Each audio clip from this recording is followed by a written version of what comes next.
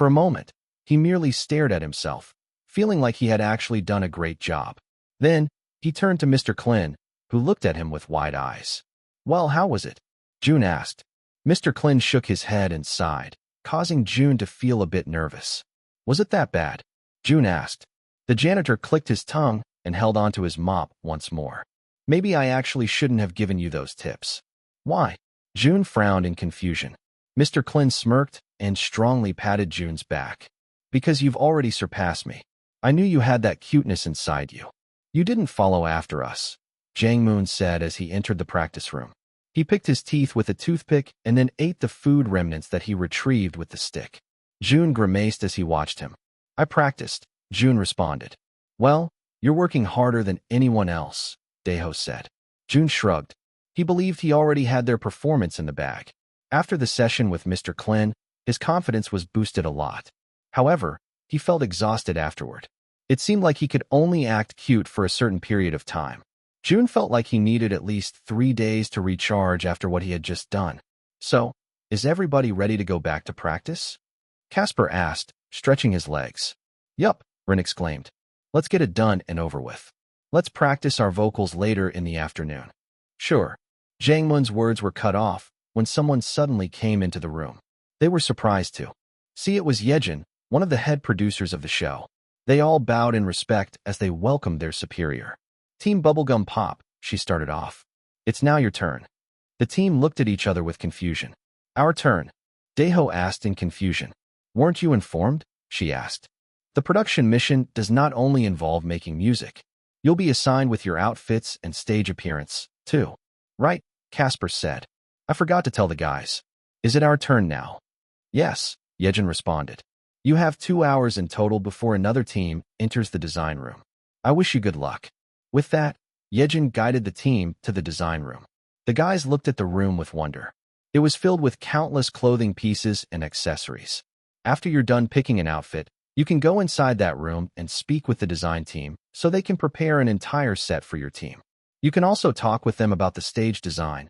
She pointed to the room right next to this one. "Thank you," Casper said as Yejin left them all alone. "There are so many options to choose from," Daeho said, looking through the clothes. "Since we're going with a cute concept, why don't we try this one?" Jang Moon asked, pulling out a set of clothes that looked straight out of a fairy movie. It seemed like the clothes that Peter Pan wore, but in different colors. There was even a hat that had a feather on the very end. "Come on," Jang Moon exclaimed, walking over to Jun while holding onto the hat. "Why don't you try it out, big bro? It looks like your size."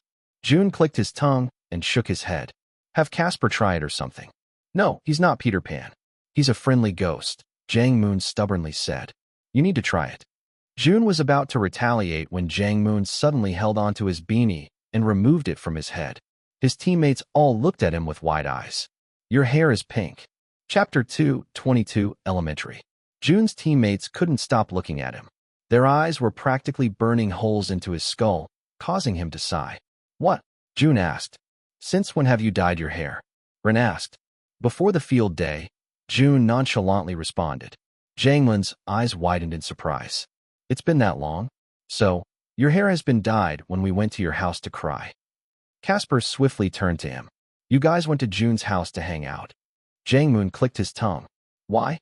Don't tell me you want to join us next time." Casper pursed his lips and refrained from speaking. "Well, it doesn't matter," Jun said. "I might dye my hair back to black before our performance." Since he already accomplished the mission, there was no way Fu was going to retaliate.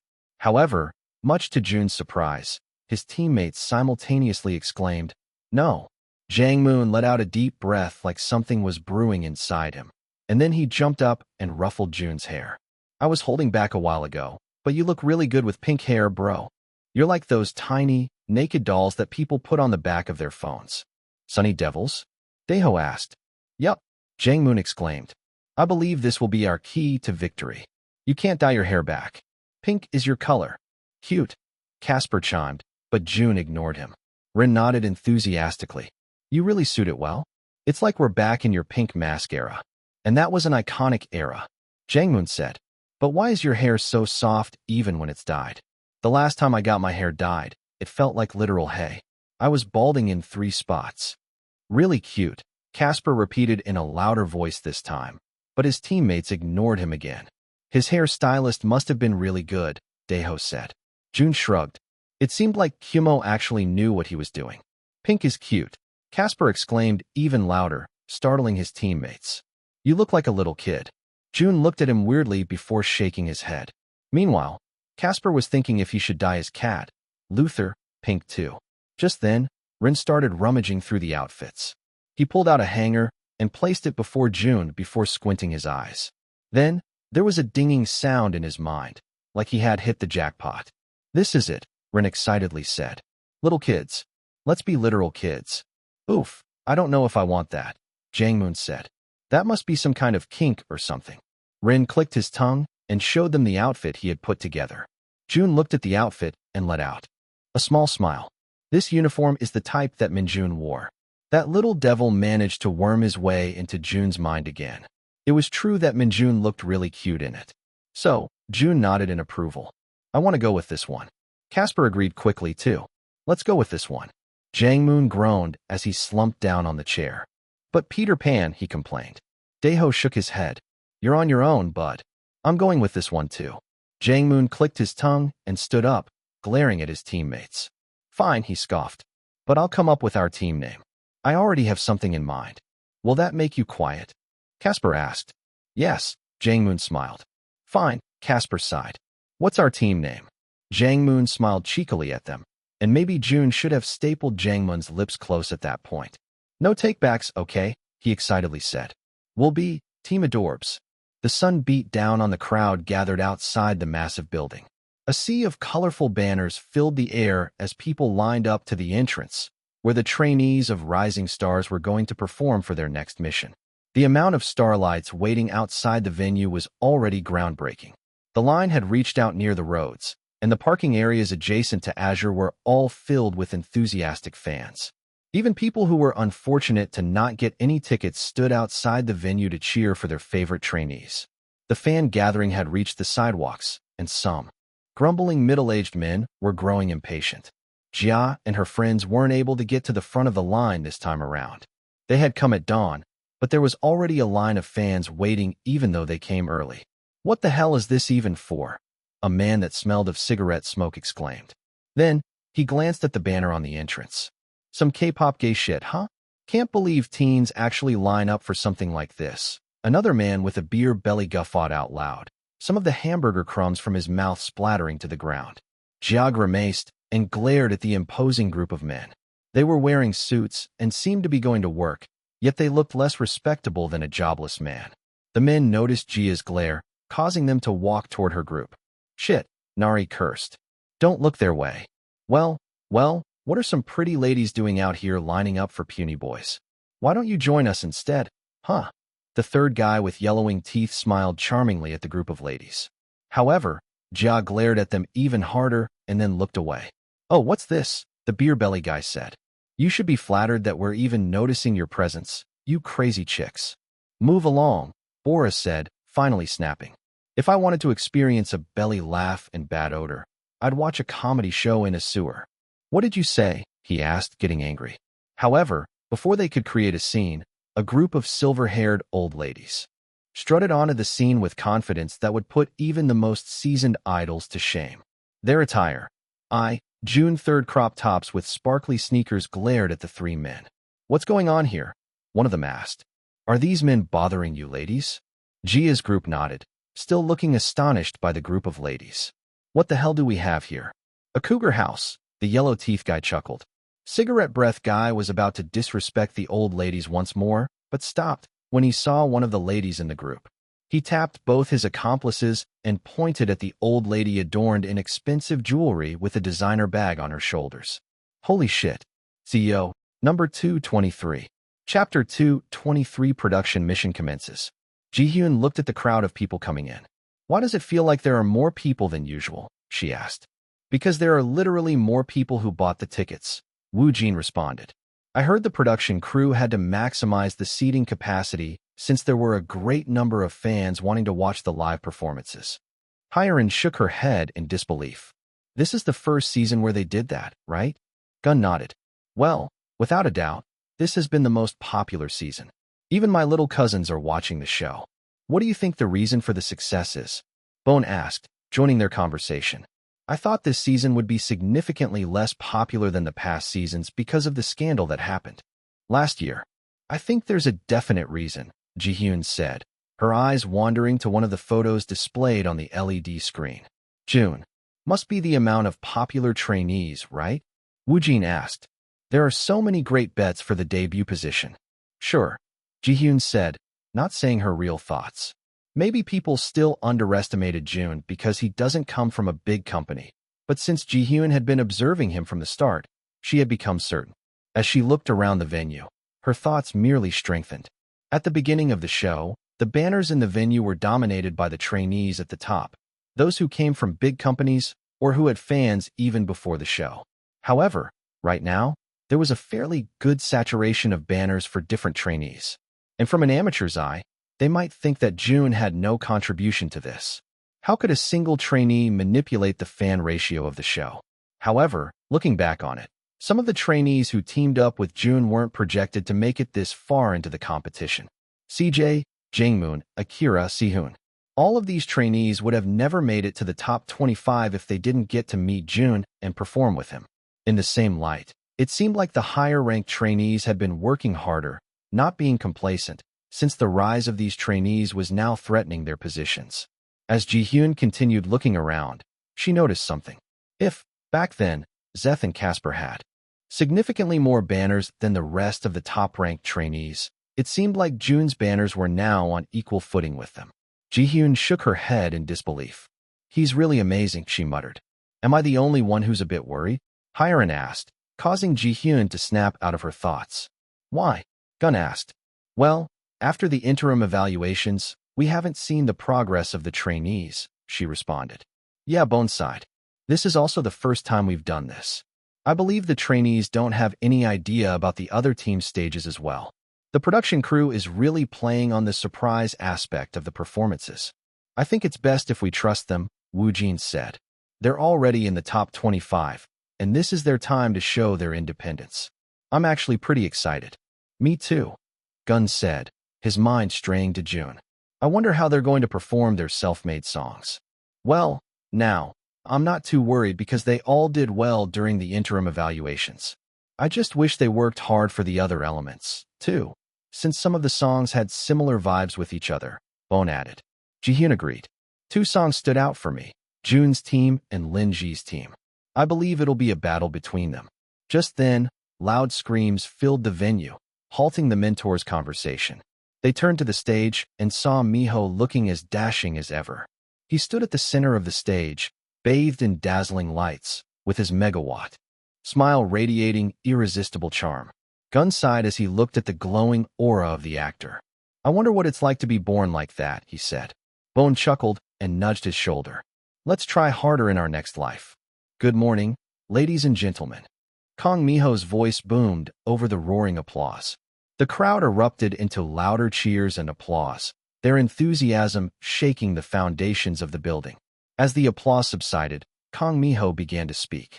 Tonight, he declared, we have something truly special in store for you all. This is the first time such a mission has been conducted in Rising Stars. We unveil to you the production mission. The letters spelling production mission appeared in bold, glittering letters behind him, further elevating the excitement in the room.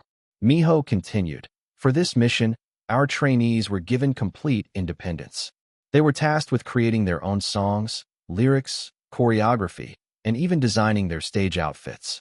It's an opportunity to show their creativity, individuality, and potential to become true artists. The audience murmured among themselves as they exchanged thoughts on what to expect from the trainees' self-produced performances. This is going to be exciting. I can't wait to hear their songs. Miho, I love you, but please stop talking and introduce the first performance already. I want someone to take their shirt off. But that's not all, he said, leaning in.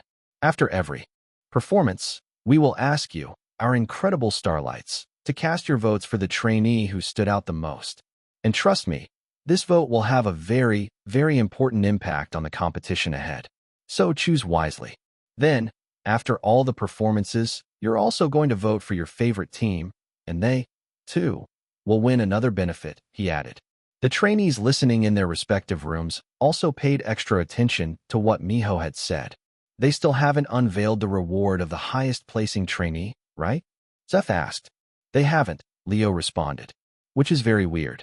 This is the first time they've held the benefit until the end of the mission. Zeph shrugged. Maybe it'll be 1,000,000 stars. Then, that's already a gateway to the finals. Now, Miho's voice filled the venue. Without further ado, let's get started with the production mission. For the very first performance, let me call on a team that will shake the venue with their powerful beats. Performing a song under the electro-techno genre, let us welcome the Team Party Animals. Number 224. Chapter 224 Black Kitten Bag. Jun sighed as he heard Lin Ji's voice over the speakers of the television in their room. Each team was given singular rooms this time, where they could watch the other team's performances without being spoiled by their outfits and concepts. Jun had just finished with hair and makeup, and he was the last one of his team to get dressed. There wasn't any rush for them, though. His team got to perform last again. The order was done by drawing lots, and Rin was lucky enough to draw the last number. Our team has worked very hard for this performance, Lin Ji said, his voice shaking a bit. Even if Jun couldn't see his face, he could already imagine the pitiful act that Lin Ji was putting on. Lin Ji choked back a sob, and Os filled the venue. I'm so happy that I've come this far, and it's all thanks to your guys' support. Please continue to support me, us, until the end of the competition. Thank you so much. Jun shook his head and scoffed as he finished putting on the bow tie on his collar. He felt a chill run down his spine since the material was pretty thin, but nonetheless, he felt satisfied with his appearance. As he looked at his reflection, he pursed his lips in disbelief. Then, he smiled, taking into mind the tips that Mr. Klin had given. He looked really young, like a real kid. Well, that was the concept they were going for, so Jun wasn't disappointed. Suddenly, a black, furry item made its way into his view, causing him to frown. Hey guys, he called out from inside the dressing room. What's up? Jangmoon asked. Did somebody leave their bag in the dressing room? Bag? Casper chimed in. Nope, he said.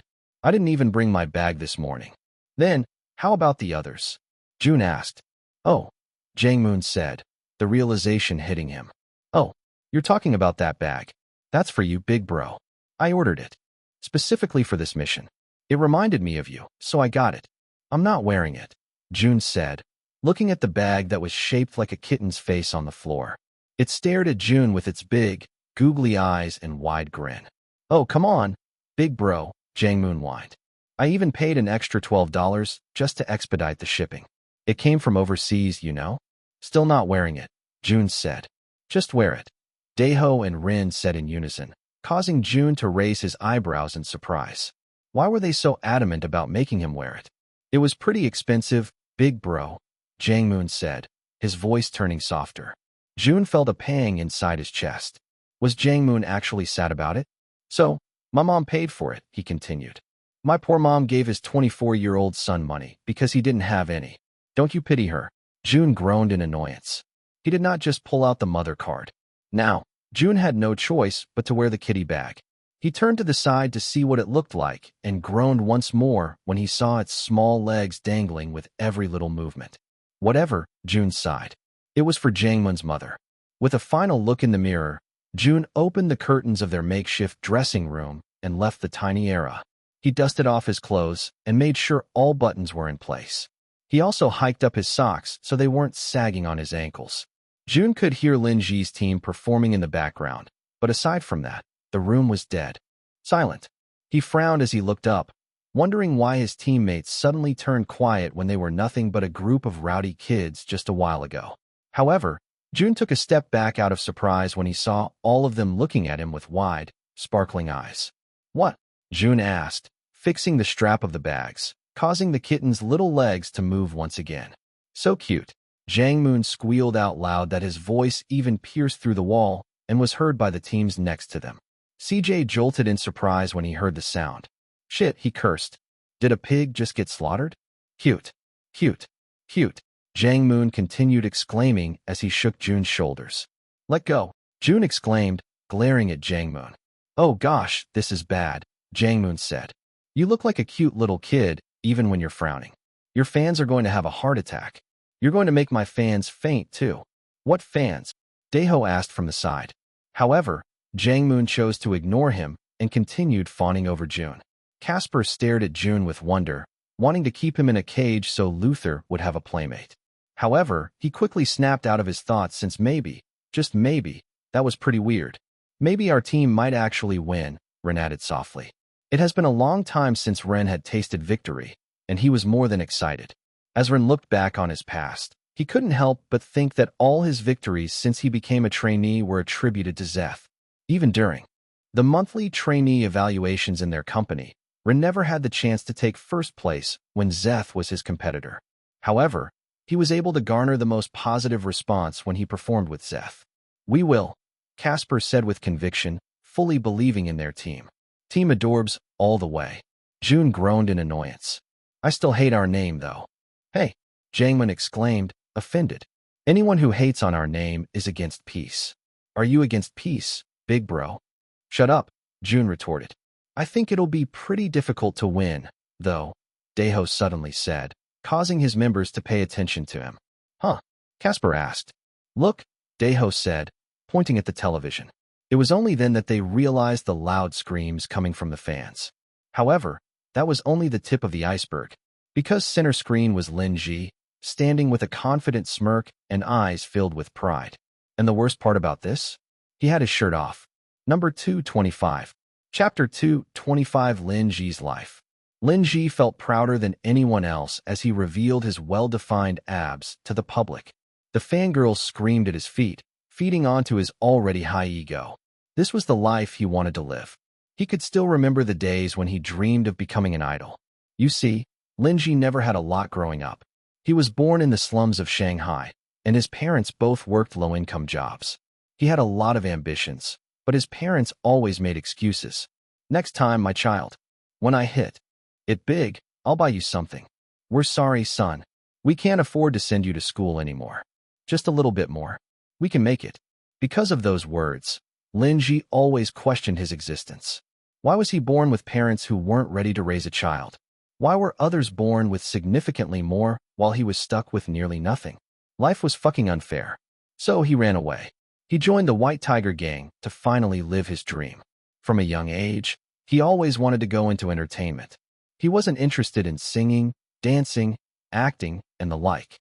But for him, being a celebrity meant that he'd finally get attention, the level of attention he craved from his parents. Then, Lin Ji became a slave to attention. So when K-pop idols suddenly went viral worldwide, he knew that it'd be the best way to get all that attention, and maybe some good money, too. Thus, Lin Ji did everything he could.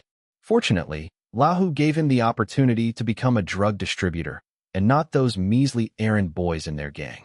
Even as a newcomer, he was given quite a lot of privileges. He understood that it was unfair.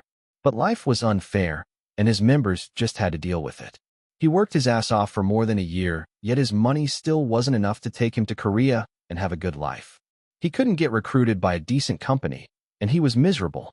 So, when an opportunity was placed before him, he had no choice but to accept it, even if it meant betraying the people who trusted him, even if it meant killing Jun Hao. Because, then again, life was unfair. And for Lin Ji, life was just paying him back for the unfairness he experienced when he was a child. It's been more than a year since he killed that guy, Jun Hao.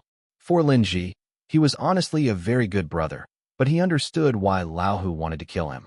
That guy had been in the gang for years, and he knew the ups and downs of White Tiger more than anyone else, probably even more than Lahu himself.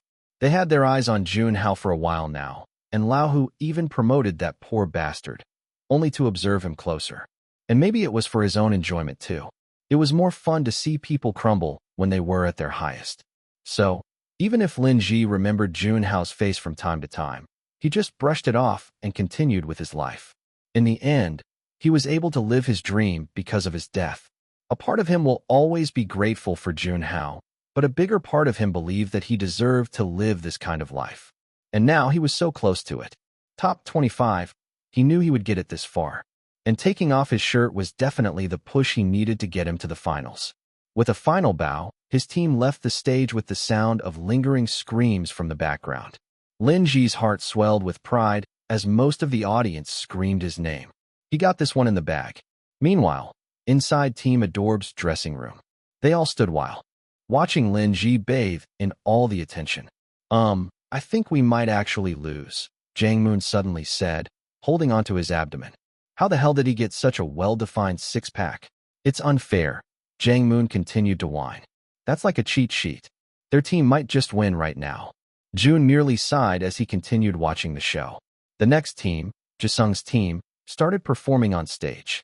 For their performance, the stage was bathed in a kaleidoscope of beaming lights.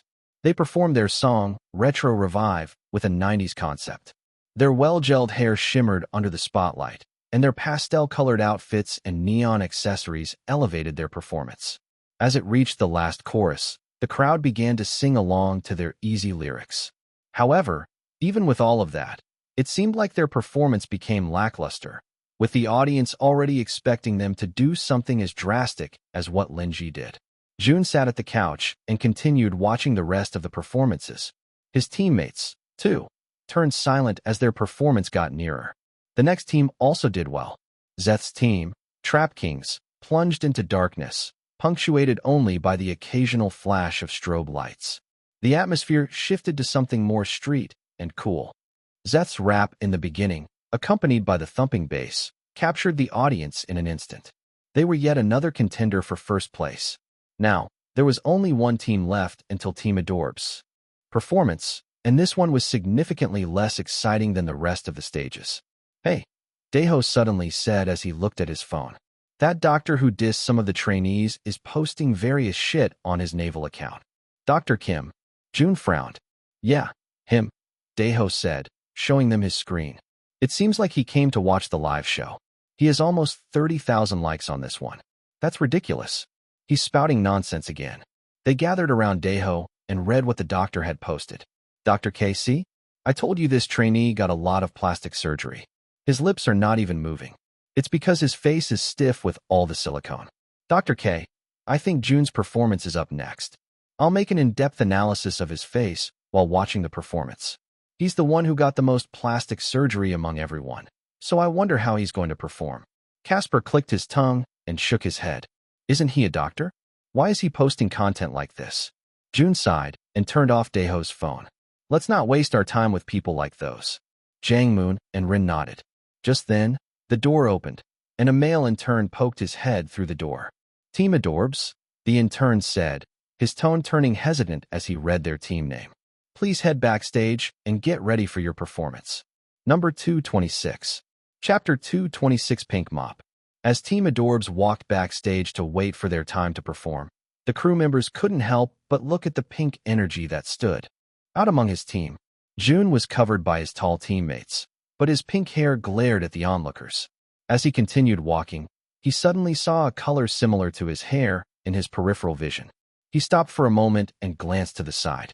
He raised his eyebrows in surprise when he saw Mr. Klin holding a brand new mop. However, instead of his usual yellow mop, this one was covered in pink, sparkly details. Jun couldn't help but smile as Mr. Klin showed him a thumbs up. Good luck, he mouthed. Jun nodded in appreciation before catching up to his teammates. At this point, the fourth team was still performing, so they waited patiently while trying to shake the nerves away. The team had been pretty confident with their performance, especially since Jun appeared to have gotten more comfortable being their center. But little did they know Jun was yet to unleash the power of the lessons he received from Mr. Klin. I'm actually pretty nervous, Casper suddenly said, causing his members to look at him with surprise. Casper, the ever-calm trainee who always had an air of confidence around him, was actually nervous? Bro, don't say that, Jang Moon said, slapping his shoulder. If you're nervous, then I feel like I should be nervous too. Ren also started shaking his hands in nervousness. It's going to be all right? Gosh, I'm feeling the pressure of being the last performer. Fuck, Daeho cursed under his breath. Why are you guys suddenly being like this? Now I'm doubting if I can perform well on stage. Jun sighed as he looked at his trembling teammates. What are you even nervous for? He asked, causing the four of them to turn to him. Failure? Bad feedback?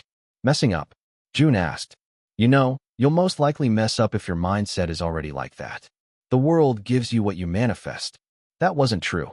Up until now, Jun still hasn't gotten a new phone. Jang Moon scratched the back of his neck. I guess it's better to not have any expectations after all, right? That way, we wouldn't be disappointed. Jun clicked his tongue. That's a statement only applicable to those who aren't ready. We worked hard for this, so naturally, we'd expect something good with our performance. Casper sighed, looking down at the ground. I guess the nerves are just getting to us. I can't believe this is our last mission before the finale. Exactly, Jun said, smiling at them. We've come a long way, and that's for no good reason. For the past missions, we worked our hardest to give the audience a satisfying stage. For now, why don't we perform for ourselves? This stage requires us to have fun, because this, too, will be a memory for us in the future. Let's make it memorable, shall we? Damn, Jangmoon muttered. I should have said that. Jun shook his head. We practiced for this more than 100 times now. It's going to be okay, he assured them, turning to Rin since he knew he needed the most assurance. You did great with the revisions for the production, Jun complimented, causing Rin to beam, his nervousness quickly fading away. Just then, the song of the other team halted and was replaced by the loud cheers of the crowd. The team all looked at the stage with determined gazes. This is it, Casper said, more motivated than before.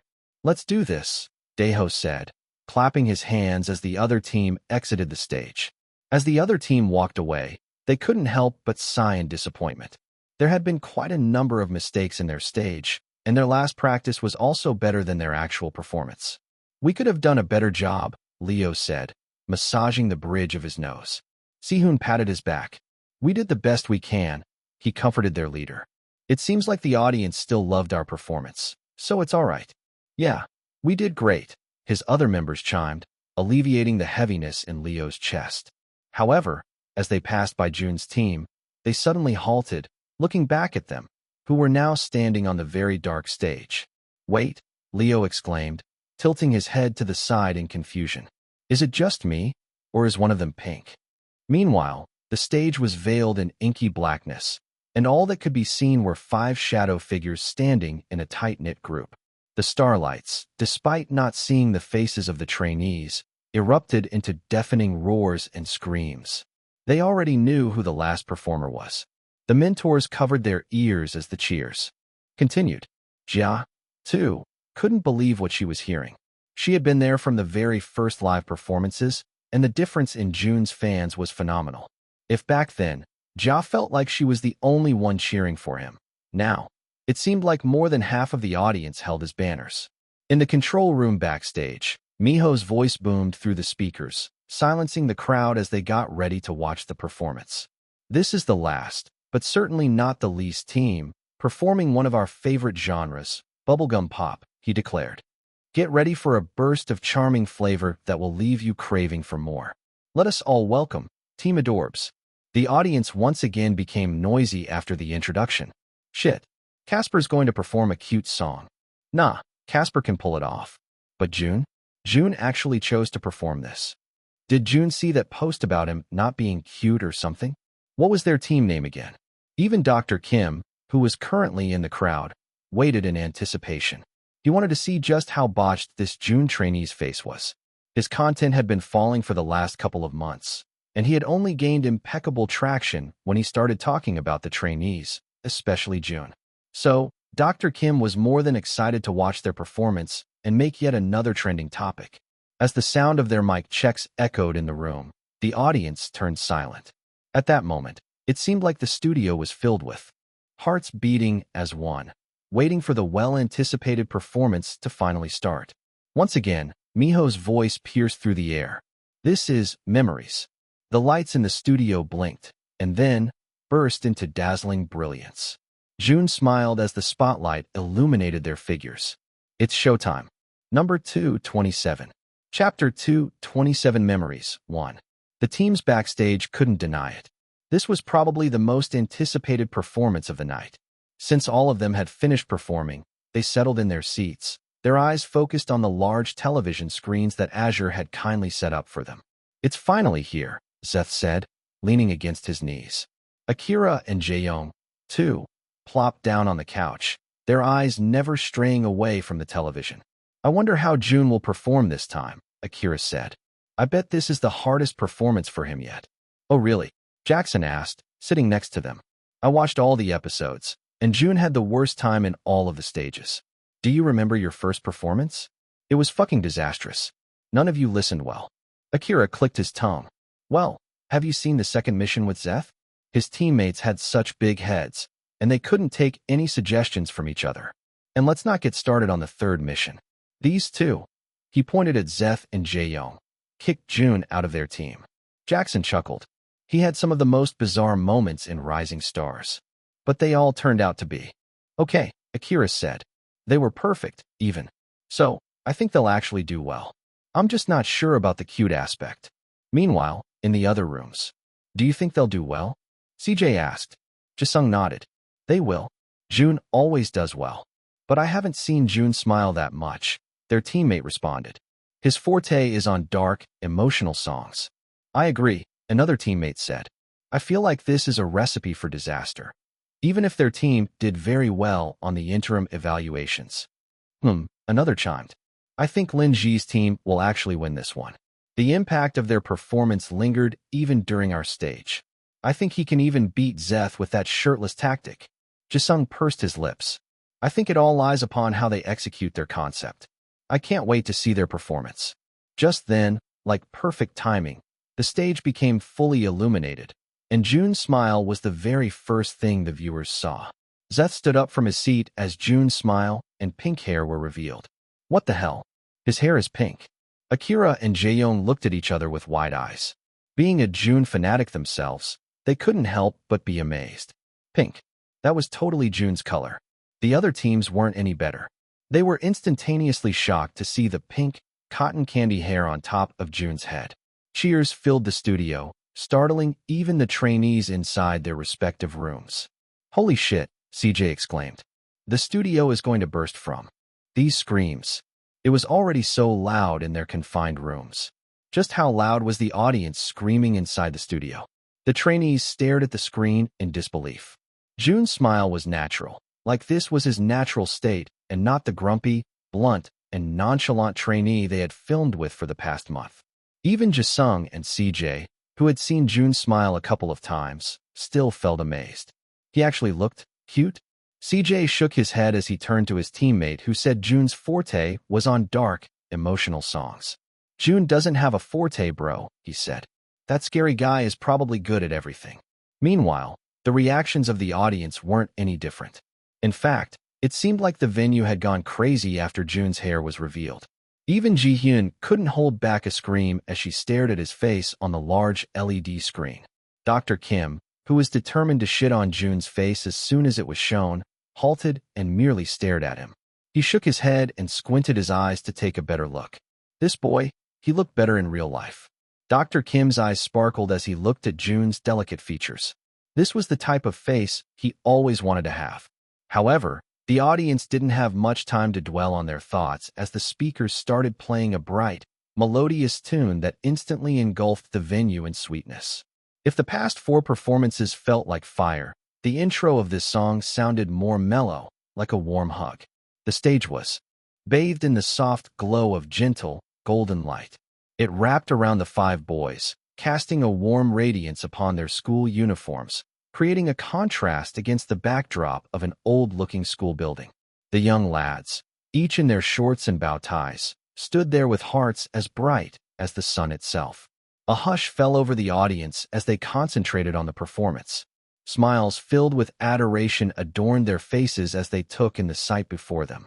These 5 boys were a picture of innocence, embodying the beauty of youth in all its simplicity. The cherry blossoms danced behind them on the LED screen, the petals like gentle confetti falling from the heavens. As the sweet, innocent melody wafted through the air, the 5 boys began moving to the beat. It wasn't what the audience expected, but it was a delightful surprise, like discovering a hidden treasure in plain sight. Their movements were reminiscent of childhood games, clapping hands, simple, yet so synchronized. Jun, standing in the center, let it all go. There was a radiant smile on his face as he gracefully executed the cute gestures of the performance. His teammates, who had practiced endlessly with him, couldn't help but be surprised by this transformation. They had seen Jun reach his limit during rehearsals, but now, under the warm lights, it felt like he was the cutest among them all. Jun was the epitome of their song, and in that moment, his teammates were fueled to do even better. With their preliminary dance coming to an end, Jun made his way to the front, clutching onto his black kitten bag with two hands, looking like a lost little kid on his first day of school. And then he sang. Number 228. Chapter 228 Memories 2. I chased the sun on endless summer days. I laughed with friends, engaged in fun and plays. Jun's voice, clear and crisp, reached the audience through the speakers. It was like a melody plucked from a dream, a sweet and soothing serenade that wrapped around the hearts of those in the audience. As he sang, his smile embodied pure joy, a radiant light that drew everyone's gazes. With my hands, I grasped at dreams so high. In the blue sky, I spread my wings to fly. Rin took over, his voice carrying a unique nasal quality, yet nonetheless soft vibe. His vocal tone added a contrast, contributing a fresh flavor to the song. His confidence was evident, quite different from the person he was before, and Jun couldn't help but feel proud of him. Recess bells would ring, and the playground felt so wide. In games so fun, I'd leap, I'd cry, I'd hide. The taste of candy on my eager lips. Sweet nostalgia, in my memory, it sits. Jangmoon, the once stiff performer who had drastically improved over the course of the competition, followed with his vocals. His voice was still underdeveloped, but it was a great addition to the song, only adding to the childlike aspect of their performance. Oh, when I was a child, such a sweet chime. Yet I yearned to grow up one day sometime. Rin once again sang the pre-chorus before blending into the chorus. Now I yearn for days when life was pure and free. But time's river flows and I can only see the past through the prism of what used to be. A beautiful, fading dream, in my heart, a memory. The chorus was led by Casper, whose baritone voice was an unexpected but beautiful surprise. His voice was like a rich, velvety layer that complemented the sweetness of the song. Despite his deep vocal timbre, the chorus sounded surprisingly cute. Throughout the performance, the boys danced with infectious excitement, their movements reflecting the joy of children playing. The unexpected performance was a fun, heartwarming experience that left the audience, trainees, and mentors alike in awe. The boys, whom they never thought would pull such a concept off, were actually performing with so much ease. As the second verse of the song began, Dae-ho stepped up to the center. He had written this verse himself, and his passion for the lyrics was heard in his delivery. The audience, already entranced by the performance, listened intently as Dae-ho's heartfelt words flowed. In the flicker of a campfire, beneath the night's cloak, we'd share stories, laughter, and tales bespoke. Marshmallows toasted to a golden, sweet delight. Underneath the endless starry night. Casper followed, delivering his own verse with a deep, resonant tone. We'd build castles in the sand, by the ocean's sway, with dreams and hopes that never fade away, with seashells and sunsets, whispers in the breeze. Oh, those days of wonder make our hearts at ease. Jun, dancing at the side during the verses, couldn't have been prouder of his teammates. He knew they had done a great job with their verses, and he acknowledged it with a warm smile. He only sang one line at this point, but he didn't mind it. The focus wasn't on individual lines or parts, but on the beauty of their performance. Oh, when we were children, such a sweet chime. Yet we yearned to grow up, one day sometime. As the performance continued, Jun found himself swept up in the joy of the moment. The audience's positive energy only fueled his own enjoyment. His smile widened as Dae-ho sang the pre-chorus. Jun was in his element, looking ecstatic to be sharing the stage with his team and basking in the cheers of the audience. On their elevated seats, the mentors discussed Jun's performance, noting that he was truly shining on stage and looking cuter than ever. The trainees, too, saw that they were fully immersed in the moment, and despite hoping that Team Adorbs wouldn't do too good, they couldn't help but root for them since their genuine happiness was contagious. The audience also couldn't help but be captivated by the transformation they were witnessing. This type of concept actually suited Jun very much, and they were all silenced by his aura that radiated pure cuteness and joy.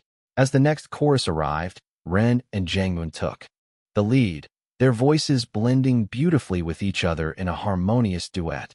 Now I yearn for days when life was pure and free. But time's river flows and I can only see the past through the prism of what used to be. A beautiful, fading dream, in my heart, a memory. Meanwhile, a pair dance began, with the members showcasing their synchronized movements. Jun stood in the middle, and he danced naturally, swaying his hips to the beat.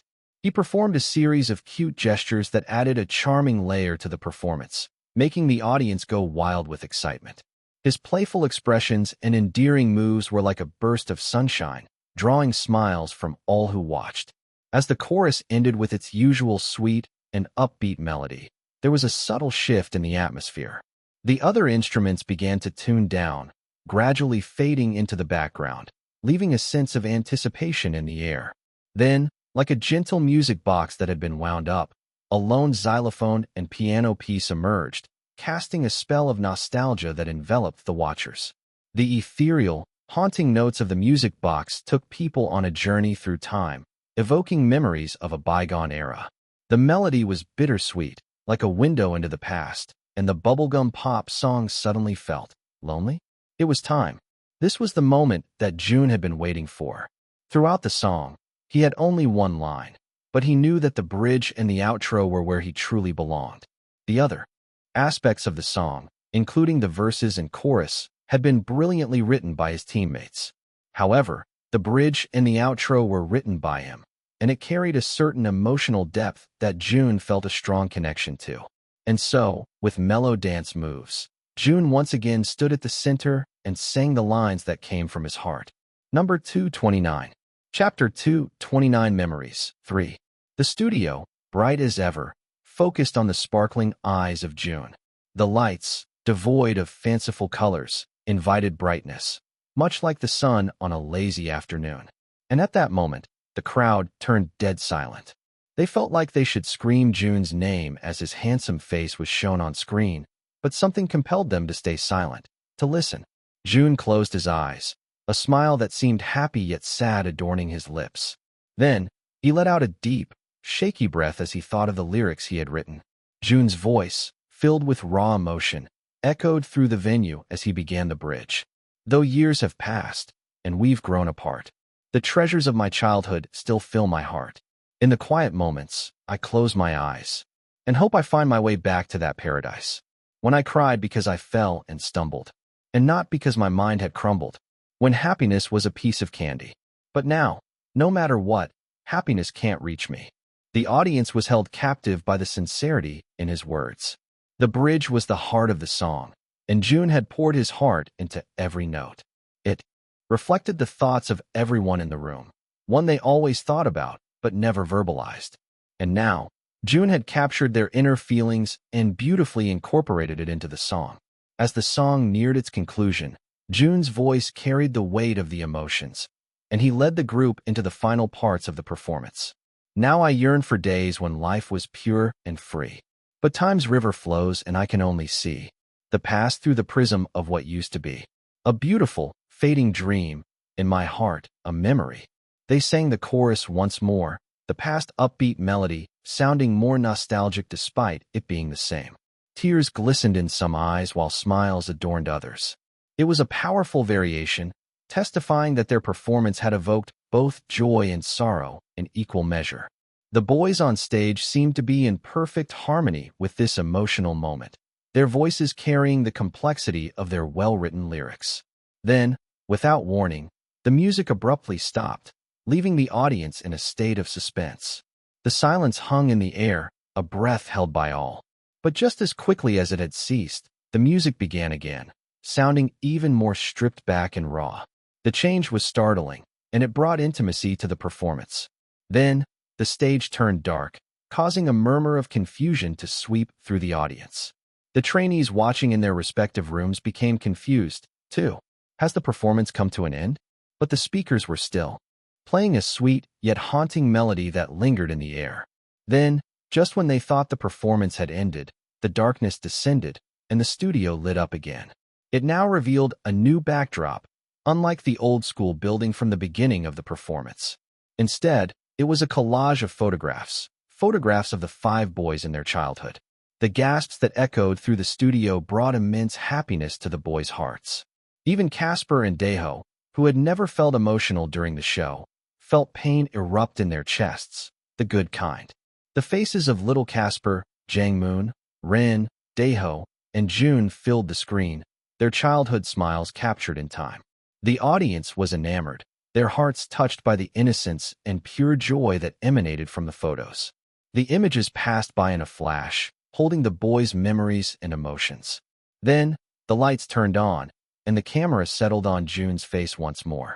This time, he was hand in hand with the other boys, walking like little kids on an adventure, their faces beaming with genuine happiness. Jun's voice, filled with a depth of emotion that could only come from the heart, began to sing the final parts of the song. The combination of the nostalgic images and the heartfelt performance was a touching moment, and tears welled up in the eyes of many. The performance had taken them on a journey through time and emotion, from the innocence of childhood to the shared experiences of the present. But as I lingered on these thoughts, I failed to see the things that were in front of me. So, I sit back, reflect, and think for a while, and realize that there are reasons to smile. The sun, the wind, my mom, my dad. I need to focus on what I have before they turn to what I had. And I need to know that these memories I hold dearly will only die if I let them be. Then, the chorus played once more, but now, all of their voices became one. There wasn't a need for fancy harmonies this time. The simplicity of their voices was enough. They moved in perfect harmony, smiles brightening the stage. The audience's hearts swelled with the joy and sadness of the performance. The voices of the 5 boys were like a gentle embrace, wrapping the audience in a cocoon of comfort, their hearts being carried to a place of innocence and joy. In that fleeting moment, under the warm, bright lights, surrounded by artificial cherry blossoms, everyone felt as though they were on a journey back to their own carefree school days, where every sunny afternoon spent with friends was a cherished memory. Then, as the song's final notes lingered in the air, the audience was left in a state of silence.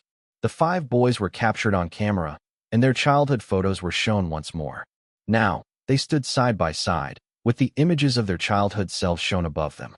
Their current smiles resemble their childhood smiles, and as they looked at each other with proud gazes, the audience couldn't help but think they were watching the ending of a teen movie, a bittersweet one. Truly, this performance captivated everybody in the room. It felt like a moment that transcended mere entertainment, and all the other performances slowly crumbled into oblivion. Number 230. Chapter 230. Amazed. Amazed. Everyone was amazed. This performance was something the audience expected to squeal to. They definitely didn't expect it to make them emotional. The faces of the 5 trainees were shown on screen, their smiles brighter than the spotlight. With a subtle emotional piano in the background, they bowed before leaving the stage. Then, a deafening applause was heard in the entire studio. Jia sniffed as she looked at her friends, who had equally teary eyes as they all met gazes.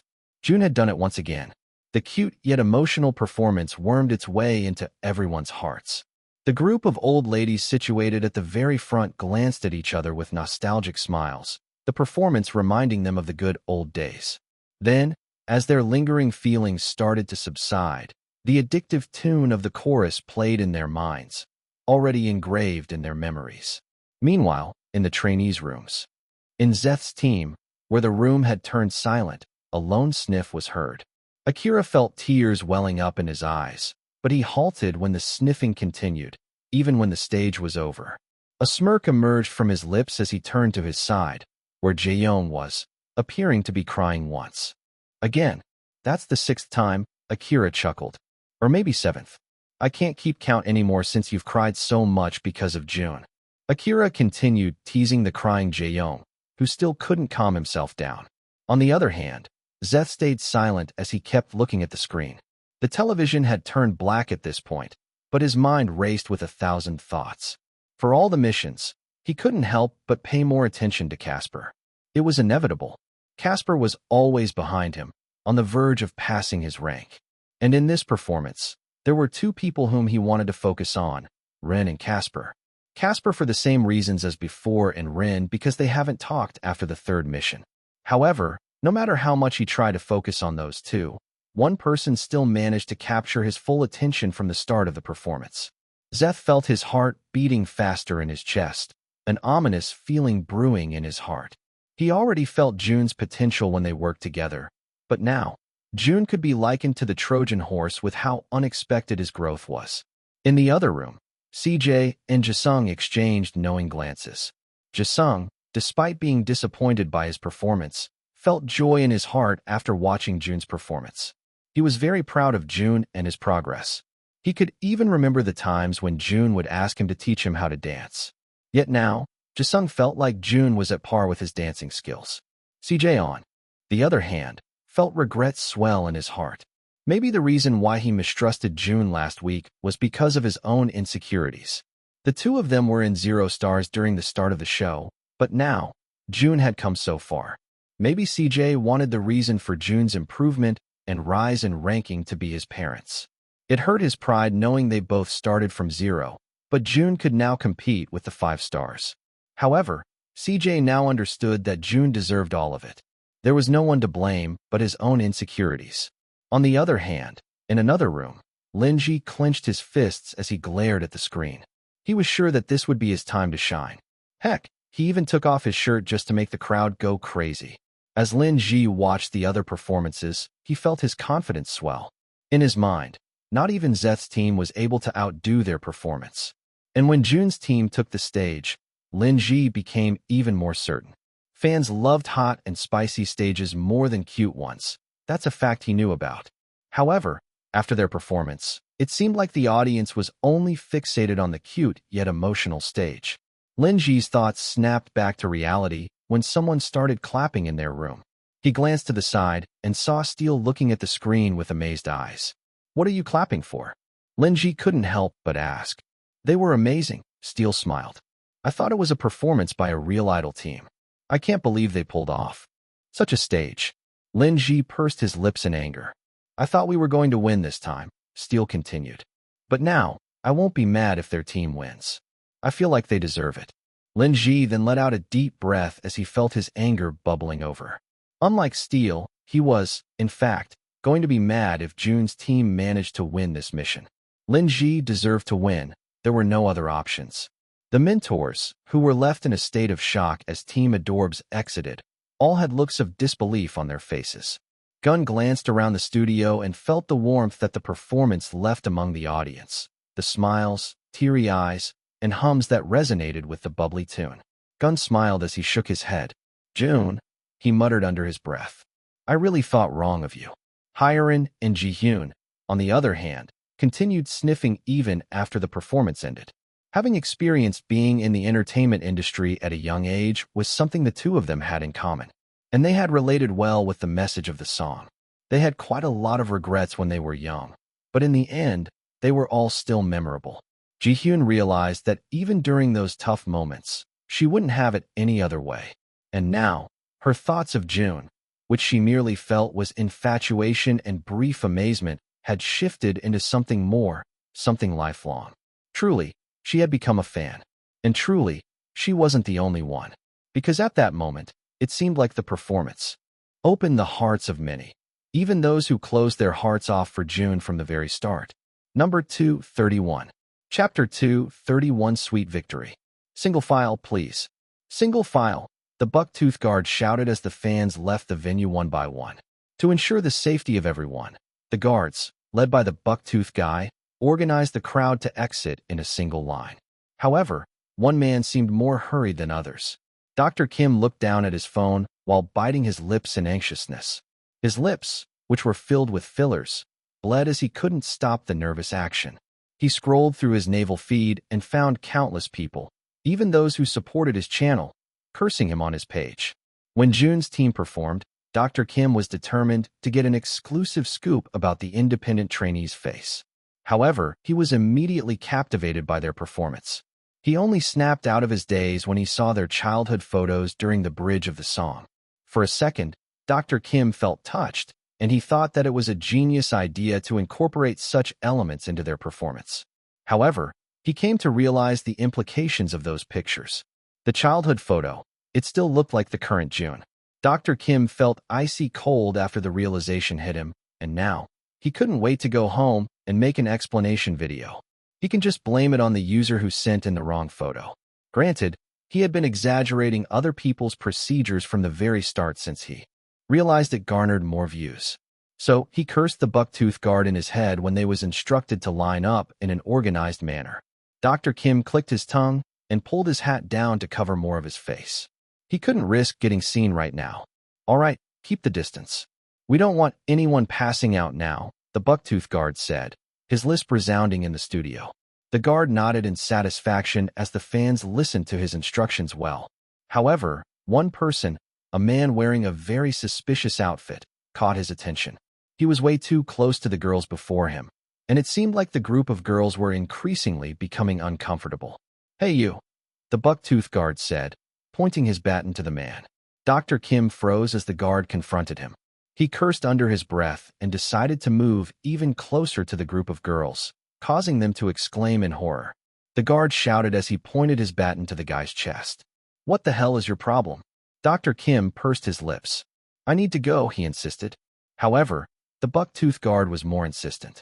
He placed his baton under the strange man's cap, and in one swift motion, he removed it from his face, revealing the doctor's well-made face. The people around them started noticing the commotion, and they quickly closed in on what was happening. However, Jia paused when she recognized the strange man who was suspiciously close to her. Dr. Kim, she said his name out loud. That seemed to trigger the people left inside the venue, causing them to turn to the scene like wild meerkats. The people who were most interested were the group of old ladies, though. Their leader looked at Dr. Kim with narrowed eyes, circling around him like a predator would do to their prey. Dr. Kim started sweating out of his ass. He looked around for an exit, but he was surrounded by a wall of old ladies. Shit, he muttered with wide eyes as the furious old lady pointed at him. Attack! As the fans left the venue, the trainees gathered in the studio once more, waiting for the announcement of the victors of each performance. The teams were lined up, with their leaders in front. Did you hear what happened? I heard there was a brawl a while ago. News has traveled that it's a pervert. Well, his nose got broken by a group of old ladies, I believe. Then his nose implant got dislodged so bad that they called an ambulance. Damn, old people are really scary as fuck. We better treat Jun well from now on. I don't want to lose my nose, too. Jun kept his gaze at the front, still feeling elated from their performance. An hour had already passed, but his heart was still racing inside his chest.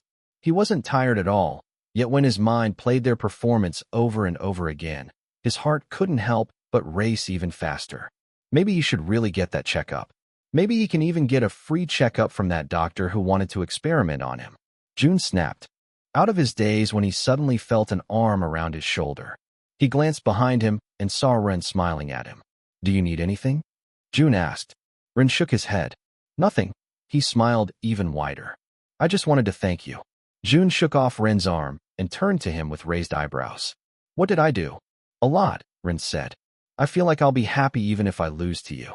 Wait, no, I'll be sad if another person from our team wins. Jun nonchalantly shrugged. Every one of us deserves to win, honestly. But you deserve it the most, Ren smiled. Just then, Miho arrived in the room with cue cards in his hands.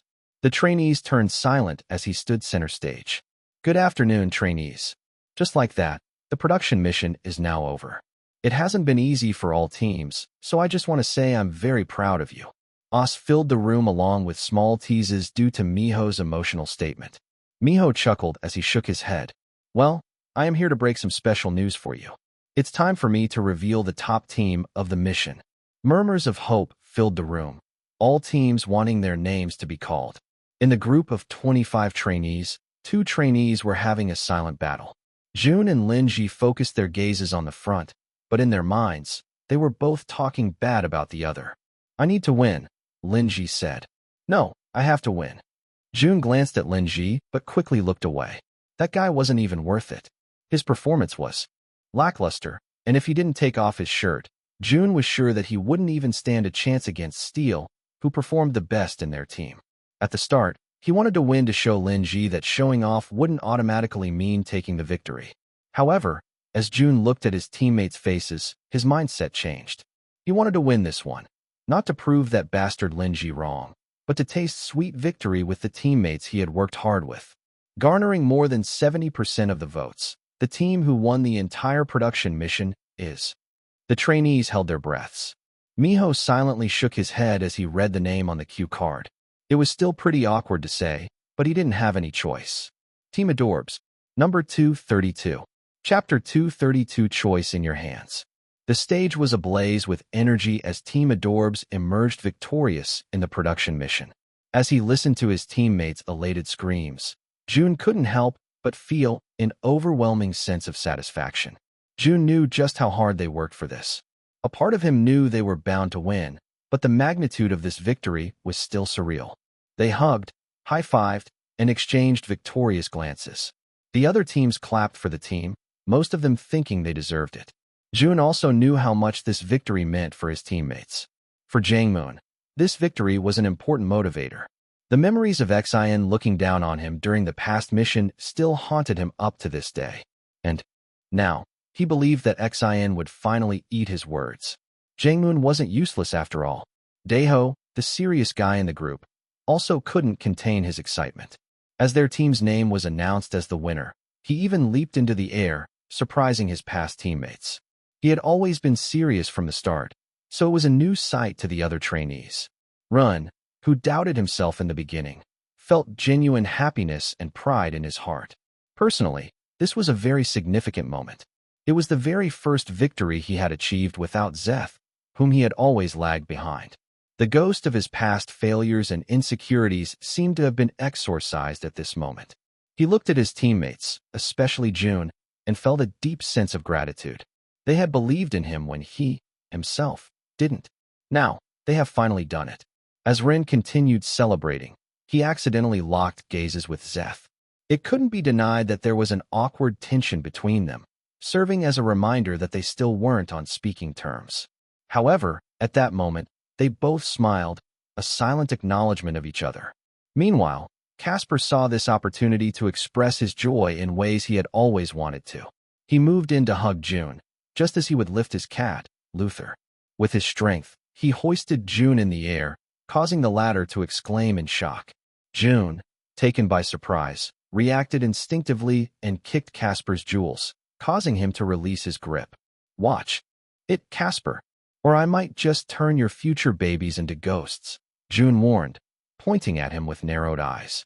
Casper pursed his lips and silently moved away, still clutching onto his crotch as he felt the wind get knocked out of his body. The victorious atmosphere quieted down as Miho chuckled and raised his hand. Settle down now, trainees. We still have more things to discuss. I shall now reveal the trainees who won in their respective groups. His words were met with silence, with the trainees now eagerly waiting for the announcement of the individual winners. For the electro-techno team, Miho paused for effect. The winner is Linji. Applause and cheers erupted from the electro-techno team's corner, and Linji stepped forward with a wide smile, confidently accepting the recognition. He was in a bad mood just a while back because his team didn't win, but hearing he won the individual benefit appeased his anger a bit. Moving on to the grunge pop-rock team, Miho continued. The winner is Jisung. Jisung's face lit up with delight as he made his way to the front, where his team cheered him on enthusiastically. Next up is the trap K-pop team. We have Zeth, Miho declared. Zeth humbly smiled and stood at the front, his teammates giving him a pat on the back. The winner for the Moonbaton team is Sehun. Cheers and applause once again filled the room as Sehun shyly stepped forward, scratching the back of his neck. He hadn't expected to win against a high-ranking trainee like Leo, so this was a pleasant surprise. It's you, Rin whispered as the announcement for their team was next. His other teammates also looked back at Jun, all expecting him to win. Jun, Miho smiled, locking gazes with the trainee. You've done it once more. You had the highest votes among all the trainees in this evening.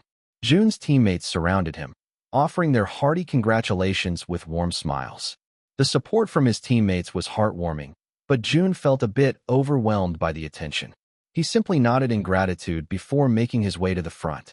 Now, for the team benefit, Kang Miho announced. Jun's team, congratulations once again.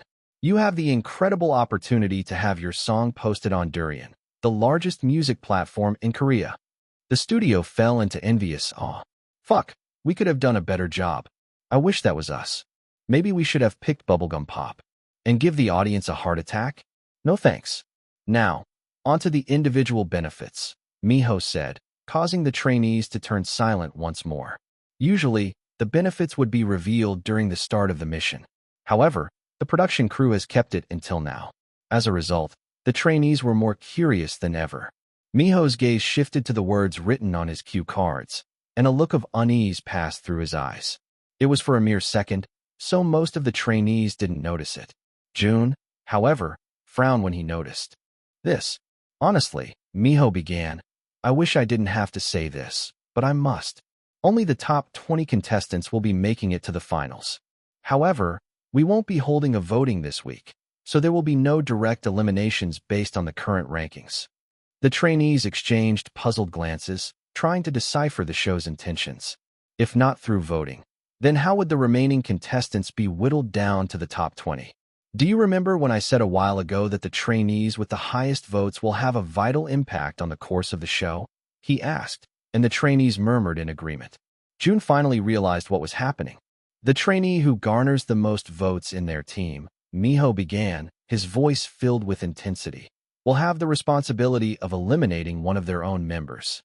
For the 5 trainees standing in front, the choice is now in your hands, he concluded. Number 233.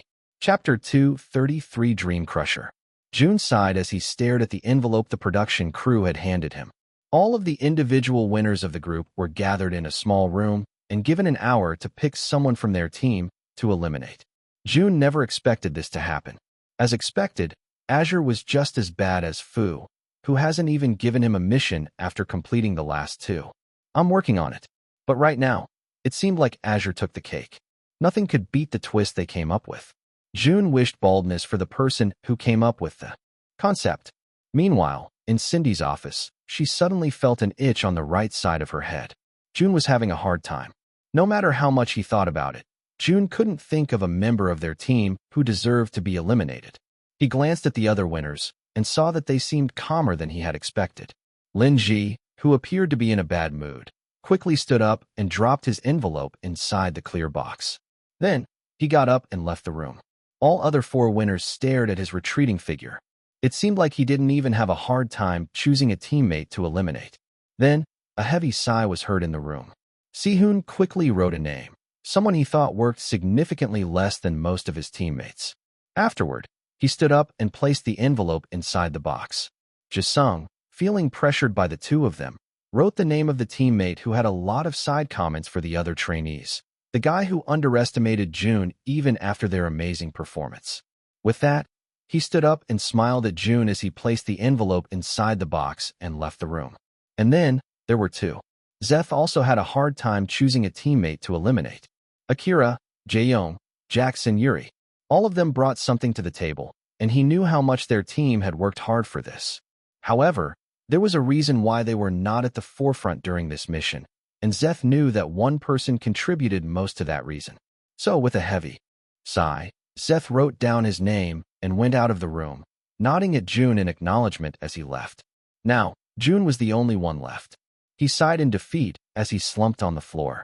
How the hell did those trainees come up with a decision in such a short amount of time? Maybe Jun was the weird one for thinking so much about his teammates' feelings. Jun glanced at the timer and saw he still had 40 minutes left. Let's think about this, he muttered, leaning against the wall. Daeho. He was the one who came up with the choreography along with Casper, and he also wrote his own lyrics. When Jangmoon joked around, he was the one who snapped the group back to serious mode. Although he was silent most of the time, only occasionally saying his opinions, Jun could see that Daeho worked harder than anybody else. He was the one who didn't suit the concept based on his looks, but he blended seamlessly with the group. Casper led the team without complaining. He was the one who collated their ideas and made sure the team always met in the middle. Jun also didn't have any complaints about his leadership since Casper truly did his best. He did say some weird comments from time to time, but it wasn't a deal breaker. Besides, Casper had the second largest fanbase in the show. Eliminating him meant that Jun would make a lot of enemies. Ren, on the other hand, was also a vital part of the team. Not only did he edit their song to make it sound more professional, but he also had a lot of input in the lyrics. Moreover, he recently gained his confidence back.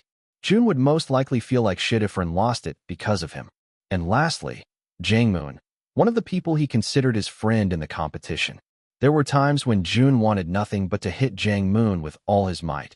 But Jun held back since he knew Jang-moon never meant any harm. Besides, Jang-moon had shown impeccable improvement throughout the show. Although his personality was happy-go-lucky, Jun could tell he cared a lot about the people around him. Despite lacking in the talent department, Jang-moon compensated with his hard work. Jun also knew that Jang-moon loved performing and being an idol in general. He would have never come this far if that wasn't the case. "I'm fucked," Jun muttered in defeat, looking at the ticking clock that showed less than 30 minutes. 30 minutes?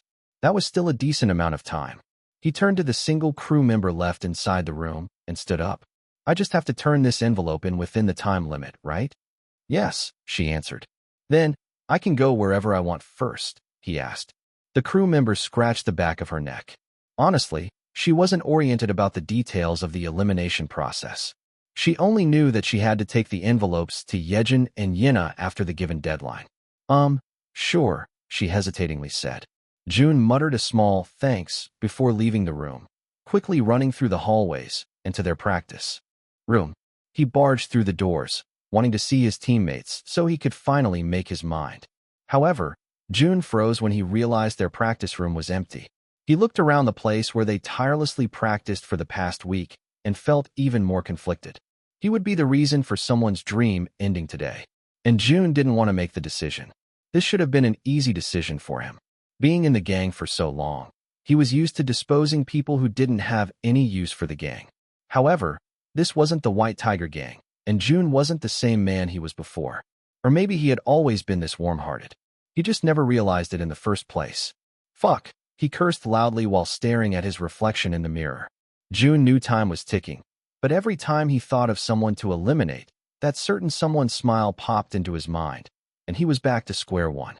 Jun shook his head and decided to vacate his heart of any feelings. Then, he turned around, taking a deep breath as he prepared to leave the room. However, at that moment, the door opened, and he was met with eyes that were filled with nothing but happiness. "What are you doing here?" Jun asked. "Just wanted to talk to my big bro." Number 234. Chapter 234. Big Bro. Jun sighed and felt a pang in his chest. "Where are the others?" he asked. "In their rooms," Jang-moon responded, closing the door and walking toward Jun. The trainees were all advised to wait inside their rooms while the winners decided whom to eliminate. "Then, why are you here?" Jun asked. Jang-moon shrugged, sitting on the cold, wooden floor. Then, he glanced up at Jun and patted the spot next to him. Jun pursed his lips and hesitatingly sat next to him. "Have you made your decision?" Jang-moon asked. Jun slowly shook his head. "I figured," Jang-moon chuckled. "It must be killing you, huh?" Jun groaned in agreement, leaning his elbows against his knees. "You have no idea. I shouldn't have won if I knew it was going to be like this." "But you're the only one who can make the choice," Jang-moon said. "It's in your hands, big bro. And I'm telling you, I don't want it." Jang-moon smiled as he shook his head. "You're really amazing." "What do you mean?" Jun furrowed his eyebrows in frustration. "Others would love to have this opportunity. Everybody is praying to go to the finals, and you are basically given a free pass to it," Jang-moon responded. "It's too much of a responsibility," Jun responded, tracing circles on the ground. "I don't think any of you deserve to go home. Maybe I should just..." "Stop it," Jang-moon firmly said before Jun can even finish his sentence. "Don't you dare finish that sentence." Jun chuckled. "You don't even know what I was going to say. You must be thinking of eliminating yourself, huh?" Jang-moon asked, causing Jun to purse his lips. Jang-moon then sighed as he stared up at the ceiling, his thoughts already cemented. "Pick me," he said in such a soft voice, making Jun wonder if he heard him right. "What?" Jun asked, snapping his gaze at his tall friend. Jang-moon blinked back his tears and looked back at Jun, a sincere smile on his face. "Pick me," Jang-moon repeated. "Write my name." Jun's frown deepened as he gazed at Jang-moon with disbelief. "Are you crazy? This is your dream. You joke a lot about these things, but I know you want this life." "I do." Jang-moon nodded, his throat aching. "But so does everybody else." "I'm not special." Jun sighed. "Jang-moon, Don't say that. I'm kidding. Jang-moon chuckled, although it sounded a bit lonely. But I'm being serious right now. You can write my name on the paper. Jun clicked his tongue and clenched and unclenched his fists, appearing to be conflicted. Jang-moon sighed since he knew Jun wouldn't be so easily convinced. Big bro, Jang-moon started, staring into the distance. Do you know why I always call you bro? Jun snapped out of his thoughts and listened intently. He shook his head, causing Jang-moon to smile. It's because you remind me of my big brother, my real brother, Jang-moon shakily said, tears glistening in his eyes. Jun stayed silent, not knowing what to say. He was 4 years older than me, and he was the one who wanted to get into the entertainment industry. He did everything he could to break through the harsh environment, but in the end, his body was too weak to accomplish his dream. He died of cancer when he was 24, he continued. Jun looked away from Jang-moon. This was the first time he had heard of the trainee's story, and it was more devastating than he had thought. Indeed, people had different stories to tell. He died without getting to live his dream, and I couldn't bear that. So, in the end, I decided to live his dream for him. Jang-moon chuckled as he remembered the day he decided to be an idol trainee. I think it came naturally. I wasn't good at anything. I was bad at school. I didn't have any talent in sports despite my height. I had a short attention span. So, in the end, I decided to give it a try. I decided to become an idol. However, he quickly added, it wasn't as easy as I had thought. I thought it was just singing, dancing, and looking attractive, but boy, I was wrong. But with my happy-go-lucky personality, I braved through all the hardships I faced. There were plenty of times when I doubted myself. I even thought of giving up. Was this even the right field for me? But then again, I was never really passionate about anything else, so I decided to keep pursuing this path. And I don't regret it, Jang-moon said, a sad smile emerging from his lips. During the start of the show, I didn't enjoy performing on stage. But when we performed together for the first time, he said, recalling those days, I actually felt like the stage was a nice place, and being applauded by people was a heartwarming feeling. Jang-moon glanced at Jun with a sincere smile. So in a way, you made me realize that this might also be my dream. Jun let out a deep breath and softly said, then, why are you telling me to eliminate you? Because I deserve it, Jang-moon said. I didn't believe in you last week. I couldn't even imagine how betrayed you must have felt. I've already forgiven you for that, Jun groaned. But I haven't forgiven myself, Jang-moon said. I still feel like a shitty person. We both know you're not, Jun insisted. Jang-moon shook his head. You're really so stubborn, he said. During these times, I really remember my big bro. You're both so stubborn. I'm not stubborn, Jun defended. See, Jang-moon exclaimed with a chuckle, finding Jun's irony hilarious. Fine, he sighed after a while. If you don't want to accept that reason, then accept this. I want you to make it, he said with pure sincerity, his voice even breaking in the end. This might be my dream, but this is your destiny. You need to continue on with the show, big bro. You have to debut. And by eliminating me, I know you'd have a bigger chance. But your dreams, Jun stammered. I can't let them turn into memories. Jang-moon sniffed as he wiped a lone tear from the corner of his eyes. I told you earlier, I have a short attention span. I'm sure I'll find something to fawn over later. Jun shook his head in amusement. However, the heavy feeling in his heart couldn't be shaken off. Besides, Jang-moon said, causing Jun to look at him. You've already said it in our song. My memories will only die if I let them be. Number 235. Chapter 235. You have to debut.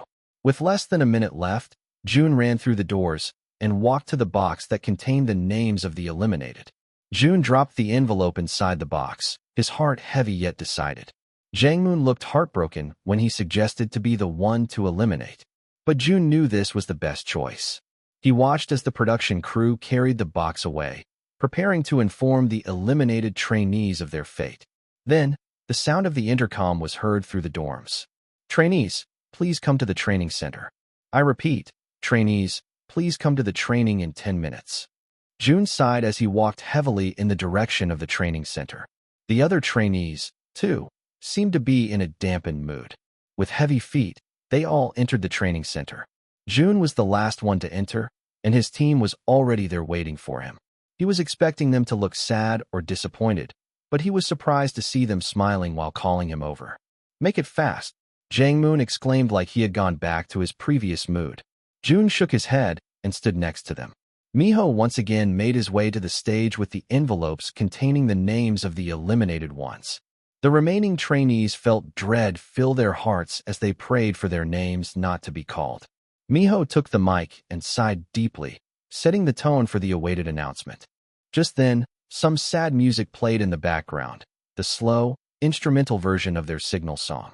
It was a song they dreaded during the first episodes, but now, it took them back when times were simpler. The trainees started getting emotional even before Miho spoke, and it hit them that this was it. The names that would be called would be eliminated, while the remaining trainees would be a part of the finale and, quite possibly, the debut group. "I guess this is it," Miho said, the background music turning softer. The individual winners of each group had come to a decision. "Unfortunately, that means 5 of you will be leaving tonight. But do not fret," Miho quickly added. "This is only the end of your journey on Rising Stars. I hope to see you again in the future." "I really don't want to do this," he sighed, going through the envelopes. Jun's members gave him reassuring smiles as if telling him that whatever his decision was, it was going to be okay. For Lin Ji's team, Miho started off. "Steel, unfortunately, this is your last day with us." The other trainees turned to their team with wide eyes, in disbelief, that Steel, the trainee who undoubtedly did his best to create the choreography and lead the team's dance, was now eliminated. As Steel glanced at Lin Ji, the latter quickly looked away. Lin Ji admitted that it was a spur-of-the-moment type of decision. He didn't like how Steel mentioned that Jun's team deserved to win. However, Lin Ji doesn't regret his decision. Steel also has a great chance to debut, and eliminating him from the competition meant eliminating another competitor. Steel, who still appeared wide-eyed, made his way to the front, curiosity seen on his face. Miho pursed his lips as he said another name. "For Zeth's team, Yuri, you have been chosen. Please come to the front." Once again, the trainees were shocked. However, some already expected the result. Zeth's team was filled with powerhouses, trainees who were all likely to debut. After the second mission, Yuri had fallen off the ranks along with Leo, and the team also knew that Yuri had a share of unfair comments to the team. So, in the end, Yuri quietly walked to the front with pursed lips, not daring to meet anyone's eyes. Next, for Jisung's team, Miho said, "Jayori, you have been eliminated from the show. Please join us right now." Jayori sighed and nodded in defeat. Deep inside his heart, he already expected the outcome. Compared to the other trainees here, he didn't work as hard, nor was he a natural during performances. So, he wasn't too hurt when his name was called. For Sihoon's team, Miho continued. "Hansel, please come to the front. Your journey ends here." Leo looked at Sihoon with wide eyes. He was fully expecting his name to be written since he lacked in many aspects as their leader. However, Sihoon merely smiled and nodded, making Leo smile too. And lastly, Miho said, the mood now even more dampened. He opened the envelope and felt a tug in his heartstrings. He had never been close to this particular trainee, but watching him on the show was always a delight. He was a mood maker of some sort. And with him gone, Miho was sure he'd be missing his side comments from time to time. "Jangmoon," Miho softly said his name. Jun looked down at the ground as the trainees whispered among themselves. It was a well-known fact that Jun and Jangmoon were friends, so hearing his decision was the most shocking of all. However, Jisung, CJ, and Akira were surprisingly calm about Jun's decision. It felt as if Jangmoon had already told them his goodbyes. CJ pursed his lips and looked up at the ceiling, trying to stop the tears in his eyes from falling. The room turned silent as the sound of the sad piano music engulfed the studio. The 5 eliminated trainees now felt that their elimination was official. "Trainees," Miho said, also getting emotional. "Can you say your last words before leaving the show?" "Oh, come on, Minter," Jangmoon joked despite the heavy mood. "What do you mean by last words? We aren't dying." Jun shook his head and chuckled. The atmosphere became lighter as Jangmoon cracked a joke. "Well, since these 4 are already bawling, why don't I go first?" Jangmoon said, getting the microphone from Miho. He cleared his throat and smiled, looking at every friend he made along the way. Jangmoon never expected to have made it this far, so he was thankful to all the people he had met. They were the ones who made his time memorable in this place. Jang-moon started off, finding the right words to say. Despite putting on a brave face, it couldn't be denied that Jang-moon sounded emotional. I just want to take this time to say thank you, I guess. He chuckled to keep his emotions at bay. I want to thank my fans. Little you guys may be, but you're the best. Jang-moon smiled. You made me feel loved. You made me feel that pursuing the idol life is worthwhile. He let out a deep breath. Now, I'd like to take a moment to thank some very special people who have made this journey all the more incredible. Jisung, thank you for being a friend who has been a constant source of support. You have a heart of gold, bro. He smiled, and Jisung smiled in return. Akira, you've been my ego slayer, but I still want to thank you. You always kept me grounded when I start floating too high. Jang-moon chuckled along with Akira. And I guess I'll mention Jae-young too, he said in a reluctant tone, causing the others to laugh. But in all seriousness, you've been a great addition to the team. I thought you were an asshole at first, but now, you're a soft asshole, Jang-moon teased, causing Jae-young to shake his head. And CJ, he continued with a wide smile. My partner in crime, my compadre in chaos, you're the person I love to hate the most in this show. I hate you too, CJ called out, but everyone could tell the sadness in his voice. Jang-moon chuckled sadly. I'll miss you, ugly. Get eliminated quickly so we can meet each other again. And lastly, Jun, my big bro, he said, turning to the trainee he wanted to thank the most. Or shall I say, little bro? I've always thought you were older than me in wisdom, but now, I want to take this time to say something to you as an older brother. Jun listened intently. Remember, I'm watching you from the sidelines, and I've got high expectations. You better debut, and don't you dare feel bad about my elimination. Jun smiled softly and nodded. As Jang-moon let out a deep, shaky breath, he said his last words. Some dreams aren't meant to be fulfilled, but they'll always have a special place in our memories. So, it's not the end of the road for us. He gestured to the eliminated contestants. We just have a different path. I wish all of you the best of luck. Thank you for the laughter, tears, and unforgettable moments we've shared. Goodbye, for now, but not forever. Until we meet again on different stages and in different dreams. Number 236. Chapter 236-8. As sad as the 5 trainees' departure may be, the show must always go on. Because as soon as the trainees had left the vicinity of the room, the sad background music was replaced by an intense string instrument sound, startling most of the trainees. Then, the lights turned off, the spotlight focusing only on Miho. The dark atmosphere, paired with the music, made the trainees nervous. What is it now? Rin groaned from behind Jun. Jun sighed and shook his head. What more did they expect from Azure? And then there were 20, Miho announced, the microphone now having a strong echo and resonance effect. Dear trainees, have you ever imagined making it this far? He asked, the music getting louder. Jun clicked his tongue, looking to the side since he felt that this was too dramatic. It feels like yesterday when we started this journey with 100 talented trainees, each with dreams of becoming a star. But today, my trainees, we are down to the final 20. And while we thought the magic number was 10, we have decided to turn the tables on our contestants once more. The magic number now is 8. Jun snapped his gaze to the front when he heard Miho mention a new number. That's right, the competition has become even more intense. After much deliberation, we have decided that only 8 of you will have the privilege of debuting in the spotlight you've been fighting so hard for. Chaos ensued in the room, and there was one thought that everybody agreed on. Reducing the number of trainees debuting meant reducing their chances of becoming an idol. What the hell?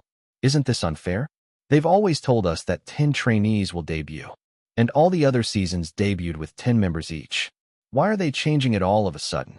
I heard another rumor from my mom's boyfriend. That last boyfriend you talked about? No, a new one, the trainee smiled. Apparently, he works as a guard in Azure, and he overheard some of the workers saying that it came from a higher-up. It seemed like they didn't want to invest too much money into the group because of what happened last year. So, the production crew didn't have a choice but to cut down the number of members. That's bullshit. Why would they do that when this season has gone so well? Settle down, trainees. Miho cleared his throat, silencing the trainees. So, as I was saying, only 8 trainees will be debuting this season. and the Starlights will be fully responsible for determining the members who will debut. Then, a giant countdown was seen on screen, accompanied by a loud booming sound.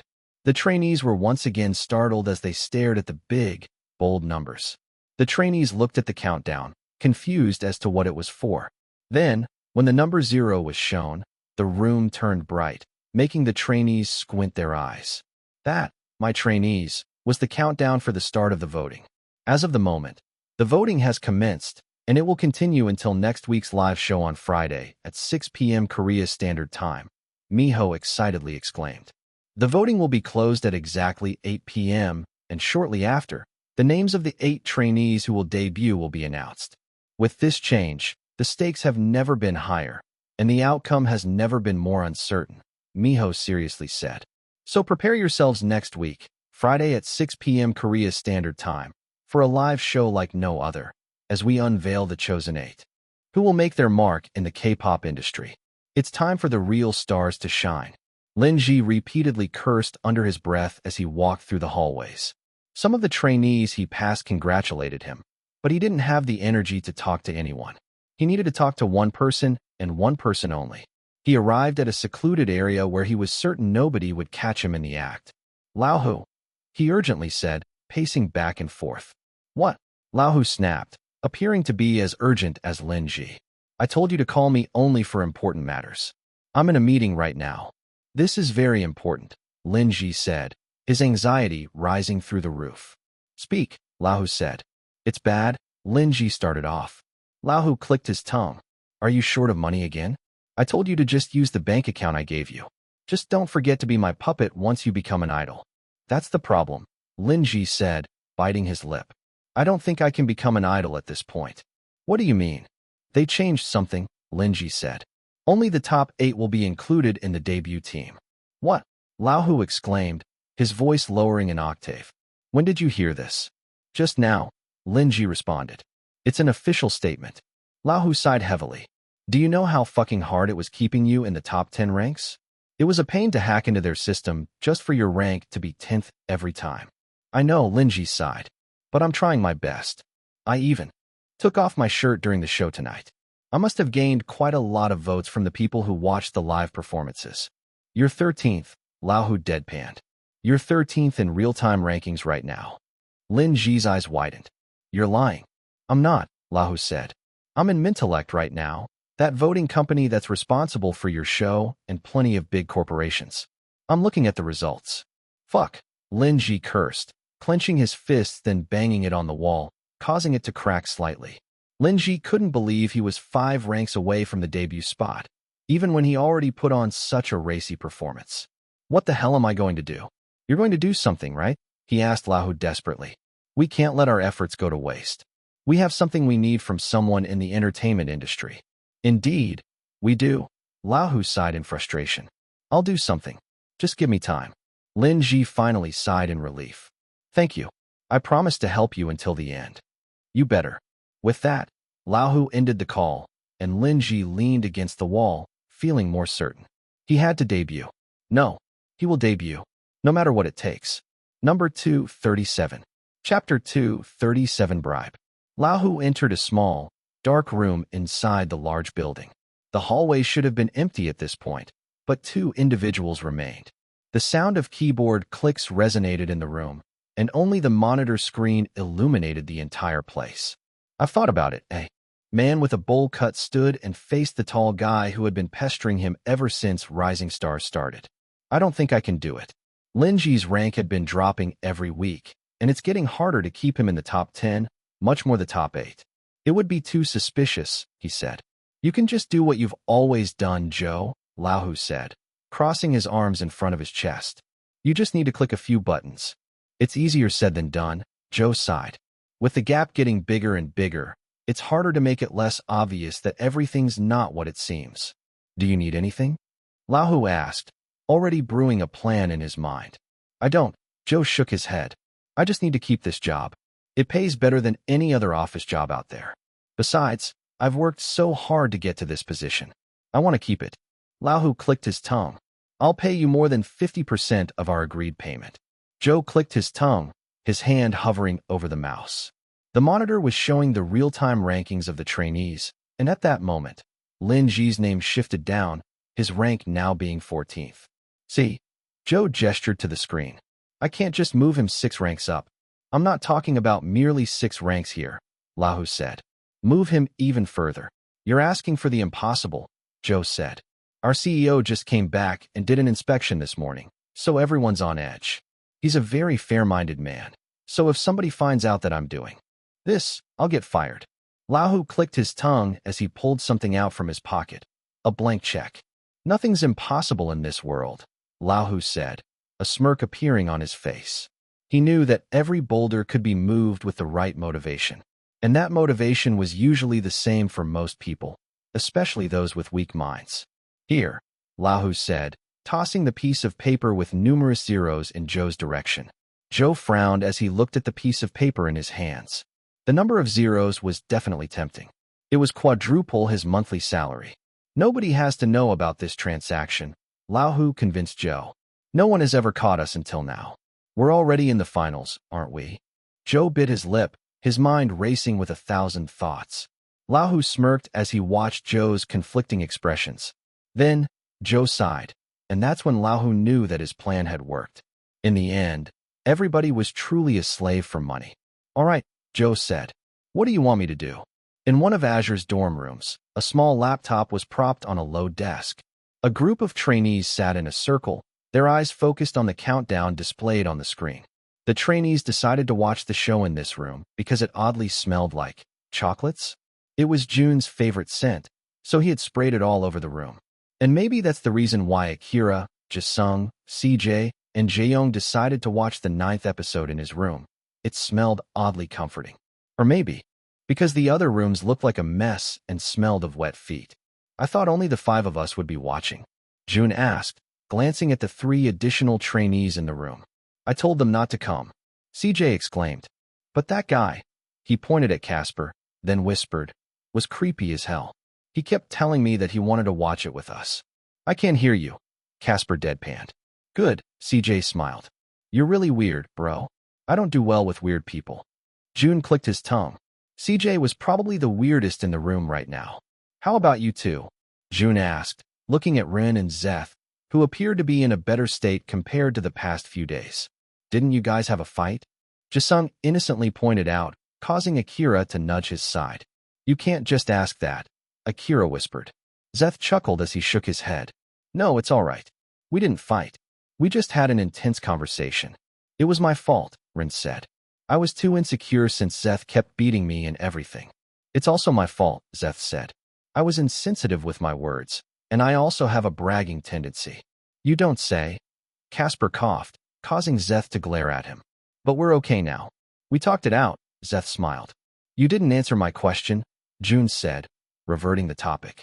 Why are you here? We wanted to watch it with you, too, Rin shyly said. Are we not allowed? Jun pursed his lips. How could he deny Run when he looked so pure while asking that question? Fine, Jun groaned.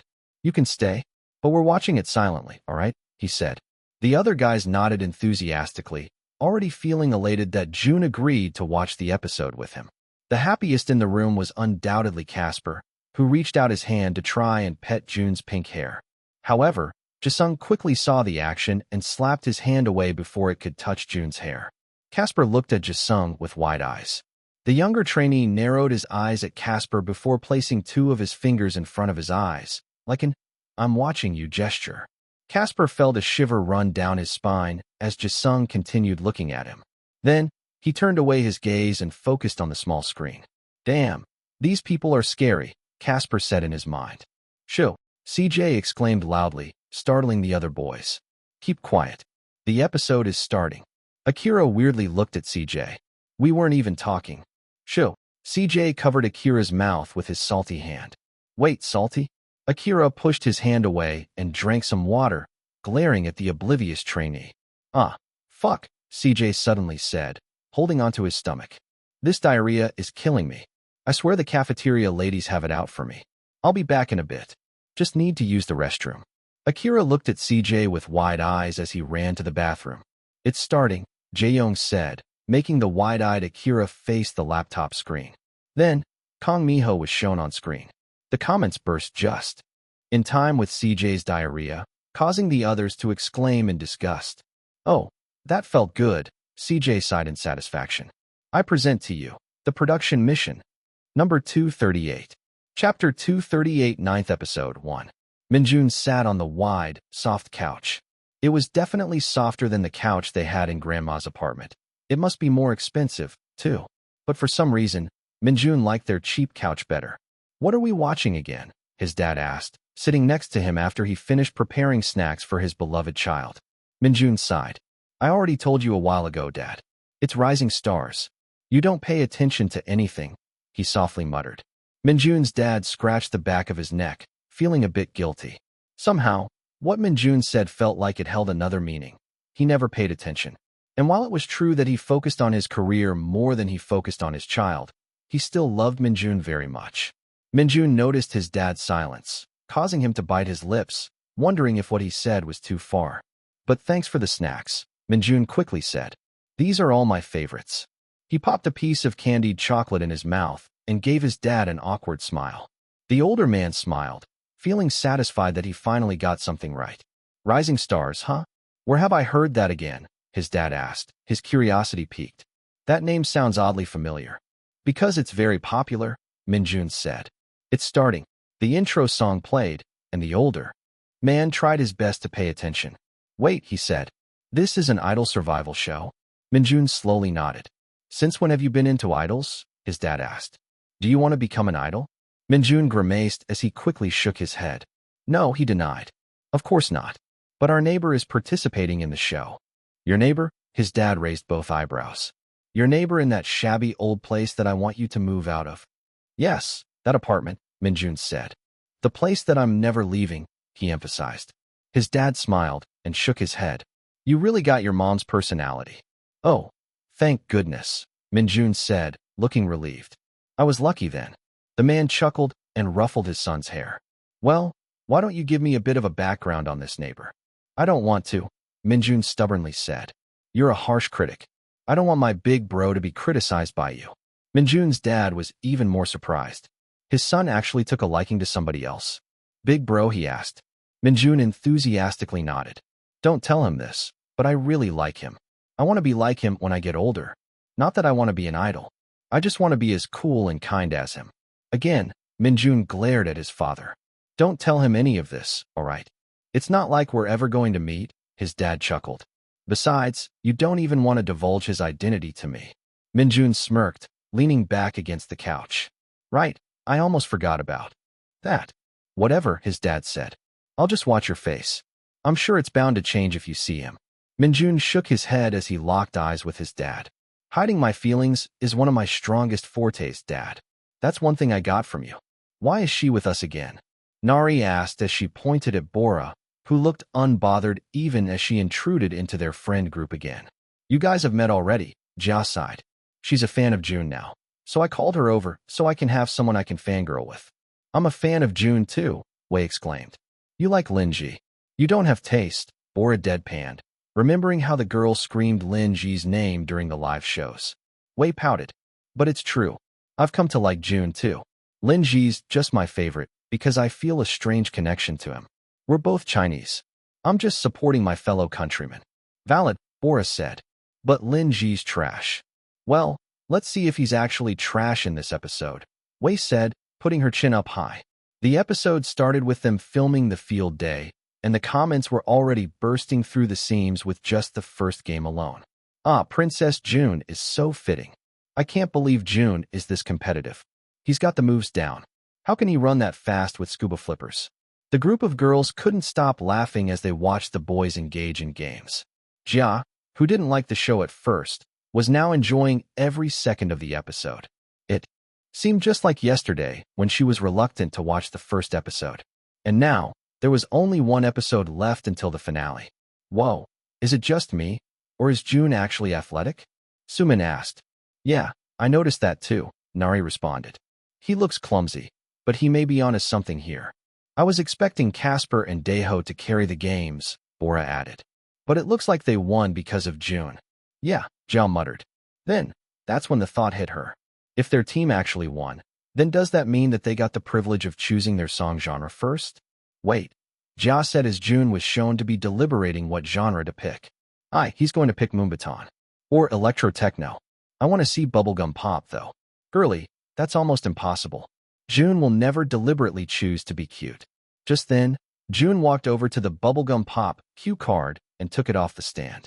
The girls, despite already knowing that Jun's team performed the cute genre during the live shows, were still surprised to find out Jun was the one who picked it.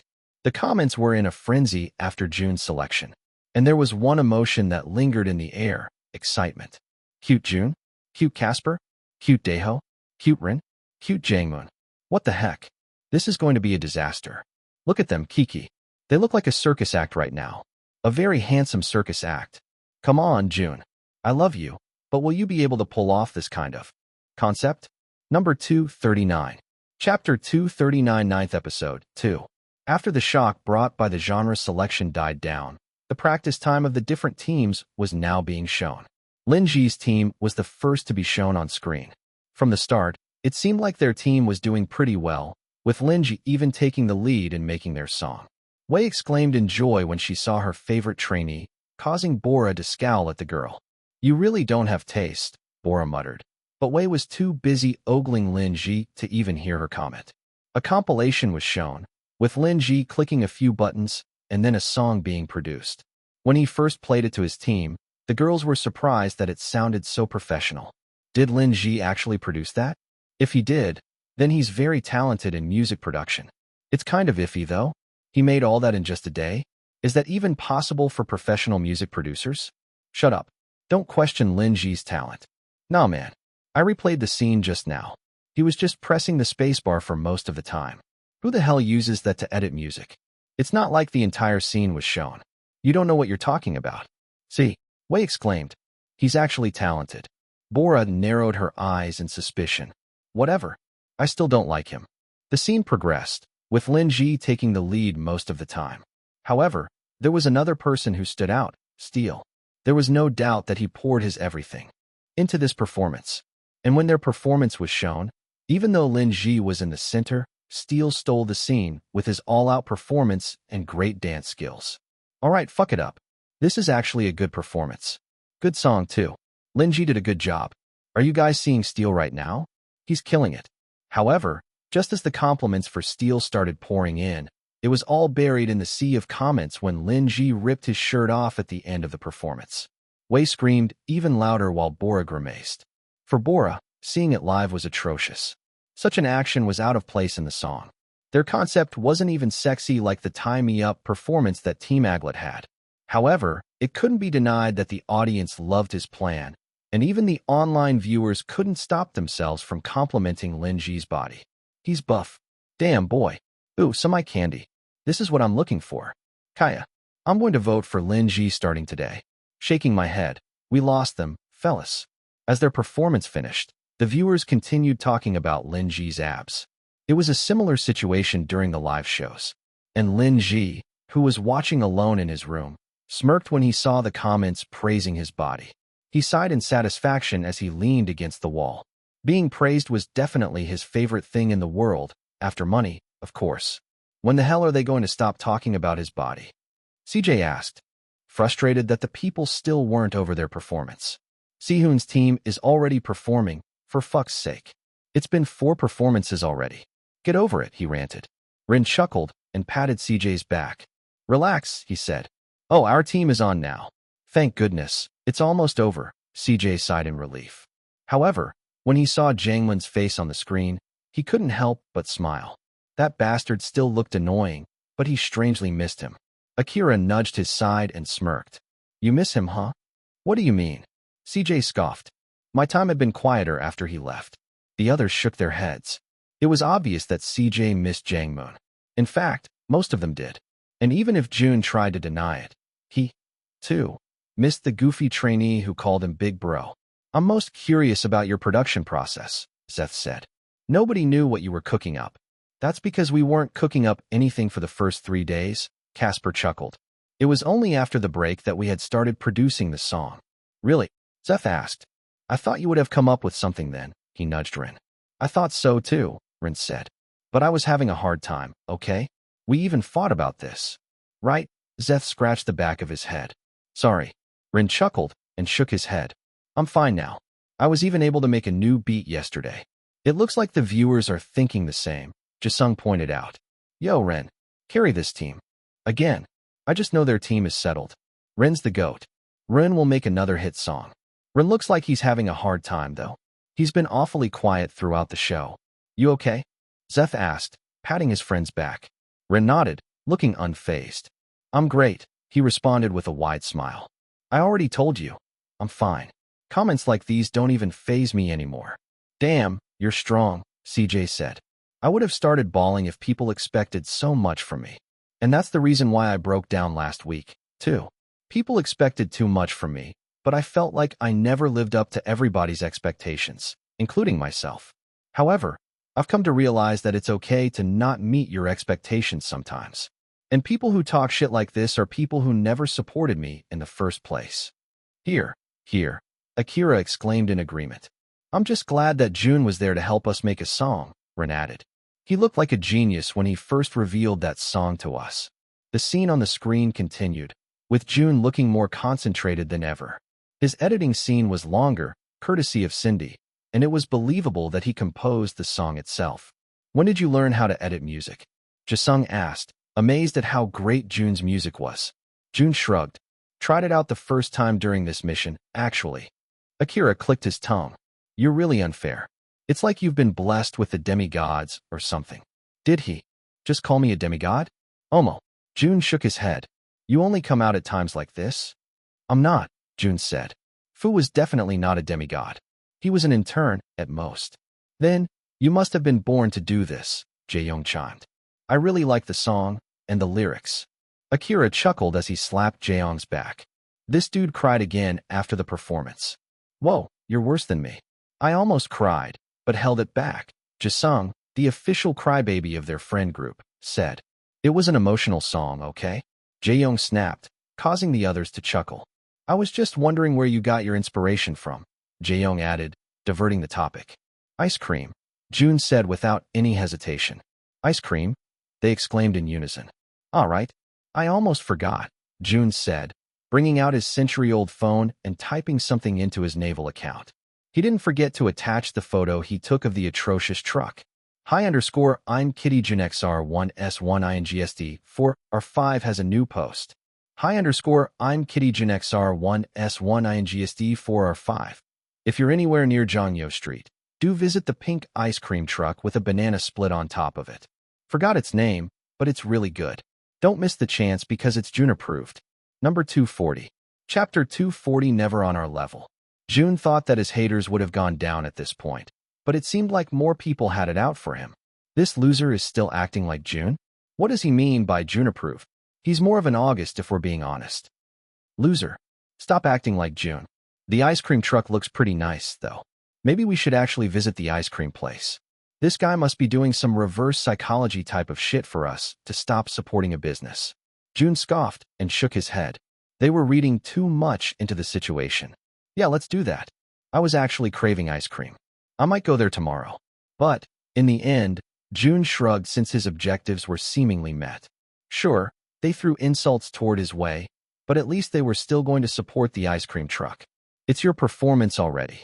Jisung excitedly exclaimed, causing Jun to stop looking at his phone. He glanced at the other boys in the room and found them waiting patiently in excitement. I know I've already seen this, but I can't help but want to watch it again, Zeth said. Yeah, Akira agreed. Your performance is going to get viral again, Jun. And pairing it with his pink hair, it's practically over, CJ exclaimed. Truly, as soon as Jun was shown on screen, the online viewers went into a frenzy. Pink Jun? Pink and Jun. Jun and pink. What the hell is this? I can't take this. Are you trying to kill me, Jun? Is it possible for someone to be this cute, yet hot at the same time? Bro, no homo, bro. But you're kinda cute. They're all so cute.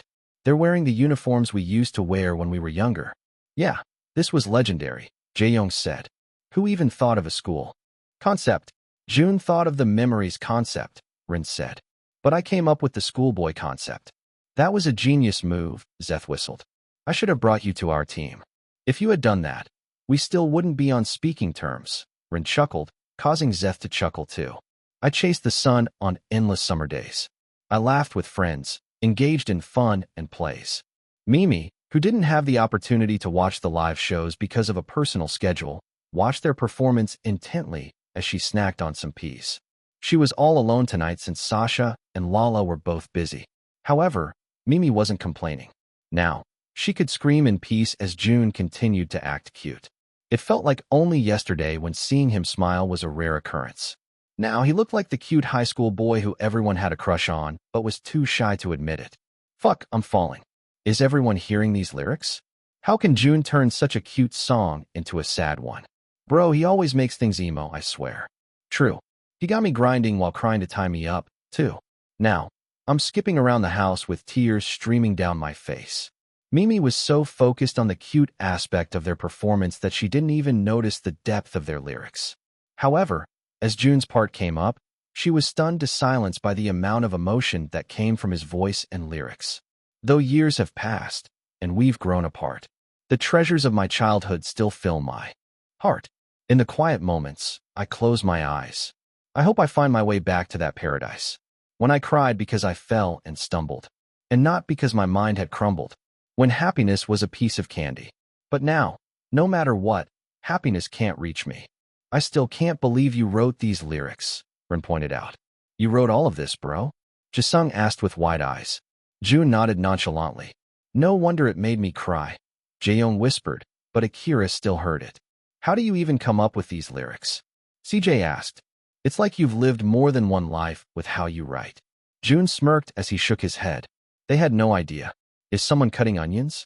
The screen's getting blurry. Why can't I see it clearly? I didn't expect a group of boys acting cute to make me cry, but here I am. I miss the good old days. Hi, I'm a 64-year-old casual watcher from the province. My granddaughter only recently taught me how to use my cell phone, and since I like singing and dancing, she recommended this to me. I know idols, of course. However, I never really liked idol music. No offense to the other performers, but I didn't click well with their songs. This song, however, reminded me of when times were simpler. I didn't expect to gain such happiness from a group of young, aspiring trainees. Thanks for taking good old me to the past. The comments section was filled with heartwarming comments, with people sharing their own experiences when they were younger. Jun couldn't help but smile. It seemed like being an idol was actually a pretty inspiring job. He never realized that being an entertainer would have so much impact on other people, but Jun was happy that people found joy in their performance.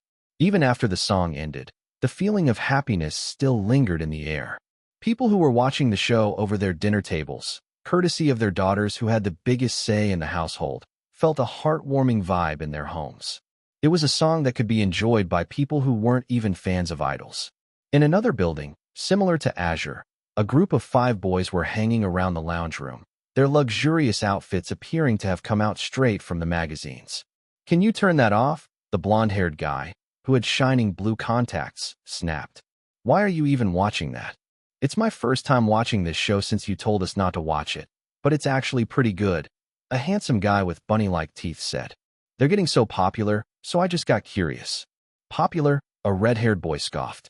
Mildly popular, you mean? It's just the hype around the show. Let's see. Once the group debuts, I'm sure they'll fail just like the group from the 3rd season. The bunny teeth guy sighed and finally turned off the TV. You guys are so bitter. We're not bitter. Another guy in the team, wearing glasses, nonchalantly said as he flipped through a thick book. We're just telling the truth. The group that comes from rising stars will probably never get on our level. Let's stop talking about that show, their black-haired leader said. We're about to perform. Like perfect timing, a production crew member knocked on their door. Chaos. Please come backstage and prepare for your performance. Number 241. Chapter 241 at all costs. The group of friends clapped as Team Adorb's performance came to an end. Even when they have already watched it before, it still couldn't be denied that their performance was the best among the rest. After the performances, the elimination of the trainees were shown, and once again, it brought tears to the eyes of the viewers. Because of it, 2 trainees shot up the trending list on Naval. Jangmoon and Steele were overjoyed when they saw their names on the trending page. Most of the people were praising Jun and Jang Moon for the emotional conversation they had before the elimination. On the other hand, Steele received sympathy since they thought he was unfairly eliminated by Lin Ji. My back hurts, CJ said, stretching his body as he stood up from the floor. The other trainees, too, started cleaning up their mess, knowing the episode had come to an end. However, Jaeong's gaze remained on the screen. "It's not over," he said, causing the other trainees to halt. They turned to the screen, where a new announcement was shown. The midway rankings will now be shown. Here is the status of your favorite idols. The group of 8 sat down once more, looking at the screen with wide eyes. "They're going to show this right now?" Ren asked in disbelief. "Fuck, I'm nervous," Akira said, placing his hand in front of his beating chest. "You're going to rise," Jaeyoung assured, patting his back. Just then, the first number was shown on screen. First. They were all even more surprised. "They're starting with the first?" Casper asked. "That's a first. They always start with announcing the second to the last trainee. First, Zeth." "No surprise about that," Jisung said. "You're going to debut as the center at this point." Zeth scratched the back of his neck, feeling shy yet proud at the same time. "Second, Casper." "Again, no surprise about that," Rin chuckled. "Your ranks are already cemented. Congratulations on debuting, brothers." He smiled at Zeth and Casper. Casper shook his head. "Nothing's certain at this point." "Third, Run." "Congrats, bro." Jaeyoung sincerely congratulated Rin despite being surpassed. Rin's eyes widened, obviously not expecting the rise in his ranks. "You deserve it," Jun said. "Don't doubt yourself now." "Yeah, congratulations, bro," CJ exclaimed, wrapping one arm around Rin's neck. Fourth, Jaeyoung. You're still in the upper ranks," Akira teased. "I would have thought you lost some fans because of how much of a crybaby you are." Jaeyoung glared at him. "Stop teasing me about that." "But really," Casper said, "I already knew about your group when you first debuted. You had such a strong facade back then. You didn't even cry when you earned your first music show win." "That's what I thought too," CJ chimed. "You must have kept it for years, huh?" "I don't cry," Jaeyoung said. "There's just a certain someone, something that makes me cry." They all turned to him suspiciously. "Sure," Akira teased. "But congratulations, leader. You've also secured a spot in the debut team." Jaeyoung sighed. Just like Casper said, there's nothing certain at this point. Just then, some shouts of surprise were heard in the other rooms, surprising the group of 8. Jun, who had kept his gaze on the screen throughout their conversations, narrowed his eyes as he looked at the next rank. Fifth, Lin Ji. "Nothing is really certain at this point," Jun muttered, causing the others to turn to the screen too. Their eyes widened in surprise, wondering how Lin Ji could have risen in ranks so much when he was always been on the border of the debut group. Lin Ji, who also didn't have a clue that he would rise this far, looked at the screen with wide eyes. His roommates patted his back. "Congratulations, Lin Ji. You've worked hard." After getting over the initial shock, a small smirk emerged from Lin Ji's lips. "Indeed, I've worked hard," he whispered. Back in Jun's room, his friends still weren't over the fact that Lin Ji was now 5th in ranks. "Is that possible?" CJ asked. "Should I have taken my shirt off too?" "Something's not right," Zeth pointed out. But then, again, he did take off his shirt during the last performance. Jisung pouted. "Then, does that mean that Lin Ji's rank was higher than Jun's?" Jisung thought Jun deserved the 5th spot. "This is yours, bro," Jisung said, nudging Jun's shoulder. Jun, too, had some hope in his heart.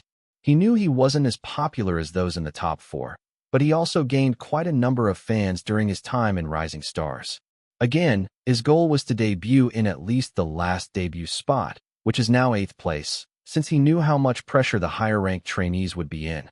But then again, debuting in 6th place wouldn't be too bad, too. It was actually the perfect number. Jun wanted his name to be shown at the point. 6th, Akira. Jun frowned as he looked at Akira's name on the screen. Don't get him wrong. He was happy for his friend's rise in ranks, but it didn't make sense to him. "Holy? I earned a spot in the debuting team?" Akira asked, wide-eyed. His friends, despite being shocked that Akira had surpassed Jun, congratulated him sincerely. 7th, Jisung. Jisung shyly looked down at his lap while his friends congratulated him. However, even if they were happy for each other's ranks, there was still an elephant in the room. Surely, Jun would be the next person on the debut list, right? 8th, Jackson. Jun stayed silent. The room turned awkward, nobody daring to say the first words. This was all too strange for them. Jun did very well during the production mission, undoubtedly, showing the best performance in the entire episode. 9th, Daeho. 10th, Leo. 11th, Si-hoon. Jun's frown deepened with every name being shown on the screen. His heart beat faster in his chest, and for the very first time in the show, he actually felt threatened. There was less than a week until the finals, yet his rank had dropped so much. The viewers, too, were finding this strange. However, even if Jun had plenty of supporters, he also had plenty of haters. Does this make sense? How can Jun drop this low? People can't accept the truth. Now that we're only allowed to vote for one trainee using one account, it's showing that Jun doesn't have a lot of solo fans. True, his fans must have been fans of other trainees, too. And now that we're in the finals, there are significantly fewer people voting for him. Shut the fuck up. Everyone I know voted for him. My friends and I voted for him, too. Are we really that small in number? 12th, Jun. Jun pursed his lips, the silence in the room deafening. For Linji, this was much better than he had thought. He had never understood why he felt something off with Jun right from the start. Or maybe he just reminded him of the friend he killed a year ago. But he was glad that Jun's rank had dropped so much. Hey, it's okay, CJ said, snapping Jun out of his trance. Jun glanced at his friends, who all looked concerned for him. Jun, although feeling concerned, merely nodded in acceptance. It's all right, he nonchalantly shrugged. It's just the midway results, he said, trying to assure himself. However, deep inside his mind, Jun knew it would become even more difficult to rise in the ranks since the next episode would already be the final one. His friends continued acting concerned for him, and he was about to reassure them that everything was okay when a pop-up from Fu suddenly showed. This is your last survival show mission. Jun paused. You have to debut at all costs.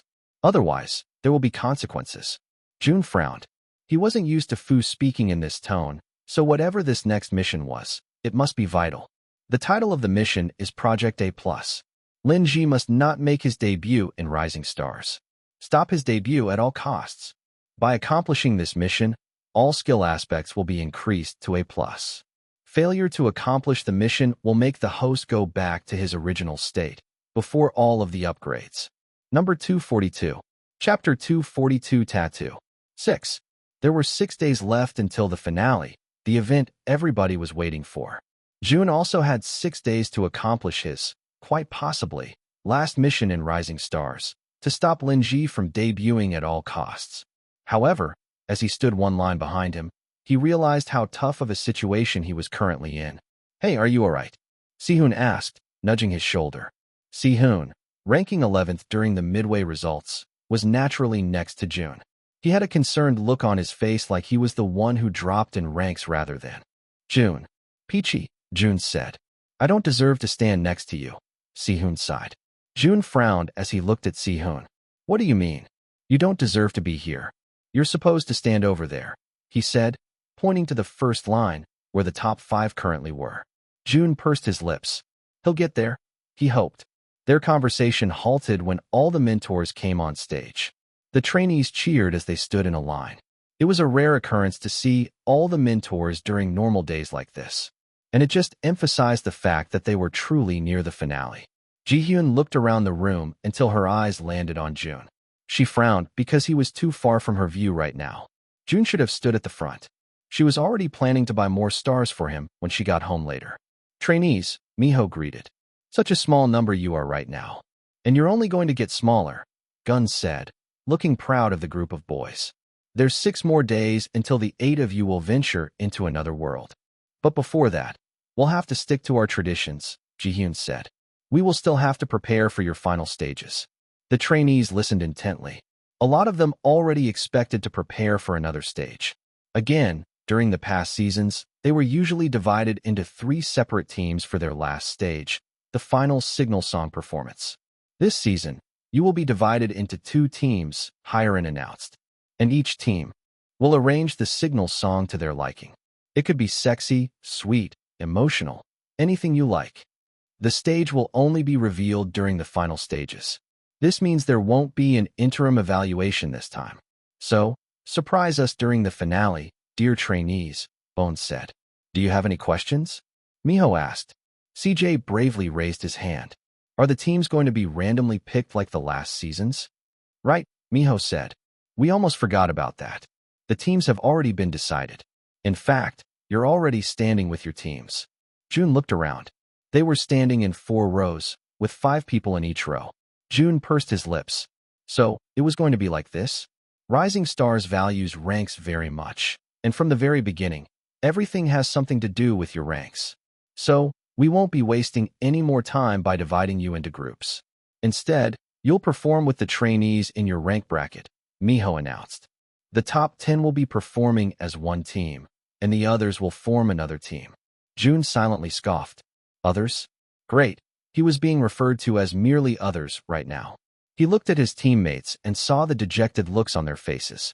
Aside from CJ, Bin, and Si-hoon, he had never performed with these people, and it looked like they were already losing hope. On the other hand, the people in the top 10 cheered, like they had already won the entire show. The happiest, without a doubt, was Linji. Jun shook his head as he gazed at the side of his face. Linji, Linji, Linji, how am I going to stop you from debuting? After the midway results were shown yesterday, Jun couldn't help but think there was something wrong with all of this. He knew that Rising Stars took extra precautions to ensure that the results of the voting would be fair, especially with what happened last year. They even hired a third-party voter this time around. But then again, that doesn't guarantee that everything going on behind the scenes was going to be fair and square. Jun couldn't stand still. So, as soon as the gathering was over, he started following Linji. The trainees seemed to be in a hurry, so Jun already had a suspicion that something was going on.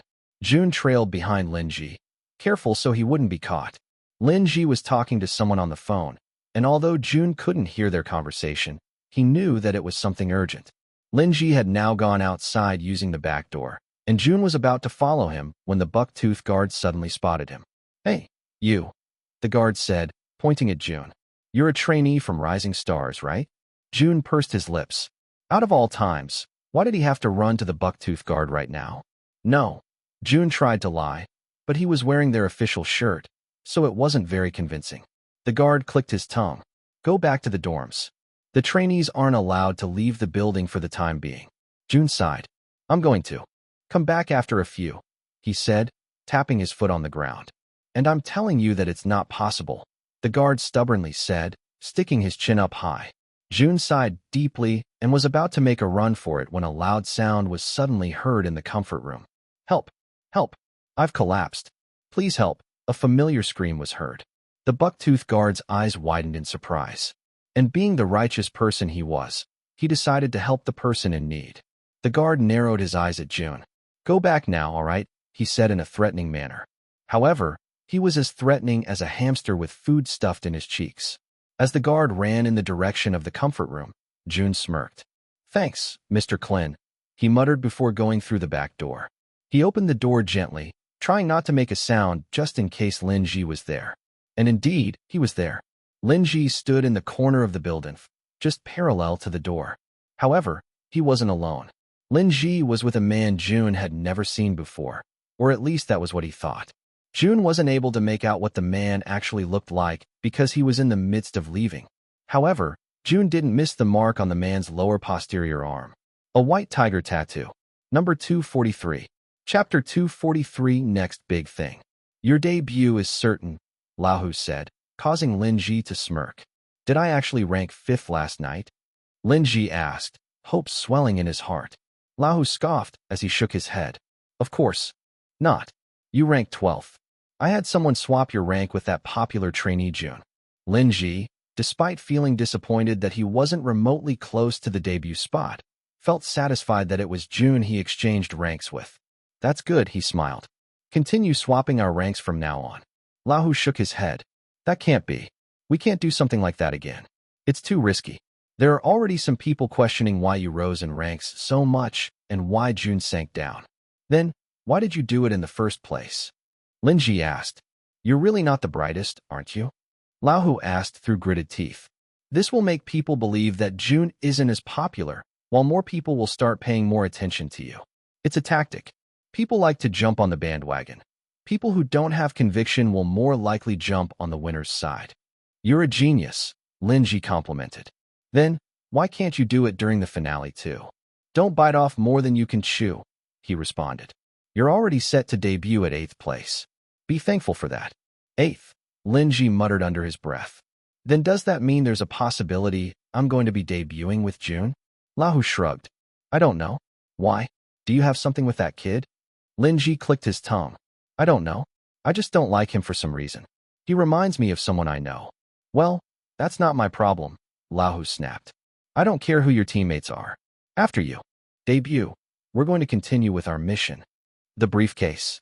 Lin Ji asked. The briefcase, Lahu confirmed. I wonder where that bastard had kept it. I can't believe I trusted him for that mission. It's strange, Lin Ji said. It's not in his home. We can't even find his sister. Whatever, Lahu said. That bastard is dead. We just need to focus on our present objectives. You're right, Lin Ji said. I'll make sure to prepare my acceptance speech for the finale. Lahu nodded, glancing at his watch.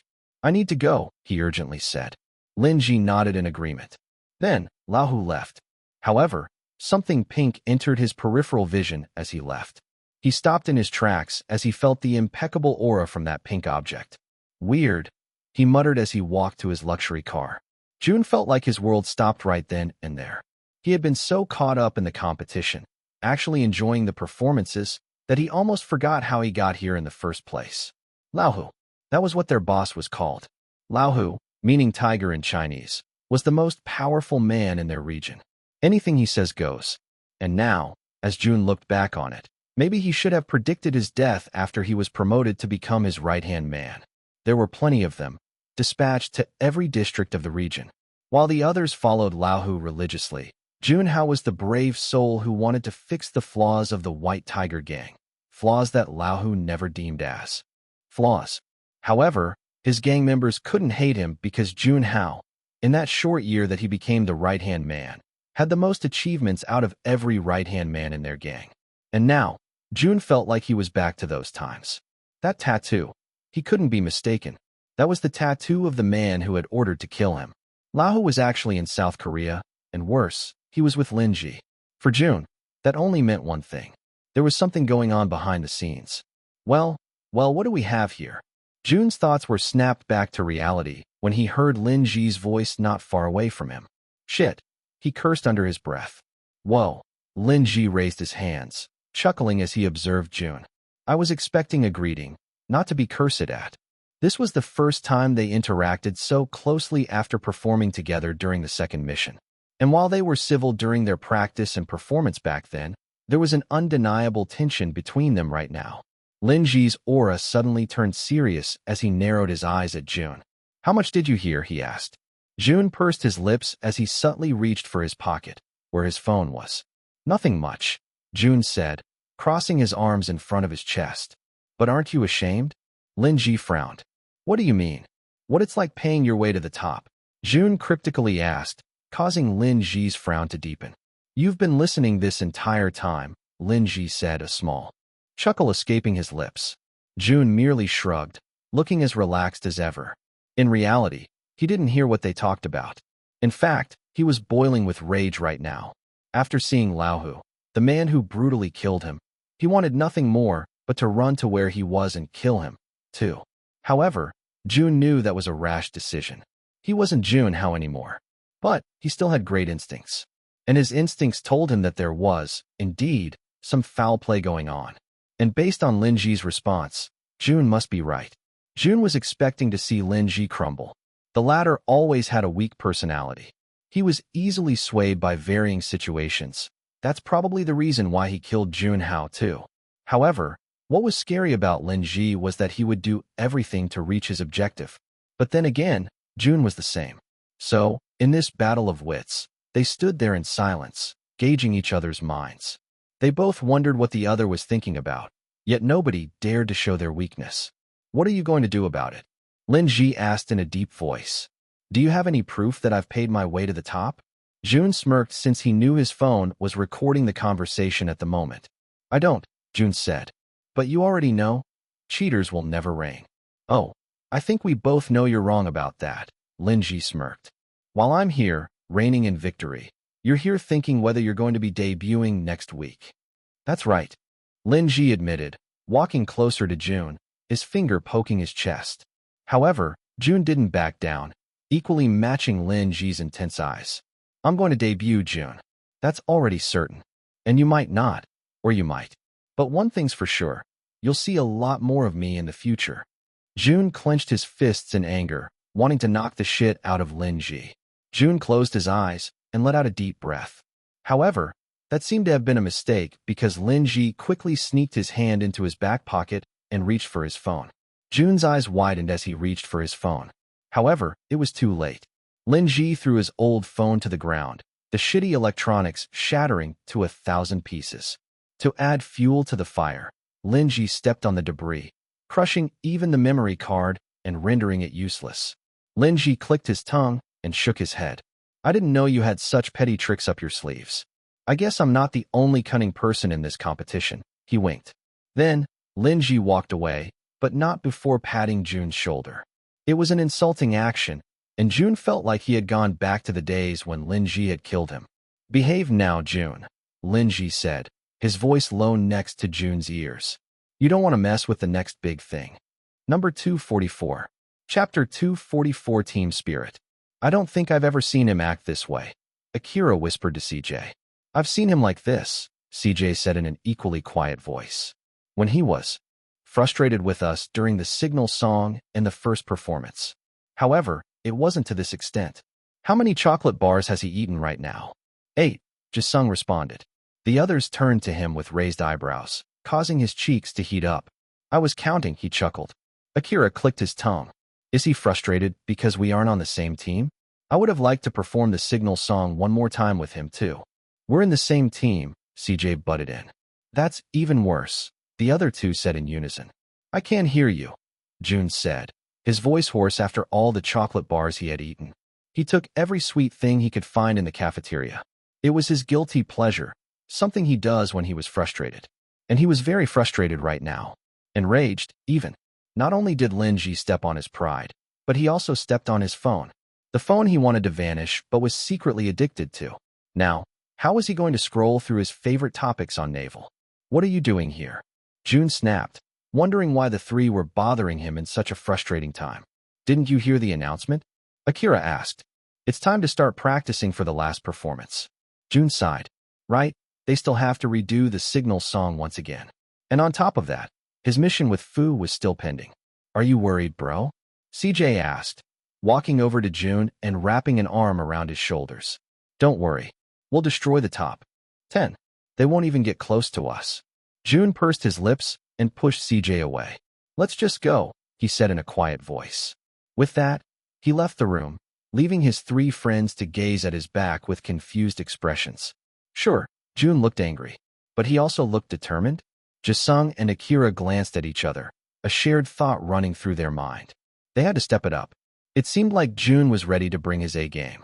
Wait for me, CJ shouted as he ran after Jun. There they are, Sehun exclaimed when Jun and CJ entered the room. The other trainees' faces lit up as soon as they saw Jun. For some reason, Jun was like the beacon of hope within their group. It was already expected that the other team would have a good performance, considering the amount of ready-to-debut people within their team. However, in their team right now, it couldn't be denied that Jun was that person. It's been a while, handsome bro, Mink said, practically bouncing on his feet as he walked over to Jun. Jun nodded in acknowledgement of the young teen. At 16 years old, he had already accomplished so much. Jun could still remember how Minx helped him with one of his very first missions back in the day. Yeah, Ben smiled, his eyes turning to crescent moons. It seems like the first mission was forever ago. I still enjoy mermaid melodies out of all the performances I've put out. Same, Minx exclaimed. That was legendary. The other trainees wanted to join. And on the fun, too. I've always wanted to perform with you, Anthony exclaimed. But I never really got the chance to. I guess your rank going down was good for one thing. A collective chuckle was heard in the room, and even Jun laughed at Anthony's joke. Yeah, your performances were all great. I even enjoyed the little meow meow ones, Evans said. I'm kind of jealous you hit it off with Akira and Jaeyoung, but not me. I'm a Raven member, too. The room once again burst into chuckles. A small smile appeared on Jun's lips. Sorry to bother you, Zachary said, interrupting the joyous atmosphere. But can I have your autograph? Jun raised his eyebrows in surprise, causing Zachary to scratch the back of his neck. Look, dude, I won't do anything weird with it. Just, my grandma wanted me to ask you. I already told her we aren't close, but she keeps on insisting. You don't have to do it if you want. Where should I sign? Jun shyly asked. Zachary looked at Jun with wide eyes. Wait, you're actually a very decent dude. I thought they were exaggerating when the other trainees said you were kind, but I guess they were right. You can just sign here, he said, bringing out a small piece of hard paper. Jun quickly signed it, even placing a star. There, he said, handing it back to Zachary. Sweet, Zachary exclaimed. Thanks, man. If it makes you feel better, my grandma is voting for you, and not her grandson. Once again, the others laughed. All in all, the atmosphere in the room was bright and harmonious. Jun looked at the 9 other trainees' smiles and was pleasantly happy about the situation. Maybe this wasn't too bad after all. Jun even forgot about Lin Ji as he conversed with these people. Well, this is going to be our last performance, Johnny said, the sadness in his voice evident. Being 19th during the midway rankings, he was slightly losing hope in the competition. However, the people around him weren't going to let him think like that. Hey, don't say that, CJ said. We'll still have plenty of chances to perform in the future. Johnny smiled softly. I guess you're right. What I meant was, this is going to be our last performance in Rising Stars. Sehun nodded in agreement. Well, I don't know about you guys, but I want to blow the audience away with this performance, Zachary said. Not just that, CJ added. I want to blow the other team away. Heck, I need their jaws to drop once they see our performance. Heck yeah. Oh, that'll be good. Let's show them. The team's spirit had gone up, and the trainees were now more competitive than ever. Jun was also fired up, and he wanted to channel his frustrations for Lin Ji to this performance. He'll show him who'll be the next big thing. But, Mink said, scratching his neck. How are we going to do that? Just then, Jun saw a huge piano sitting in the corner of the practice room. Jun tilted his head to the side in confusion. Has that always been there? Then, an idea lit up in his mind. Jun smirked as he recalled the time he went to his Gangwon province with Minjun, where he first showed off his piano skills to somebody else. This kind of talent is something you want to gatekeep until it comes in handy. The little kid's voice echoed in his mind. Well, it seemed like the time had finally come. Number 245. Chapter 245. Beat It. Things were tough when Jun was a thug. Things were just as tough when Jun was a trainee. Therefore, we can conclude that Jun was meant to live a tough life. And now that his life as a thug and as an idol was mixed together, things were even tougher. There were 2 things on his plate right now. 1. Confront his past by finding a way to stop Lin Ji's debut. 2. Lead their team in performing the signal song performance. He wanted to take it easy on his second task, but why the heck was he voted as the leader and center when he didn't even apply for it? It's settled then, Sehun said. Jun will be our leader and center. The trainees clapped in joy as they stuck the stickers onto Jun's chest. Jun sighed and nudged Sehun. Why didn't you become the leader? We want to take your lead, Sehun smiled. Yeah, Johnny chimed. All of your performances have been legendary so far. I want to be a part of it too. I watched all of the episodes intently, Mink said. And every time you suggested something, people were reluctant at first. However, in the end, they all regretted not listening to you. Earlier, it's like you have a face-slapping system within you, the young teen exclaimed. That little gremlin did not just call me a face-slapping system. But I learned my lesson through those episodes, Minx added. I'll listen to you well. Me too. The others chimed, fully committed to making their performance better than the other team. There wasn't a benefit this time around. This wasn't even categorized as a mission anymore. However, the team was more fired up than ever. On the other hand, the people in the next team were having a hard time deciding their center since most of them wanted to take the position. Run, being their leader, sighed in frustration as they couldn't come to an agreement. I want to be the center for the last stage, Zeth said with conviction. I have the most experience being the center out of everyone in the show. I want to try being the center this time, too, Casper said, not wanting to lose to Zeth. He believed this could be his chance to finally surpass his rival and take the #1 rank in the finale. I want to be the center too, Jisung shyly said. I have good memories of the Signal song, and I think I'll be able to perform it well. Believe it or not, I haven't been the center throughout the show, Jackson added, scratching the back of his neck. So, I want to take this opportunity now. Lin Ji sighed as he felt greed fill his heart. His debut was already certain, but he couldn't help but want to show off one last time. He smirked as he remembered Jun's annoyed face when he ruined his phone. That guy definitely knew more than Lin Ji had expected. However, Jun was no match for the people Lin Ji met when he was still a part of the White Tiger gang. Jun was just a trainee, and in the end, Lin Ji knew he was in a more advantageous position. So, unless Jun knew a more influential person than Lao, then Lin Ji's debut was already 100% certain. So, he cleared his throat and raised his hand, causing the others to look at him. I think I'm the best bet for the center here. Zeph, no offense, but you've already been the center way too many times. Same for Casper, he said in the most respectful tone he could muster.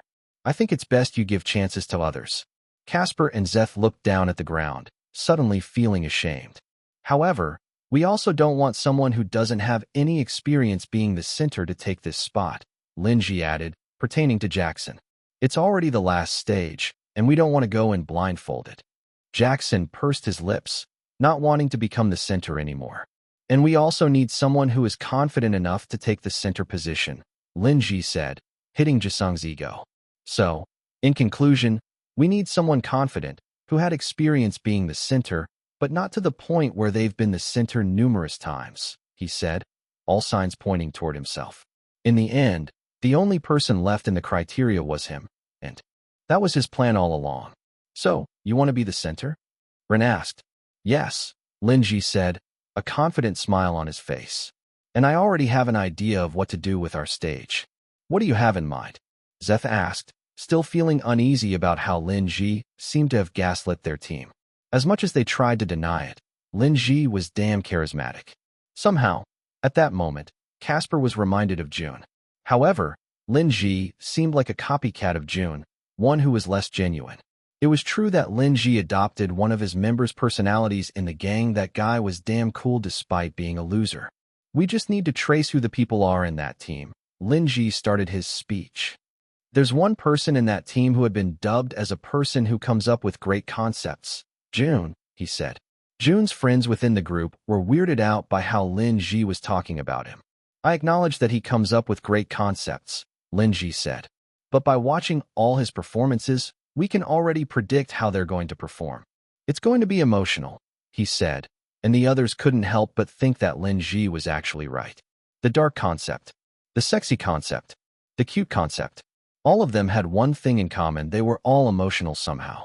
The trainees didn't know whether Jun was a philosopher in his past life, but all his performances have been emotional so far. As far as I know, we have the benefit of choosing the order of performance, Lin Ji said. What if we pick to go first and perform something the other team is also likely to perform? So, you're saying we should go the emotional route? Ren asked, feeling a bit iffy about it. Jun's friends could see that there was something hidden behind Lin Ji's gaze, like he wanted to perform an emotional performance not because he wanted to, but because he wanted to beat Jun. However, the other trainees thought it wasn't too bad of an idea. For the trainees, Jun's formula seemed to be a winning piece. And if they could perform a winning piece, the team was willing to do it. Lin Ji nodded, proud that he had come up with an idea. We'll perform an emotional performance before them and beat them at their own game. Number 246. Chapter 246 Elements.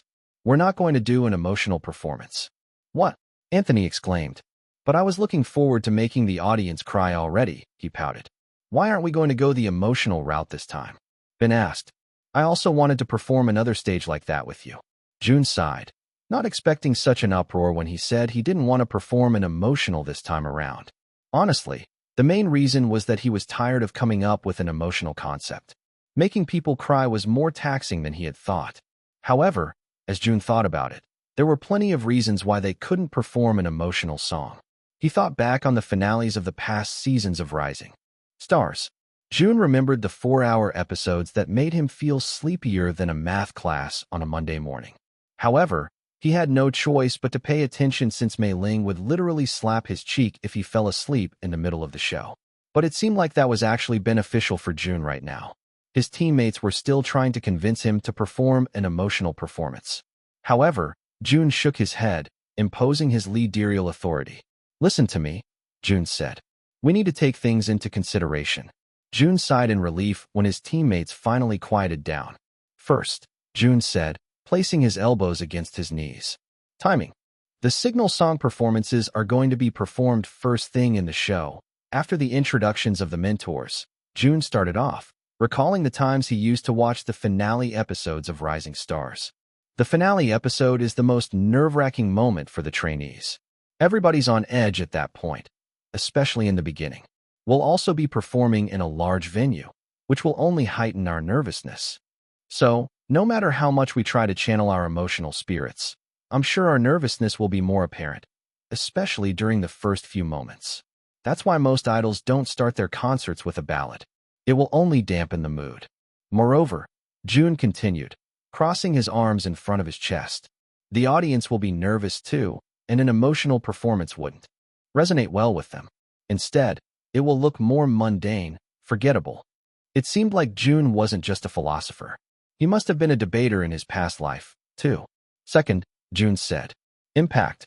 I'm sure we already know that the other team will be given the chance to pick the order of performances. If ever they perform first, we're going to have to do something drastically different from their stage. And if we're chosen to go first, we need to do something very impactful so their stage would look mediocre in comparison. But we have to take note of this," Jun quickly added. "We don't know what they're going to do, and an emotional song would not be our best bet because I believe if my instincts are right, that they are going to do exactly what I'm thinking of." Jun smirked, remembering the people on that team. Lin Ji would definitely want to perform an emotional song to spite him. "That makes sense," Si-hoon said, placing his hand under his chin. "What do you suggest we do then?" Jun smirked, looking as relaxed as ever. "It's the finale," Jun said. "As I said a while ago, artists rarely start a concert with a ballad. Instead, they show off. They show off their skills like no other. And with the skills we've acquired all throughout the competition, I know this is the best time for us to show off everything we've learned, too." "So what you're saying is," CJ said, still not getting it. Jun sighed in frustration. "We show them who's boss. Let's start the finale with a bang with an epic performance," Jun said. "You're a damn good speaker," Ben said. "I'm actually convinced that an epic performance is the way to go." CJ rubbed his hands together. "Oh, I'm already excited for this one." "Me too," Johnny smiled. "But I have one question. How are we going to accomplish that epic performance?" Jun, without saying a word, walked over to the piano and sat down in front of the expensive instrument. "Wait, you know how to play the piano?" CJ asked, but Jun didn't respond. Then, he recalled the first iconic notes of their signal song. Jun placed his fingers on the cold ivory, pressing to see what sound it made. He nodded in approval. It was definitely a well-tuned piano. Then, as the notes played in his head, he decided to play through with the piano. Jun stepped on the pedals at times, emphasizing the right notes. Then it happened. The signal song hastened in his mind, and as if a bolt of inspiration had struck him, he adjusted his playing to match the rhythm in his mind. He took a deep breath and, in his imagination, the lyrics flowed not in its usual melody, but in a rap style, the delivery sharp and intense. Only Jun had a vivid picture in his mind, but his teammates still watched him with admiration. Despite it being a spontaneous performance, it mesmerized them to the core. It was as if he was already on a grand stage, bathed in an imaginary lights. The sunlight that filtered through the curtains danced, creating a makeshift spotlight that pulsated with every beat. For a brief moment, the room was transformed into a stage of their dreams, and Jun was its star. Jun sat there, his eyes closed as the image of their performance was created in his mind, contemplating how to take it to the next level. Suddenly, it felt like a lightning bolt had struck him. "Wait, a lightning bolt," he thought, his eyes snapping open. His teammates had been so engrossed in his performance that they were taken aback when Jun abruptly ended it. As he stood up, the chair scraped loudly against the floor. "Jun?" CJ hesitantly asked. However, Jun was in his zone. Elements. Number 247. Chapter 247 Urine. "Jun Hao, I really didn't mean to do it," Lin Ji said, holding onto the older man's shoulder. You believe me, don't you? Lin Ji, Jun Hao sighed. You divulged my address to the members of the gang. That's the one thing I wanted to keep to myself. Lin Ji sighed in frustration. Why are you even keeping it from them in the first place? Jun Hao raked his fingers through his hair. His home address was one thing he kept from his gang. It wasn't because he was keeping secrets, but it was because he wanted to keep Mei Ling safe, even for a little bit.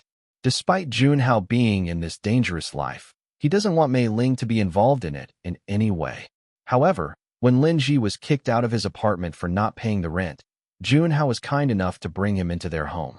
With one condition, Lin Ji would never share his real address with their gang. But we're prohibited to have secret addresses, Lin Ji said. I was just telling the truth. There weren't any bad intentions.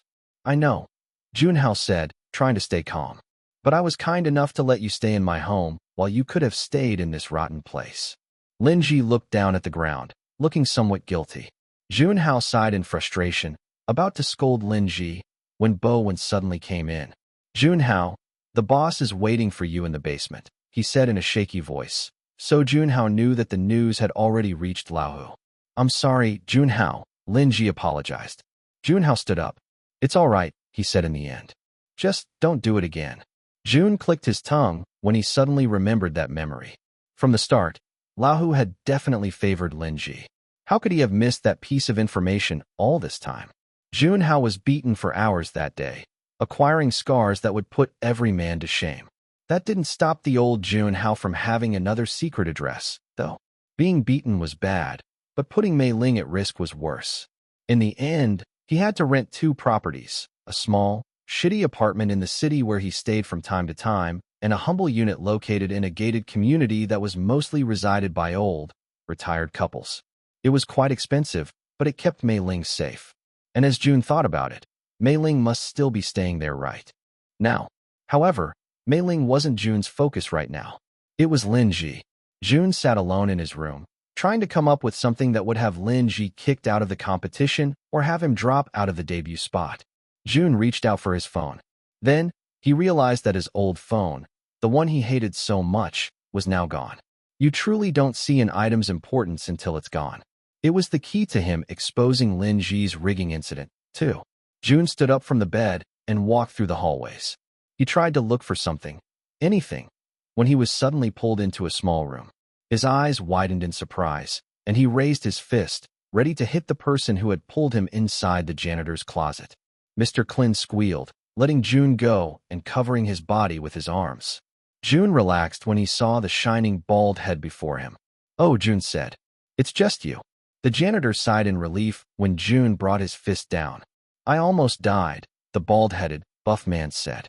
Well, to my defense, I thought you meant harm, Jun said. Mr. Klin clicked his tongue, turning on the lights. And here I am, with good intentions of helping you. Jun raised his eyebrows in inquiry. Mr. Klin let out a deep breath, his aura suddenly turning serious. Then, he looked into Jun's eyes. I heard Lin Ji talking to someone. Jun's eyebrows furrowed, staying silent as he listened to Mr. Klin's revelation. I was cleaning the restroom that day. The janitor started. Off. You know? The one that the security guards use. It was damn filthy. They have bad fucking aims. My work boots were so sticky from the urine that was all over the place. Get to the point, Jun impatiently said. Right, Mr. Klin said. So, I was all alone when I suddenly started hearing voices, and it's not like the ones I hear at night in my mind when I'm alone in my dark, cold room. The guards' restroom is quite detached from the building, and their ventilation window is quite huge, so I was able to hear it. Lin Ji's voice, he said. I started watching the show because of you, and I've binged it all. Trust me, I already know the trainees by their voices, so I wasn't mistaken. Who was he talking to? Jun asked. It wasn't clear, Mr. Klin said. They were speaking in Chinese. Jun scoffed softly. So it was real. He wasn't hallucinating after all. It was definitely Laohu. It was a good thing I still remembered some Chinese words from when I studied it in university. However, there were some things I missed, the janitor continued. One thing was certain, though, he's going to debut in 8th place, Mr. Klin said, looking anxious. That was the only clear statement I remember, and I wasn't able to record it because my hands were covered in urine. Jun sighed in disappointment. He was hoping for this to be their proof. However, Mr. Klin quickly added, causing Jun to look back at him. When I was cleaning my closet, I suddenly came across my camera, he said, pointing to the blinking red dot in the corner. I forgot about it after you asked me for the clips of those two trainees. But it was still recording. Jun held his breath, hoping for the best. And when I went through the footage I filmed, I realized that I'm a very forgetful person. I forgot to lock my closet multiple times already. I have been drinking these supplements for memory retention, but I guess they're a scam. You're getting off topic again. Jun cut him off, amused yet impatient at the same time. Right, Mr. Klin chuckled. Then he suddenly turned serious, coming closer to Jun.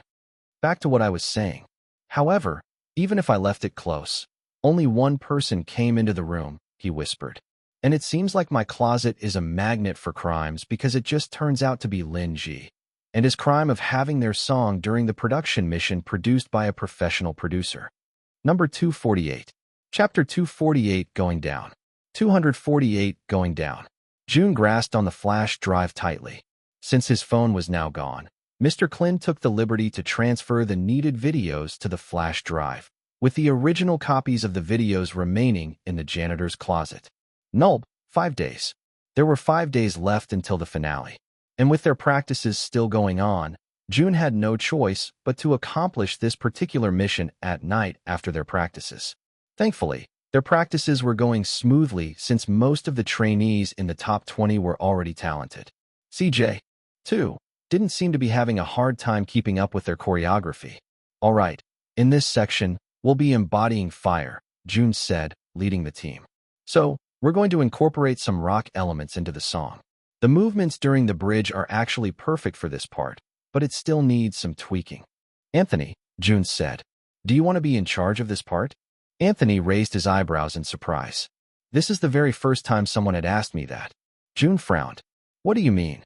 Anthony shrugged. Nothing much. Just, in the past teams I've been in, the leaders usually just assign the roles. I was never asked what I wanted to do. Well, do you want to do this one? Jun asked. Sure, Anthony chimed. Can Ben help me do it? Yes, Jun said. Then, teach us later after lunch. In the meantime, do you think you can prepare this part, Jin-sol? You've dabbled in ballet, so I think you're suited to become the center during this part, Jun suggested. Jin-sol's eyes widened. Center? But you're the center, bro. Jun sighed, then clapped, capturing the other's attention. Look, he said, you might have given me the center position, but that doesn't mean I have to be at the center at all times. We're a team, he said. And besides, it's the final performance. We want everyone to shine on the stage that, quite possibly, will be the last time we'll be performing together. So, instead of a singular center, we should all take turns being the center instead. This is our stage, not mine alone, Jun nonchalantly said.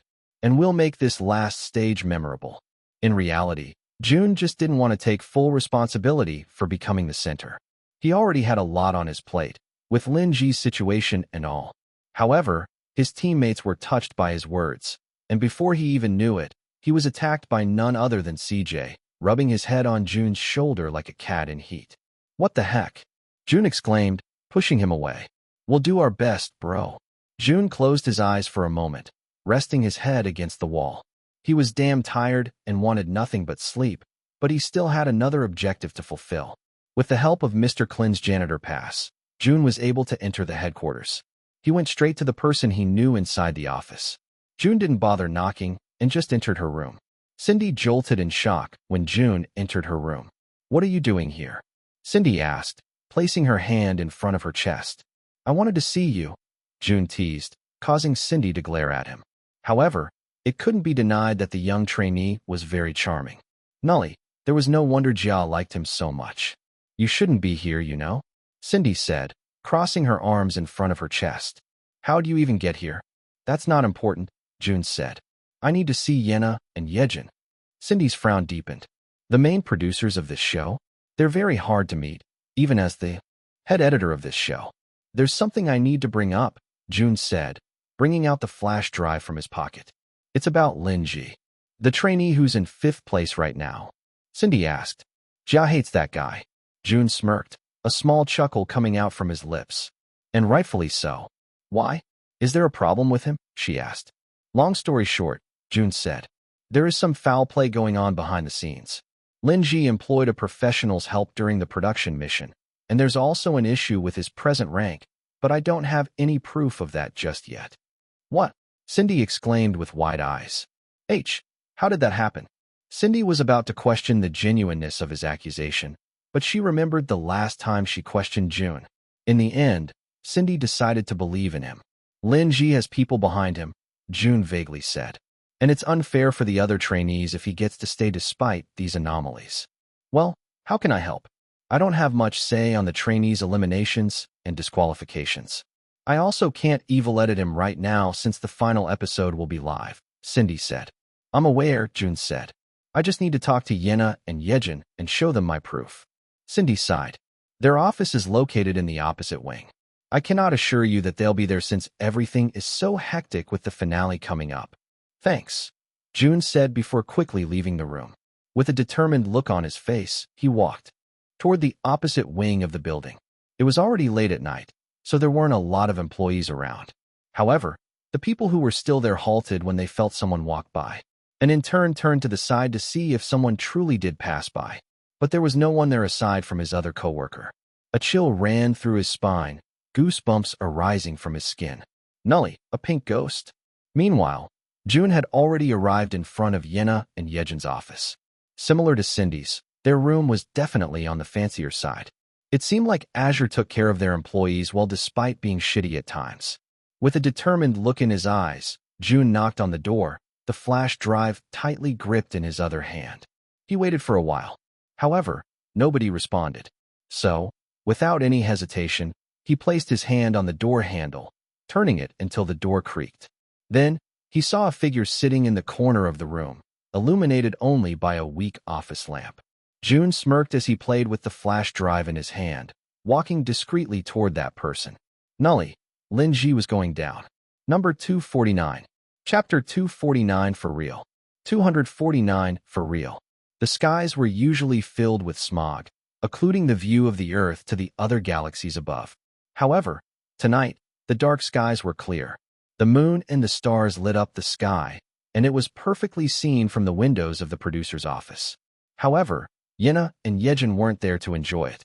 Instead, they were in the dome where the finale of Rising Stars was usually held, stressing since there was so much to do. Who are you?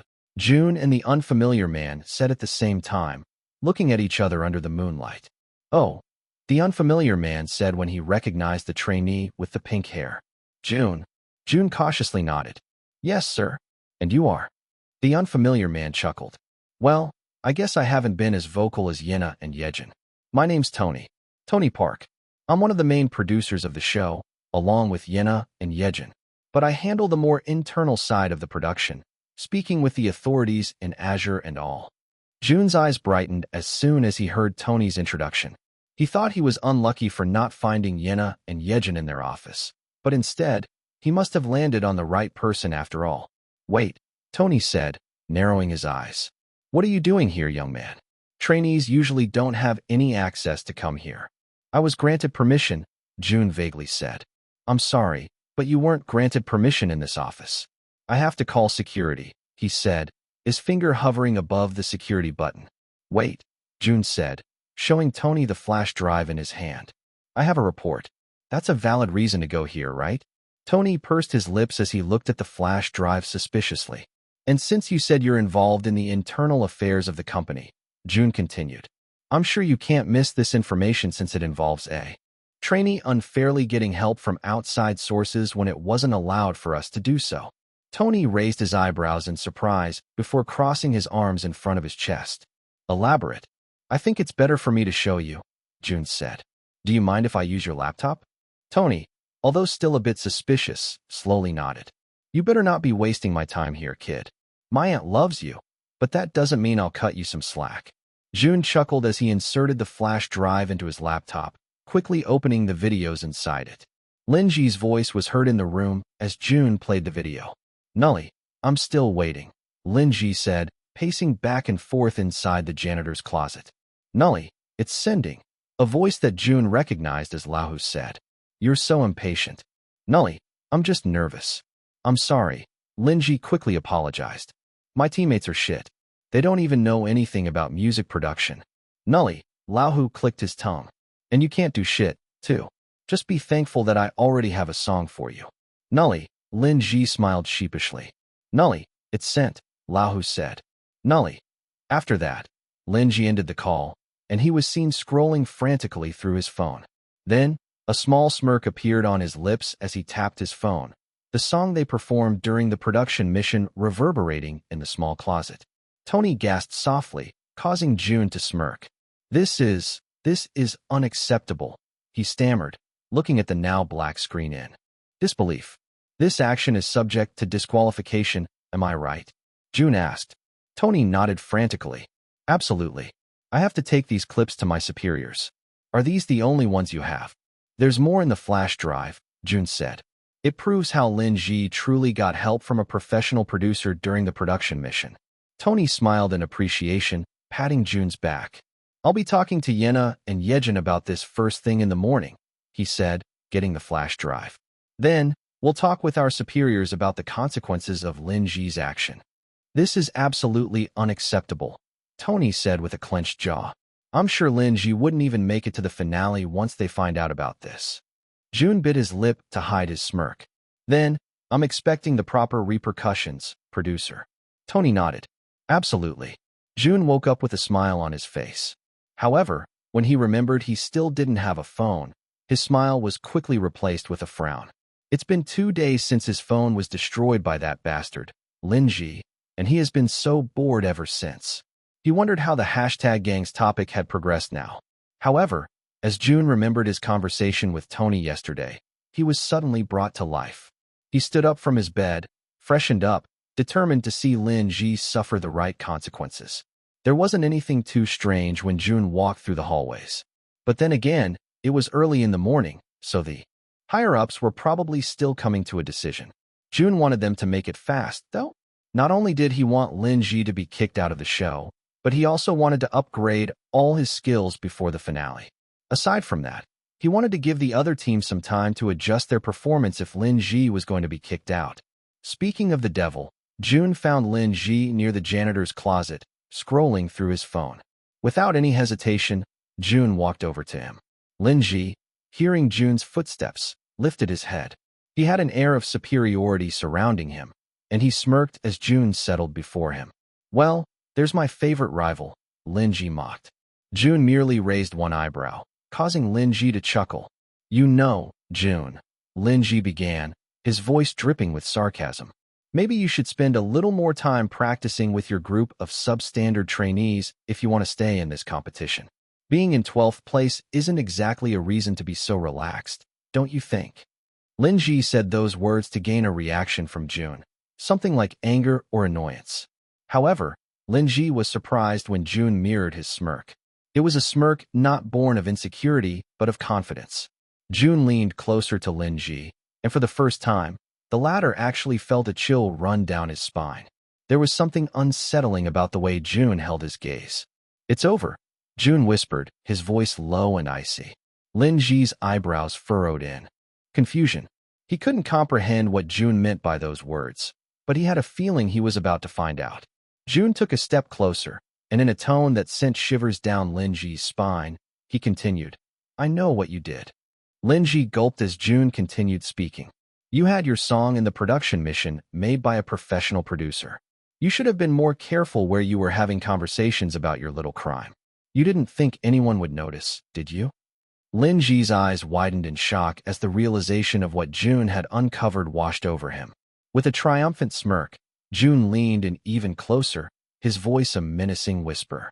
And you best believe I've reported it to the higher-ups. Say goodbye to the competition, Lin Ji. Lin Ji's arrogance quickly crumbled, replaced by fear and disbelief. As Jun walked away, leaving Lin Ji in stunned silence, he couldn't help but add one final piece of advice. Don't worry, Jun smiled. I'll work really hard in here. Maybe you should work hard, too. When you're outside the competition, Jun said, his words laced with satisfaction. That's the only way you'll have a chance at redemption. Going down for real. Number 250. Chapter 250 Betrayal. 250 Betrayal. For days, Jun's team was more fired up than ever. Their practice was going really well, with most of the details already implemented. Jun took the liberty to arrange their song, too, and his music production skills came in handy once again. The team had recorded their performance, and their smiles were visible in the video. Jun nodded in satisfaction. Their performance was almost complete. "This is the best," Johnny said. "I'm so glad to be part of this performance. I can't imagine how epic this will be once the effects actually take place," CJ said, already stoked for the performance. Meanwhile, the other team was struggling to practice their emotional performance. Lin Ji came into the practice room in a very sour mood, and it seemed like he had also affected the other members. "Lin Ji," Rin sighed, having enough of his mood. "You're the center. Do better this time." Lin Ji sighed heavily, simply nodding. However, even after that confrontation, nothing changed. The stripped-back piano that Rin had tastefully arranged now left a bitter taste in their mouths. With Lin Ji singing and dancing with an angry expression, they looked like a bunch of amateurs. Zeth sighed and stopped dancing, causing a ripple effect on the other members. They stopped dancing, too, and the atmosphere in the room became even more tense. Lin Ji noticed the silence in the room and stopped. After his conversation with Jun this morning, Lin Ji had been on edge. His fingernails even had bite marks all over them due to his anxiousness. "What's your problem?" Casper calmly asked, but Lin Ji continued to be consumed by his thoughts. "Nully, am I going to be eliminated? Nully, that Jun is much more tenacious than I thought. Nully, fuck, fuck, fuck." Lin Ji, Daeho said loudly, causing Lin Ji to snap out of his thoughts. Lin Ji felt his vision darken as he looked at his teammates. They all looked annoying in his eyes, somehow. So, without saying anything, Lin Ji left the room. The teammates he left looked at each other in confusion. Then, Rin sighed in disappointment. "Let's go back to practice." A full day had passed with Jun's team practicing for their stage. They didn't want to settle for anything less than perfection. So, they rarely took any breaks. Because of this, Jun didn't have any time to check on Lin Ji and if he had finally received the retribution he deserved. They were taking a break before they left the practice room, and in one corner of the room, CJ, Sihoon, and Minx were laughing while scrolling through Naval. Suddenly, CJ let out a loud gasp, capturing everybody's attention in the room. "What happened?" Anthony asked. "Holy shit. Lin Ji," CJ exclaimed, causing Jun to snap his gaze to them. Then, a small smirk appeared on his lips. "Nully, was it finally time?" "He's trending on Naval," Sihoon said. "What? Really?" Johnny exclaimed. "Why would he even trend at this time?" They all flocked to CJ's phone. Jun, on the other hand, walked calmly toward them. "Look, Jun," CJ said, handing him the phone. Jun looked at the phone, expecting the worst. He read the title of the trending article, with over 25,000 likes at this point. Lin Ji from Rising Stars, a genius producer. But then, it turned out to be the best. Nully, young trainee Lin Ji impresses with godlike producing skills, but faces narrow defeat. Nully, enter Lin Ji, a trainee who has taken the industry by storm with his godlike producing skills and lightning-fast pace that even seasoned professionals find awe-inspiring. Lin Ji's recent project in the latest mission of Rising Stars showcased his remarkable talents, producing a song that carried his teammates to new heights. But it was a bittersweet ending as another team emerged victorious. Nully, Lin Ji has now captured the attention of the K-pop community with his remarkably fast producing skills. We are looking forward to his improvement once he debuts, so go vote for him if you haven't yet. Starlights. We need a godlike producer in the debut team.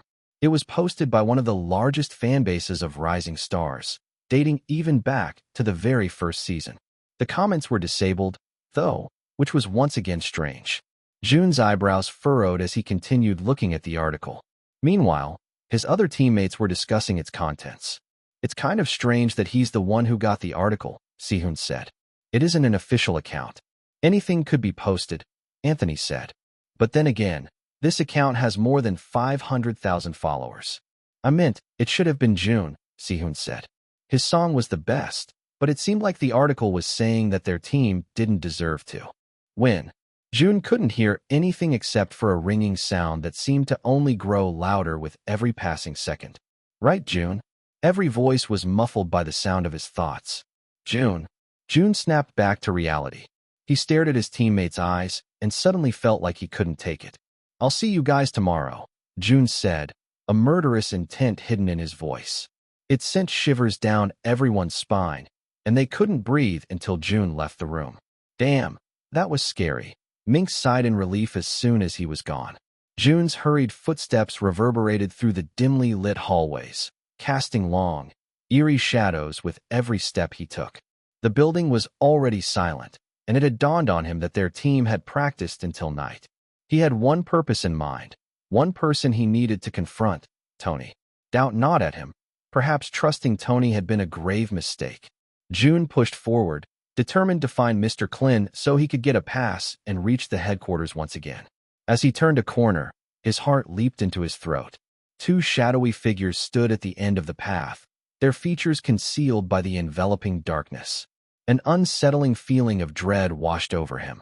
Their presence was unmistakably familiar, and that familiarity only deepened his unease. A ghastly light flickered, momentarily illuminating their faces. Jun clenched his jaw as the sinister truth was revealed. It was Lin Ji and Tony, the person he loathed, and the person he thought he could trust. It seemed like time had ceased, and everything turned to slow motion in Jun's vision. Tony's hand descended on Lin Ji's shoulder, an unsettling, creepy grin still etched on his face. Then, as if Lin Ji had magically noticed his presence, he turned his head to the side, where Jun was. And with mocking intent, Lin Ji smiled. "It's over," Lin Ji mouthed. Number 251. Chapter 251. Trust no one. 251. Trust no one. Jun stood in the middle of the hallway, frozen. It felt like a cold bucket of water had been poured all over his body. Lin Ji and Tony stood at the end of the hallway, the pale light illuminating their indulgent smiles. Tony patted Lin Ji on the back while Lin Ji bowed his head in respect. The two of them looked like good old buddies from where Jun was standing. And they probably were. This wasn't the first betrayal he had encountered in his life, but damn, did this one hit him like a bull. Jun admitted that he had been hasty amidst all of this. He wasn't perfect, and he was hurried. So, when he saw an opening, for Lin Ji to finally get kicked out of the competition, Jun trusted Tony. He thought this world wouldn't be too harsh like the world he lived in. But it was definitely harsh. The world was plain harsh. Lin Ji took one last glance at Jun, a smirk still playing on his lips, and Jun felt defeated. Jun needed to do something. So, when Lin Ji walked away, with an air of confidence in every step he took, Jun didn't hesitate to run after Tony, the guy he trusted. The old man, who had a kind and determined smile on his face when they first conversed, now had a smile that could be likened to a snake. Tony raised one eyebrow in surprise. Then, when he saw it was Jun, a smirk emerged from his lips. "Oh," he said, his voice with an underlying cunningness. "Oh," Jun repeated, his exclamation filled with resentment. Tony faced Jun fully, arms crossed in front of his chest. "Well, how can I help you today?" Tony asked like he hadn't done anything wrong. Jun scoffed in disbelief. "You and Lin Ji," he started off. "My favorite trainee, Lin Ji, you mean?" Tony chuckled. "Well, he has been my favorite from the very beginning, you see. In this world where money reigns supreme, you should choose wisely which side you're going to be on. You're the head producer of the show," Jun said in an obvious tone. "This will merely backfire if people find out about what you're doing. But I'm still here," Tony said, stronger than ever. "And I don't have any regrets doing what I've done." Jun clenched his jaw in anger. Tony saw the trainee clench his fists, too, causing him to chuckle. "Go ahead, boy. Hit me," Tony said, mockingly pointing to his cheek. "Then maybe I'll also let you off like I did with Lin Ji. Think of it as my thank you for handing me those files." Jun bit his lip, his fist shaking in rage. He wanted nothing but to plunge his fist into his ugly face, but he knew better. Nully, people like Tony couldn't be trusted. "You don't want to?" Tony asked. "Well, that's too bad. Time's up. You just lost your chance." Jun let out a deep breath. "You'll pay for this," he calmly said, causing Tony to become a bit surprised. He enjoyed watching Jun get angry, but right now, he appeared as though he meant his words, 100%. But then again, Tony didn't have anything to fear for. Tony might not be the most powerful person in Azure, but he knew damn well that he was stronger than Jun. a mere trainee who didn't even have a big company to back him up. Well, I don't have plenty of time, Tony said, a chill running down his spine as Jun continued glaring at him. I guess we'll see each other in the finals. You might not see me, but I'm definitely going to see you. Maybe I'll root for you too. Why don't you make up with Lin Ji since he's going to be your teammate, huh? He chuckled. That is, if you debut. Tony's unrepentant laughter echoed through the hallways. But, he quickly added, walking closer to Jun and placing his hand on his shoulder. He gave it a tight squeeze, but Jun didn't flinch. I have one last piece of advice for you before we part. Tony went even closer to Jun, his mustache-dirted upper lip brushing against Jun's smooth ear. Don't trust anyone here, my boy. You'll only regret it in the end. With that, the trashy producer left Jun all alone, wallowing in his thoughts. Jun let out a deep breath as he leaned against the rough wall. He wanted to go on a rampage to release his anger. But Jun knew he didn't have time for that. Instead, he needed to come up with a new plan, a better plan. This show was more corrupt than he had expected. And if they didn't want to help him, then Jun would go the dirtier route, the public route. Mr. Klin, he muttered under his breath, standing straight before practically bolting to the janitor's closet. His phone was broken, so he didn't have an extra copy of the videos Mr. Klin had saved. But at least the original files were still with the bald janitor. Jun ran through the quiet hallways, and seeing the yellow, beat-up door instantly made him sigh in relief. Jun knew Mr. Klin rarely took day-offs, so he must still be here. Mr. Klin was the only guy who had the original videos, and Jun felt like he was his last hope. Jun rapidly knocked on the wood before opening the door, expecting to see his oasis. Mr. Klin, he said, his voice filled with hope. The weak light illuminated the dark interior of the janitor's closet. There was a man inside, and Jun felt his heart race inside his chest. Mr. Klin, I need your help. However, when the man turned around, it felt like the world stopped moving for Jun. Because by his silhouette alone, he looked very unfamiliar. A scrawny, younger-looking guy with plenty of thick hair looked back at Jun. Jun observed the guy's attire and saw that his uniform was the same as Mr. Klin's. He also had a plate that said, Janitor on his chest. Nully. However, this wasn't Mr. Klin. Who are you? The janitor asked. Double sorry. Again, another disclaimer. Jun is not perfect. He's in a rush. He makes mistakes. He's a little cat. Don't be too harsh on him. Number 252. Chapter 252 Fired and Fired Up. Jun stared into the janitor's asymmetrical, inquiring eyes. He was looking at him with raised eyebrows, looking very unwelcoming. Look, kid, I still have to clean the toilets. If you need anything, can you just tell me what it is? He impatiently asked. You work here? Jun stammered. Yes, the janitor sighed. Just started today, and you're already making my job difficult to manage. What do you need? Another janitor is working here, Jun said, hope still present in his heart. Did he take a day off, perhaps? The lanky janitor frowned. As far as I know, I'm the only one working here right now. Just replaced a bald guy a while ago. Jun's ears perked up with the mention of a bald guy. What was his name again? He asked, placing his hand under his chin.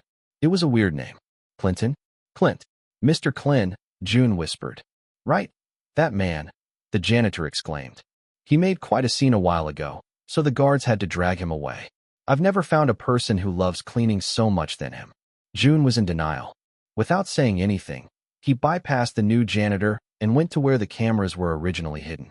Jun rummaged through the clutter, causing the new janitor to exclaim, Kid, stop it. I just fixed that. The cameras, Jun said, his voice devoid of any emotion. Where did you place the cameras? Cameras? He frowned. I don't know what you're talking about. This room was clean when I got here. Those guards took away Mr. Klin and his belongings. Shit, Jun muttered under his breath, causing the janitor to weirdly look at him.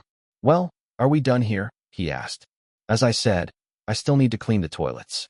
Jun stood there, looking at the now unfamiliar setup of the closet, and felt an ache inside his heart.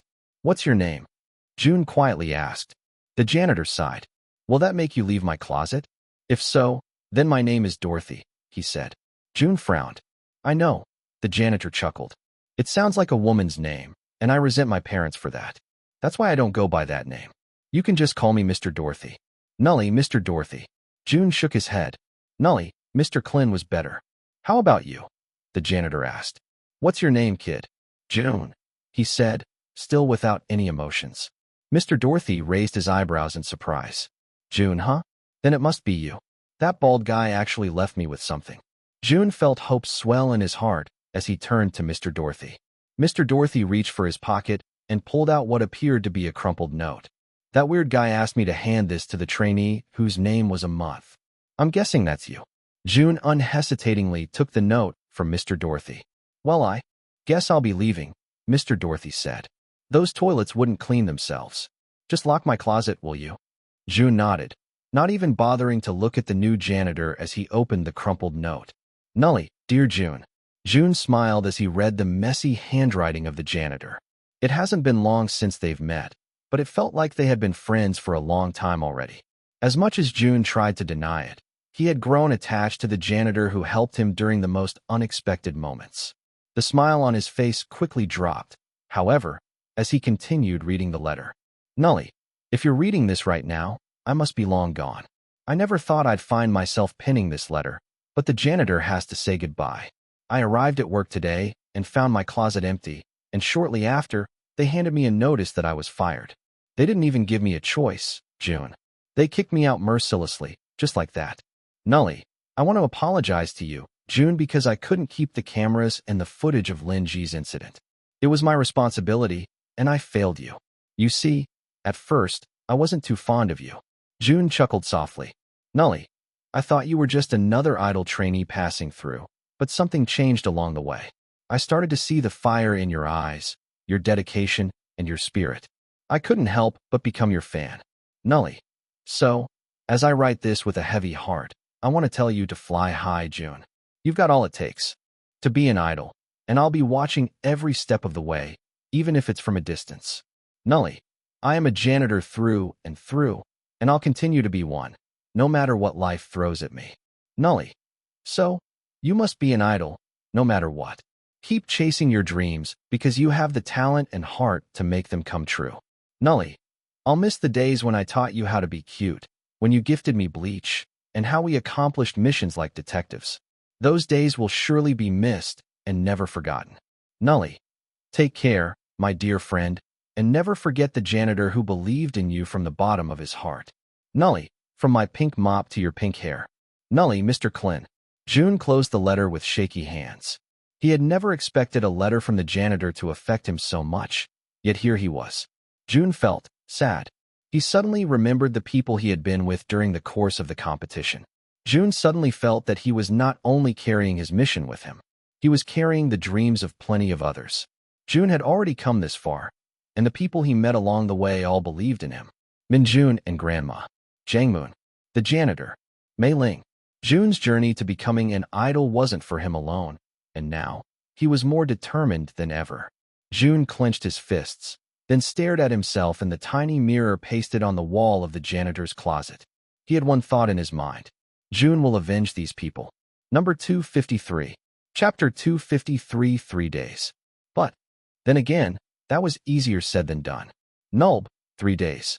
3 days were left until the finale, and June was still yet to find something that would bring Lin Ji down to the pits of hell. He was still looking for a way to find those lost footages, but there wasn't a lot of time left. June's team had gathered once more for their practice, and it was evident that June's mood wasn't the best. However, he still tried his best to put on a good show for his teammates. It was still obvious, though, and Si-hoon was the very first to notice that. Hey, are you okay? Si-hoon asked, sitting beside June. June, lost in his thoughts, looked up at the smiling trainee and nodded slightly. Yeah, just thinking about something, June said. That's good, Si-hoon said. It's good to collect your thoughts sometime. June hummed, then went back to being silent. You know, Si-hoon said, breaking the silence. I can tell that you've carried a lot of burdens on your back, and that made you the strongest trainee in the competition. At least, for me, you are, he chuckled. We're also relying on you a lot for this performance, too, Si-hoon added. But you've never crumbled under pressure. You always put on your best show, and in that way, I could tell that you'll be a very good idol. June chuckled as he looked at Si-hoon. Why are you telling this to me? Si-hoon shrugged. I don't know. Just wanted to give you a little booster, I guess. You look quite down. Yeah, June sighed. Kind of. Worried. Well, you can talk to me when you're worried. Sehun smiled. Jun nodded in gratitude. Just then, CJ's booming voice was heard in their practice room. Why are you worried, bro? Do you want me to give you a massage? He loudly asked. Jun chuckled as he shook his head. Shut up. You're making my head hurt. CJ pouted as he sprawled his body across the floor. You shouldn't be worried, bro. Your debut spot is already certain. Nothing's certain at this point, Jun said. I'm in 12th place. CJ clicked his tongue. You're right. I still find that pretty weird, though. You performed a great stage last week. Why were you suddenly in 12th place? Do you think there's any foul play going on? Anthony asked. Jun clenched his jaw. Nully, there definitely was. Hey, do you think we can talk about things like that? Zachary asked. CJ shrugged. Why not? We're not slandering anyone's name. But I do think it's still possible for a rigging incident to occur. Most definitely, Sehun agreed. But I think there's a lesser chance this time. In the past few seasons, Azure was the one who counted the votes. They could have easily manipulated it to their liking for the sake of their favorite trainees. Now, we have an outside company doing that for us. That isn't a guarantee, though, Johnny said. There might still be something going on with that company and other external companies. CJ sat up, stretching his limbs. But I heard from someone that the CEO of that company is a very honest man, though. Where did you hear this? Sehun asked. Oh, I hear a lot of things. I'm your source for all gossip, basically. And I heard that the owner of the company has lots of other companies that work for good causes. So, I have high hopes for them. I really wish nothing weird happens with the votes this time around. Jun paused, an idea suddenly dawning upon him. He already tried asking for help from Azure, and that didn't turn out great at all. Jun knew not to make the same mistake again. So, maybe he can ask help from someone who is actually closer to the votes. What's the name of the company again? Jun asked, knowing CJ would have the answer. Mintellect, CJ responded. Mintellect, Jun muttered under his breath. He was about to borrow Sehun's phone so he could research the company and find a way to meet its owner when an intern suddenly came into the room. Trainees, please proceed to the audio-visual room, he exclaimed. We have something special in store for you. With that, he closed the door, leaving the group of trainees confused. Then, Jun's teammates stood up and started heading to the room. Jun entered, and he saw that the other team was already there. A small smile played on his lips as his friends waved at him. It's been a while since they've seen each other like this since they were all busy preparing for the Signal song performance. However, his smile quickly dropped when he saw Lin Ji sitting in the middle of the room, looking more arrogant than ever. Lin Ji smiled, his eyes creasing as he looked at Jun. Jun ignored his presence and sat next to his teammates, settling at the very end of the line. The trainees chattered among themselves, curious as to why they were asked to gather suddenly. What are we even doing here? Jaeyoung asked. We need to go and practice. Akira sighed worriedly. Hey, do you think it'll be that? CJ suddenly asked. Bin groaned. Oh, please. I don't want to cry today. Just then, all of the lights turned off, and a beautiful melody filled the room. Jun sighed as he realized what was going on. Towards the end of Rising Stars, the trainees were asked to gather so they could look back at the journey they have embarked on. This was usually the time when their auditions were shown, and it was also an opportunity for the trainees to relay their sincere messages to their fellow trainees. It was definitely an emotional time, and CJ was already sniffing when the intro was played. It was a compilation of their performances, slowed down with a black and white filter. And Jun couldn't deny that it was very well edited, appearing like their lives were straight out of a movie. Then, the segments that everyone dreaded finally came. Akira was shown on screen, causing the Japanese trainee to hide his face with his hands. Akira on the screen said. This feels awkward. A message for a trainee, huh? Do I have to say just one? Akira groaned. I guess I'll go with our leader, he said. Jaeyoung, if you're watching this, I hope we still debut together. Not as Raven, but as a new group with new people. Let's debut, leader. Number 254. Chapter 254. Dear Jun. Akira glanced at Jaeyoung, fully expecting him to cry. However, a small smile was on his face, causing Akira to sulk. Nully, does he really only cry because of Jun? After that, Jisung was shown next. It wasn't too hard to guess who he left his message to. Hi bro, he exclaimed with a wide smile. Jun was the very first trainee I spoke with on the show. I was so nervous during the auditions, and I thought I wouldn't be making any friends at all. However, I was glad I chose the spot right next to you. Thank you for being my best bro in the competition. Let's debut together soon." Jun glanced at Jisung, who had a warm smile. Jun smiled slightly before looking away. Now, Zeth and Ruin were simultaneously shown on screen, causing the others to tease them. "What's this? A K-drama? It looks like they're going to confess each other's feelings." Zeth and Rin acted disgusted, but it didn't take a genius to see they were happy to have picked each other for their messages. Hey Run. Zeth started off. "It's always been comfortable speaking with you. We've already known each other for 4 years, and those times have been a blast. I wish we'd spend a few more years with each other. Not as trainees, but as idols." "Hey, Zeth," Rin was now shown fully. "Fighting with you is exhausting. Let's not do that again," he chuckled. "Well, I just want to take this time to thank you for everything we've gone through together. You haven't left my side since then, as annoying as that is." The room burst into chuckles. "But I don't mind your presence at all," Rin smiled. "Let's debut. Number 1 prick." After those two, Casper was shown on screen. "June," Casper said, causing June to raise his eyebrows in surprise. Nully, why would Casper send him a message? They haven't even known each other for too long. They've also only performed one stage together. "Hi," Casper shyly said. "If trainees could vote, then I would vote for you 100%. The room was silent for a while, but then the trainees burst into laughter. "Are you coming out as June's fan or something?" Zeth asked, slapping the back of Casper's head. Casper looked away, ignoring their teases. In truth, Casper just really missed Luther. After that, the other trainees were shown too. Then, Sihoon was shown on the screen, shyly scratching the back of his neck. He's probably not expecting a message from me," he started off. "But hey, June, it's been a while. We only performed once, but I still dream of that performance." That's the 3rd message June has gotten. Damn, he's popular here too. Meanwhile, Linji cracked his neck joints in annoyance. A lot of the trainees had already been shown, but he still hadn't received a message. "As cheesy as this may sound," Sihoon chuckled, "but you made me realize my dream once more. Before our performance, I was anxious with every stage I dealt with. But after that, I gained a more positive outlook. Thank you for showing me that I truly want to become an idol." June looked down at his lap, feeling a bit overwhelmed by the messages he had received. However, it wasn't over yet, because CJ was next shown on the screen. "I wanted to send one to that tree-like trainee, Jang Moon, but he's gone now, so I'll send one to my greatest idol, June," CJ said before looking into the camera. "That's the 4th one already. June's really made his mark among the trainees, hasn't he?" Lin Ji pursed his lips in anger.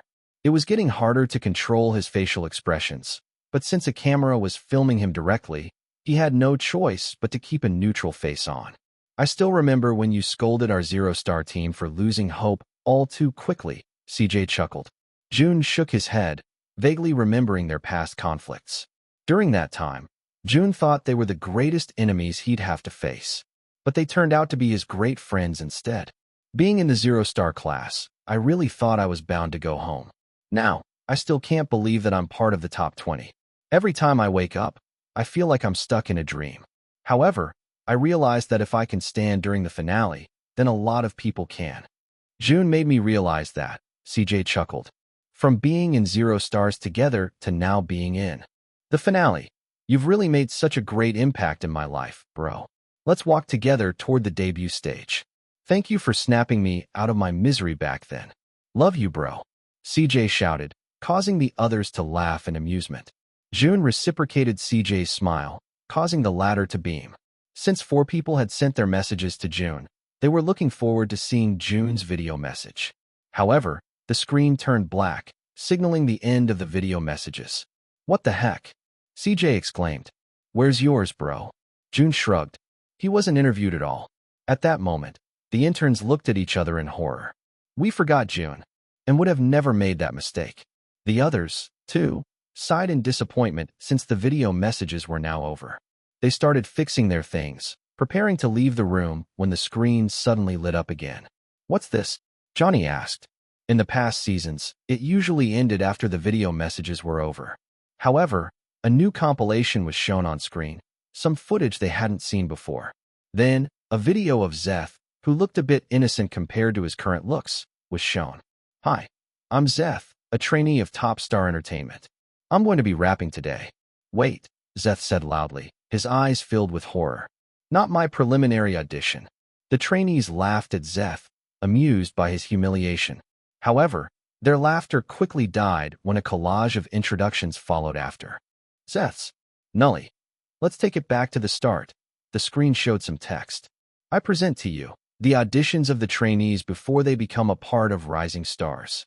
Number 255. Chapter 255, To My Future Self. Ah, please. End this misery, Zeth exclaimed as his audition piece was shown first. He showed off his rap skills with a self-made rap, and it wasn't as bad as he made it out to be. Zeth, who still had black hair during this time, looked significantly younger, even if only a year had passed. Nully. In the spotlight, dreams so bright, but it's a fight. Nully. Idle trainee life, every day and every night. Nully. Behind the scenes, the sweat and tears, we give our all. Nully.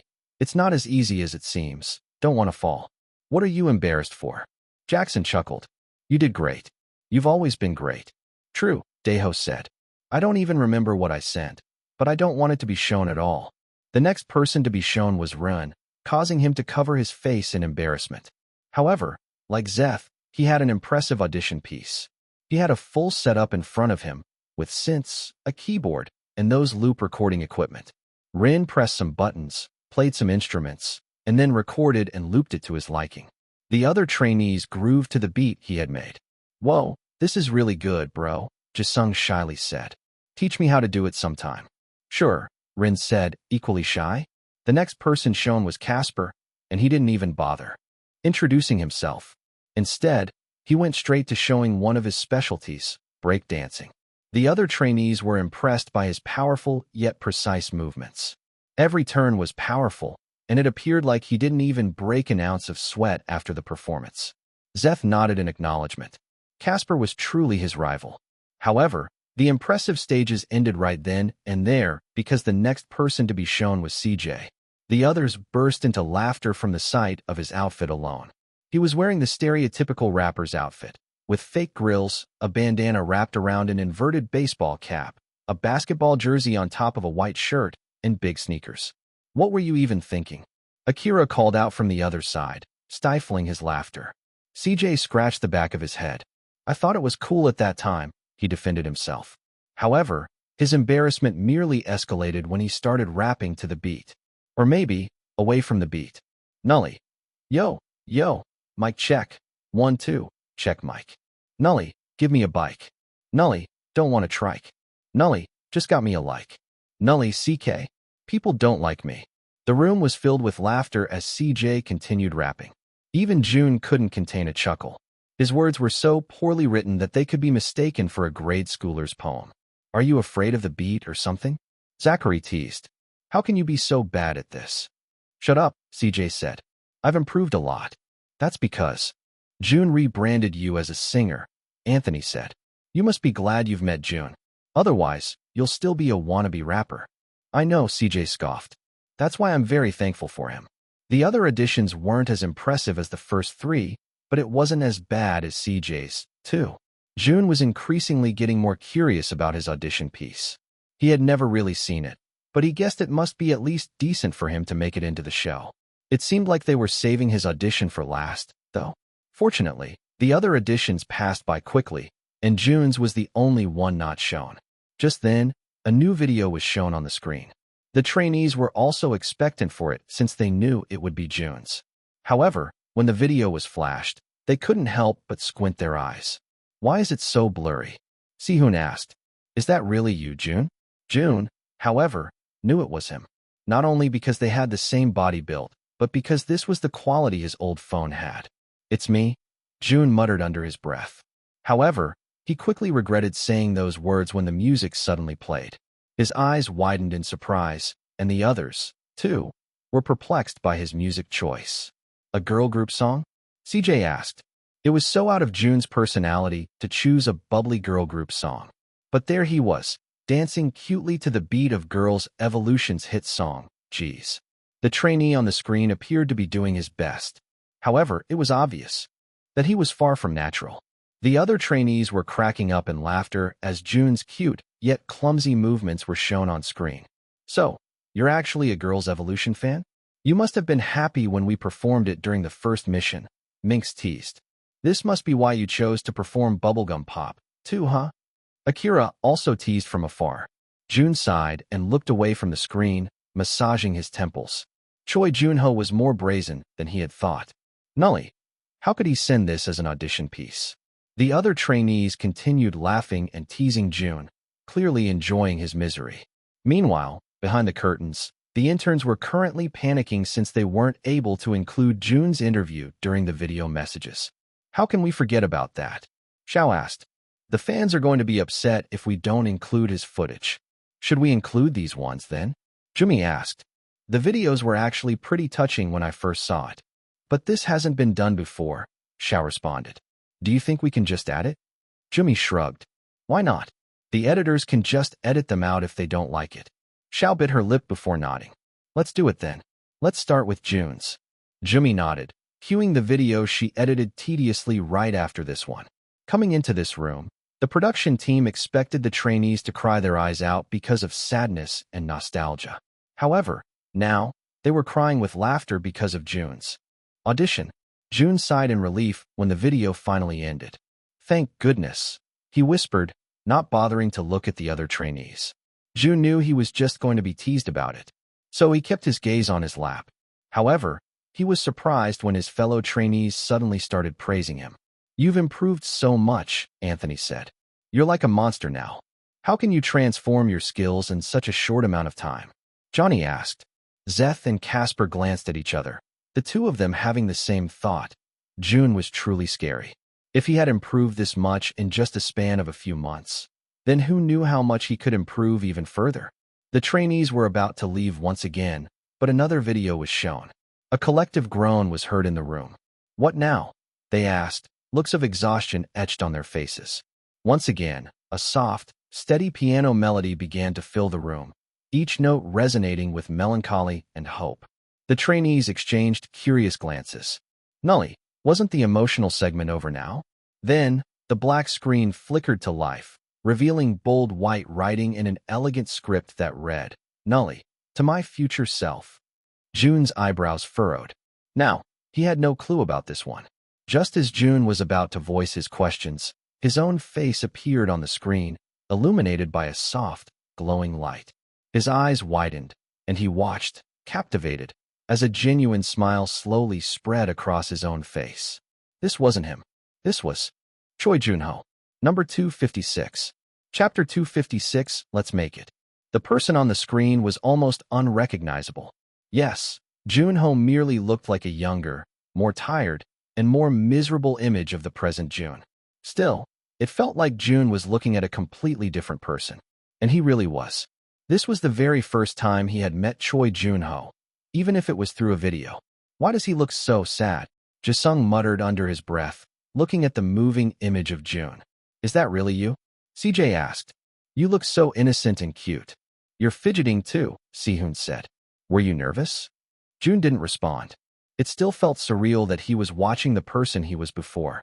The screen displayed Joon-ho seated in front of the camera, his expression filled with nervousness. His voice quivered as he began to speak. Hi, Joon-ho said in an uncertain tone, causing an uproar among the trainees. What the hell? Were you always this soft-spoken? Akira asked in disbelief. You actually sound pretty shy, Ben said. Yeah, you're very confident now, CJ pointed out, causing Jun to glare at him.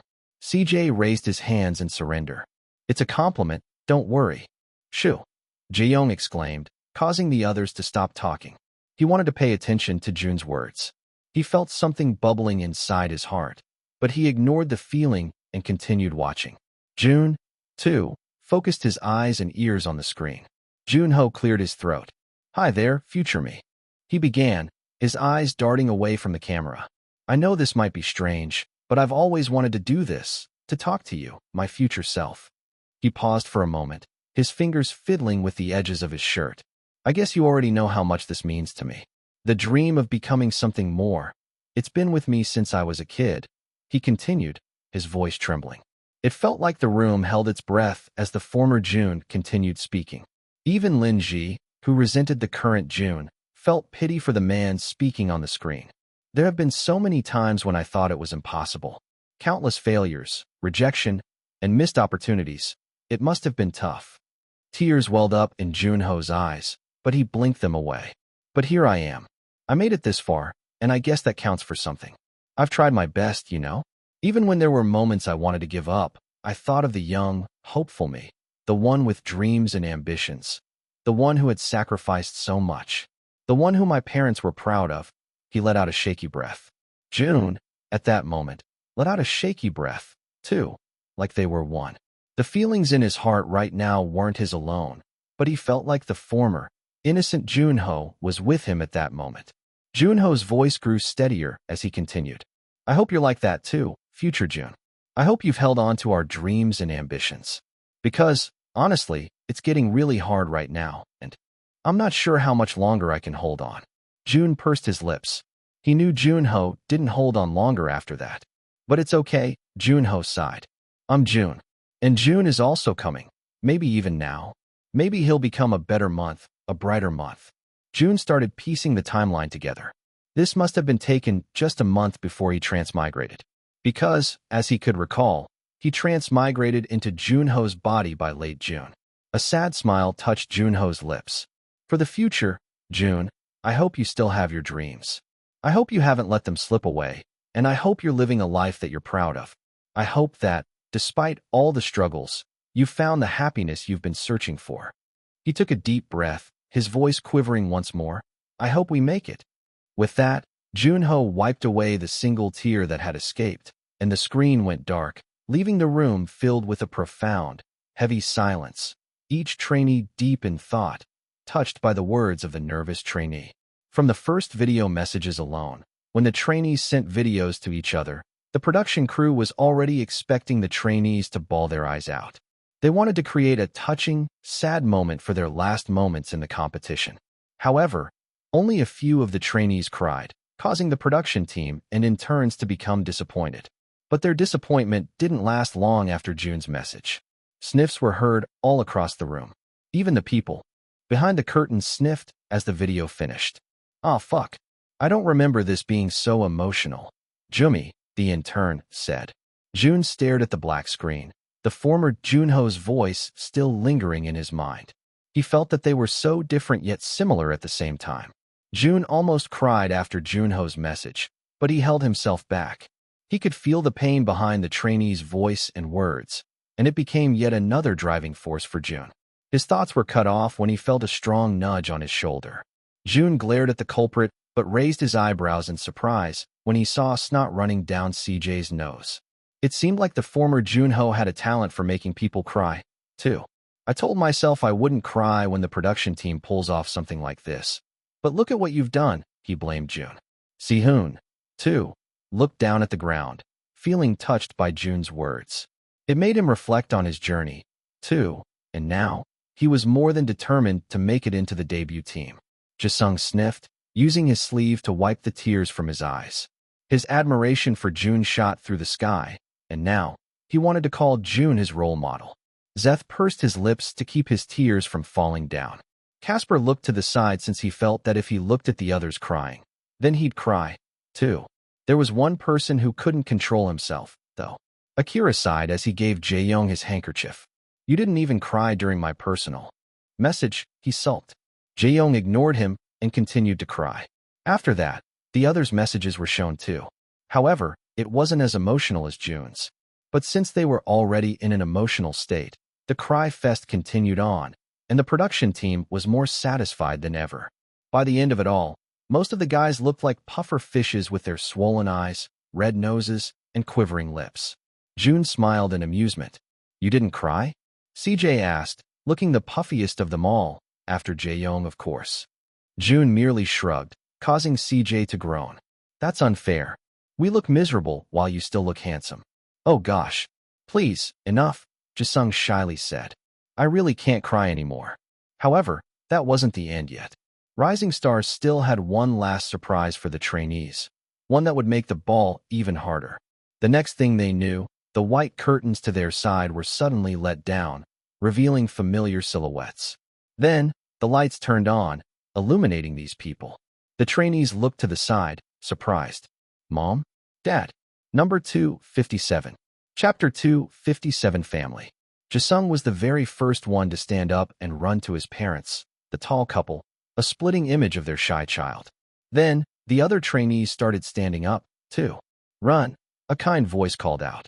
Rin turned to his mom, surprised to see her there. Mom, he said in a small voice, sounding more vulnerable than ever. His mother had never accepted his dreams. She had always wanted him to go a more conventional route, to become a lawyer or to become a doctor. So, in the end, Rin still didn't feel satisfied with himself despite reaching great achievements. Ren, his mother repeated. Your mom's here. With those words, Rin ran to his mom, wrapping her in a tight hug. I'm here now, she whispered into his ear. Your mom's here to support you now. Casper, whose parents were working outside of the country, smiled when he saw his three sisters with teasing looks on their faces. Come here, loser, the eldest sister said. Casper shook his head and walked toward them, acting like he didn't appreciate their presence. However, in reality, he did, very much so. CJ was bawling on his mom's shoulder, who appeared to be a female version of CJ. Calm down, will you? His mother snapped, slapping his butt, causing him to yelp. You saw me during your break. How can you cry like this when all you do is laze around in the house? Lin Ji, too, smiled when he saw the friend he made when he trained for a short while in Korea. You're here, Lin Ji said. Well, I wanted to congratulate you before your debut, his friend chuckled. Jun watched the scene before him with a small smile on his face. Seeing these trainees interact with their family and friends, he realized that they, too, had stories to tell. And he also knew that nobody probably came for him. Jun didn't have any family members, and the friends he made were all part of the competition. Jun was about to sit back down to hide his slight disappointment when he heard a familiar voice from across the room. Aren't you even going to greet us? Jun turned around and saw the little devil that somehow wormed his way into his heart. Beside him was Grandma, with a welcoming smile on her face. Come here, Jun, Grandma said, coaxing Jun to come closer. A wide smile now appeared on Jun's face as he walked eagerly to the two of them. Again, Jun wasn't used to the concept of family. Mei Ling was the only family member he had left. However, seeing Min Jun and Grandma made Jun feel like he had a family in this life. Min Jun clicked his tongue and gave Jun a small hug, causing the trainee to smile. You missed me, huh? Jun teased. Of course not, Min Jun scoffed. That was a good luck hug. You placed 12th when I wasn't around. You must have been slacking off. Jun chuckled. That's right. Grandma shook her head. Don't listen to this twerp, Jun, he said. You've done very well. Your last stage was my favorite so far. Thanks, Grandma. Jun smiled. Rising Stars has prepared a meal for the trainees and their loved ones, someone from the crew said, interrupting the emotional moment. Please go to the next room and sit at your designated tables. The trainees wasted no time in dragging their family members and friends to the next room, excited to talk about the current happenings in their lives. Jun, too, was excited to talk with Min Jun and Grandma. However, he didn't show it too much since he had the same stubbornness as Min Jun. The three of them sat at a small table where numerous dishes were laid out for them. Min Jun excitedly dug in. However, he slowed down as he took the first bite. What's wrong? Jun asked. Grandma makes better food, the kid said. Jun, too, took a bite of the food and quickly nodded in agreement. You're right. Grandma chuckled. You boys are flattering me too much. Just eat since they graciously prepared it for us. I mean, I'll still eat it. Min Jun shrugged, going back to eating the food. They had a natural conversation, and for a moment, Jun forgot about his frustrations with Lin Ji and Tony. Instead, he genuinely enjoyed their time together. As the meal neared its end, Grandma suddenly nudged Min Jun's side, causing the little kid to whine. What is it, Grandma? Grandma clicked his tongue. You were going to give something to Jun, right? Jun smirked.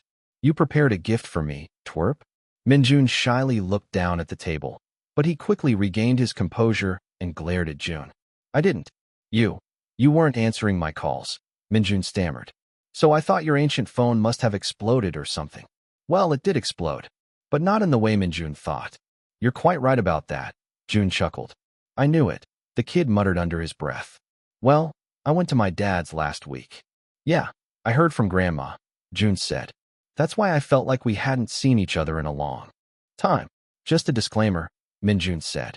I'm not giving this to you because I want to, but because my dad gave me a new model already. Jun felt his heart pound inside his chest. He felt excited. He hadn't felt like this since seeing the very first anime girl that awakened his heart. Minjun brought out something from his pocket, sliding it over to Jun. Here, he said, still not looking at Jun. You can have my old phone. It's too slow for me now. Jun's eyes brightened, even brighter than Mr. Klin's forehead. He looked at the phone in wonder. It might be old in Minjun's perspective, but anything was better than the phone Jun once had. R.I.P. to that phone. But still, fuck that phone. Is this really mine? Jun asked in disbelief. Yes, Minjun groaned. Just accept it. It'll be weird if you refuse. Of course, I won't refuse, Jun said, grabbing the phone on the table. You can't take this back now. Minjun chuckled. I won't. Don't worry. I already uninstalled my apps and installed the ones you like. Besides, he said, bringing out his new phone, why would I waste my time on a phone like that when I already have something like this? Jun clicked his tongue in annoyance. However, in the end, his happiness shone through. Jun finally had a new phone. He can finally make use of those accessories he won during the field day. He tested out the camera and almost screamed in joy. It was clear. He could actually see the dimensions of his nose. Jun continued inspecting the phone, a genuine smile on his face. Minjun and Grandma watched him with amused expressions. However, Jun tilted his head to the side when he saw a card behind the phone's clear case. What's this? He asked. Oh, Minjun exclaimed. I guess I left it there. My dad gave me his calling card, so I can save his number on my new phone. I stored it there for a while and forgot about it. You can just throw it out if you want. Jun shrugged, popping the case open. How was your stay with your dad, by the way? Jun engaged in small talk. Minjun shrugged. It was pretty fun, but he was pretty busy. He left me a couple of times because he wanted to oversee his company's conditions. He's a workaholic, really. He also handles a lot of companies, so it's hard to meet him at times. But I guess I like the fact he named one of his companies after me. Really? Jun asked. Yeah, Minjun beamed. The name is on the calling card you're holding. Jun, without giving it much thought, flipped the card to read his dad's company's name. However, he almost fell out of his seat when he saw the big, bold letters written on the card. Mintellect. Yeah, Minjun the intellectual. Pretty cool, right? Number 258. Chapter 258 stars. Amidst a sprawling open field next to the finale's venue, thousands of excited yet nervous souls had gathered. People stood clustered outside a colossal, translucent dome, their hums of excitement reverberating through the air. The atmosphere was alive with anticipation as friends and foes alike gathered. Laughter and animated discussions painted the background for a grand event about to unfold. The Gummy Sky Dome, with a capacity of 8,000 people, has been Azure's pick for every Rising Stars finale. And this season wasn't any different. However, undoubtedly, there were more people waiting to get inside this time around. Vibrant banners of assorted colors, each one bearing the image of a beloved trainee, fluttered in the gentle breeze. The fans of these trainees documented every detail, capturing photographs that would be cherished forever in their galleries. These fans had assembled from all corners of the country, and almost every continent was represented. Despite the sun still dominating the afternoon sky, a long line had already begun to form, snaking around the perimeter of the dome. The weather played the role of a good host, bestowing upon them a day that was perfect, neither too hot nor too cold. The golden sun kissed their skin with gentle warmth, and it seemed to be a very blessed day. Around the venue, a multitude of stalls had sprung to life, offering a variety of delectable treats. The smell of buttered popcorn wafted through the air, serving as a temptation to everyone who passed by. One vendor spun fluffy cotton candy in a sugary clouds of different shapes and colors, capturing the eyes of children and adults alike. One stall was particularly popular, though. A father and daughter pair were busily whipping out new batches of ice cream as fans flocked to their truck. The music from the truck that echoed through the bouts of people was familiar, but they couldn't pinpoint where they heard it. We've sold so much ice cream, Dad, Lila smiled. Her dad reciprocated her bright smile, ruffling the little girl's hair. Jia, with her 4 idol-crazed friends, looked at the people lining up with raised eyebrows. What are they even lining up for? Bora asked. We have assigned seats. Beats me, Jia said. Those fans at the very front are wearing cowboy hats. I think they're CJ's fans. Bora shook her head in disappointment. Well, I guess fans, too, take after their idols. The 4 of them chuckled, continuing to walk around the proximities of the dome. Jia glanced down at her outfit. She was wearing a white sundress with matching pink cat ears. She was embarrassed to wear it out in public, but remembering that June wore a pink mask during the beginning of the show gave her a boost in confidence. Wait, Jia said, bringing out her phone. Let's sit first. I have to do something. Her 4 friends followed after her. What are you even doing? Sumin asked. The stars, Jia frantically said. My mom gave me more money, so I'm going to buy June some stars. Nari chuckled and shook her head. June's so popular. He's definitely going to debut. You don't know that, Wei said. He's 12th right now. He might not make it. Jia glared at her friend before purchasing a whopping 1,000 stars. He'll make it. He has to make it. Meanwhile, a group of old ladies, all wearing pink cat-themed uniforms, all huddled in a group. There was a frightened young man standing in the middle, shaking in his boots as he gave them a live tutorial on how to send stars to June. You press this one, he shakily said, pointing at the purchase button. Then, you specify how many stars you want to buy. This is so difficult, one of them whined. My son does this for me every time. Mine too, another chimed. This kid is a bad teacher. Where did you even get him? I was just passing by, he stammered. Teach us more. He was cut off by another old lady. How much does 10,000 stars cost? One of them asked. $1,000, the scared guy responded. Oh great. Let me buy 30,000. You're rich. I'll only buy 10,000. I just won't buy a bag this month. I'll buy 20,000. The scared teen looked at the old crowd that surrounded him with wide eyes. Frightening, he muttered under his breath. Meanwhile, inside the Azure building, the trainees' family members and friends were already waiting inside. Their seats were located near the stage, and Grandma was proud that she got the very front seat. Well, it was all thanks to Minjun, who showed off his puppy eyes to the people who also wanted to sit at the front. We have a great view here, Grandma exclaimed with a smile. Of course, Minjun said. Big Bro needs to see us well. Just then, a group of trainees entered the dome, sitting next to the trainees' significant others. Oh my, Jisung's mom said, slapping her husband's chest. There are so many handsome boys right now. Casper's sisters were practically bursting with joy as they looked at the big group of handsome trainees sitting next to them. It was the eliminated trainees. Jang Moon, who sat closest to the significant other's seats, waved enthusiastically when he saw Minjun. However, the young kid who was currently undergoing puberty merely narrowed his eyes at him before swiftly looking away. Jang Moon pursed his lips together. Nully, what did I ever do to that kid? I thought your dad was coming with us to watch, Grandma said, capturing Minjun's attention.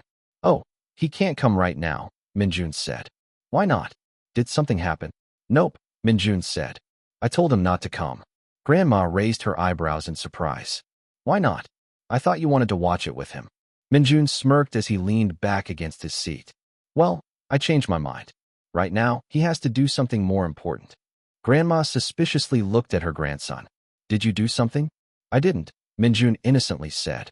Dad just has a job to do, that's all. Number 259. Chapter 259, the finale, finally. Why are we here again? Sasha asked as her personal stylist zipped her up. She went out of the dressing room and faced her teammates. Rather, her former teammates. 9 beautiful ladies were scattered across the room. Some of them getting their makeup done, some of them eating, and one of them busily buying stars for her favorite trainee. Looking at them made Sasha feel a bit emotional. It has been a while since they disbanded, 2 years to be precise, and being with them took Sasha back to the times when they were still active as a group. Now, they all had their different things. However, being with them still felt natural. Ask Mimi. Kira responded to Sasha's question, smacking her lips after reapplying her lip gloss. I'm also surprised that we were invited to come here. I thought Boy Mystic would come alone. Sarah groaned as she leaned her head against the wall. I could have been sleeping this time around. Yet here we are, witnessing yet another season of Rising Stars. I thought we were done with this already. Mimi clicked her tongue as she finished voting for Jun. Come on, girls. Don't you want to witness the show that brought us to where we are today? She enthusiastically asked. No. Yeah, no. It was one of the worst times in my life. Fuck Azure. But still, thanks for helping me pay my bills. Mimi groaned in annoyance. I asked, practically begged Yena and Yejin to bring us here. So, you're all going to smile and accept the fact that we're watching this year's Rising Stars finale. Why would you even do that? Yasmin asked. Were Lala and Sasha actually right? You have a trainee you're rooting for. Yes, Mimi smiled.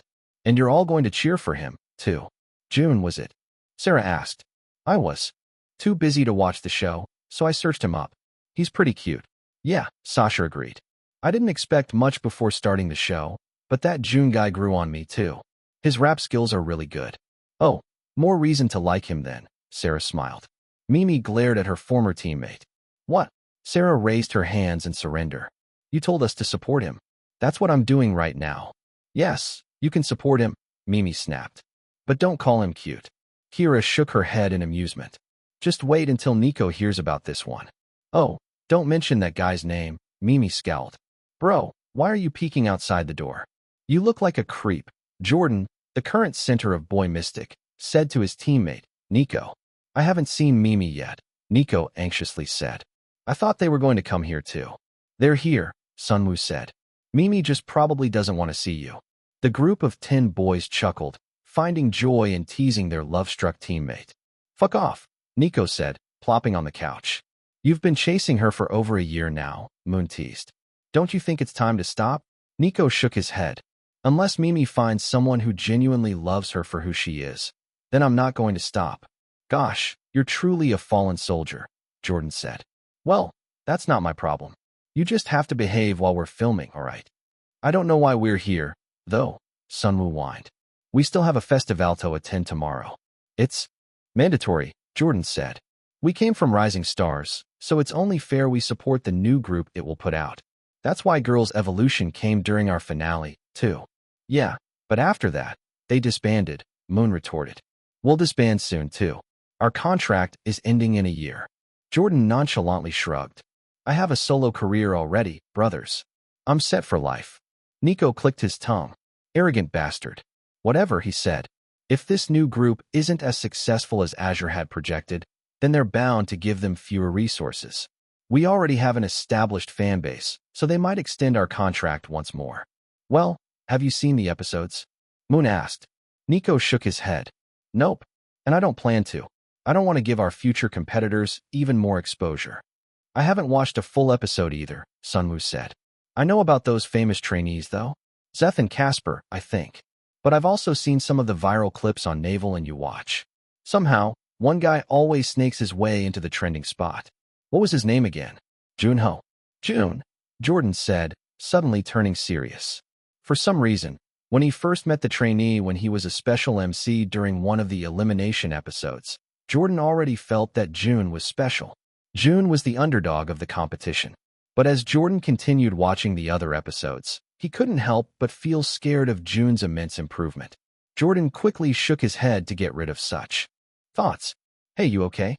Moon asked, pinching his ear. Yup, Jordan smiled. Shall we go? Nico excitedly stood up. Let's go. I can't wait to see my honey. 8,000 seats were packed to capacity, and countless more fans clamored outside, yearning to be a part of the awaited event. Tonight, dreams would be made, and stars would be born. As the lights dimmed to a soft hush, the LED screen on stage sprung to life. It flickered and glitched, building suspense, and then burst forth a display of futuristic lights that painted the dome in a rainbow of colors. The audience gasped and cheered in unison as the vibrant hues danced across the wide hall, casting ethereal patterns that left everyone in awe. Suddenly, with a ground-shaking rumble, a platform rose from beneath the stage. Smoke swirled around it, creating an exceptional illusion. Amidst the dramatic entrance, a man emerged, appearing to have come straight out of a superhero movie. Kang Mi-ho, a renowned actor, stood tall and handsome. His chiseled features and toned body were accentuated by a form-fitting, all-black suit. The surround sound system enveloped the entire venue, sending vibrations through the audience's bodies, making their hearts race with excitement.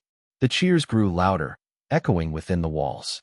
Kang Mi-ho lifted a microphone to his lips, and his voice, like honey, filled every corner of the dome. It's time to shine. Number 260. Chapter 260, Smug Balladeer. One by one, the mentors made their grand entrances. They descended from the ceiling on platforms, wearing spectacular dresses and suits that could rival the most glamorous red carpet attire. The first to descend was Ji-hyun, who appeared in a flowing gown that shimmered with every step. Next came Bone, the charismatic rapper, who strutted down the platform and stood next to Ji-hyun. Woo-jin emerged not long after, an all-white suit reflecting the lights that illuminated the stage. Gun and Hyerin came down as a pair, both wearing red. Hyerin looked sexy under the stage lights, while Gun was nothing short of dazzling.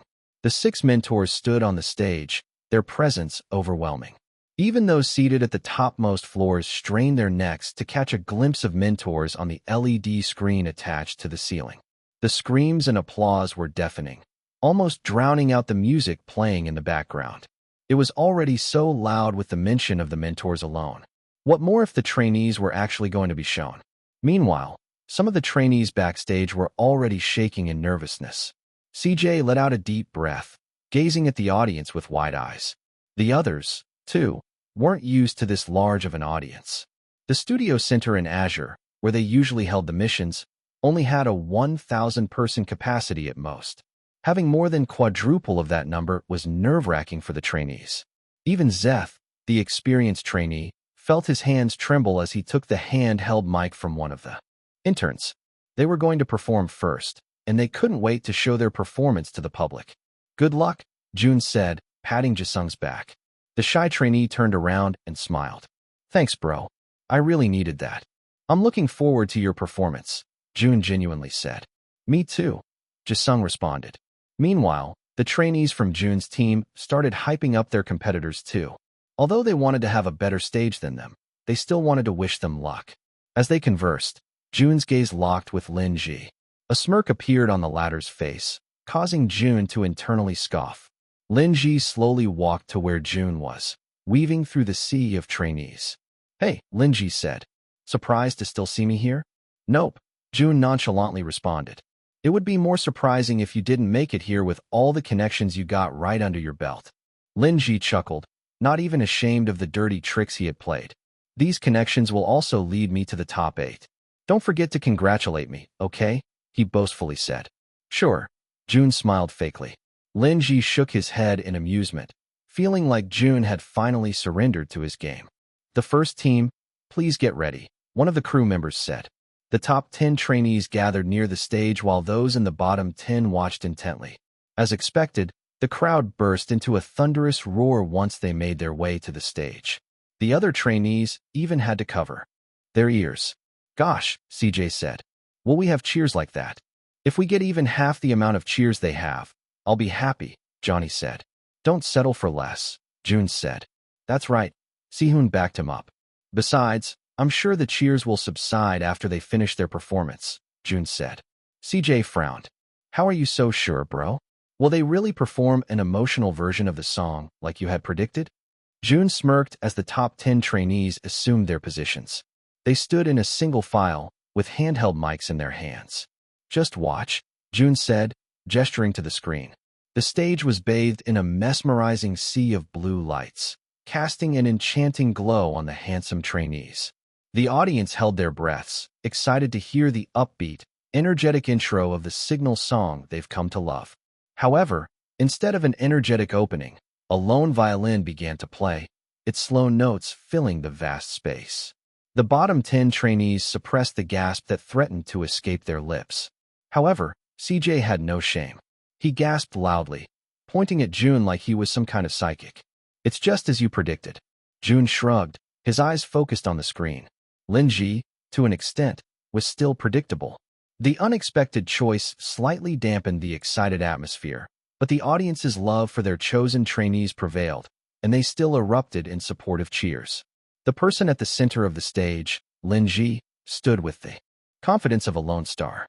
He began to sing, his voice rich and deep. The others joined in, harmonizing around him, creating a chorus that filled the dome. In the depths of my mind, I had a vision so clear, a dream so vivid it fueled my fears. But I knew deep down I couldn't do it alone. I needed the strength of those who called me their own. It was definitely beautiful, like a choir, but not without flaws. Amidst the harmonious sound, there was a subtle shakiness in their voices, a nervous energy that betrayed the immense pressure they were under. The imperfections in their performance, magnified by the simplicity of their presentation, became more obvious. Ji-hyun hummed, looking at the top 10 trainees with an ambiguous expression. As the chorus approached, the trainees transitioned from their melodic singing to an elegant contemporary dance routine. Their movements were a breathtaking display of grace. Every step, every gesture, was definitely executed flawlessly. Jisung and Zeth stood at the center this time, and Jun wanted to applaud them for doing such a great job. Dreams come true when we're together, hand in hand, in stormy weather. With the people around, we'll reach for the sky. United as one, our spirits flying high. United as one, our spirits flying high. The chorus, however, proved to be a challenge for the audience. Its complexity, filled with harmonies, left the crowd unable to sing along. The song had also slowed down from its original tempo, so they weren't able to show their excitement. As the bridge approached, the tempo dropped even further. The trainees used this opportunity to channel their inner feelings and emotions. Jun shook his head. Lin-ji should have known better than to beat him at his own game. This stage was ruined from the very start because of two reasons. The top 10 trainees were too nervous, and they didn't have a concrete concept. They just wanted it to become emotional. That was it. The trainees' expressions conveyed sadness, their dance moves reflecting their memories from their time on Rising Stars, where they had invested their hearts and souls. Yet, like Jun expected, there lingered a hint of nervousness in their voices and movements, sensing the audience's less excited response. As the bottom 10 trainees watched the performance through the screen, they realized the importance of Jun's words. Starting the night with a ballad was a risk, and the crowd definitely struggled to immerse themselves in the atmosphere they wanted to build. Lin-ji, standing at the center of the stage, noticed the audience's reluctance to fully engage in their performance. Frowning, he knew they had to change tactics to connect on a deeper level. The beautiful arrangement, the well-prepared props with white accents, and the floating clouds on the LED screens were all tasteful, but it seemed they needed something more to touch the audience's hearts. Determined to win over the crowd, Lin-ji took a deep breath and decided it was time to break out the big guns. As the bridge reached its climax, Lin-ji, driven by the desire to capture the audience's attention, made a bold move. He belted out a high note that pierced through the emotional atmosphere of the performance. However, this unexpected change disrupted the harmony of the group. The other trainees, startled by the abrupt shift, looked away, their faces revealing their unease. Though Lin-ji was proud of his vocal feat, his fellow members were not as thrilled. The unity that had characterized their act started to crumble. Jun looked away, too, suddenly feeling bad for his friends in the top 10. However, it was good they maintained their professionalism and didn't make any mistakes. With that, their performance ended on an ambiguous note, and the audience's cheers were significantly weaker than when they first entered the stage, just as Jun had predicted. Number 261. Chapter 261 Piano Man. I don't know how to feel. Me too. It was kind of lackluster. I expected more. They were all very good, though, as expected from the top 10. I loved Zeth and Jisung's pair dance. I like the arrangement, too, but it would have been perfect if they performed it at the right time. Performing it at the very beginning seems quite forced. Well, that was ass, Nico bluntly said, making Jordan slap his hand over his teammate's mouth. You really don't have a filter, do you? Jordan sighed. What would you have done if the camera panned to you at that very moment? But it didn't, Nico smirked. You've got to admit, bro, it was shit. My audition was better than that. You were in F class, Nico, moonshined. But I agree, it wasn't finale worthy. I was expecting more from them because they have so many frontrunners. Well, you guys better shut up, Jordan said. The next team is going to perform now. The two finally shut up, focusing their gazes on the stage. However, Nico groaned once more when a piano was brought to the stage. Oh great, he faked a yawn. Another emotional performance.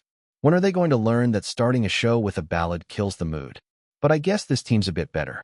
Did they ask the music team to play piano for them? Jordan was about to scold Nico for being so negative, but halted when he saw a trainee with pink hair sitting in front of the piano. The stage was dark, but his pink hair was too vibrant not to notice. Jun? Plays the piano, he muttered. Piano? Will someone play the piano this time? Is it Johnny? I think he plays the piano. Johnny posted a piano cover of a nursery rhyme when he was in middle school. I don't think that counts. Wait, Jun's sitting in front. Really? How can you even see? Look, it's his pink hair. Holy crap. It really is Jun. I just wish they don't perform another ballad. I'm going to sleep in boredom if that happens. Meanwhile, Kira had to hold Mimi down just so she wouldn't jump in excitement. Piano she. Whisper shouted. Does he know how to play the piano?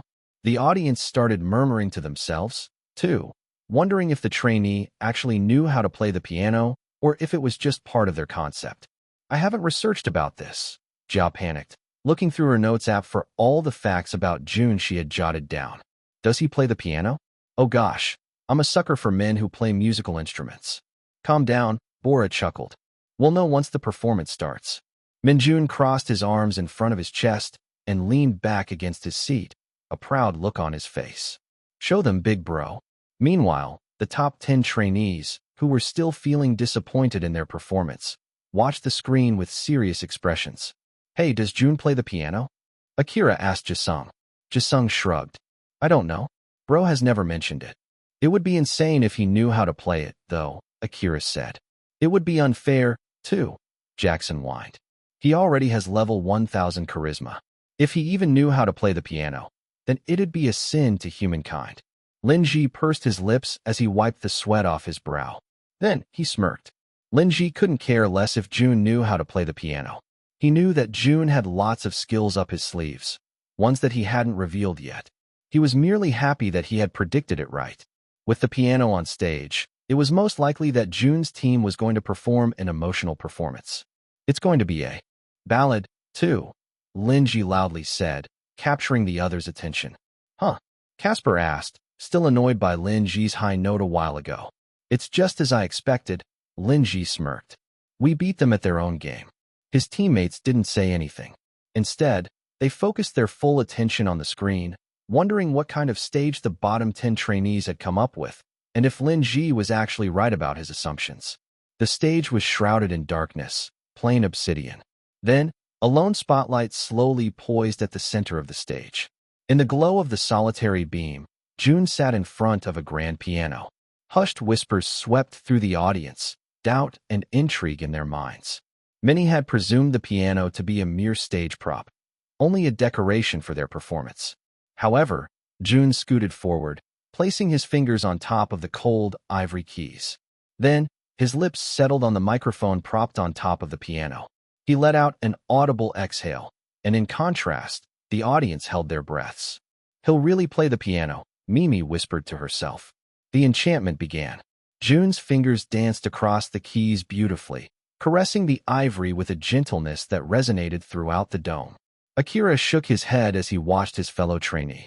Damn, he whispered. That's another skill added to his roster. With every key he stroked, the piano spoke. Its notes were tender, the melody like a heartfelt ballad that whispered to the hearts of the audience. However, some were disappointed that it was yet another slow, emotional performance. One person undoubtedly enjoyed it, though Linji. Got you, Linji muttered under his breath. Jun's eyes remained fixed on the piano, his face showing utmost concentration. Just as the audience settled into the serenity of what they presumed to be another typical ballad, there was a slight shift in the way Jun played the piano. The spotlight, initially steady, flickered like lightning. And in that moment, a deafening thunderous sound erupted, startling the audience in their seats. Linji frowned at the sudden shift in the atmosphere. Wait, Rin said, his eyebrows furrowing.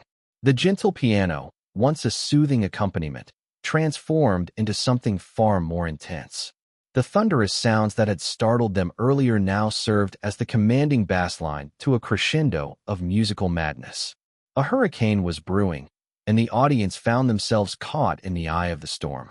Jun, with a sly and knowing smirk, locked eyes with the camera. It was as if he had heard everyone's thoughts, the preconceptions of their performance. "It's not a ballad," Zeth said. As the thunderous rhythm continued, June played the piano with the same rhythm and intensity. It was definitely not a ballad, because the next thing they knew, June brought his lips to the microphone. Then, he began to rap. Number 262. Chapter 262 Avatar. He's rapping? Damn, I missed him rapping. What the heck? Did he get better at rapping too? I started watching after June's rigging scandal was debunked. I am shocked, to say the least.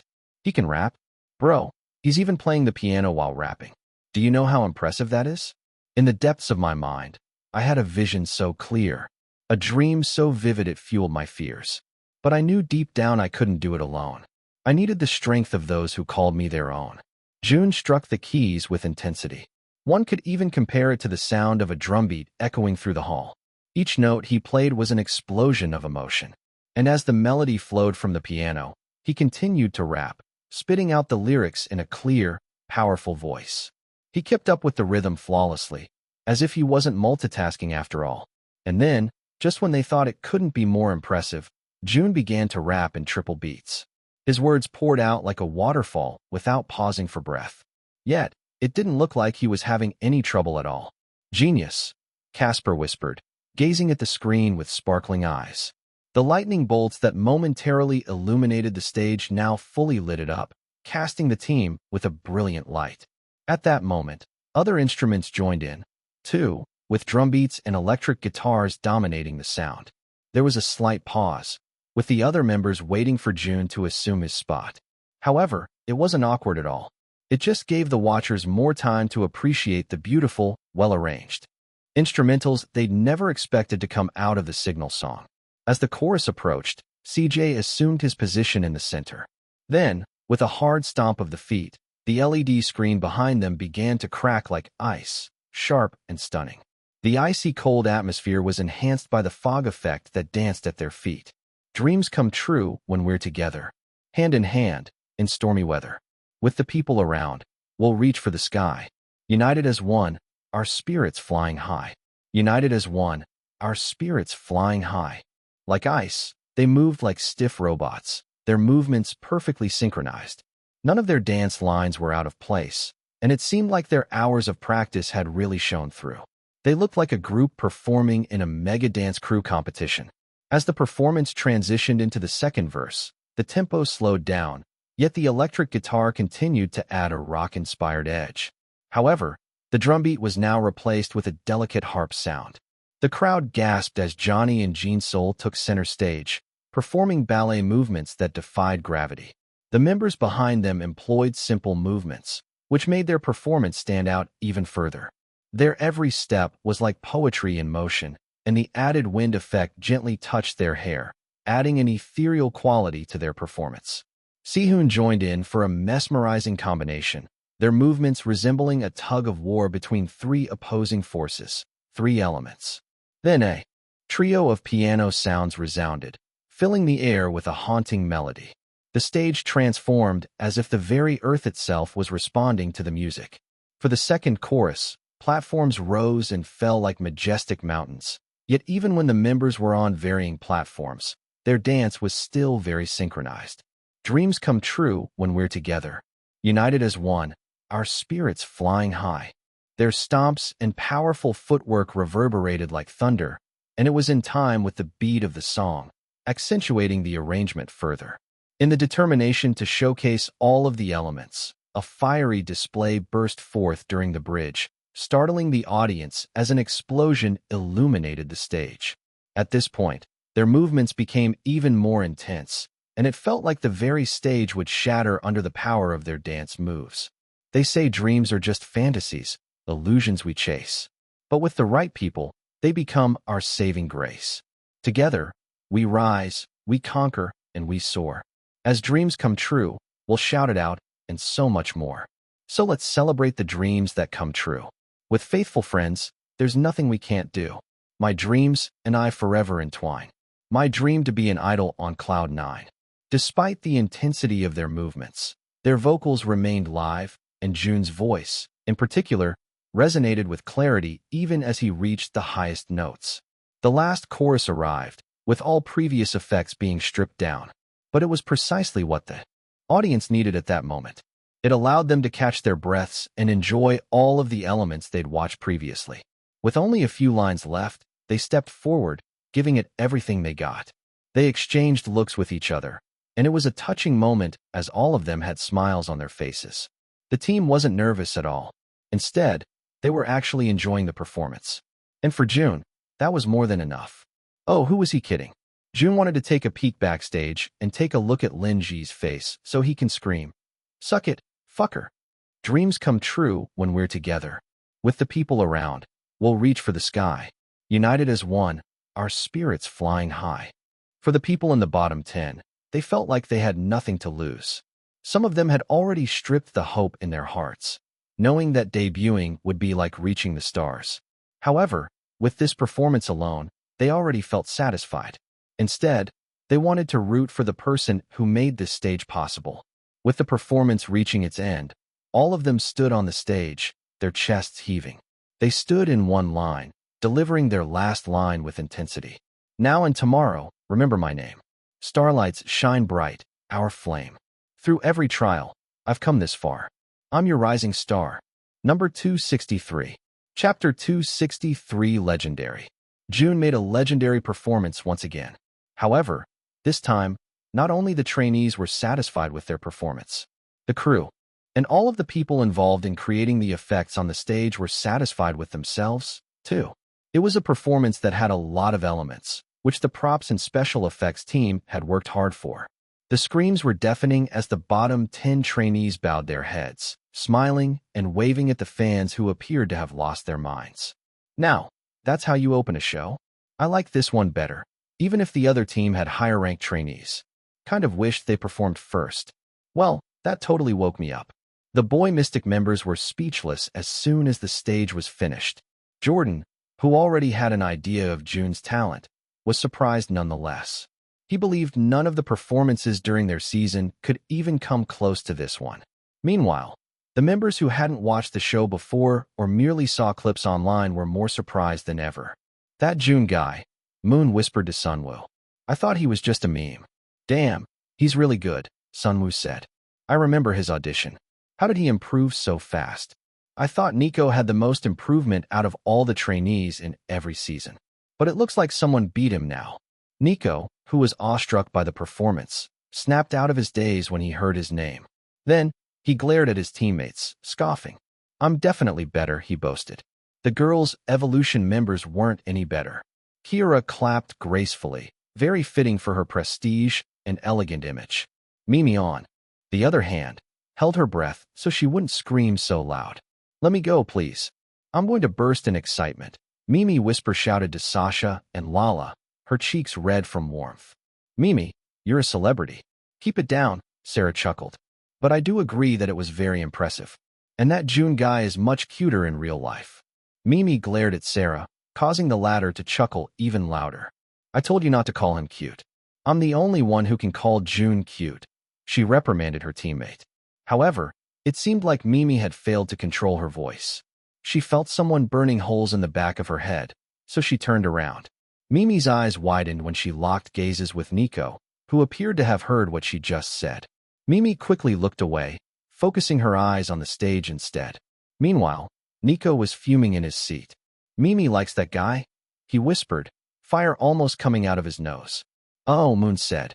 Meanwhile, Grandma and Minjun were being devoured with compliments after their performance. "Jun's such a great kid. I watched the episode, and I like that he's friends with Jisung," the kind middle-aged man said. "I'm sorry for my brother's weird behavior," one of Casper's sisters said. "He's just very fond of Jun because he looks like a cat." "That was a really good performance," Ren's mom said. "I would have wanted Ren to be with them." Grandma thanked everyone who talked to them. Meanwhile, Minjun had a smug smirk on his face. "Of course. He's good. He's my big bro," he proudly said. The audience, too, couldn't stop talking about their performance. "I see it now," Wei said. "I've been converted into a Jun stan." Bora clicked her tongue. "I'm sorry. We don't accept Lin Ji stans into this fandom." Wei pouted and held onto Bora's arm. "I didn't even vote for him anymore. I was contemplating on breaking my piggy bank to vote for him, but decided not to in the end. Bora shook her head. The fact that you even had that thought is already unacceptable. Backstage, where the top 10 trainees were waiting, Zeth was the first one to break the silence.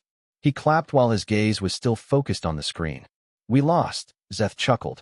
That was a really cool stage. Rin smiled, already feeling better after watching Jun's performance. Yeah, it was really cool. I would have loved to be a part of it. Ah, Jackson said, stretching his body. They got us there. I wholeheartedly concede defeat. Jisung nodded. It's like an opening to a concert. Lin Ji looked at his teammates in disbelief, not believing the words that were coming out of their mouths. How could they compliment their rivals so freely? We didn't lose anything, Lin Ji calmly said. It's not even a mission. Casper sighed. Just accept it, he said. You were wrong. Jun didn't do an emotional performance this time, and it was the right decision. Lin Ji pursed his lips. He hated admitting he was wrong. So, he was about to retaliate once more, but the bottom 10 trainees descended from the stage, and his words were cut off by cheers. You guys did such a great job, Jisung shyly said, bouncing to where they were. I really like the fire elements. I thought I was watching a fantasy series for a second, Daeho said. It was really cool. Yeah, Rin said. And who knew you could play the piano? He nudged Jun's shoulder. Jun merely shrugged, not wanting to explain himself. Akira clicked his tongue and gently pinched Jun's side, causing the latter to glare at him. What was that for? Jun asked. Singing, dancing, rapping, playing piano. Stop acquiring so many skills and leave some for the rest of us, will you? Akira teased. Jun shook his head. It's not that special, he muttered. Whatever you say, Akira said. Well, I think we should go.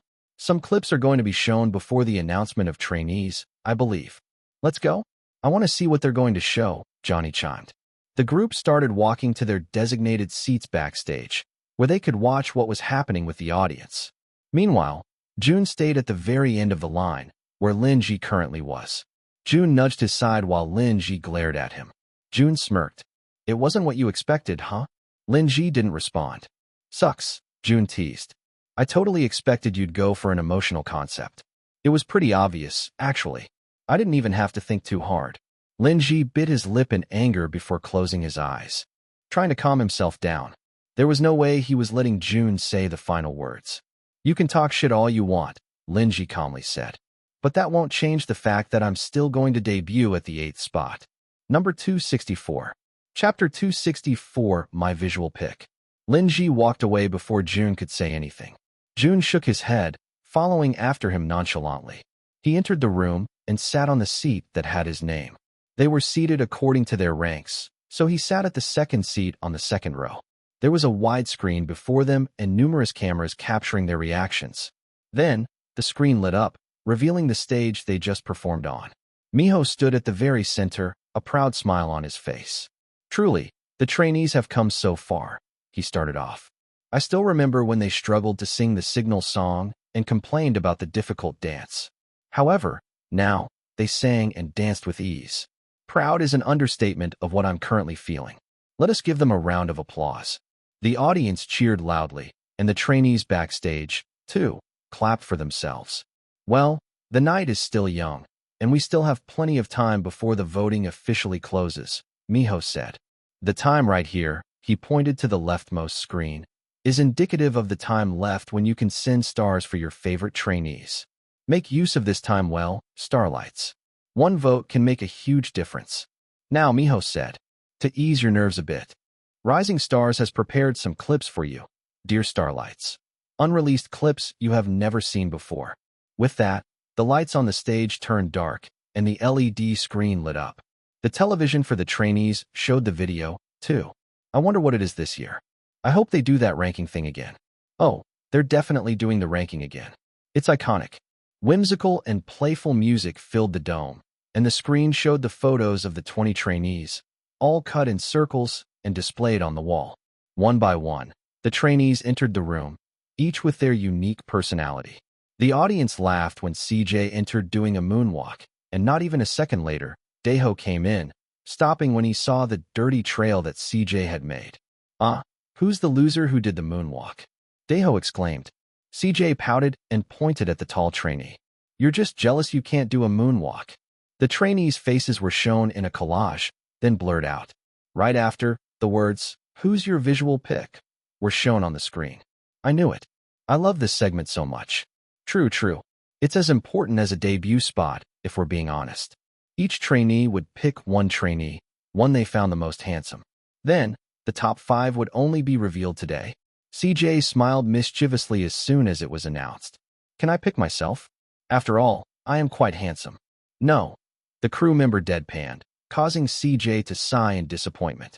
Anthony couldn't help but pursed his lips. This is unfair. Nobody's going to pick me. Johnny, on the other hand, confidently winked at the camera. Oh, I'm definitely in there. In fact, I'm counting on all of you to make me number 1. The room was filled with laughter, the tension of the competition melting away for a second. Ben emerged from the screen with a playful grin. He began describing his personal visual pick. Well, he's a bit of a character. He's tall, kind of built like a wall, he chuckled. Now, I don't want to be this one, Johnny said. Built like a wall. CJ exclaimed. That's definitely Daeho. His hair is always fluffy, too, like a dog. However, he's got a chin that's narrow on the ends, and he also kind of looks like an emo skater boy. I already know who it is, Akira chuckled. It's definitely not me, Johnny said. My chin is not narrow. Top 5, Johnny. The trainees laughed at Johnny, teasing him for even aspiring to take first place. Shut up. My chin is really not narrow. And what? An emo skater boy? I don't even know how to skate, he defended himself. His complaints were quickly drowned out when new trainees came to the screen. Anthony stepped forward with a blurred-out photo in his hands. I wish I could be reborn as this guy. He's tall, with a face that could launch 1,000 ships. But he kind of smiles like a fool. Haha. Why are the trainees throwing out insults here and there? They're all very handsome, though. Zeth was the next one to speak. You know, when I first met this dude, I thought he was pretty handsome. But boy, does he have a temper. Top 4 run. And just like that, the camera panned to Ron, and the crowd burst into laughter since Rin was seen scolding Zeth, proving that he really had a short fuse. However, when he noticed the camera, he smiled. Like a fool, causing the trainees to laugh out loud once more. Jun enjoyed watching these types of rankings. He was definitely not expecting to be a part of it in any way. He remembered voting for Jisung since he was the first trainee he saw, and he thought that he was very handsome. He also didn't want to be called since it seemed like the trainees who were part of the ranking were slightly being roasted, too. However, dread filled his heart when he saw Casper on the screen. I like his eyes. They're like a cat's. Casper smiled, causing Jun to sigh. CJ was shown next. I mean, let's be real, I was definitely more handsome than this guy when the show started out. He's charming, Jisung smiled. And he has a smile that could light up the whole room. CJ, never one to shy away from expressing his thoughts, chimed in. It's insane how much he's improved. I saw his face glow and improve in a split second, and it wasn't just my imagination. He then leaned closer to the mic and whispered. I swear, it was like his face was charging up like a superhero. The audience laughed, thinking everything was a joke. However, it really wasn't. CJ, indeed, saw Jun's upgrade in real life. Amid the laughter from the audience, Jinsol shared his own memorable encounter. I didn't notice him at first, but one day, we crossed paths in the hallways, and I had to stop because his skin and face were practically glowing. Please spill your skincare routine. Your face is smoother than a baby's butt. Top 3 Jun. Jun covered his face, feeling a bit embarrassed. He really improved so much. My baby Jun. I still remember his pink mask face. I thought he was ugly back then since he covered his face. Oh, that was forever ago. If this was a book, then more than 200 chapters would have passed already. Number 265. Chapter 265 Real-Time Ranking. You could have taken the first place, Jisung shouted, causing the others to exclaim in agreement. Jun turned to Jisung and almost squinted at how dazzling he looked. They had similar stats and visuals right now, but Jisung had always carried it well. The difference is that Jisung had been born handsome, while Jun had to work hard to get to where he was right now. With the anticipation building, the time to reveal the top 2 visual picks had finally come. This time, the trainees' names were revealed first, and the audience was nothing short of surprised. Jisung versus Zeth. Leo, who appeared on the screen, groaned loudly. Zeth, I mean, come on. This guy is like a cheat code. It's just not fair. Si-hoon sighed in defeat. Honestly, nobody should be born with that face and that amount of talent. And did you notice he's tall, too? And his hair always appears like it's in place? It's like he's a character from a video game. Zeth looked humbled and a bit taken aback by the compliments. However, he grinned knowingly, already aware that he was handsome at birth. Akira shared his own perspective on Jisung, saying, I've seen this guy with and without makeup, and honestly, he looks the same either way. It's just not fair. He's handsome, Jun briefly shared, causing a light chuckle to be heard in the dome. It was so fitting for Jun's character to only say 2 words. You know, Jisung definitely knows he's handsome, Minx added, to which Jisung quickly denied. He's just acting shy and modest about it. There's no way he isn't aware of his handsome looks when he wakes up in the morning. Finally, the first place was revealed, and it was none other than Zeth. Jisung sincerely clapped for his rival, already touched that he was able to get second place in a ranking like this. He placed first again? Moon asked. That guy's like Jordan and Kira. It must be annoying to have someone like him in their season, too. Jordan clicked his tongue and glared at his teammates. So, were you annoyed that I joined our season? Kind of, Sunwoo smiled. You basically took first place most of the time. But hey, this Zeth dude has been a consistent first placer since the first episode. He's definitely worse. His center position is already secured. The visual ranking clip made the audience and trainees avert their nervousness for a second. However, as Miho made his way back to the stage, the nervousness all came crashing down on them. Did you enjoy the video clip, Starlights? Miho asked, and a resounding yes was heard in the venue. I'm glad you did, he smiled. I have something that you might enjoy even further. With that, the LED background changed, and it now revealed the number 8. As we speak, there's less than an hour left before the voting closes. So, we're going to show you the trainee who's on the verge of debuting and becoming eliminated, the 8th place. The trainees held their breaths. It was finally getting serious, and a lot of them wished for their name to be called. Even Jun was secretly hoping for it to be him. If Minjun's dad had finally found out who was manipulating the votes, then there might be a chance that Jun's name would be called out. Meanwhile, Linji looked as calm as ever. He tried to control his facial expression, but a smile still managed to worm its way onto his lips. Please show us the trainee who's currently in 8th place. Tension-filled music played in the venue, making the audience's hearts race in nervousness. The famous background music they dreaded in their homes came alive, and they were now hearing it live. It was as nerve-wracking as they had remembered. Just then, a trainee's face was shown on the large screen. Lin Ji raised his eyebrows in surprise, acting like he didn't expect this at all. He placed his hand on his chest as if asking if the happenings were real. Ah shit, Bora cursed. That fucker is in 8th place. A mother covered her daughter's ears after Bora cursed out loud. However, the teen didn't care. She hated Lin Ji, from his hair to his small intestines to the hairs on his big toe. Minjun frowned as he looked at the trainee's face. His dad had promised him that he'd take care of everything after Minjun told him that there might be some foul play going on in Mintellect. Minjun knew his father was a diligent man who was good at his work. However, there were also times when his promises fell through, and that was what Minjun was most afraid of. Jun frowned for a second, but he quickly smoothed out the lines on his forehead when a camera panned toward his way. Congratulations, Linji. Congrats, bro. The room was filled with reluctant praises. However, Jun noticed that the trainees in the upper ranks, especially his friends, didn't bother congratulating him at all. Linji smiled, wanting to bask in this moment a little longer. However, the spotlight was quickly taken away from him when Miho spoke once again. It seemed like Rising Stars was addicted to making the audience feel many different emotions at once. Just a while ago, during the Signal song performance, they were screaming and jumping in excitement. Then, they laughed their asses off during the visual ranking. Quickly after, their hearts almost beat out of their chest because of nervousness. And now the production team was determined to make them cry. The next segment was the scene the trainees filled during the audio-visual room, and a collective groan was heard amongst the audience. They started bringing out their tissues, already expecting the worst.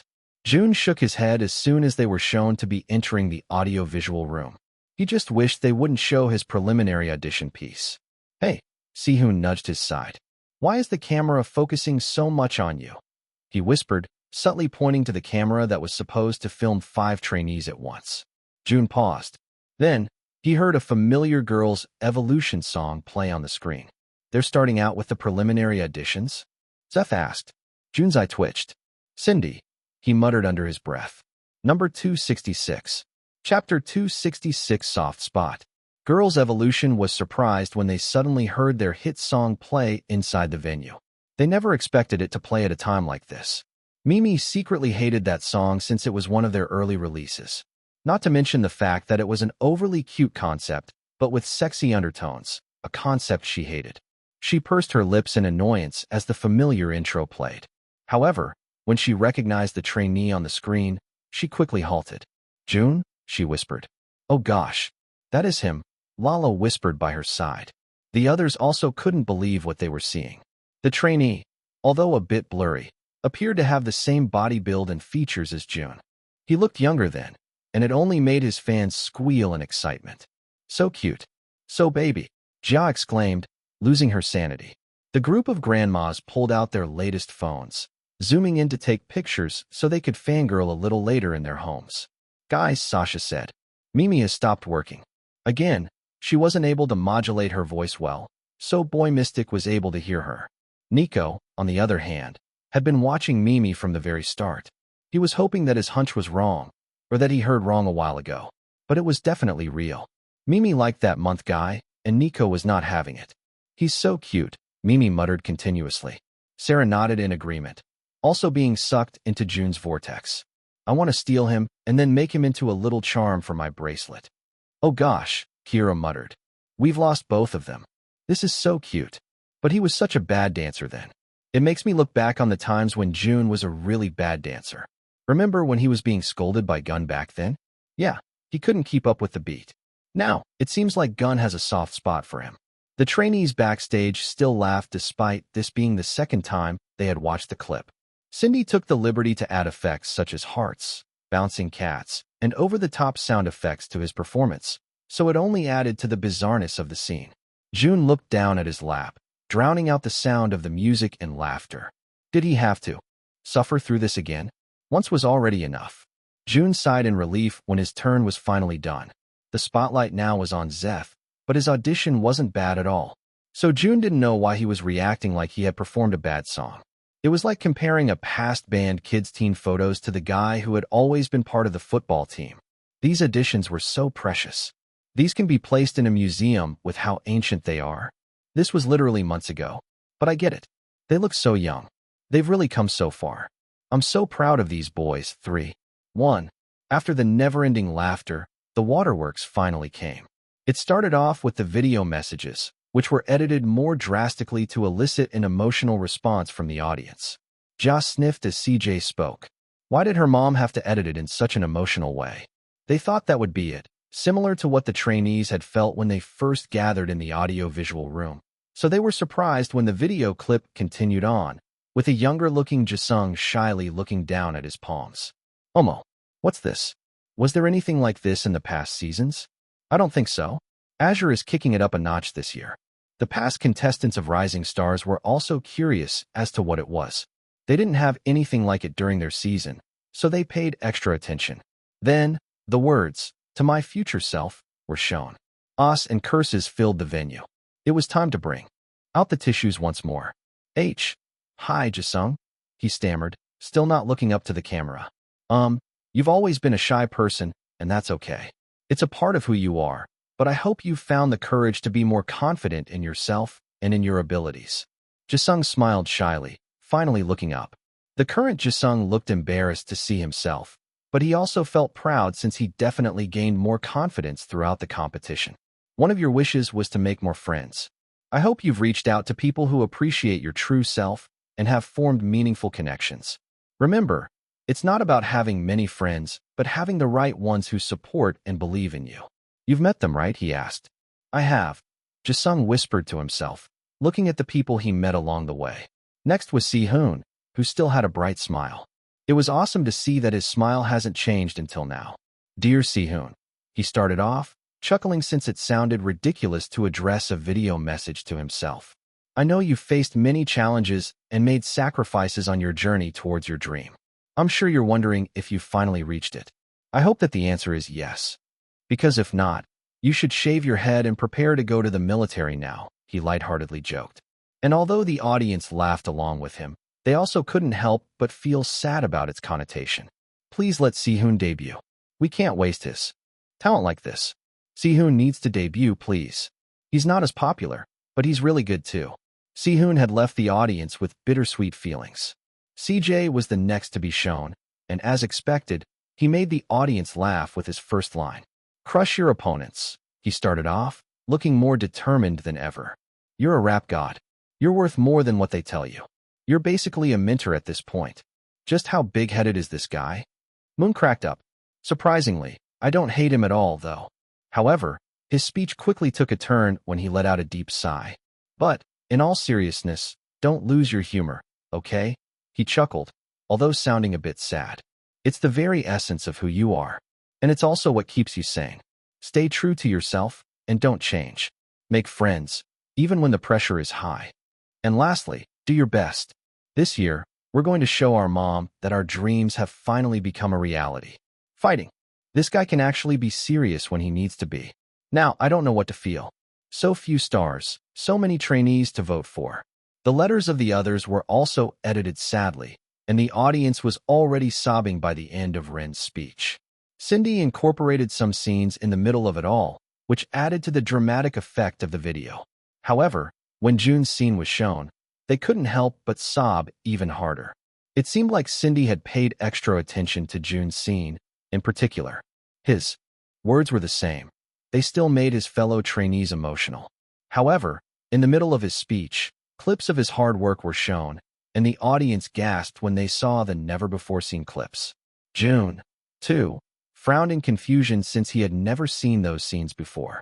It was when he treated the zero-star trainees to pizza, when he gave Akira a warm hug after their conversation, when he meticulously helped Sihoon teach the new members their movements during Tie Me Up, when Jun stayed up late until night to finish their song during the production mission.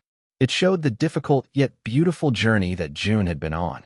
Who the fuck is cutting onions? Bro, I've never cried this hard for an idol survival show. Are you even supposed to cry during these shows? Please, Azure. Enough. I won't be able to watch the announcement at this point. However, Azure didn't give the audience any time to recover. As soon as the clip was over and tears, snot, and saliva were still found on the audience's and trainees' faces, Miho took the center spot with a wide smile on his face. He glanced at the timer and then nodded to himself. 10, 9, 8, 7, 6, 5, 4, 3, 2, 1. Starlights, trainees, and esteemed mentors. After months of sweat, tears, and fierce competition, the moment you've all been waiting for has finally arrived. Tonight, under the dazzling spotlight, the fate of our idol survival show will be sealed as we announce the birth of an extraordinary idol group. It's time for the announcement of the debut team. Number 267. Chapter 267 Debut Team 1. Ragged breaths. Hearts beating as one. A low, ambient, yet tension-filled sound that encapsulated the entire dome. It was time. The birth of a new generation of idols was finally going to take place. The trainees had now moved to the stage, arranged in the circular platform like candles on a birthday cake. It ever so slightly rotated, making the already nauseous trainees even dizzier. The audience and mentors weren't any different. They felt like their hearts had dropped to the pit of their stomachs, so they couldn't imagine how the trainees felt on the stage. Kong Miho, too, felt the nerves in his blood. Yet, he kept a professional stance. The cards were delivered right to his hand. 8 special envelopes that contained the names of the chosen ones. The music only grew louder as Kong Miho took a step forward. This is really it. I'm about to shit my pants. I don't remember ever being this nervous in my entire life. I wasn't even this nervous during my first pregnancy. Let us start with the 7th place, Miho announced, a loud thud heard from the speakers. He looked at the trainees once before focusing his gaze on the cameras. Miho let out a deep breath, paused, and then described the trainee who made it to 7th place. This trainee has been in the top 5, he started off. So, it's not me, Jun said, already feeling nervous. His hands trembled, so he placed them inside his pockets. Jun had never been sure of his specific ranking, but in the past missions, he was certain that he was going to make it into the next round. Jun only ever had second thoughts of making it during the very first ranking. And now, during the last ranking, he was also uncertain. He didn't know to what extent Lin Ji had manipulated the votes, but if his ranking was truly 12th place during the last ranking, then he didn't have any time to relax. His rank was at a very dangerous place. He is known for his vocal prowess, Miho continued. However, he is a well-known all-rounder in the competition, with plenty of skills under his belt. Jun could think of a lot of people right now, but there were two most probable candidates, Ren and Akira. However, since Akira had never made it into the top 5, it only meant one thing. Run, Jun muttered under his breath. At the same time, Miho called out a name. Ren, he exclaimed in a loud voice, breaking the tension. Ren's shoulders visibly relaxed as his name was called. He held on to Jisung, who was next to him, for support while the trainees congratulated him. He made it. Our little producer made it. 3-1. Oh gosh. He was so worried last week. I'm so glad he's here now. You've worked hard, Ren. With the hope-filled music, Ren walked down the circular platform, trudging forward to the pyramid-like stage adjacent to them. There were 8 seats in total, shaped like a triangle. The seats had numbers on them, with the number 1 seat on the very apex. Ren's fans, although a bit disappointed that he didn't rank higher, were still happy that he made it. Ren couldn't be happier with his rank, though. He was already too nervous, and waiting for his name to be called was torture to him. So, being called first was a blessing for Ren. He let out a deep breath as he took the mic. I stand before you a heart full of gratitude. I want to express my sincere thanks to each and every one of you for your unwavering support, even during the times when I couldn't showcase my best. Your belief in me has been my driving force, and I promise to work harder than ever to be deserving of this honor. To my dear mom, the one who has always been there for me, I want to say this with all my heart. Please don't cry. Your son has made it, and even though you weren't there to support me from the start, I want to say that I forgive you. But please be with me from now on. Ren ended his speech with teary eyes. His mom was shown on screen, too, appearing to be in the same state as Ren. With that, Ren placed the microphone back on the stand before walking over to his seat, 7th. He locked his position with a wide smile, and just like that, one member had been confirmed.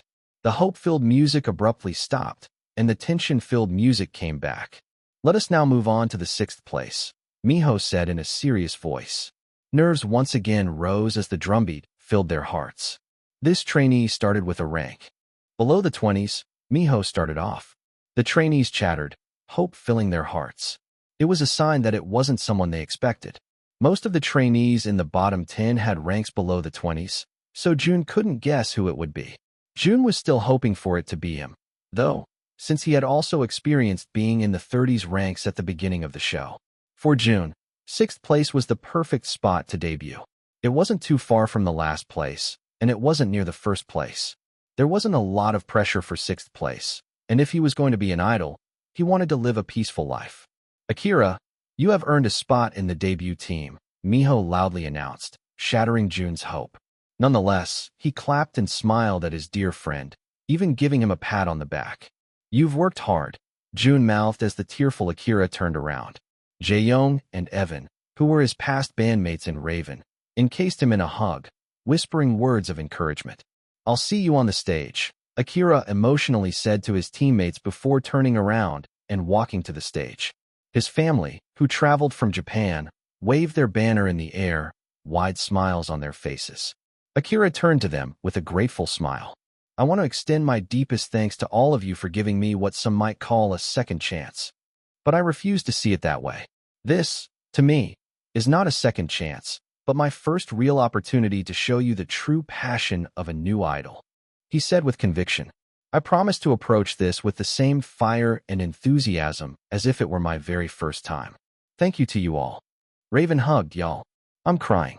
They were my ULT group back then. Akira, please be happy from now on. I hope, this time, everything works out well for the group.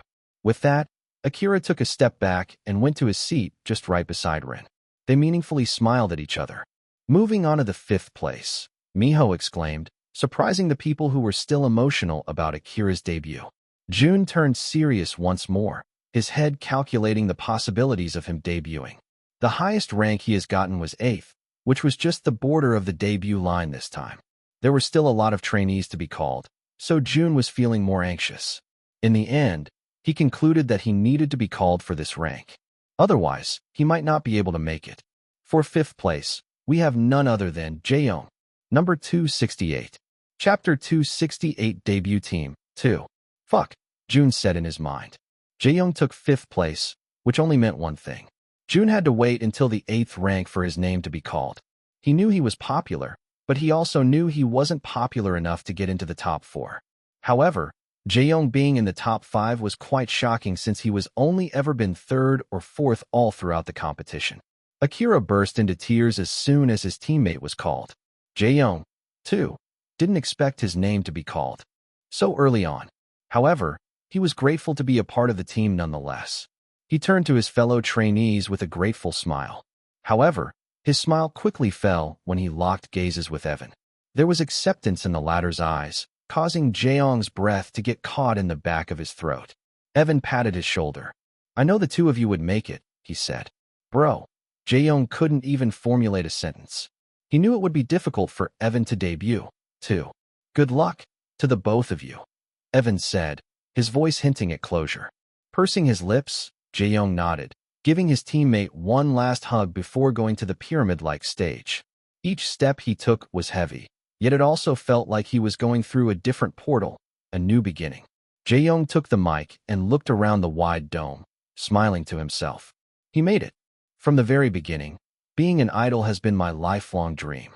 I've never been able to imagine myself pursuing any other profession. But the path to get here wasn't easy, he started off.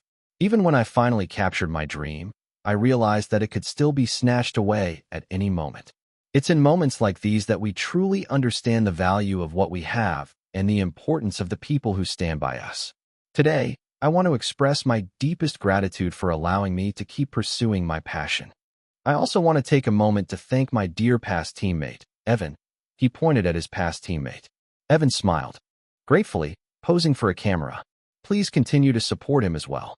Jae-young ended his speech on a bittersweet note, turning around to walk to his seat, 5th place. With a wide smile, he waved at the camera, forever grateful for the opportunity he was given. Miho smiled before continuing. We're almost halfway through the trainees. The next trainee has secured quite a high ranking, 4th place. Jun got rid of any hope in his heart. 8th place, he muttered under his breath. We need to take 8th place. However, Lin Ji was able to hear him, and with a smug smile, he leaned closer to Jun. I'm sorry, bro, he whispered. I'm taking that place. Jun kept his gaze to the front, not losing focus. The 4th place trainee has been popular from the very beginning. Miho described the trainee. He has been a crowd favorite for his shy and cute personality, making everyone want to take care of him. Jun shook his head. Miho wasn't so subtle in his description this time around. Congrats, Jisung, he said before Miho could even call out a name. Jisung turned around, looking at Jun with raised eyebrows. Jisung, congratulations. You have made it into the debut team. With that, the camera panned toward Jisung.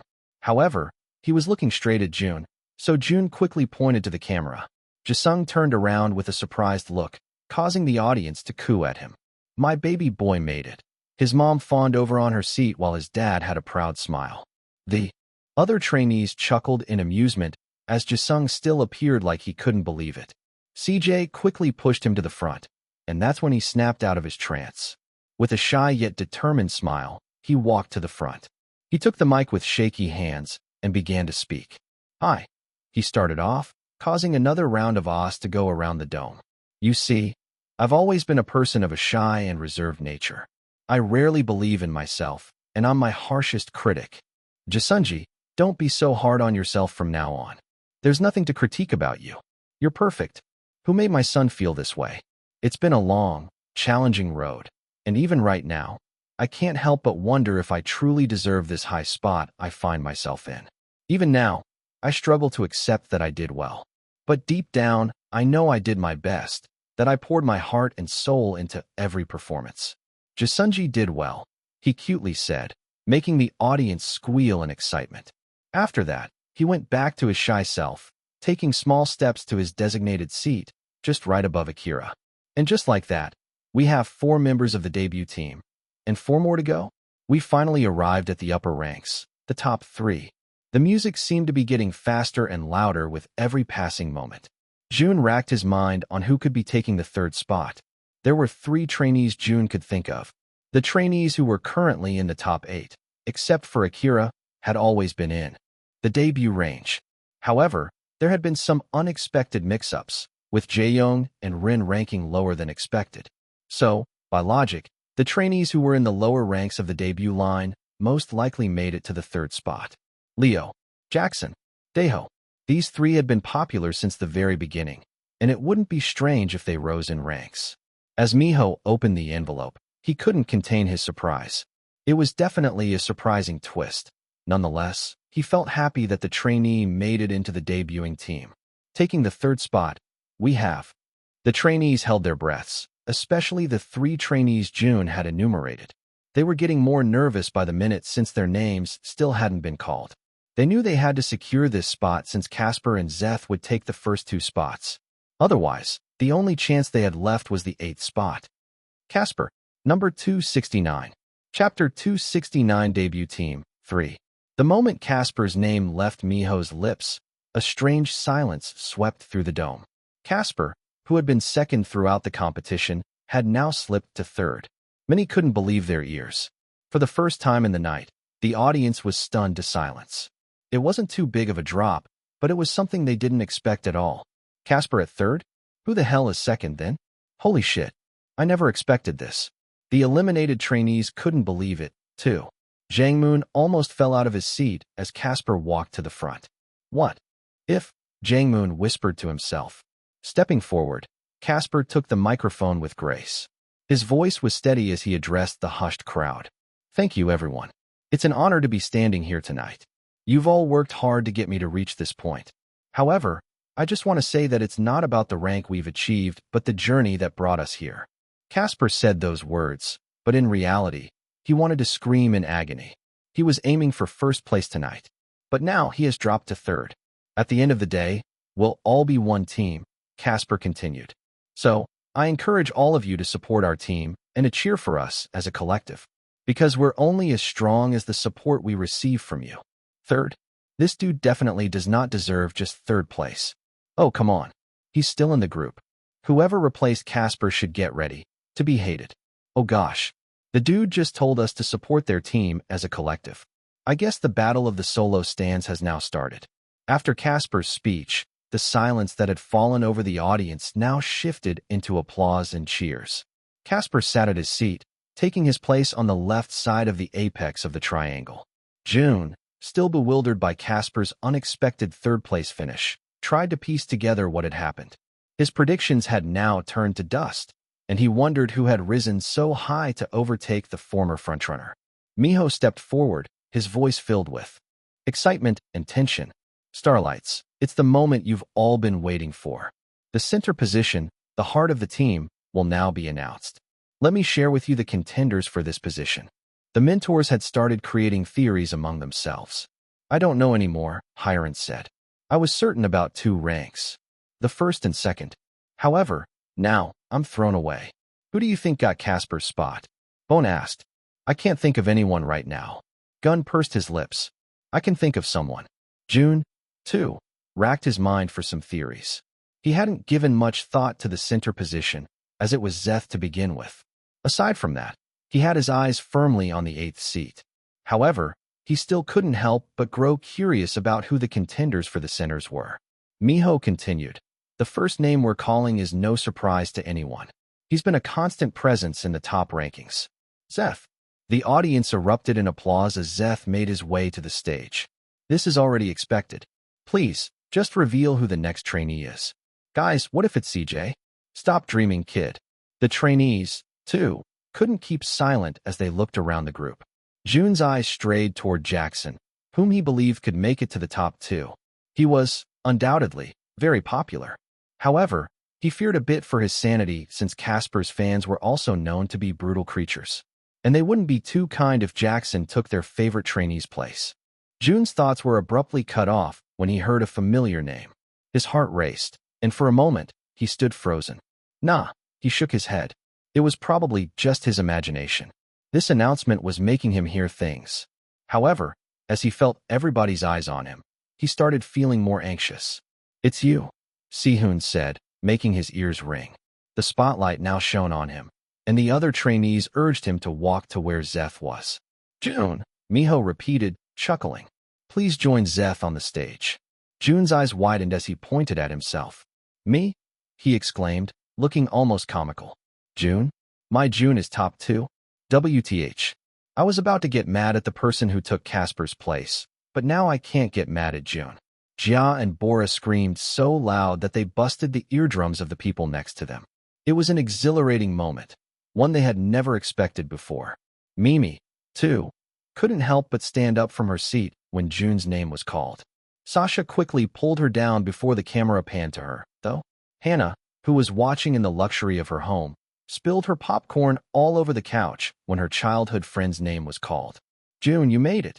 Grandma and Minjun hugged each other warmly since Jun had finally made it. He was going to debut. However, despite the joy that enveloped the room, there were people who weren't too happy with the announcement. 2 people, in fact. First was Lin Ji. He pursed his lips to hide his scowl. He knew that Jun was popular and that his debut wouldn't be too strange. However, debuting at such a high spot was preposterous. And the other one was Jun himself.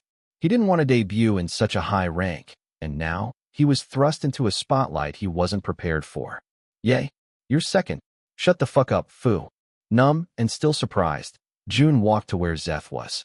Zeth's wide smile, paired with the audience's cheers, only heightened Jun's disorientation. He stood there, his expression blank, as a million thoughts raced in his mind. Facing each other at the heart of the stage, Zeth and Jun were urged to hold hands by the crew member below them. Great, now they looked like those contestants in Miss Universe. The spotlight focused on the 2 of them, and Jun continued cursing in his mind. He was, perhaps, the very first trainee who didn't want to hear his name called. All right, let's debut second, he said, trying to calm himself down. Zeth would definitely be the center. That was the rule of life. If, somehow, the universe broke it, then the balance of all humankind will also be thrown off. Sure, keep telling yourself that. Shut the fuck up. We have 2 amazing trainees with us today, both with exquisite talent. However, only one of them would be the center of the debut team. And that would be Zeth, Jun repeatedly said in his mind. I won't prolong this any further, Miho announced, opening the envelope of the first-place trainee. The center of the debut group is number 270. Chapter 270 Center. The balance of the world has been disrupted.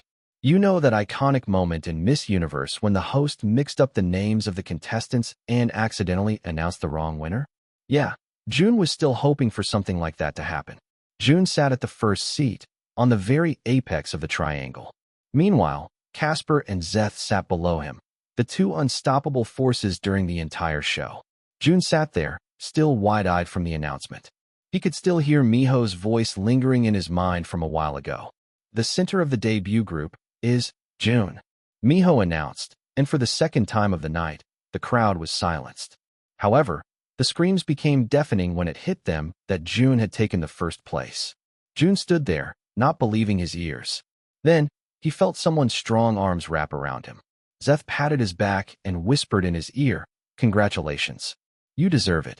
Jun's eyes widened, and his mind was in shambles. Deserved it? Jun definitely didn't deserve it. Holy crap. I think Jun girlbossed way too hard to the sun because how the hell did he become the center? Ha ha ha, oh my goodness, I am crying. Are you guys seeing his face? Why does he look constipated? He's so lucky and unlucky at the same time. Why do I feel like Why does he look constipated? He's so lucky and unlucky at the same time. Why do I feel like he doesn't want to take the first place? Well, if he doesn't want it, then Zeth could just become the center. I don't even know how Jun managed to debut as the center. Jia and her friends rejoiced, screaming in their seats like it was the end of the world. Meanwhile, Jihyun stood up from her seat, covering her mouth in shock. She felt tears brimming in her eyes. However, when she realized her husband was watching from the side, She quickly wiped her tears and clapped with a joyous smile. Well, go, Jun. She cheered like a mentor would for her student. Jordan also couldn't keep still in his seat. In his mind, Zeth was the eternal center of this season of Rising Stars. He has been the frontrunner for all of the missions. Then, suddenly, this Jun trainee came and surpassed him with godly speed. Minjun and Grandma, too, looked at each other with wide, surprised eyes. They had been engaging in rituals for the past few days, one that would make Jun debut. They didn't think these rituals would actually make him take the first place. That's my big bro, Jang Moon screamed, jumping in his seat. Casper, too, smiled widely as Jun's name was called to be the center. He was still pretty bitter that he ended up in third place, but knowing that Zeth was also beaten made him feel that it was fair. The venue was filled with joy. However, the center himself couldn't help but think how unfortunate he truly was. Jun's eye twitched as Zeth delivered his speech. He couldn't hear anything but the sound of his responsibilities. Being the center meant being in the spotlight. Unlike Linji, Jun wasn't a fiend for attention. Right now, performing already brought immense joy to his heart. However, from what he recalled, the center position entailed more than just performing. Of course, being in an idol group meant he'd have to engage in other work. However, it was way worse for the center. Gosh, this is bad, Jun said in his mind. However, he had no time to dwell on his thoughts since his name was called by Miho. It was only then that Jun realized Zeth was no longer beside him and had taken his seat next to Casper. And would our lovely center please say a speech to all our starlights? Miho smiled, feeling proud of Jun. Jun was, in fact, the very first trainee without a company to debut as a center in Rising Stars. Jun wasn't in the right mind to say anything. However, as he thought of the people who had supported him until now, he decided to at least give a decent speech. So, he momentarily swallowed his pride and spoke from the heart. As I reflect on this journey, one thing is clear. He started off, causing the audience to listen intently. I didn't anticipate any of this when I first walked into the world of idol survival. Yeah, because he was merely expecting to debut, not to become the center. Jun cleared his throat. I wasn't sure how to become an idol, nor did I have any grand aspirations. My initial goal was simply to complete the missions and make it through. I still remember my pink cat mask, my trusty companion, which helped me hide the facial expressions that would have probably gotten me kicked out early in the competition. The crowd and the trainees chuckled, but I guess something happened as the days turned into weeks. I found support among the trainees. I began to help and seek help from one others, forming bonds I never would have thought would be possible. It wasn't just about surviving anymore, but thriving together. Oh gosh, Jae-young whispered to himself. I'm not going to cry. In the process, Jun continued.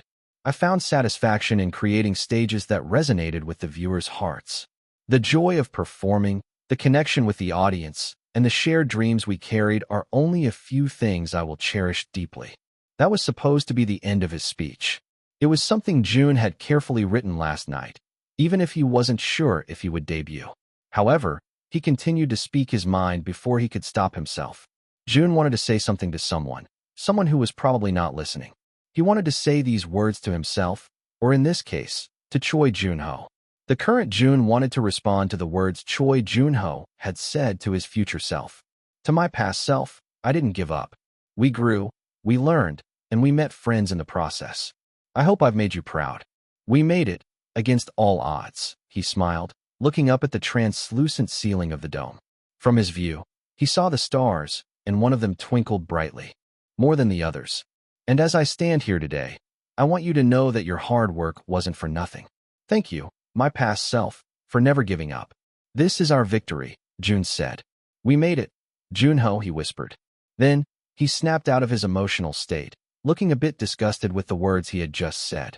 With that, Jun bowed deeply before bolting to the very top seat. He was met with roaring applause, and as he looked at his teammates from his view on the apex, it hit him. This was it. Jun finally debuted. It's not over yet, folks, Miho said, taking his attention away from his current teammates. Because we still have one member to add to the group.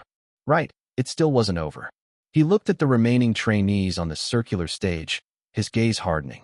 The 8th place. Number 271. Chapter 271, Last Member. The envelope has been delivered successfully, Joe smugly said, his voice filled with excitement.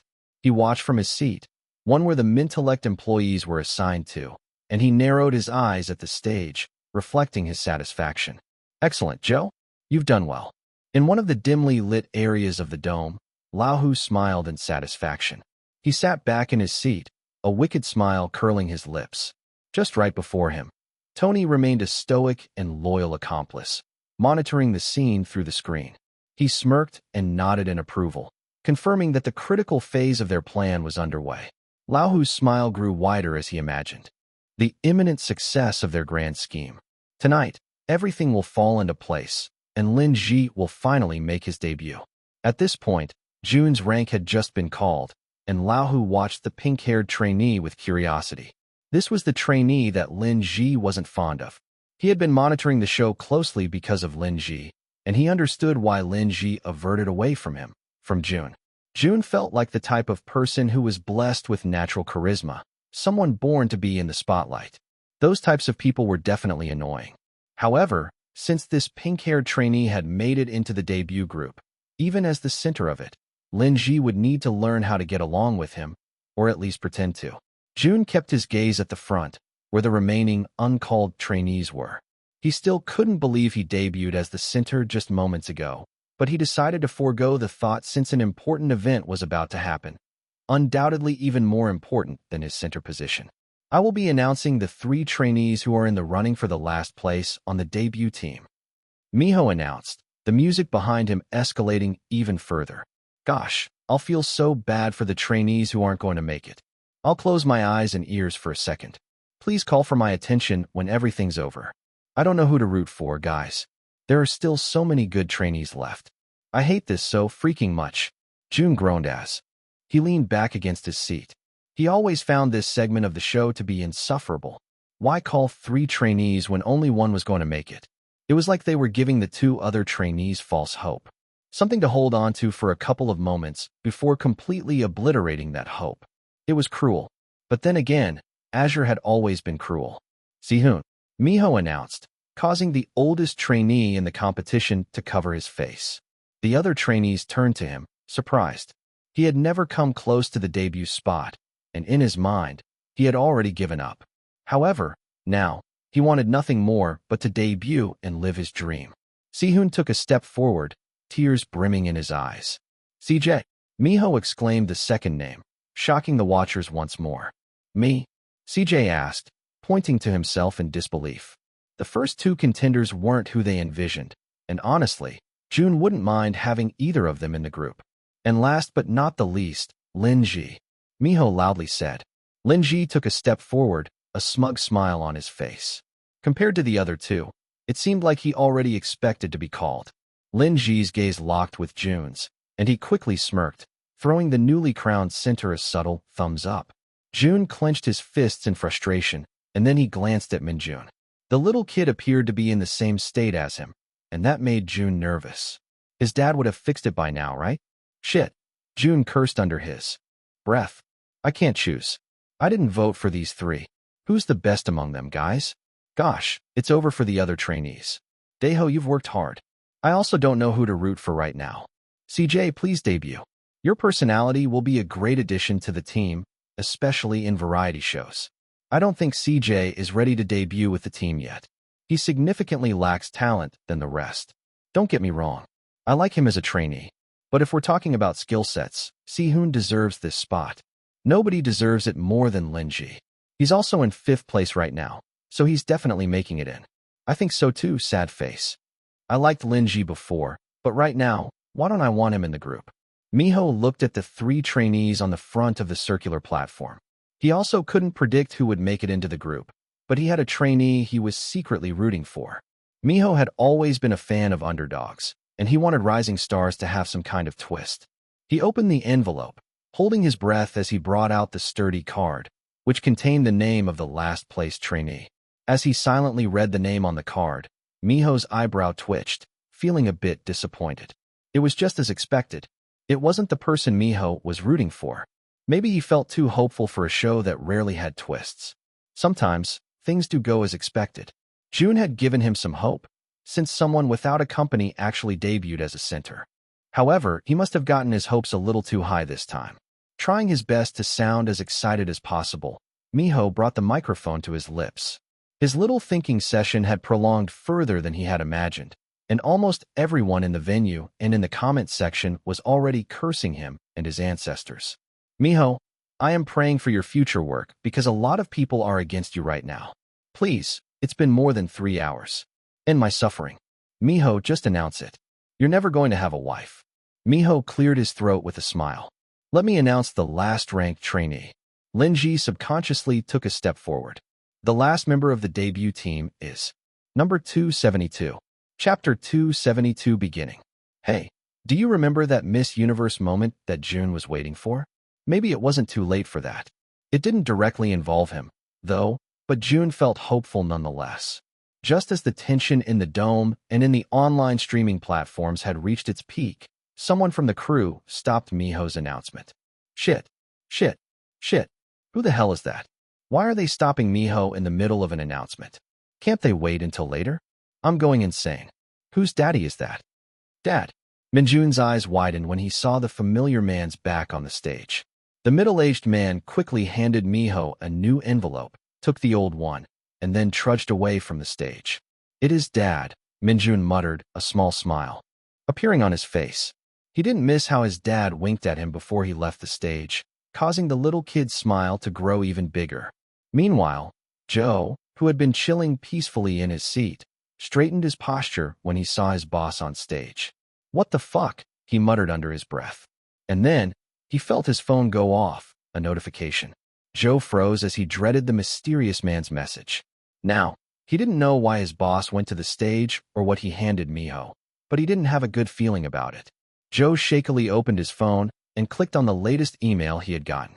Maybe the mysterious man's message would have been better, because right now, in the middle of the show, Joe was sent a termination letter by none other than his boss. Joe looked around, hoping to catch a glimpse of the esteemed man, but it seemed like he had disappeared into thin air. For a second, he made eye contact with the mysterious man he had been illegally transacting with since the beginning of the competition, silently asking what was going on. However, Joe found him irrelevant at that moment. He needed to find his boss. So, Joe got up from his seat and looked around the dome, hoping to ask for a second chance. Laohu frowned as his accomplice left him. However, he settled in his seat, knowing that everything was already done and paid for. Sorry for the interruption, Miho announced, clearing his throat. I'll go right ahead with the announcement. He opened the envelope, his eyebrows raising in surprise as soon as he saw the first syllable. Then, Miho smiled. Congratulations, Si-hoon. You are the last member of the debut team. Please come up to the pyramid stage, he announced.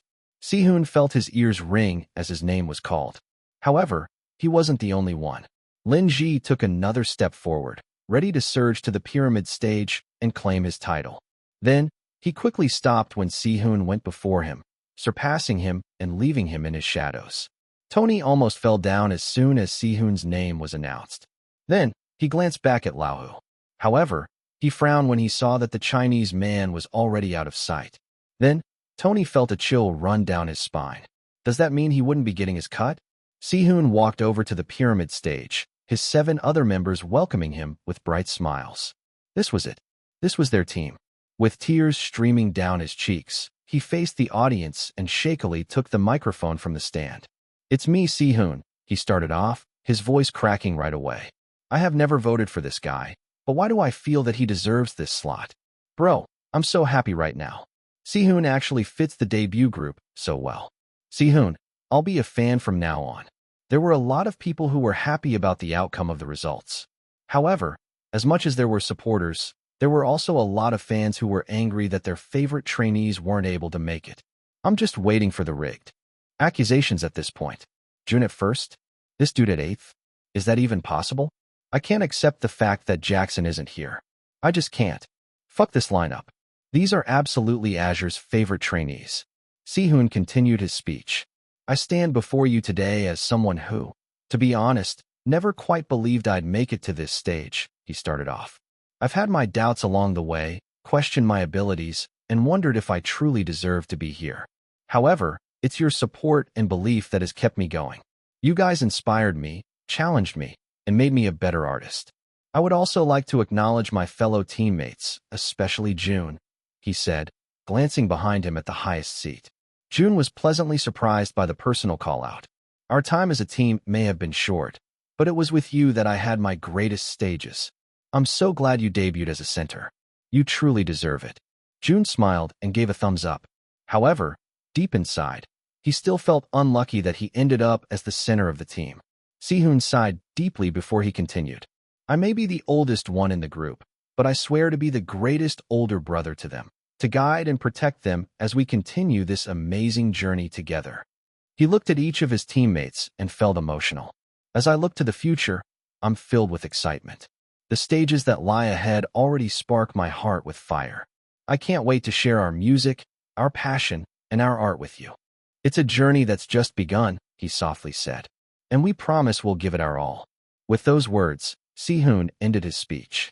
Everything seemed to turn into slow motion as Jun looked around the venue. Wild smiles, tears of joy and disappointment, and hugs of comfort were seen all around. The crowd burst into deafening cheers, like this was the long-awaited resolution of a movie. However, Jun knew the movie was far from over. In fact, it felt like the movie was just about to begin. Number 273. Chapter 273 Level Up. However, just like the movies, we cannot escape the bitter moments of life. While other people rejoiced, there were trainees who held their tears. And maybe that was why Jun couldn't bear himself to smile. 1. Because he debuted as the unfortunate center. And 2. Because he knew he wouldn't see the people he had called his friends as often as he would like from now on. The tension-filled background music now changed to a melancholic one, silencing the happy crowd. They all turned to the circular stage, where 12 young trainees stood heartbroken. CJ, Miho started off, capturing his full attention. He had a wide smile on his face, but there was a lingering sadness in his eyes. Would you like to say something to the debut team? Jang Moon, who watched from the side, couldn't hold back his tears. His eyes met CJ's for a second, the ugly trainee he now considered his best friend, and he felt sad. Maybe the two of them weren't meant to live out their dreams. Hello, everyone, CJ said, still trying to sound as jolly as ever. First of all, I want to congratulate the debut team. I knew you would make it. You're a very good team, and I'll be sure to support you every step of the way. I'll probably mute your team name on Naval because I'm still bitter about it. But hey, I'll probably get over it in a week, he joked, causing the audience to laugh. I'm guessing you all know me by my happy-go-lucky personality, and honestly, it's been quite a joy to be the resident meme of the show with Jang Moon over there. He pointed at the crying trainee. It's an honor to crack jokes and bring smiles to your faces, he sincerely said. But what most of you don't know is that I've often put up this front because, deep down, I wanted to give people what I couldn't give myself, genuine happiness. Jun pursed his lips. He couldn't cry. But something incredibly happened during my time on this show. I found that happiness right here, with all of you. The support, friendship, and cheers filled that void in my heart. I may not have the skills that some of the other contestants possess, but I have something even more invaluable, your laughter. And for that, I'm eternally grateful, he said, bowing his head. I guess Jangmun's voodoo rituals had come through, and it now led to me getting eliminated. He managed to joke amidst the serious atmosphere. Well, I'm here now, you bastard. Let's find our dreams together. Jang Moon roughly wiped the tears from his eyes and nodded at his friend. CJ smiled while the audience applauded his courage. Jun, too, applauded his friend, someone he would dearly miss. Miho smiled at CJ, too, silently thanking him for all the joy he had brought to the show. Linji, Miho said to the other eliminated trainee. Do you want to say anything before the night ends? CJ handed Linji the mic. However, he just stood there, unresponsive and frozen. CJ and Miho frowned as Lin Ji kept his gaze at the front. It seemed as if he couldn't hear anything, and that was truly the case. Lin Ji's ears were ringing. Sihoon's name being called as the last member of the team replayed in his mind, and until now, he still couldn't believe that he was defeated. Utterly defeated. I see, Miho said, quickly diverting the topic. Well, that ends the announcement of the debut team, the new generation of idols that will take the world by storm. Nico scoffed in his seat.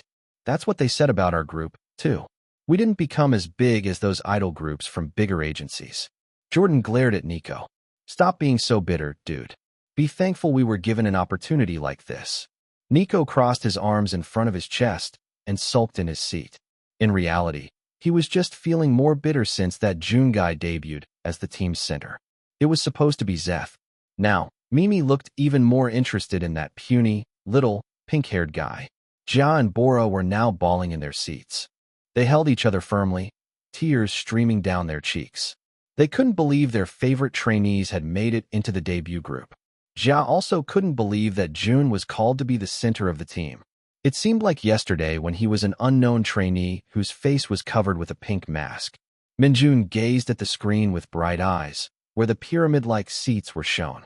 With all the seats now filled, the lights beneath them were illuminated, making the debut team appear like stars in the sky. And that's what they were, stars. So cool, he muttered under his breath, his eyes focused on the pink apex. The night is coming to an end, Miho said, capturing the audience's attention once more. However, we can't leave without revealing the very name of the debut team. The people started chattering among themselves. The present idol groups also started discussing what their name would be. I need them to have an ugly-ass name, Nico said. I thought Boy Mystic was really cool when it was first revealed, but now, people around us keep reading it as bombastic. Tell me about it. Moon nodded in agreement. And our name abbreviation was supposed to be BM. That's what my mom calls her daily bowel movement. Jordan clicked his tongue. Pay attention, kids. Please turn to the screen, Miho said, pointing behind him. The team's name is... Jun pursed his lips in attention. He knew just how unlucky he was. However, he secretly prayed that their group's name wouldn't be affected by his lack of luck. A cool animation was shown on screen, with a cartoonized trainee going up the stairs and gathering stars until he reached the very top. Then, the letters started to form when the cartoonized trainee reached the top. Level up. Congratulations, host. You have succeeded in your mission. Stop Linji from debuting at all costs. You have now leveled up all existing skills to A+. Number 274. Chapter 274. I know what you did. Oh, jinx. Level up? It was way better than Jun had expected. It was a bit of a mouthful, but it fitted well with his personal concept. Now, he wondered if Fu had any say in the group name. Then, the letters started shifting until only 3 letters were visible. Jun raised his eyebrows, looking pleasantly surprised. Eve, we have our team name, Miho exclaimed. After much deliberation, the producers have decided that this 8-member idol group would be named Level Up, with the abbreviation Eve. Damn, that's actually pretty good.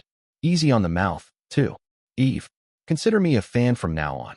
What an upgrade from Boy Mystic. Nico groaned in annoyance after their name was announced. Alright, this is fucking unfair, he muttered under his breath. Level Up has been chosen as it signifies the group's limitless journey of growth and progress in the world of music and entertainment. The group is compelled to challenge themselves to reach higher levels of skill, and there are no limits to what they can achieve. Jun pursed his lips, feeling like he was in a bizarre situation. Was it just a coincidence, or did Miho perfectly describe what Fu was to Jun? That's all I am to you. Miho continued. The abbreviation, Eve, carries the connection to their goal of unlimited growth. Eve is the beginning, the start of something new and unexplored. It symbolizes the endless opportunities that lies ahead for Level Up. Just as the first day of creation, Eve represents a fresh start, a chance to redefine oneself with music and talent. And now, we have our Eve, Miho exclaimed in a loud voice. Although the show has ended, it is only the beginning for them, he said, the music becoming more mellow. The cameras focused on the 8 dazzling new idols, and the dome erupted into cheers. This has been Rising Stars, Miho said his last words. Please look forward to Level Up. And just like that, the show had ended. The cameramen turned off their cameras, and the audience started speaking loudly, excited for what was about to come. The families of the trainees who didn't make it ran to the stage, comforting their heartbroken children. Jangmoon ran to CJ and hugged him, whispering comforting words into his ear. You've worked hard, Jangmoon said. CJ shook his head and pulled away. We've worked hard. Meanwhile, the members of Eve stayed in their seats, still finding everything surreal. Si-hoon looked at the scene before him with tears brimming in his eyes. However, when their pink-haired center quickly moved down the pyramid stage, they all quickly snapped out of their emotional states. Jun didn't want to stay in his seat any longer since it was too high. So, he turned around, the light illuminating his face. Then, he smiled softly at his new members. "Let's go," he said. The 7 other trainees smiled back at him and nodded. They stood up and left their seats, now going to new heights. They were greeted by their family members and friends. Jun felt someone hug his waist, so he glanced down and saw Minjun beaming up at him with a bright smile. Jun chuckled as he ruffled his hair. "You look even happier than me. And you look disappointed for someone who debuted as the center," Minjun pointed out. Jun pursed his lips. That's because he still didn't want to become the group's center.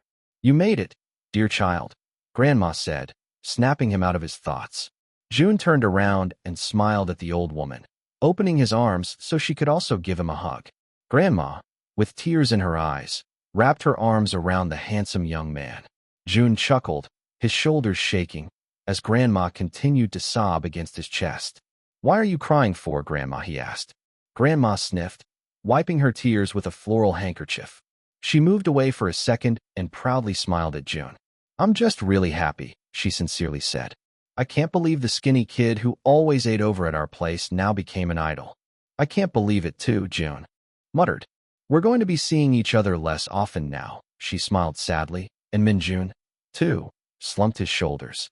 "You won't be getting rid of me anytime soon," Jun said in a resolute voice. "You're stuck with me for life." "Bummer," Minjun said, trying to hide his disappointment.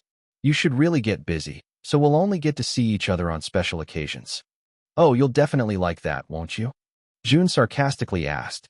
"I will," Minjun proudly smiled. "I won't miss you at all."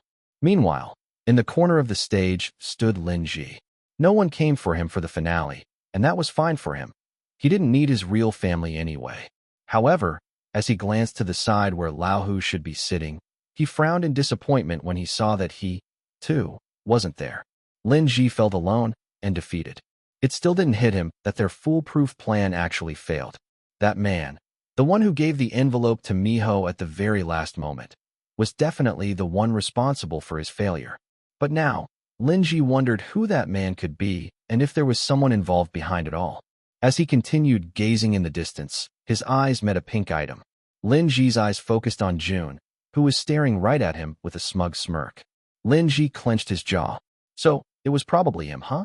Jun walked over to where Lin Ji was, and at that moment, it felt like only the two of them were in the dome, the background noise simply turning to static. Lin Ji continued glaring at Jun with profound hatred, but the latter wasn't fazed at all. "So, it's you," Lin Ji coldly said as Jun settled before him. "What are you talking about?" Jun innocently asked. "I'm sure you have something to do with this," Lin Ji said. "I underestimated you. But hear this. I'm not letting you get away with it." "What are you going to do?" Jun asked. "You don't want to mess with the next big thing, you know?" Jun boasted, throwing Lin Ji's past words right back at him. Lin Ji's nostrils flared, but he kept himself calm. "Now that you've achieved greater heights, your downfall will be much more painful," he cryptically said, looking at the people who continued to cheer for Jun. "Is that so?" Jun asked, looking Lin Ji dead in the eyes. Lin Ji froze as Jun's tone changed. He seemed like a totally different person just now. Jun smirked and took a step closer to Lin Ji, leaning closer to his ear. Then, he whispered, "Murderer. Number 275. Chapter 275. It's over." With that, Jun walked away from Lin Ji, leaving the boy frozen on the stage. Then, he opened his phone and texted someone. "Jun, you may now post it." Jun smirked, his footsteps heavy with satisfaction. And then, he was pulled back into reality when Yina held onto his arm. "You have a meeting in the waiting room in 10 minutes. Please tell your other members." Jun's eyes widened in surprise. "It has started." Jun pursed his lips and went to his members. And then, the 8 of them went to the waiting room that already had their group name posted on the door. "Dang, we're already having a meeting during our first day?" Akira asked. "At least, let us rest first." The door opened, revealing the main producers of the show, along with Cindy. Cindy threw Jun a big thumbs up, to which Jun merely nodded. "Ah, Seeing the 8 of you somewhat feels refreshing. Yejin smiled in satisfaction. Right? Yena asked. It's been a while since we've had a new group, and I want nothing but the best for you guys. Thanks, producers, Jisung shyly said. Well, Yejin clapped. We won't be seeing each other as often from now on since the management rights of your team will be handed over to the talent team of Azure Entertainment. However, I have some announcements before the transfer. The members of EVE listened intently. First of all, congratulations. You are now a part of Level Up, an 8-member idol group under Azure Entertainment. The duration of your contract will be discussed on the contract signing. You already know that being an idol entails lots of sacrifices, Yena added. That is why we are giving you a heads up. You aren't going to just be idols. You'll be dealing with a lot more than just performing. So, please prepare yourselves for that. Especially you. She glanced at Jun. Jun felt dread fill his heart. This was what he was afraid of. Unless nothing happens, hopefully, nothing does, Yejin said. Recalling the last season's mishaps, then you'll be able to promote peacefully for at least 2 years. So, try your best not to get into any scandals then. Yup, Yena said. Especially the 3Ds. Sihoon raised his hand. The 3Ds? Yes. Yena exclaimed. Don't ever forget about the 3Ds. Dating, drugs, and driving under the influence. Those 3 are warranted to tarnish a group's reputation. Jun shook his head in disbelief. It was quite strange how dating was grouped under literal crimes. But then again, the entertainment world had always been unforgiving to idols who dated. Well, that was just a quick orientation, Cindy chimed. For now, you might want to get a good night's sleep. Tomorrow, you shall go to Azure's entertainment section, where you'll be given a more in-depth orientation. Oh, make sure to bring your personal items, too. For what? Jun asked. Cindy chuckled. Well, if it isn't really obvious. You are all going to be living with each other.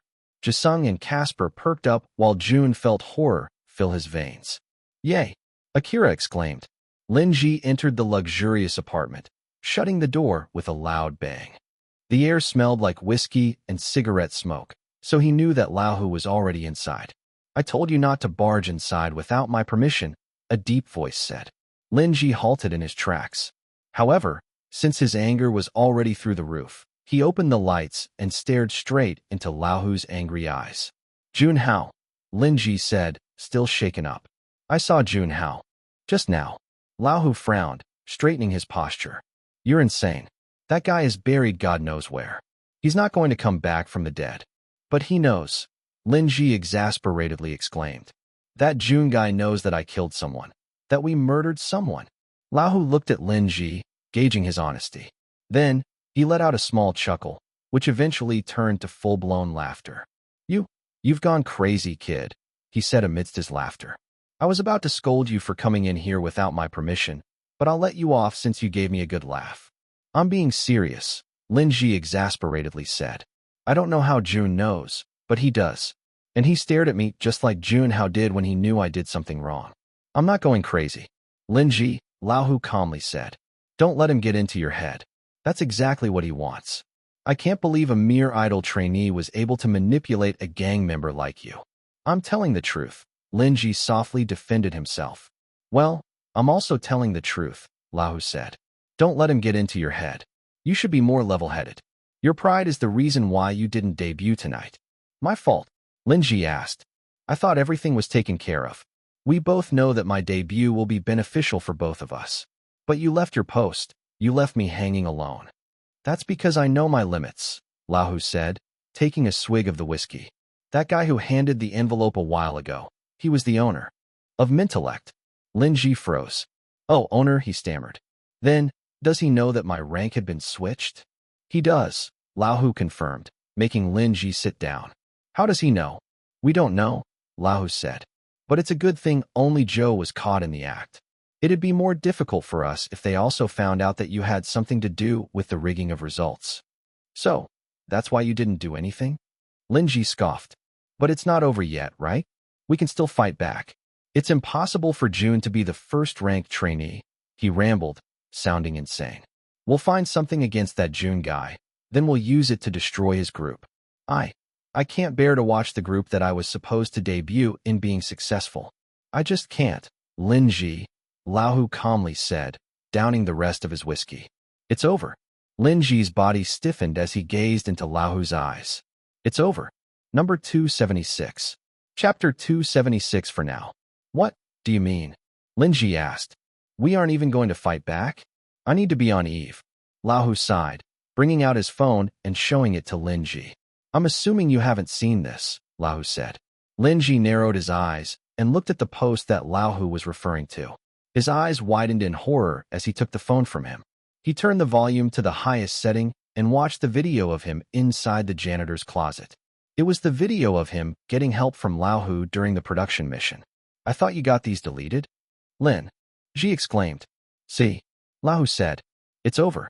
You can't be a part of that group anymore. Be thankful that this is the only thing they've exposed. Lin Ji frowned as he looked at the uploader. Who the fuck is this buck-toothed guy? He exclaimed. Laohu chuckled, causing Lin Ji to glare at him. What are we going to do now? Are we just giving up?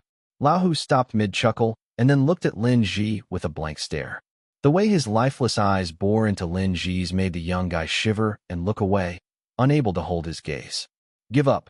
Laohu asked, his voice turning cold. Giving up is for the dead. But you said it was over, Lin Ji said in a small voice. It is over, Laohu confirmed. It's over for your career in Eve. However, it's not the only way we can locate the briefcase. It's only over, for now. Current stats: vocals, A+, dance, A+, visual, A+, rap, A+, leadership, A+, music production, A+. Jun laid in his bed, looking up at the dust-filled ceiling. He was tired out of his mind, yet he couldn't bring himself to sleep. Instead, today's events kept replaying in his mind. Up until now, Jun was wondering if everything was real. He finally accomplished the mission he desperately worked for. He finally finished his objective, to debut. Jun sat up from his bed when those words were internalized in his mind. Hey Fu, he loudly said. I accomplished the mission. Does that mean I'll go back to my original body now? Jun's heart ached a bit with the thought of going back to his original body. Even if he tried hard to deny it, performing had been something he enjoyed. And maybe, just maybe, being Jun was more enjoyable than being Jun Hao. Or meet my sister? Jun asked. You told me I could meet my sister after I debuted. He still wanted to meet his sister, though, just to be reassured she was doing all right. Correction, host. I told you that there's a possibility that you'd meet your sister once you accomplish your main objective. Well, I've done it, Jun said. I've debuted. You'll keep her safe, right? Of course, host. That is all part of the contract. However, you still haven't accomplished your mission. Jun frowned, his eyebrows creasing. What do you mean? I've already debuted. And I sincerely congratulate you for that, host. However, that wasn't the objective. Jun remained silent, his mind going back to the first time he met Fu. The title of your objective is Become a Top Idol. Please continue to work hard until you reach this objective. Jun's eye twitched as he looked at the topmost portion of his user interface. Indeed, the title was Become a Top Idol. Becoming the center means you're one step closer to our objective. Jun covered his face with a pillow and pressed hard, hoping it would make him pass out and forget about his frustrations. However, in the end, his annoyance fell through, and he screamed into the hard pillow. I can't believe this, he muttered, looking a bit insane. I've already maxed out all my skills, too. What more can I do to become a top idol? And I don't even want to become the center. That Jordan guy speaks for most of their interviews. I bet he can't even sleep at night with the amount of work he has. Jun continued to complain. It seemed like he was finally saying the words he couldn't say when he was still in the concert dome. Aw, fuck. I don't even know what to do. I still need to pack my bags and move to a unit for 8 guys. I just know the fucking smell is going to be atrocious. However, my landlady is still demanding for me to pay the rent for the rest of the month, even though I'm moving out tomorrow. I still don't have any fucking money to do that. Now, I need to ask for money from Grandma once more. He continued to rant. Well, at least that buck-tooth guard saved Lin Ji's video and posted it without asking for anything. But still, this is probably one of the unluckiest days in my life. How the hell did I debut as the center of the team? Fu ignored Jun's complaints and continued explaining the next course of action. This time, missions would not pop up spontaneously and will need to be sought. Jun stopped when he saw Fu's new instructions. Sought. Missions will arise in different locations. If an upgrade is direly needed, the host needs to hunt these missions. However, take note that the missions will not spawn in the same places. One location equals one mission. Great. Now, it has gotten even more complicated. Jun was basically playing the real-life version of the video game that went viral a few years back. The one where everyone was busy hunting those ugly creatures in different locations. Boosters and side quests will still pop up spontaneously. At least Jun still had those. Good luck, host. I'm looking forward to seeing you become a top idol. Don't stray away from your path. Always remember that your sister's safety is at stake if you rebel against the system. Jun sighed, already accepting defeat. There wasn't anything he could do, so he'd just have to become Fu's slave once again. At least, it wasn't too bad this time around since he already found joy in performing. Fine, Jun grumbled. I'll try to make my way to the top. Great. Fu looks forward to cooperating with the host. Now initiating Phase 2 of the mission. Become a top idol. Conquer the world with your talent. Number 277. Chapter 277 Feet. Feet. Everything smelled like feet, and armpits, and sweat, and clothes that haven't been dried under the sun. It had only been 2 days since the members of Eve had started living together, and Jun felt like he was already living in an inferno. It wasn't this bad when they were living in Azure's dorm. Or maybe that was because there were cameras filming them at most points. And now, the guys were free to do whatever they wanted. And Jun was about to burst into flames. Living with 8 men was truly an experience he couldn't recommend to anyone. He couldn't even wish it upon Lin Ji. Jun sighed and cleaned up the mess they had made last night, all while trying to wake them up since they had to go to Azure early today. Bro, Jisung said, coming out from the bathroom. Aren't we going to go yet? Jun sighed in relief when he saw that it was Jisung. Out of the 8 men here, Jisung was the one he could count on when it came to cleanliness, him and Ren. Can you wake them up? We have to go through our contract today, Jun said. Jisung scratched the back of his head. I already tried, he said. But they're deadbeat after the meeting last night. Jun let out a long sigh before going over to their rooms. He had enough. He filled up a cup with cold water and went to their rooms one by one. Then, like a domino, Jun started pouring cold water on their faces without any mercy. A series of screams were heard in their respective rooms, but Jun didn't heed their cries. Time to get up, he nonchalantly yet loudly said. Jae-young looked at the clock and groaned.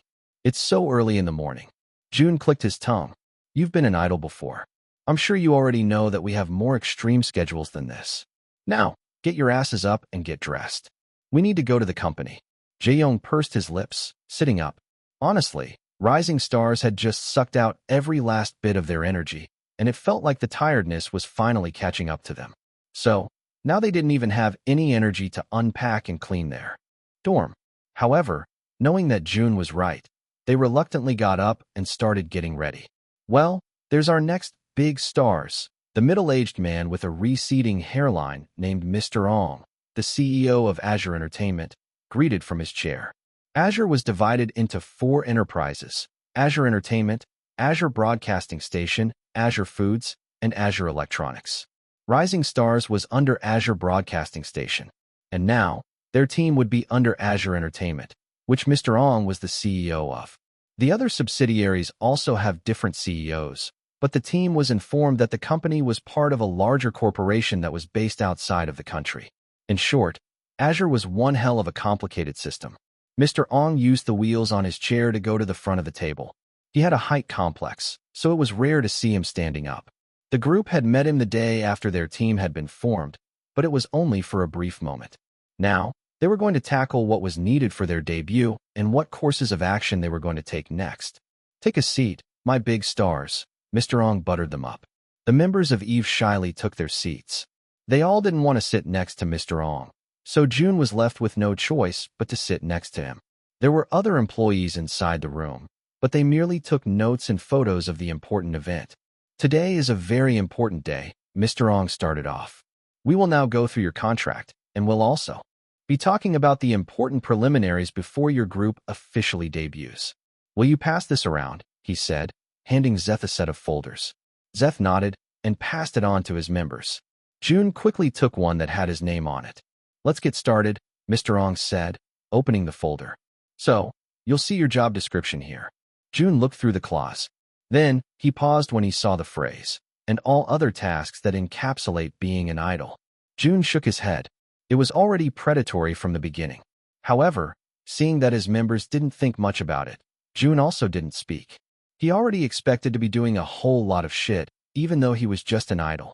All of your works need to be reviewed by the upper management before approval, Mr. Ong continued.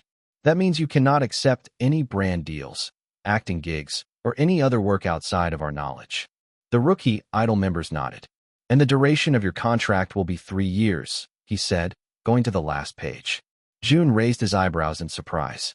3 years? Usually, it was 2 years. Girls Evolution only got a 2-year contract and disbanded right after. Boy Mystic was also originally given a 2-year contract. However, since the group did better than expected, they were offered a 2-year extension. The failed group from the last season was also only given 2 years. It seemed like the upper management already saw the potential of Eve to become one of the biggest K-pop idol groups of the generation, so they prolonged the contract. Now, do you have any questions? Mr. Ong asked, closing his copy of the contract. No questions, he asked after a couple of seconds. Then, go ahead and sign the contract, he excitedly said. Jisung was the first one to sign, quickly followed by the others.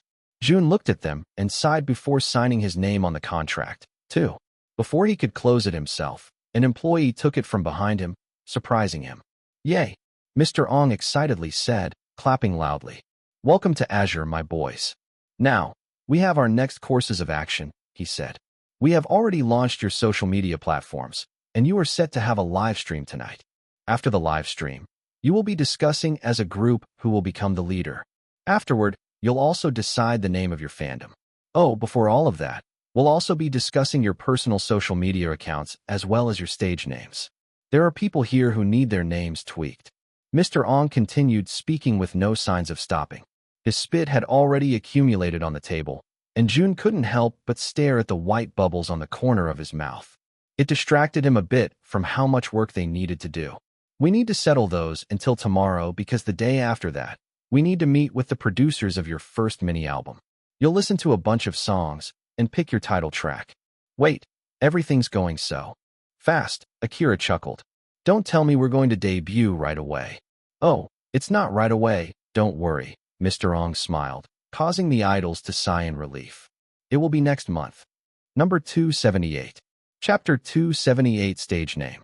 The 8 members of Eve stared into oblivion, already feeling stressed about the amount of work they had to do in such a short amount of time. Gosh, what did we sign up for? Casper asked. We can't overwork cats, he said, pointing to Jun. Jun glared at him before sighing in defeat, knowing that Casper was right. A comeback in less than a month already sounded impossible. However, knowing Azure, they'd try to make it possible, even if it meant overworking their artists. Hey, Sehun cheered them up. At least, we're idols now, right? And we'll be having our very first live. Isn't that exciting? I guess it is, Akira said. I can't wait to meet our fans. Just then, the door opened, and Mr. Ong, who was still in his chair, came in with a new person. A man appearing to be in his early 30s entered the room with a curt smile. Right? He just arrived, so I wasn't able to introduce him to you earlier, Mr. Ong said. This is Lee Chul, your manager starting from today. Jun observed the seemingly innocent-looking man and bowed his head in respect. Chul made eye contact with everyone, greeting them with bright smiles. However, when he locked gazes with Jun, he merely gave him a nod of acknowledgement. Jun's eyebrows furrowed, but he let it go since it could have been a mere coincidence. I still have a lot of work to do, Mr. Ong said. So Chul will be going over everything you need to know before you're live. As soon as Mr. Ong left the room, Chul slumped on the couch. I'm a huge fan of the show, he started off. Can I get your autograph, Zeth and Casper? I've always been a big fan. It's a shame Jackson and Jean Sol aren't here, he muttered under his breath. Zeth and Casper looked a bit weirded out, but they gave their autographs nonetheless. Thank you for this, their new manager excitedly said, pocketing their autographs. Let's first start off with your personal accounts, Chul said, going back to professional mode. We will not ask you to delete your accounts or forbid you from posting on it. However, you need to ask permission whenever you want to post something. They nodded in understanding.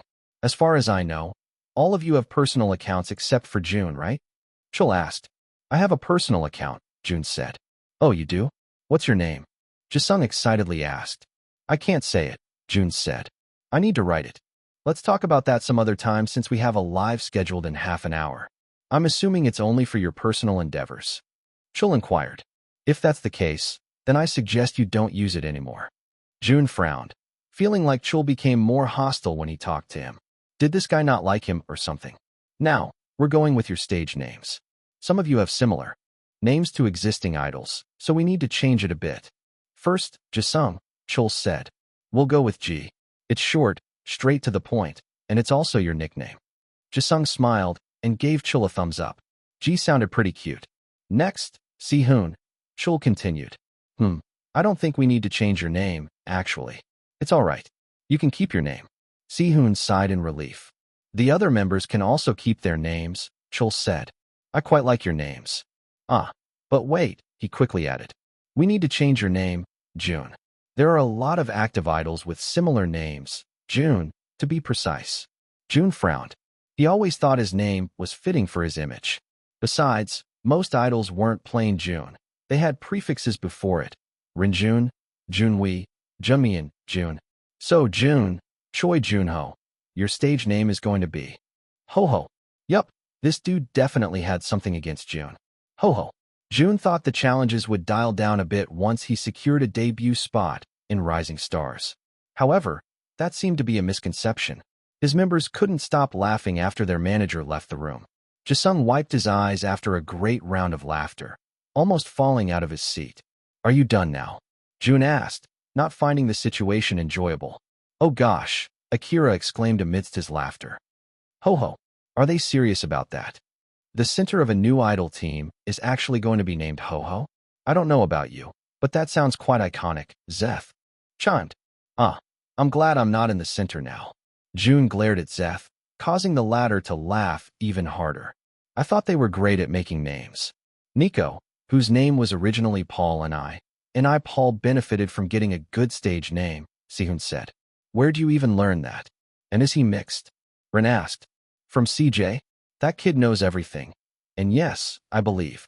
I think he's half Nepalese, Si-hoon responded. Well, that explains it, Jae-young said. Seriously, though, do you think they're serious about Jun's name? I don't think I can take him seriously if that happens. They're not serious, Casper said. They definitely can't be serious. Jun hoped so. However, once the door opened and Chul came in with a tripod, Jun knew that they were being serious. Ho-ho, set this up, he said, giving the tripod to Jun. Gosh, Jisung whispered. I think they're serious. Jun pursed his lips in frustration. Were centers usually treated like this? He set up the tripod, after much difficulty, and propped the phone on the stand. However, Jisung quickly came to his aid since Jun didn't know how to set up a live stream.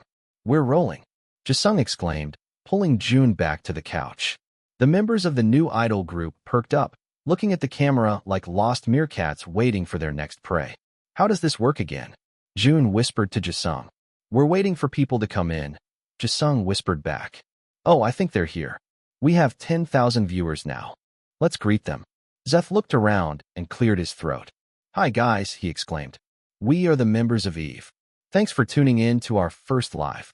Number 279. Chapter 279, First Live. It's Eve. I love your guys' music. They haven't even released any music. I love your faces. Hey, Casper waved at the camera. We just wanted to drop by and greet you guys. I feel like it's been too long since we've spoken to each other. We haven't spoken at all, actually, Akira chimed. Casper scoffed and pushed Akira away. Don't listen to this guy. We missed you guys. We're going to answer a few of your questions, Si-hoon said. As long as it's not a spoiler. We don't even have anything to spoil, Rin said. We're still clueless about everything. Gosh, it's only been a few minutes, but they're already so loud. I thought CJ being voted out would make the group more tame, but I have been proven wrong. When are you going to debut? We got a question, guys, Jae-young said, trying to tame the wild kids. When are we going to debut? There's not an exact date, Zeth responded professionally. But we'll be seeing you guys soon, very, very soon. Too soon, Jun thought. Do you guys live together now? Oh, this question is asking about our living situation. We actually live in separate rooms in one huge dorm. Jisung responded. Fortunately, Jun muttered under his breath. Thankfully, they all had separate rooms. Their shared living rooms and bathrooms were still a nightmare, though. Who cooks in the house? Rin clicked his tongue. Right now, we just order food and call it a day. However, there's free food at our company during breakfast and lunch, so we only order during dinner. I wish someone would cook for us, though, Zeth chimed. But I think these guys can't cook at all. Jun didn't say anything. He knew how to cook. He also enjoyed cooking. But cooking for 8 people every night was something he wasn't looking forward to. So, in the end, he decided that ordering was the best way to go, too. Do you already have a concept for your debut? A concept, huh? Rin asked. Then, Chul cleared his throat and gestured for them not to answer the question. Zeth pursed his lips and took the initiative to answer for the team. You guys must be curious, right? Well, you just have to stay tuned to our debut. Again, it won't be too long, so prepare yourselves. The live stream continued with the members answering the questions. Jun, on the other hand, still had his mind on his stage name, so he wasn't able to participate enthusiastically. I'm so excited for you guys to debut. My money is ready to buy a ton of your albums. Jae-young chuckled but quickly shook his head. Don't do that. Save your money for better things. Yeah, Zeth chimed. 1 album is enough. When are you going to reveal the leader of the group? Perfect timing. Jae-young said. We're about to decide that, actually. We'll tell it to you in due time. Chul stood up from his seat and gestured for the team to finish the live. Casper quickly cleared his throat and smiled. Well, I guess that's it for today, guys. We'll be seeing you very soon. Bye, everyone. The members enthusiastically waved at the camera while Jun gave them a small wave. With that, their first live had finally ended. My cheeks are hurting from smiling too much, Akira said, massaging his face. But that was so much fun, Jisung enthusiastically said. I feel like a real idol now. Sehun chuckled and nodded in agreement. Yeah, it kind of feels surreal too. Jun, you didn't talk much, Rin pointed out. Are you okay? All right. Chul clapped, cutting their conversation short. We need to settle the leader situation now. You guys can just vote for whoever you want.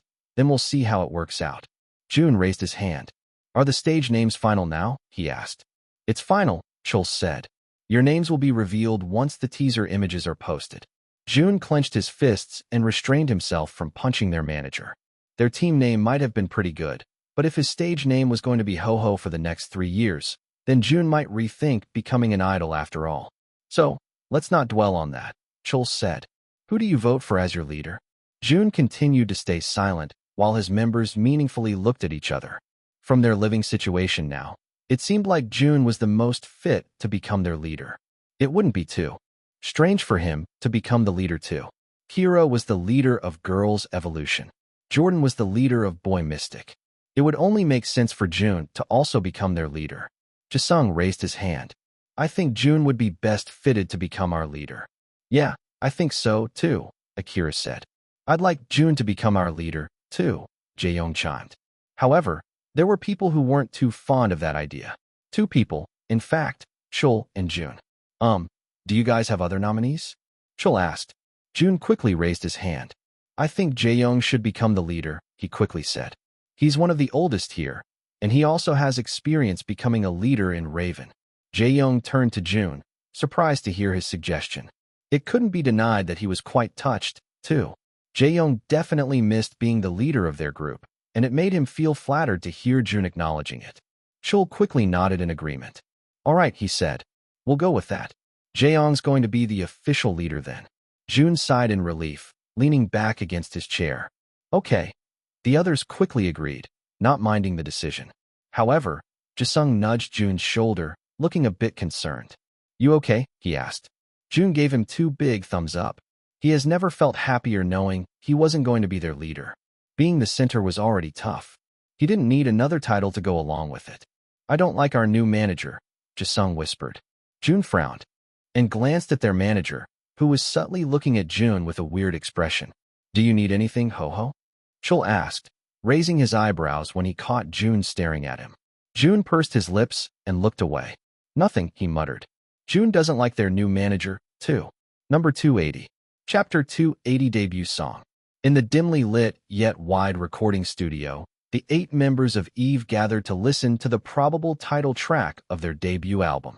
After selecting the group's leader, fandom name, and stage names, Jun is still bitter about this. They were now going to listen to a bunch of songs and pick a title track. Have you done this before? Zeph asked Jae-young. We have, Jae-young said. But it's not to this extent. We were usually just given one song. Then they asked if it was okay with us. Yeah, Akira nodded. But now, we're selecting from a bunch of pre-made songs already. Chul sat near the control booth and opened his notepad. The overall album still doesn't have a definitive concept, but the creative team will work on it once we agree on a title track. We have the A in our team with us today. He pointed to the 2 women next to him. The members greeted them respectfully. They have collated a total of 6 songs for this mini-album. However, there would be 8 songs in total for you to record. The 2 other songs will be the Signal song from Rising Stars and Tie Me Up, since it was the most streamed song in the show aside from the Signal song. Jun and Sehun glanced at each other, pleasantly surprised. They didn't know their song had performed that well on the domestic charts. We have chosen 6 songs from different producers that we think match well with the group. Most of these have similar themes, beginning. This is a new start for you, guys, so we want to open your career on a good note, one of the producers said. These aren't the complete versions, but listen to them carefully and tell us what you think. The members nodded. Jun leaned back against his seat. However, he couldn't deny that excitement was coursing through his veins. Having the privilege to choose their title track made him forget about his stage name dilemma for a second. Let's start with the first song, First Love. Jun pursed his lips. He already didn't like the song based on the title. However, when the song played, he was pleasantly surprised. It sounded like one of those Korean drama soundtracks. It evoked the feeling of a refreshing and innocent new romance, reminiscent of high school days. The melody was gentle and soothing, carried by the soft strumming of an acoustic guitar and the subtle, calm percussion in the background. The overall sound was warm and inviting, perfectly complementing the lyrical theme of young love. However, in Jun's opinion, it wasn't fit for the title track. It was too calm and tame. Moreover, it was best suited for idol groups with younger members. In Eve, Jun and Jisung were basically the youngest. Although they all had very fresh visuals, a more mature sound would be a better fit for the group. The next song is entitled Restart. This time, a song with a groovy house trap sound resonated in the recording studio. Jae-young and Akira glanced at each other, already liking the sound of this song better. It was high energy, hip-hop infused with a catchy chorus, with the word restart being repeated throughout the track. It was definitely a trendy genre, with most of the upcoming songs from K-pop groups, especially male ones, incorporating this type of concept. I like this one a lot, Jae-young pointed out. Akira nodded in agreement. Me too. The 2 Raven members found the song very enticing, which wasn't surprising for Jun since Raven employed this type of sound when they were still active as a group. Let's go with the next one, Caffeine. Truly, trap hip-hop songs with repetitive elements were dominating the K-pop scene. Groups like Spray Teens, Ortiz, and Hikers use this type of sound often, and it has been proven to be popular with K-pop enjoyers. It wasn't too popular with the general public, but it still garnered a lot of interest. This genre was definitely the safest route the group could take if they wanted a semi-successful debut. The next 2 songs were similar to the very first one, which made the group even more confused. I don't know what to pick now, Jisung chuckled. They're all pretty good, in my opinion. Yeah, Rin agreed. I can already imagine us employing very powerful choreography for these 3 songs. At this point, the 5th song was already playing. However, the members of Eve weren't paying much attention since the last few songs were far more impactful compared to this one. However, amidst their conversation, Jun listened intently to the 5th song. It was entitled Oasis, and it sounded exactly like its name. The song was the embodiment of serenity and refreshment. The track immersed Jun in a peaceful, almost hypnotic scene with sunset vibes that make you feel like you're wandering through the hot dunes, desperately seeking refreshment. The lyrics were also quite good. Jun tapped his foot to the beat, enjoying how the music flowed through his ears. It definitely wasn't title track material based on today's standards, but it was still a pretty decent. No, with a couple of edits, it could become a very good song. However, It seemed like the producers were eager to skip to the next song since the last song played during the last chorus of Oasis. The last song, Red Moon, was once again under the hip-hop genre, with a beat that hit harder than the other songs. The members, who had been conversing during Oasis, now stopped and paid attention to the last song, bobbing their heads to the beat. Zeth placed his hand over his chest when he felt the bass thump inside his heart. "I like this one the most," he said with resolution. "It's too intense," Jaeyoung countered.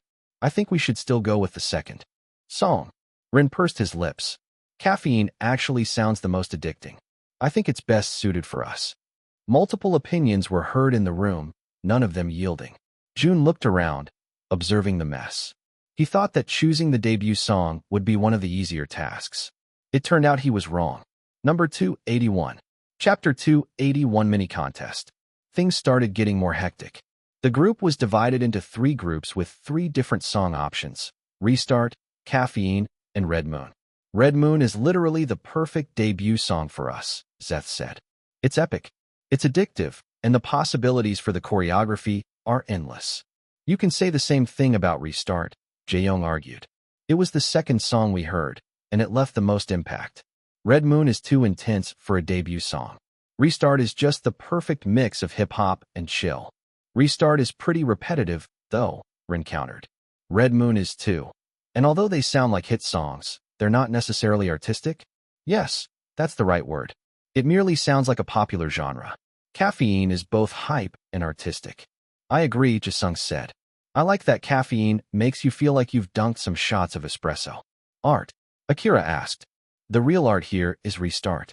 I believe we have different definitions of art, so we can't really judge on what's artistic or not. But if we're talking impact, then Red Moon is the best choice," Sehun chimed in. However, while the others were busy arguing, Jun was busy staring at the new pop-up in his user interface. "You have earned a booster. The booster is entitled Hit Song Maker. Find out which song would become the best hit. This is a free booster, so it is not 100% certain. Use with discretion. Expires in 24 hours. Whoa, Fu actually gave out freebies now. That in itself was already a major upgrade. Use booster, Hit Song Maker. Selected songs: Restart, Caffeine, Red Moon, Oasis." Jun contemplated on whether to add Oasis to the list, especially since none of his members didn't even appear to be interested in the song.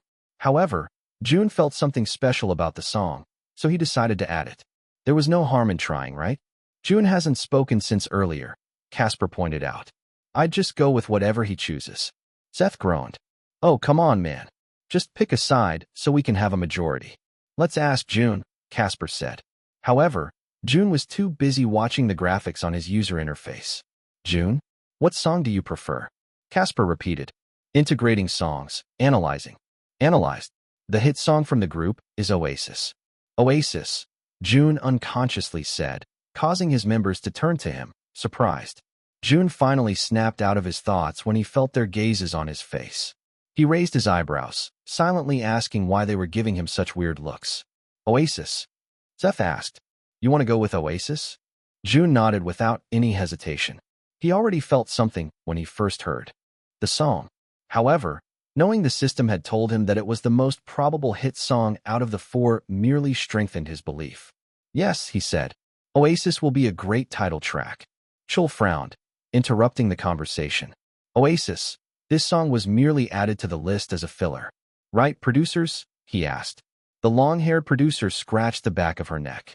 "Yes, Oasis is still not finished. That's why it sounds a bit empty." The other producer nodded in agreement. "Aside from that, this song was originally written for Chaos' new album. However, they rejected it. And now it's with us?" Ren asked. Chul nodded. "So, I suggest you think about it again." The other 6 started arguing once more, insisting their favorite songs become the title track. Chul sighed and massaged the bridge of his nose. "Casper, ho-ho, pick a side already so we can go with the majority." Currently, the team was divided into 3 teams with 2 members each for chosen songs. Jun looked at their expectant faces and sighed. Jun didn't mind making a 4th team. "I still stand by what I said," Jun stubbornly said. "I think Oasis is the best song for the team." Chul shook his head and turned to Casper instead. "What about you?" Would you mind breaking the tie so we can come to an agreement? Casper pursed his lips, looking around the studio. Jun sat there quietly, merely looking at Casper. Then, Casper sighed. I'll go with Oasis, too. Casper definitely liked Restart or Caffeine better. However, something compelled him to side with Jun. Maybe it was the way he looked at him with such pitiful eyes. Jun was normally looking at him. Or maybe it was because Jun always had ingenious ideas that most people brushed off in the beginning, but ended up being the most successful. So, in the end, Casper chose Jun. Chul sighed in frustration as he slumped on his seat. We're not going to come to an agreement, are we? He asked. The members shook their heads. All right, Chul said.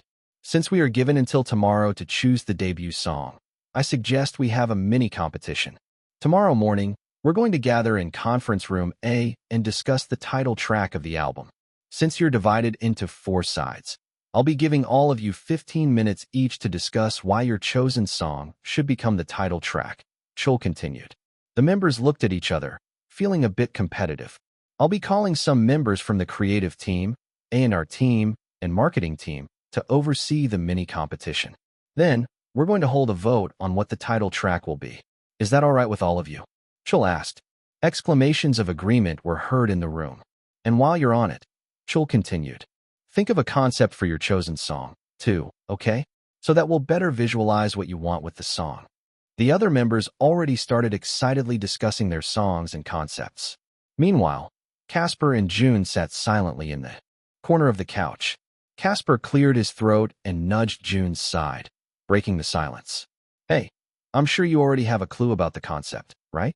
You've always been great at those. Jun started off into the distance and chuckled coldly. You have a concept, right? Casper repeated. Jun pursed his lips and then shrugged. He'll figure something out. Number 282. Chapter 282 Wet. Gosh, why is it so hot these days? Akira complained, cranking up their air conditioner. After their long, unresolved debate in the recording studio, they were now back in their dorm. Fortunately, after Jun burst out about the guys smelling like wet dogs, the dorm had been tidied up to an acceptable extent. The 8 of them sat on the couch. They had just finished eating, so they were now lazing around while watching TV. The news anchor speaking about the weather became their background sound. Coincidentally, or maybe not, they were seated according to their title track preferences. Zeth and Si-hoon, Rin and Jasung, Jae-young and Akira, Jun and Casper. Due to global warming and climate change, the weather has been becoming more difficult to predict. In this graph, we can see that the heat index has increased again this year and will continue to rise until the end of November. Hopefully, December will be a much cooler month, the weatherman said. Jae-young groaned in annoyance. We have to endure this heat until November? And it doesn't help that our air conditioning is shit, Akira added. They didn't skimp on the rooms, but the electronics really suck. Zeth clicked his tongue. Stop complaining and think about your presentation for tomorrow. We're about to crush you at this point. Jae-young scoffed. Oh, dream on, buddy. I heard what you were conceptualizing. A lunar eclipse? That's so predictable for a song called Red Moon. Si-hoon glared at Jae-young's team. It's revolutionary, he defended. At least it isn't a cafe theme for a song called Caffeine. He subtly called the other team out. Rin clicked his tongue. We're minding our own business here. Let's just see which song will win tomorrow. I'm pretty sure nothing's certain yet. I think it's already certain that Oasis is not going to be the title track, though, Zeth joked, causing the 6 members to chuckle. They turned to Jun's and Casper's team and continued to tease them. Why did you even pick that song, Jun? Rin asked. I don't even remember it. Me too, Jasung shyly admitted. It lacks impact for a debut song. You guys were just not listening, Jun said. Well, do you already have a concept for the song? Si-hoon asked. Casper and Jun remained silent. Before they could continue to tease the pair, Jun stood up from the couch, wiping his sweat with the back of his hand. It's so hot, Jun said, diverting the topic. I'm going to wash my face. Sure, go ahead, Akira chuckled. Maybe you'll get some inspiration then. Jun ignored their teases and went to one of their shared bathrooms. Jun leaned on the sink, looking at his reflection. It was so hot in their dorm that sweat had formed on his hairline. His cheeks were red from the warmth, too, and he felt uncomfortable just looking at himself. So, he quickly opened the faucet so he could splash his face with some water. However, It seemed like the world had it out for him since water didn't come out from the faucet. Akira wasn't lying. The electronics and amenities in their dorm were all shitty. They had been told that this was Boy Mystic's dorm before and hasn't been repaired ever since. What the hell? He cursed under his breath, repeatedly turning the sink on and off. Then, like the unlucky black cat he was, the water burst out from the sink full blast at the most unexpected moment, causing the water to splatter all over him and his shirt. Jun cursed once more before turning off the sink. He took a step back and glanced at himself in the mirror. His chin had become wet, and his white shirt had become transparent. Great, he chuckled coldly, already feeling annoyed since he just changed his shirt a while ago. He was about to leave the bathroom, but stopped when he caught a glimpse of his body in the mirror. He looked down and saw that his muscles had become more defined. When he had a shoot with Choi Pablo, he looked softer. However, now, the lines on his abdomen have become more noticeable. It seemed like being on Rising Stars was actually pretty beneficial for his body. I do look pretty cool like this, he thought. As he gazed at the water-soaked fabric clinging to his skin, something sparked within him. He couldn't quite explain it, but the sensation of being wet changed from being annoying to something oddly refreshing. The lyrics of the song Oasis began to echo in his mind, the words fitting perfectly with his current mood. Jun sang softly to himself, a life lived in water, forever wanting more. Then, like a bolt of lightning, another thought pierced through his consciousness. He remembered the news he had seen earlier in the morning, about the rapidly rising temperatures and scorching heat waves that would continue until November. The world's getting hotter day by day, he whispered. The convergence of these thoughts, the cooling sensation of his wet shirt, climate change, and an oasis. Jun smirked, the annoyance leaving his system. He went out of the restroom and shouted, "Casper, we need to talk." Chul yawned as the group of 8 men entered the large conference room. The rookie idols bowed their heads when they saw it wasn't just their manager waiting in the room. "Come in, boys," Chul said, "and take a seat." The members quickly took their seats according to their teams. "Let me introduce you to the team who will judge your presentations today." Chul started off. "We have 2 representatives from the A and R team. You've met them yesterday. We also have members from the creative team who will focus on your concepts. Lastly, we have 2 people from the marketing team to assess whether the comeback will be profitable." Casper sighed when he saw the panel of serious-looking people. "I hate this," he whispered to Jun. "I feel like I'm back at school." Jun merely shook his head in amusement. "Well, who wants to start?" Chul asked. Without any hesitation, Zeth and Si-hoon raised their hands. "We'll be going first," Zeth confidently said. The staff were pleasantly surprised by their confidence. The 2 of them stood up and hooked their presentation to the screen. "Good morning, everyone," Zeth started off, already oozing with charisma. Jun had to give it to this kid. He was definitely born to become famous. "We're here to show you the reasons why Red Moon should be the title track," Si-hoon continued. "First," Zeth quickly added, "werewolves. We can become sexy werewolves under the red moonlight." Number 283. Chapter 283, Furry Kink. Werewolves? A furry kink, Jun muttered under his breath. However, Casper heard him, eliciting a chuckle from the taller idol. The furry duo exchanged glances before addressing the panel of judges. Zeth presented the next slide, and maybe Jun's guess wasn't too far off. In the slide was a pair of furry werewolf ears, which were comically large, and they looked like something you'd find in a Halloween costume store. The other members pursed their lips to suppress their laughter. Jun, too, couldn't help but shake his head in disbelief. "Don't worry," Si-hoon said. "This is just an exaggeration. However, we do want to employ a more realistic werewolf concept by involving wolfish movements in the chorus." A new slide was shown, showing a stage bathed in blood-red light. It looked like a scene reminiscent of a B-grade horror movie. These 2 didn't do such a great job looking for their reference photos. However, as they continued with their presentation, it was clear that this would be a performance to remember. "For the bridge, we're taking it up a notch," Zeth proudly said.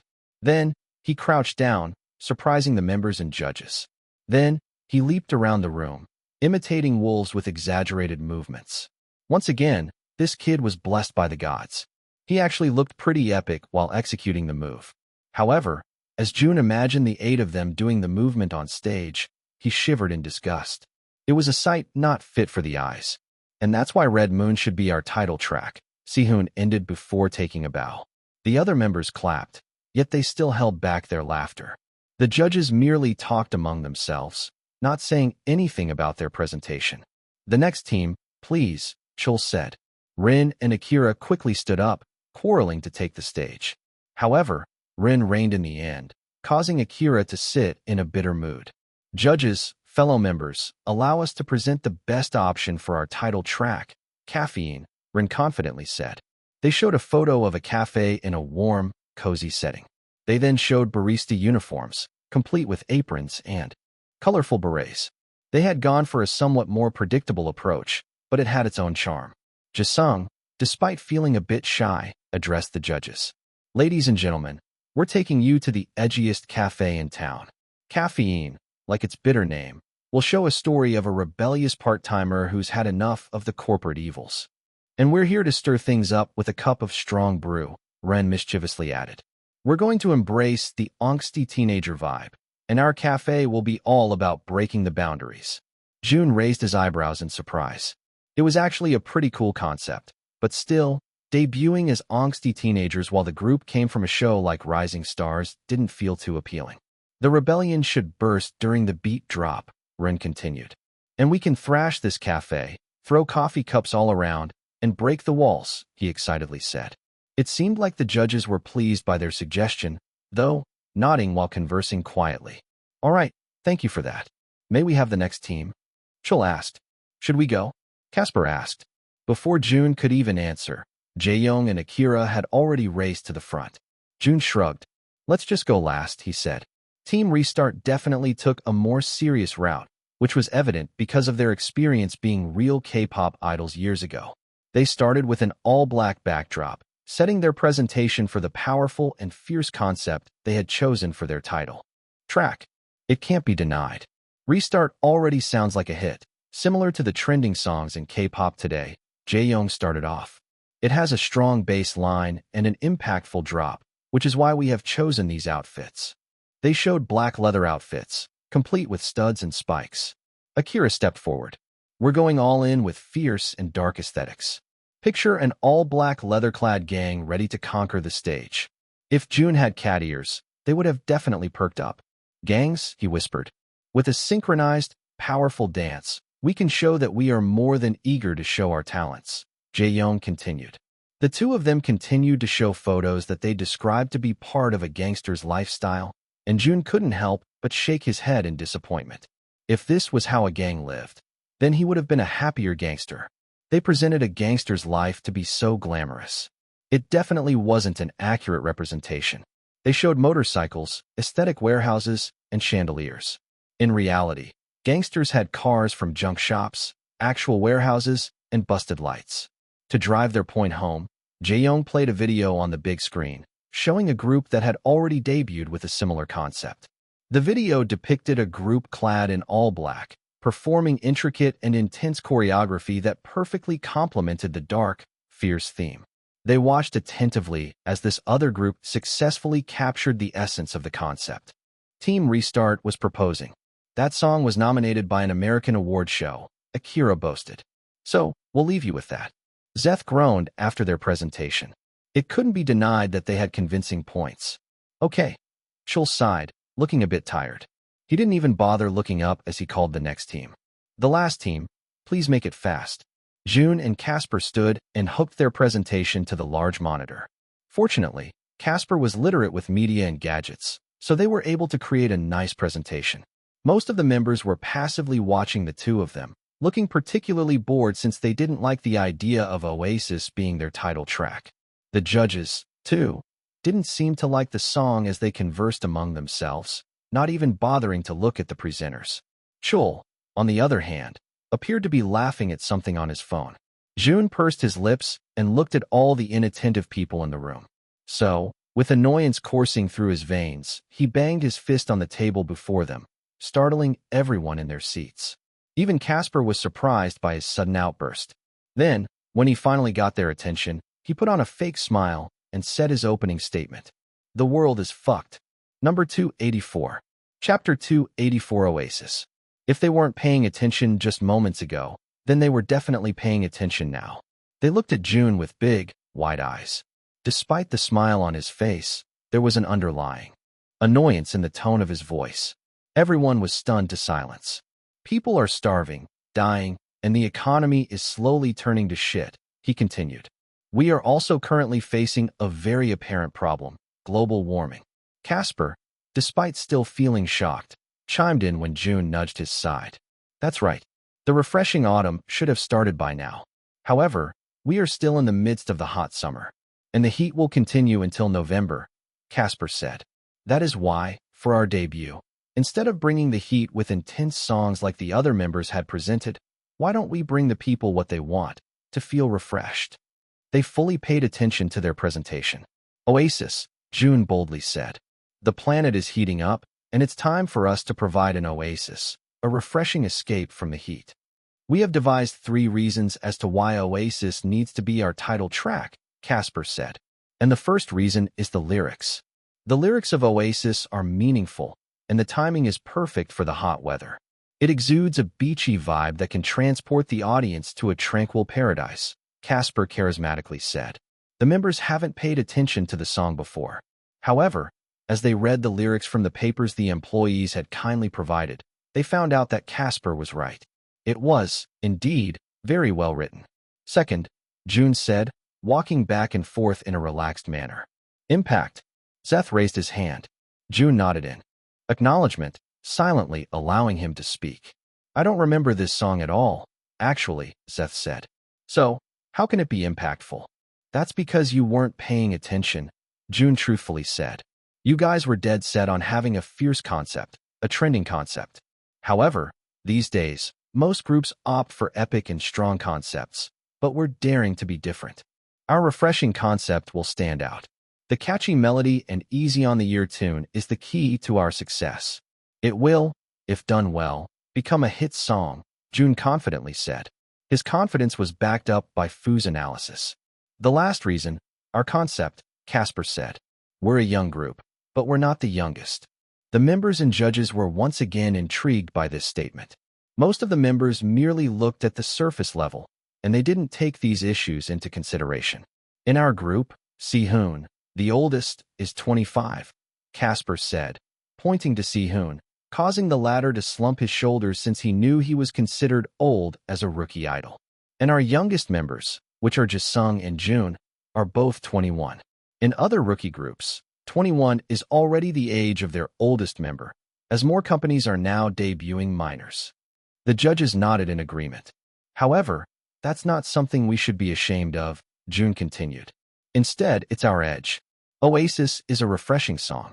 However, we can twist it to something sexier. And this is where our outfits come in, Jun said, presenting the next slide. The others were expecting a lot, so when a white t-shirt was displayed on the screen, they couldn't help but chuckle in disbelief. Chul frowned deeply. A white shirt? Do you think this is a joke? Jun matched his steady gaze. No, he seriously said. I'm very serious right now. Chul was about to refute once again, but Jun spoke before he could even open his mouth. Oasis. What's the first word that comes to your mind when you hear that word? Jun asked. Water, Jisung asked. Correct, Jun chimed. Water. He presented the next slide, which showed a beautiful beach. Imagine this, he continued. A hot summer day in a cool, sandy beach. 8 trainees with refreshing visuals wearing simple white t-shirts. Jun painted a vivid picture of their concept, and it was as if the listeners were transported to the beach itself, feeling refreshed with the mere thought. The judges, too, couldn't deny that it painted a very beautiful picture. Splashing around the water, with the sun kissing their skins, Jun narrated. It's a concept that has never been done for a boy group debut before. It's wet, wild, and fun. They finished their presentation with that impactful sentence. The members of Eve, who were originally uninterested in Oasis, now had intrigued looks on their faces. Jun and Casper were about to sit down. However, Chul's voice broke through the silence. This was the first time he had asked a question to the presenters. This strengthened Jun's thought that their manager wasn't too fond of him. This was originally a rejected song from Phoenix Entertainment, he said, looking Jun in the eyes. The other staff members were alerted by this statement. Originally, It seemed like they had taken a liking to Jun's and Casper's presentation, and they were convinced that Oasis might be the best bet for the title track. A reject? One of the members of the marketing team asked. Yes, a producer answered. This was originally for Chaos. Exactly, Chul chimed in. How can a rejected song become the title track? Moreover, this song is from an unknown young artist. The other songs were made by more renowned producers. Something clicked in Jun's mind. So that's what it was. Despite it being a great song, it didn't get the attention it deserved because it came from an unknown producer. All the more reason why we should make it our title track, Jun said, not being fazed. A rejected song becoming a hit song? That's like a slap on the face for Phoenix. Chul scoffed. And how are you so sure that this is going to be a hit song? Jun shrugged. I just know. And Fu told him so. Although Fu wasn't the best system, he was awful, even. However, he has significantly helped Jun until now. So Jun knew that his analysis wasn't for nothing. Jun sighed, looking at the unconvinced faces of their manager and the judges. I'm saying this with all due respect, Jun started off. Red Moon is a great song, there's no doubt. However, the werewolf concept could be easily perceived as cheesy. It's also been done before by a senior group called EXO before. Zeth and Sehun nodded, getting Jun's point. Caffeine also employed a new concept. However, if we're basing it on the overall concept we have, which is beginning, then it's not ideal. It's not fresh, and a rebellious concept for a debut wouldn't leave a good impression. Lastly, restart. You guys had the best concept out of the three. However, you've already mentioned it in your presentation. This has been done before by many boy groups. Don't you want to start a new trend? So, now, I want you to think, Jun meaningfully said. Oasis may be our greatest shot. Number 285. Chapter 285 Convinced. For a brief moment, everybody was silent. Akira shook his head as he observed Jun's nonchalant, yet confident expression. Jun had always been a good speaker, and Akira admired him for that. Chul let out a deep breath. All right, that's enough. Sit back down, he coldly said. Jun sighed before sitting back on his seat. Casper quickly followed, too. Let's do this the formal way, Chul said. Let's collate all opinions from the members of the team. I think Restart should be the title track, Chul firmly said. He made eye contact with Jun for a second, and then a small smirk made its way to his face. Does anybody agree with me? Chul asked. Two staff members raised their hands, causing Chul's smirk to widen. All right, that's three, he said. What about Red Moon? The two members of the marketing team raised their hands. Two. Okay for Caffeine. The remaining two staff members raised their hands. Chul shrugged. Well, I guess it's official, boys. Restart will be our title track. Jun sighed in disappointment. He didn't bother glancing at Jae-young and Akira since they were probably be jumping with joy. It was a shame. However, much to his surprise, Jae-young suddenly spoke. You aren't going to ask for our opinions? He asked. Chul raised his eyebrows in surprise. You vouch for Restart, he stated the obvious. You guys did a great job. I've changed my mind, Jae-young said. We can also participate in the voting, right? What do you mean? Chul asked with an apparent frown. Well, it's going to be our title track. You also said a while ago that all members of the team will be asked about their opinions. Chul pursed his lips since he couldn't refute what Jae-young had said. Fine, Chul sighed. I didn't include you in the voting at first since you already chose your sides. We should still vote, Zeth chimed. Chul pursed his lips, feeling like he had no other choice. Who votes for Red Moon? He begrudgingly asked. Jun was expecting Zeth and Sehun to vote for the song. However, surprisingly, they kept still. Chul was confused, too. Caffeine. Again, nobody raised their hands. Restart. Jun glanced at Jae-young and Akira, but they kept their gazes to the front, unmoving. Chul became more annoyed. Oasis, he softly asked. Jun. And Casper calmly raised their hands.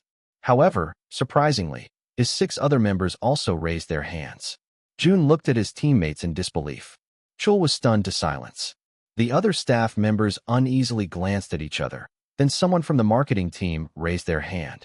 I think Oasis would also be a profitable song, she said. There are 3 other boy groups coming back this month, and most of them have the same sound as the other 3 songs. All right. Boy Mystic is also having a comeback next month. I doubt it's going to be the same week as Eve's, but they're probably going to go with the trendy trap genre. Another staff member spoke. Chul didn't speak, obviously not expecting things to turn around at the last minute. I quite like Oasis, too, a producer said.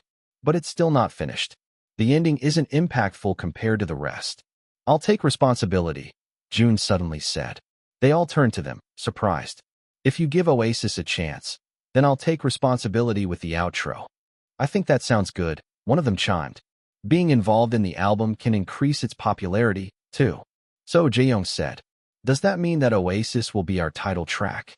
Yes, a producer responded before Chul could even speak. We'll forward the raw version to June, and we'll expect it early next week. Is that all right? June smirked, feeling victorious. Duly noted. All right. Maybe June was regretting it a bit.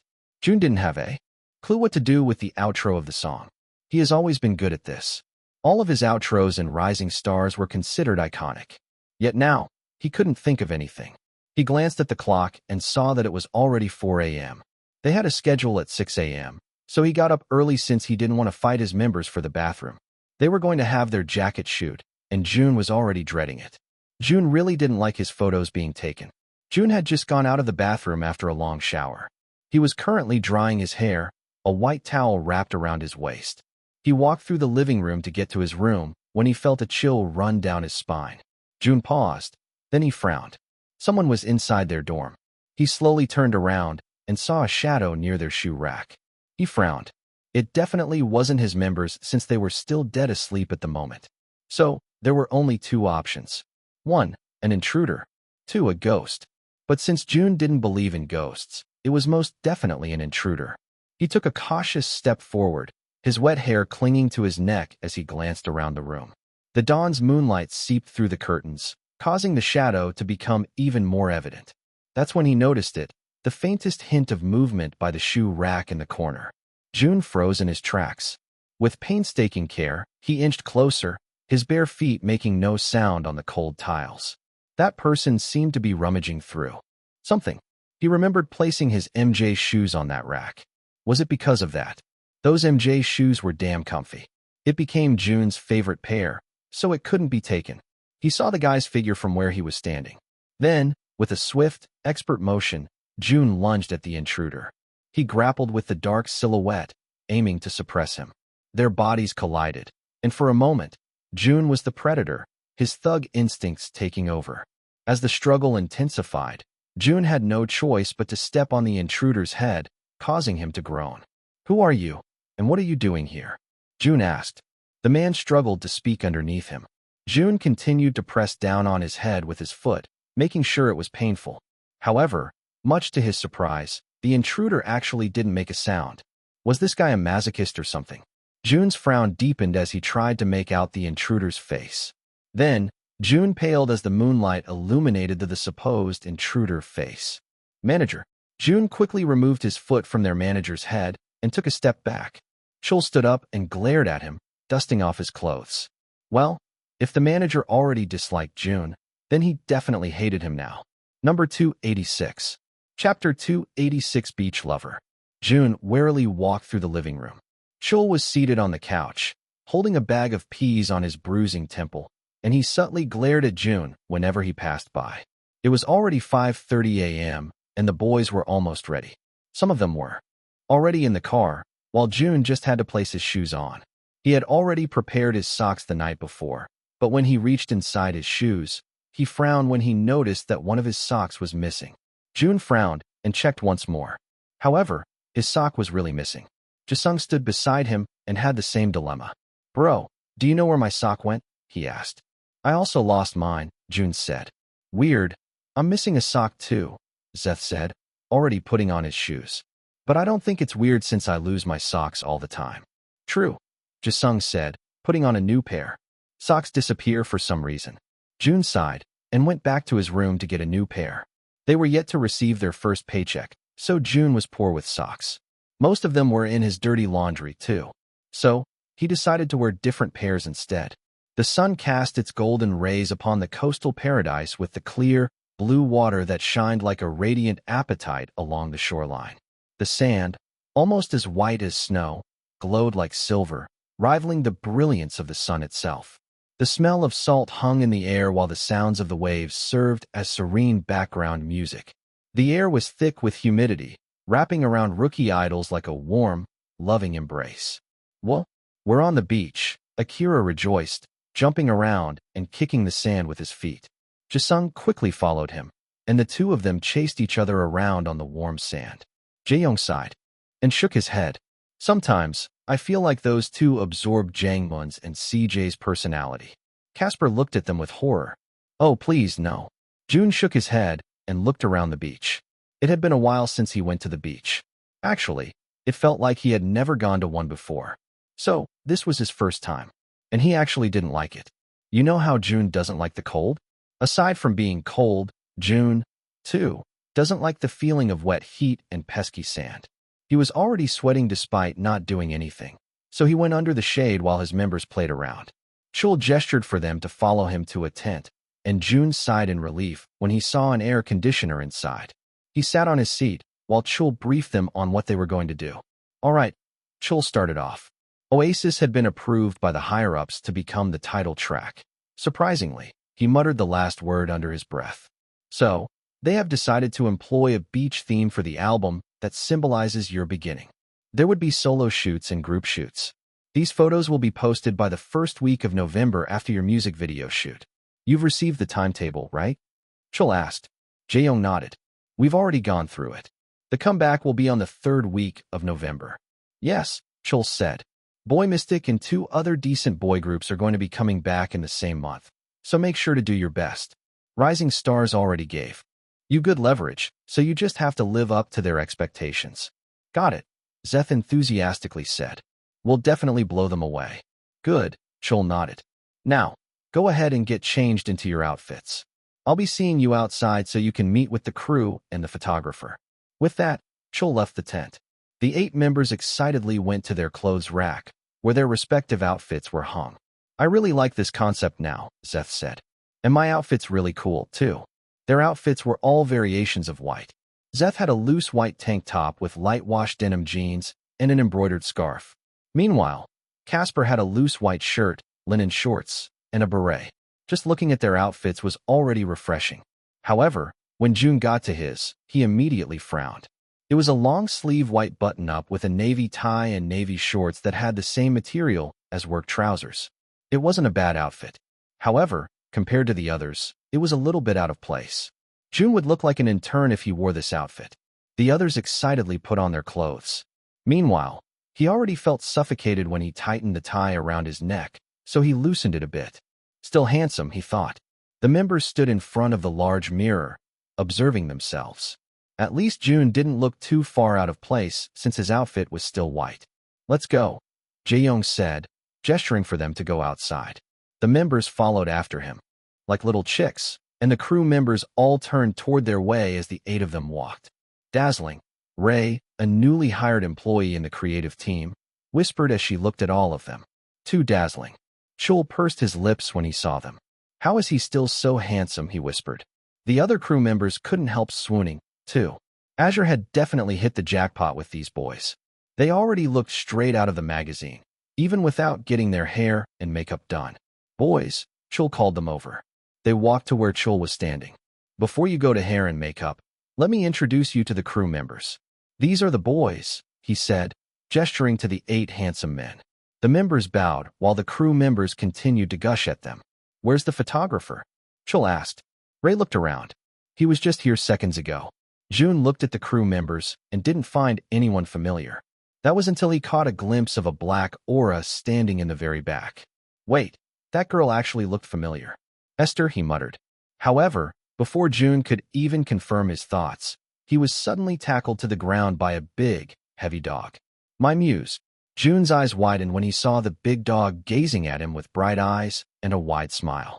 Pablo. Number 287. Chapter 287 Make You Bald. Jun swiftly pushed off the overbearing man, stood up, and took a step back. What are you doing here? Jun asked with wide eyes. Pablo smirked as he stood up, dusting off the sand from his clothes. What do you think I'm doing here, darling? I'm the photographer, of course. Pablo looked at the equally shocked faces of the other members of Eve, his expression instantly brightening after seeing their handsome faces. To add to that, they were all wearing white, his favorite color. I feel blessed. You are all so handsome, but Jun's still my favorite, he boasted. Then, Pablo looked back at Jun, intently observing him. You got even more handsome, too. It's like you're evolving every time I see you. Pablo exclaimed. Well, that's enough, Chul said, cutting their conversation. This is Choi Pablo, your photographer for today. I'm sure all of you already know him. Jisung enthusiastically nodded. I can't believe I'm having my photos taken by the Choi Pablo. Pablo chuckled, obviously flattered. I'll do some of my magic on your group to ensure a successful debut. I usually don't take gigs like this. No, I really don't take gigs like this, but I can't pass the opportunity to take pictures of my muse, he said, referring to Jun. Ho-ho's your muse? Chul asked with a frown. Pablo turned to Chul, almost getting whiplashed. Ho-ho. Who the fuck is Ho-ho? Him, Chul said. It's his name from now on. Pablo looked at Jun with wide eyes, pity evident in his gaze. Oh gosh. I can't. I want to cry. There's no time for that, Chul said, casting Pablo to the side. Zeth, Casper, go to hair and makeup since the two of you will be having your solo and duo shoots. Afterward, the other members will go. Jisung raised his hand. But wouldn't it be better for Jun to go with Zeth since the two of them ranked first and second? He asked. Casper nodded in agreement. Chul sighed. It's what has been written, he explained. Zeth and Casper will be the first pair. Then, Sihoon will pair up with Jun. Sounds fine to me, Jun said, not really minding it. He wasn't ready to get his photos taken anyway. Good, Chul smiled. Now, go, since we have a tight schedule. The 8 members went back to their tent, where 2 makeup artists were already waiting. The 2 young women blushed upon the arrival of the 8 handsome men. Zeth and Casper took their seats in front of the mirror while the others freely conversed. Meanwhile, Jun stood in front of the mirror and tried to simulate a photo shoot. Smiling had become easier for him. However, it couldn't be denied that he still wasn't used to getting his photos taken. He also tried other facial expressions, but they just turned out to be more awkward. Was there a booster for being good at photo shoots? Nope. 5 beautiful girls walked on the sandy beach, their radiant skin glowing under the yellow sun. However, there was an underlying gloominess in their aura, making even the sun ashamed to shine down on them. I thought being on vacation would fill the void in my heart, Ja absent-mindedly said as she helped Bora assemble their beach blanket. But now, I feel even lonelier under this bright fucking sun. Hey, don't curse at the sun. He's just doing his job, Nari said. Yeah, he's doing such a great job that he's here until the end of November, Bora bitterly said, plopping down on the blanket. It's not his fault, though, Sumin chimed. It's the actions of the humans on this earth. Yeah, you're right, Bora said. Maybe we do deserve to get burned by the sun. Wei chuckled and gracefully sat down. You guys are such Debbie Downers. We came here to beat the heat, eat some ice cream, and maybe meet some cute boys. Don't look so devastated. Well, I am devastated, Ja said. The love of my life hasn't updated after the finale of Rising Stars. I took the show for granted, and now I'm miserable. Cheer up, Sumin patted her back. They're coming back very soon. How soon are we talking? Ja asked. I don't know, Sumin shrugged. Zeth said that it'll be very soon. They can't debut right away. They must be in the midst of preparations. Ja sighed and tucked her chin on top of her knees. You're right. I guess I'm just a bit sad that Jun doesn't have a personal account. The other members post from time to time, but we basically don't have anything about Jun. Is he actually the center of Eve? Ren posted a photo this morning, Boris said. I think Jun's hair was captured in that photo. Where? Ja asked, automatically perking up. Bora brought out her phone and showed Ja the photo. Indeed, there was a pink tuft in the corner of the photo, making Ja instantly melt. Oh gosh, he's so cute, she whispered. Nari looked at her, weirded out. It's his hair. It might even get mistaken as his pubes with how little is showing. Wei glared at Nari. You're disgusting. But hey, do you think Jun dyed his pubes pink? What even is this conversation? Sumin exclaimed. Just let Ja be. She's having withdrawal symptoms, so seeing even a strand of his hair already makes her happy. Honestly, I can't blame her, Sumin continued. I'm the same with Zeth. But the thing is, Zeth posts a lot. And I mean, a lot of his selfies, so I'm always well fed. I guess we're all just crazy fangirls, aren't we? Wei asked. How lucky would we be if we just saw them right here and right now? Super lucky, Boris said. I'd shave my head if that happens. Jia, who finally snapped out of her trance after staring the photo for a couple of minutes, turned to the side when she heard a commotion. That's right. That's it. Beautiful, my boy, someone exclaimed. Jia turned to the side and saw a bunch of cameras and a familiar-looking boy leaning against a huge rock. Oh, he's handsome, she muttered under her breath as she gazed at the black-haired boy. Then it hit her. Jia's eyes widened in surprise when she finally recognized who it was. Si-hoon. She slapped herself to see if she was dreaming, but to her surprise, nothing happened. Oh gosh, Jia said. What? Bora asked. Bring out the scissors and clippers because I'm going to make you bald. Number 288. Chapter 288, Ticklish Seaweed. The handsome guy leaned against the weathered rock, his thin skin kissed by the sun. His arms, toned and smooth, were stained with sand. His linen pants were touched by the waves, looking effortlessly stylish. His crisp, white shirt flowed in the ocean breeze, dancing with the winds. Damn, Si-hoon's hot, Bora said as she continued looking at the handsome idol through her binoculars. I'm adding him to my bias list, Wei said. How come I've never noticed him on the show? 'Cause you guys are blind, Jia chimed. I've noticed him after his performance with Jun. Oh, don't lie. If he didn't perform with Jun, then you wouldn't have known about him, Su-min teased. Jia clicked her tongue and brought her binoculars down. Why do we have binoculars again? Nari shrugged. I don't know.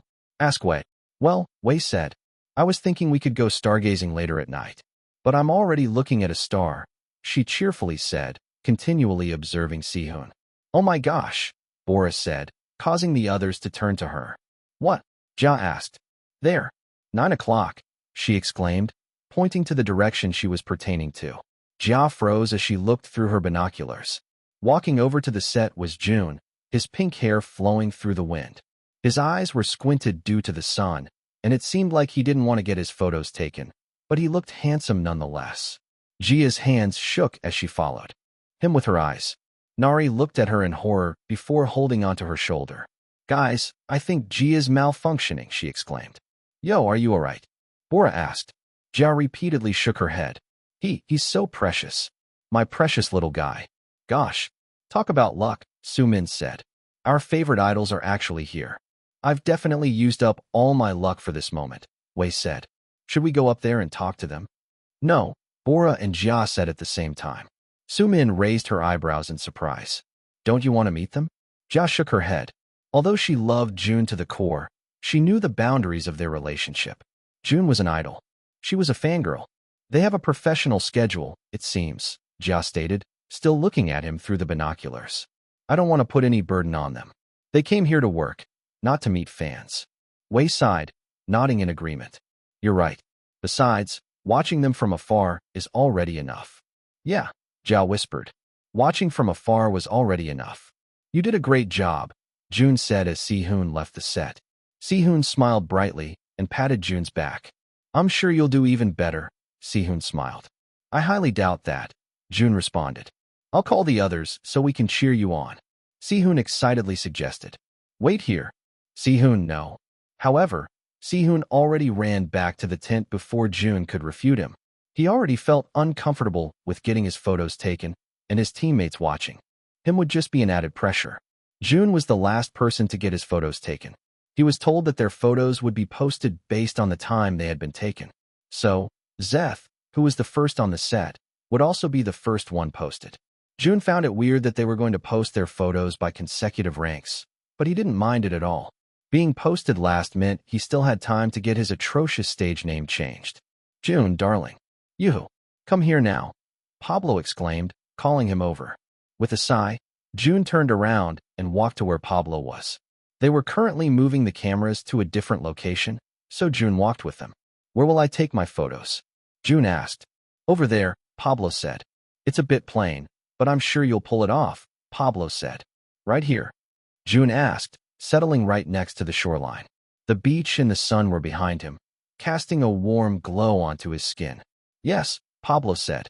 It's already really good. I'll start taking photos now.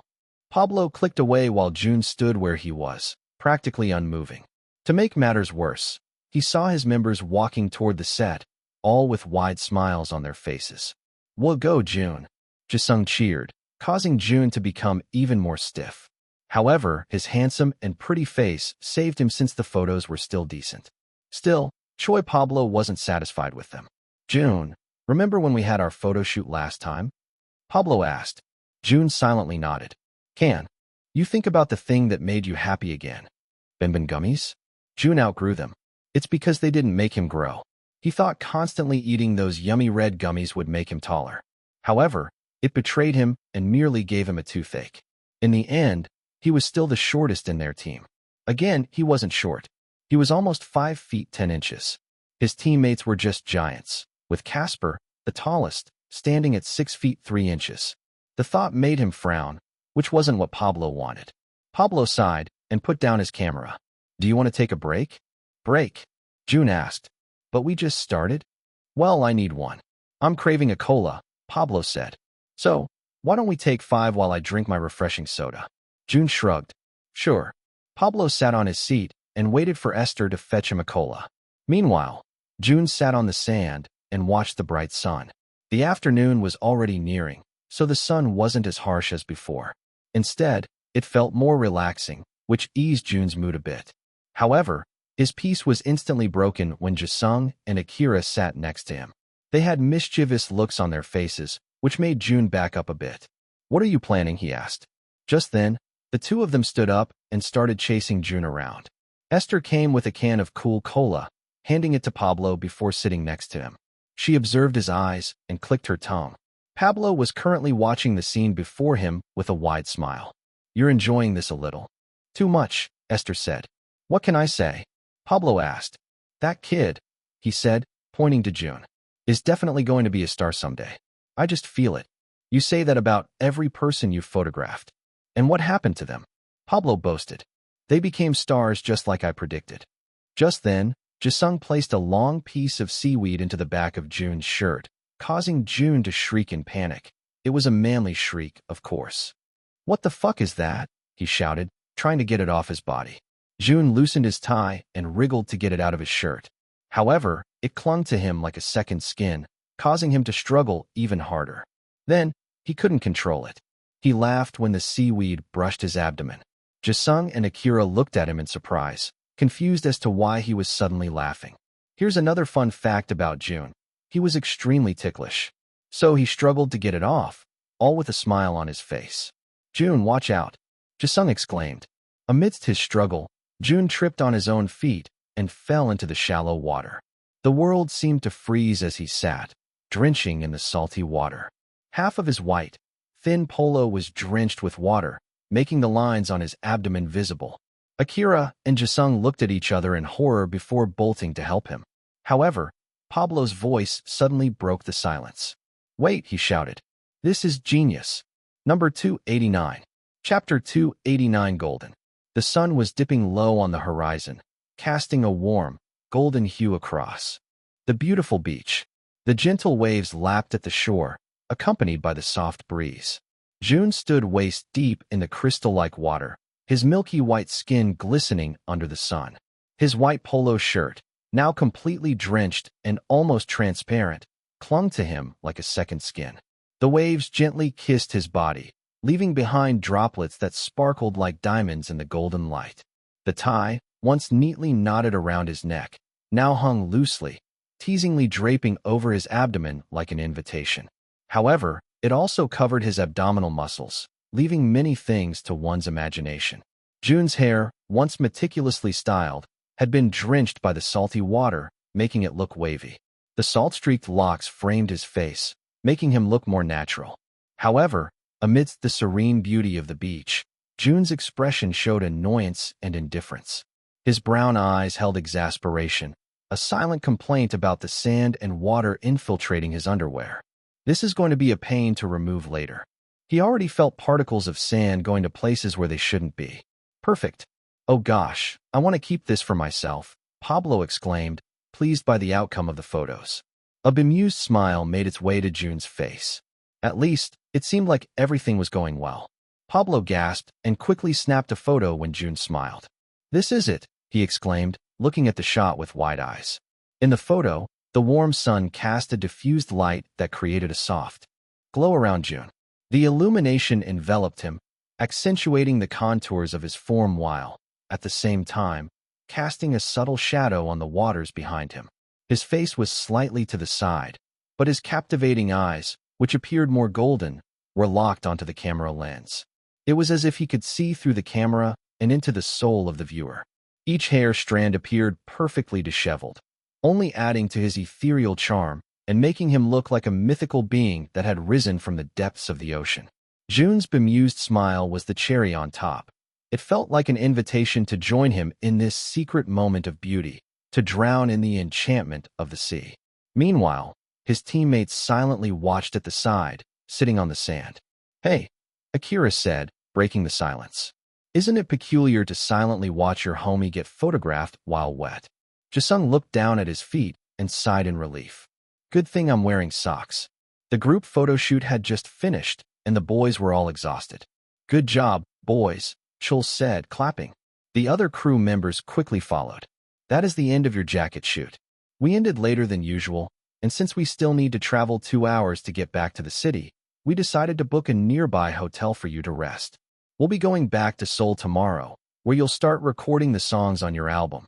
"June," Chul said, making the pink-haired guy snap out of his daze. Oasis, the producers. Need it the day after tomorrow." "Got it," June said, although he knew he was fucked since he still hadn't started it until now. "Well, here are your room cards," Chul said, handing Jaeyoung 3 cards. "You can decide who to room with. There are 4 beds in one room." "Dibs on June," Jisung exclaimed. "Me too," Casper said. "Nah, not you." Jisung pushed him away. "We need to separate the snorers from the non-snorers." "Sweet," Rin said, joining Jisung and June. "I'll stay here then." "Can I join?" Zeth asked. "No," the 3 of them exclaimed, since Zeth was a very notorious snorer. They had now settled in their rooms, and June's 3 roommates were knocked out in their respective beds. He, too, was tired from all the work they had done, but he couldn't bring himself to sleep. He brought out the laptop he borrowed from Ren, plugged in some earphones, and listened to Oasis with closed eyes. Indeed, hearing the song while in the presence of the beach was different. The young producer did a great job encapsulating the essence of a refreshing summer in a 3-minute song. However, June also couldn't deny that there was something missing, like the producer stopped halfway through because of discouragement. June tried to search for the producer's other works and found that he hadn't produced any other music for idol groups. Instead, he was more focused on making instrumentals. They were pretty good, but they gave June nothing. June wanted to speak with the producer to find the missing puzzle piece, but he could only do so much with his busy schedule. Even after listening to the song a second time, June couldn't point out what was truly missing. So, with careful movements, he stood up from his bed and left the room. Fortunately, all of his roommates were very heavy sleepers, so they didn't wake up amidst June's departure. June mindlessly let his feet take him to a place. Surprisingly, he found himself on the beach, where he had his photo shoot. Standing there during the night felt more calming. So, June unhesitatingly took a seat on the sand. He closed his eyes and felt the gentle breeze against his skin while inhaling the salty air. Hey, maybe the beach wasn't so bad after all. He continued closing his eyes, just listening to the sound of the waves, when he suddenly heard a familiar voice coming near him. "Yes, Mom. We're okay," she said in an annoyed tone. "I know, I can't swim. I didn't even touch the water at all. You know I'm deathly afraid." "Yes, we ate dinner well. I was about to go to sleep when you called." June squinted his eyes to get a better look at the young lady. I know. We'll stay safe. We'll go back tomorrow," she continued, appearing to be tired of the caller. "Yup. Love you. I'm going to sleep now." June smirked as she ended the call. Then, he spoke, startling the lady. "Lying to Cindy isn't necessarily nice, you know." Number 290. Chapter 290 Natural. Jia, right? Jia almost collapsed when June said her name. She went out just to get some fresh air, but now she stumbled upon a very fresh snack. She subtly pinched her forearm and cursed inside her mind. "Bad Jia." Yeah," Jia said, not daring to look into his eyes. She already felt nervous at the thought of being with June. "Well, I guess I got to go." She chuckled nervously before turning around and walking away. She definitely wanted to stay with Jun and speak with him more. However, her nervousness got the best of her. Wait, Jun said, making her halt. Why don't you stay a bit? Her heart raced inside her chest, her cheeks instantly flushing. She slightly turned around and asked in a small voice, Really? Jun chuckled and nodded. Yeah, sure. Come here. He patted the spot next to him. Jia bit her lip and eagerly sat next to the handsome idol. She praised every deity out there, giving thanks for the blessing she had received. The two of them sat in silence. However, it wasn't awkward. Instead, it was quite peaceful, with the sound of the waves breaking through their silence. This is nice, Jia said, looking at the stars in the sky. Jun followed her gaze and softly smiled. Yeah, he said, his voice almost a whisper. Hey, Jun suddenly said, causing Jia to snap her gaze at him. Jun kept looking at the stars while Jia continued observing his face. Yeah, you voted for me, right? On Rising Stars, he asked. Yes, Jia enthusiastically said. Every day? You know, my mom makes lots of money, so I asked her for stars. Allowance during those days. Jun chuckled in amusement. Why did you vote for me? I'm not as handsome as Casper or Zeth back then. I also wasn't the most talented. Jia was left speechless by Jun's question. Then, she started looking back on the days when Jun came into her life. She hummed, thinking of the right words to say. Jia hasn't concluded it until now. Why did she start liking idols? She failed to acknowledge it back then, but now it has become clear. The truth was, she was going through a tough time, but not in the way most people might think. It wasn't because she had it worse than others. In fact, she always considered herself lucky. She had food on the table, supportive friends, and a complete family, even though they were often busy with their lives. But there was something else. She couldn't acknowledge the emptiness she felt because she always thought she didn't deserve it. Why would she be sad when others were sadder? But then, Jia realized that the source of her turmoil was herself. She was too tough, too hard on herself, and it was taking a toll on her mental well-being. Then, one day, Jun came into her life. She never really understood why idols were so popular back then. She couldn't grasp why people went crazy over them, fawning over their every move. But when she met Jun, it all just clicked into place. It wasn't because those people just wanted some eye candy and someone to fangirl over. They weren't crazy, and she realized she wasn't either. It was like stepping into a whole new world, a world where she could escape from the harsh realities that had been weighing her down. In this world, she could be the happiest version of herself. She was surrounded by people who shared the same interests as she did, and it was a world where she didn't have to be so hard on herself. In today's time, there are still people out there who might consider fangirling and niche hobbies to be cringy, but she didn't care. This was her world, and Jun was at the very center of it. Jun made her happy in a way she couldn't have imagined. It wasn't just about his looks or his talent. It was about the community that formed around the shared love for him and the group. It was about the joy they found in supporting and celebrating someone who had become an inspiration in their lives. It was about the escape from the relentless pressure she put on herself and the chance to be a part of something bigger. It was a reminder that it's okay to let go, to be passionate about something, and to find happiness in the little things. Jun helped Jia see that, and she'll forever be grateful for the world he introduced her to, the world that became her escape from her own relentless self-criticism. So, when she looked back at Jun, with him still staring at the stars, she couldn't help but smile. Jun was the star himself. Why? She asked after a while, breaking the silence. I honestly don't know.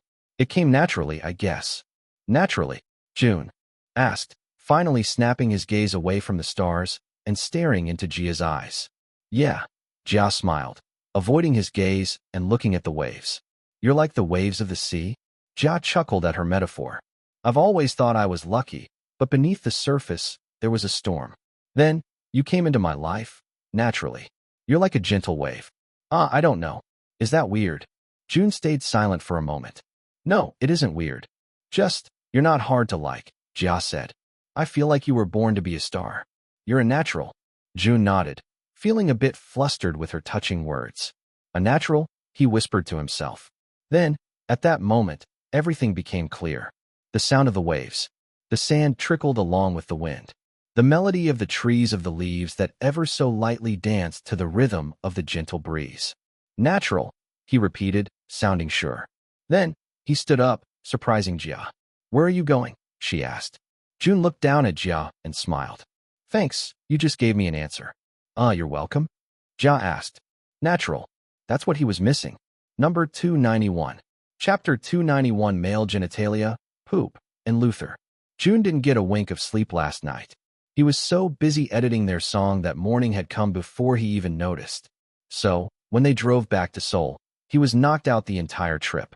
And when he woke up and saw himself in the car's mirror, he cursed loudly when he saw atrocious doodles all over his face. He should have known better than to sleep in a car filled with hooligans. What the fuck? He exclaimed, looking at the others, enraged.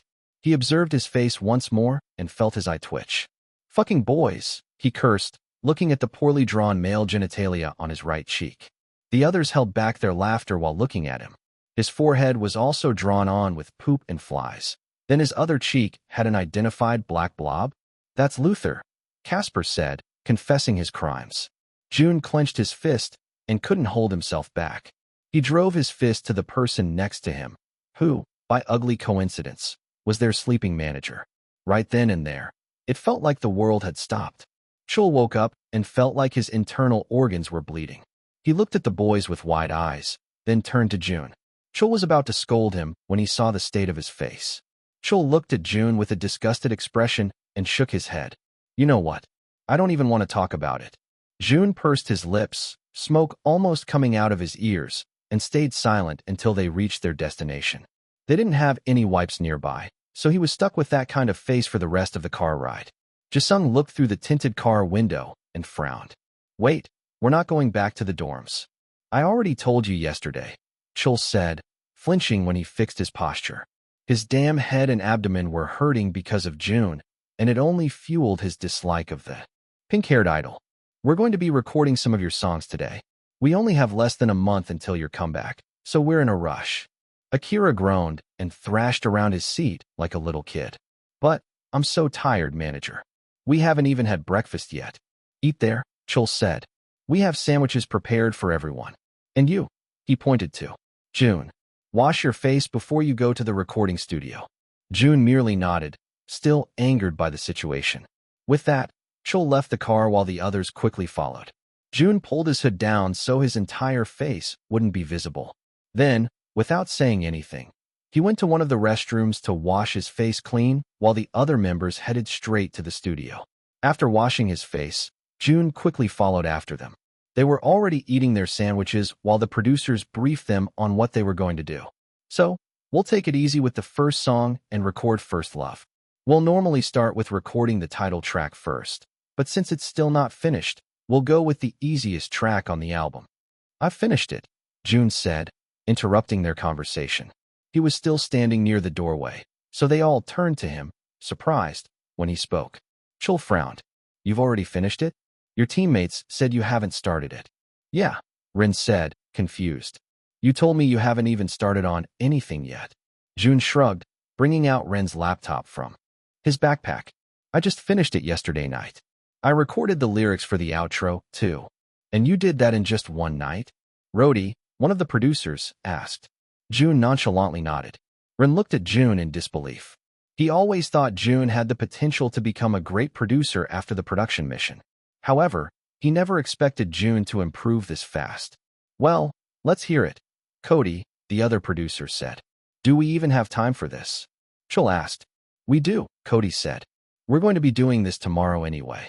It's best to hear it now so the boys can familiarize themselves with the song. Chul clicked his tongue and eventually agreed. Meanwhile, Jun set up the laptop, asking Jisung's help to connect it to Zeth's loud and expensive speakers. Then, without any hesitation, he clicked play. The members of Eve paid more attention than usual since this was the very first time they'd be hearing this song after their last meeting. It definitely sounded way better than they had imagined. Jaeyoung, who was so dead set on restart, failed to realize that this song was, indeed, what Jun had made it out to be. It was refreshing yet hot all at the same time. However, for the keen hearing of the producers, they felt like the song was different. And it was better. What is this? Rhodey whispered to Cody. I don't know, but it sounds more complete. Jun couldn't help but smile as he listened to his masterpiece. He had been in a creative slump for a while, and he struggled to find the missing element of the song. The pressure to create a hit and to live up to Fu's words had overwhelmed him, and he realized that he'd been overcomplicating things. However, after his conversation with Jia, he had an epiphany. Jun was a natural, so he added nature. He incorporated elements into the song, the sound of waves crashing and the ambient sounds of the beach. This kid has talent, Cody absent-mindedly said. Chul heard him and felt somewhat bitter. He always thought Jun never deserved to be the center, and he didn't want to act impartially to a person who didn't deserve their position. However, it was getting harder and harder to give him unfair treatment when the people around them seemed to like this Jun kid so much. Chul continued with his pessimistic thoughts. However, when the outro of the song came, it was as if his mind had become clear. He stopped and listened intently to the soothing melody. The others, too, paid more attention to the added part of the song. And then, when it was over, Jisung and Akira couldn't help but clap. Damn, Zeth chuckled. You just made a hit song. Number 292. Chapter 292 Dislike. Eve's preparations went faster than they anticipated, and now, almost all of the songs had been recorded. With some inevitable frustrating moments and a couple more missing socks later, Eve was now going to film their music video. Jun looked at the calendar with a distressed look, biting his lips in anxiousness. Yo, are you? All right, Zeth asked, patting his back. Jun sighed and turned to Zeth. It's already November 1st. Zeth smiled. Yeah, can you believe it? We started with Rising Stars back in July, and 3 months later, we're filming our music video. Jun clicked his tongue. Do you know what this means? That it sucks we can't attend any Halloween parties this year? Zeth warily asked. No, Jun exclaimed. It means I'm going to be ho-ho in a couple of days. November 4th, to be exact. Oh, Zeth scratched the back of his head. I forgot about that. And to add to that, my fucking sock is missing again, Jun ranted. I don't know why they keep disappearing. Do you guys devour socks or something? My dirty laundry was filled with socks just yesterday. Zeth pursed his lips. Look, man, I'm losing socks, too. It's just the rule of life. What's gotten Jun so heated up? Akira asked, popping from his room. Nothing. Jun sighed, trying to calm down. Well, we need to go? Chul is waiting downstairs, Akira said. Don't worry, bro. I'll buy you plenty of socks when we get our first paycheck. All right, I'll keep your word on that, Jun said. Let's go. The 8 of them went out of their dorms and into the tinted van, where Chul was waiting.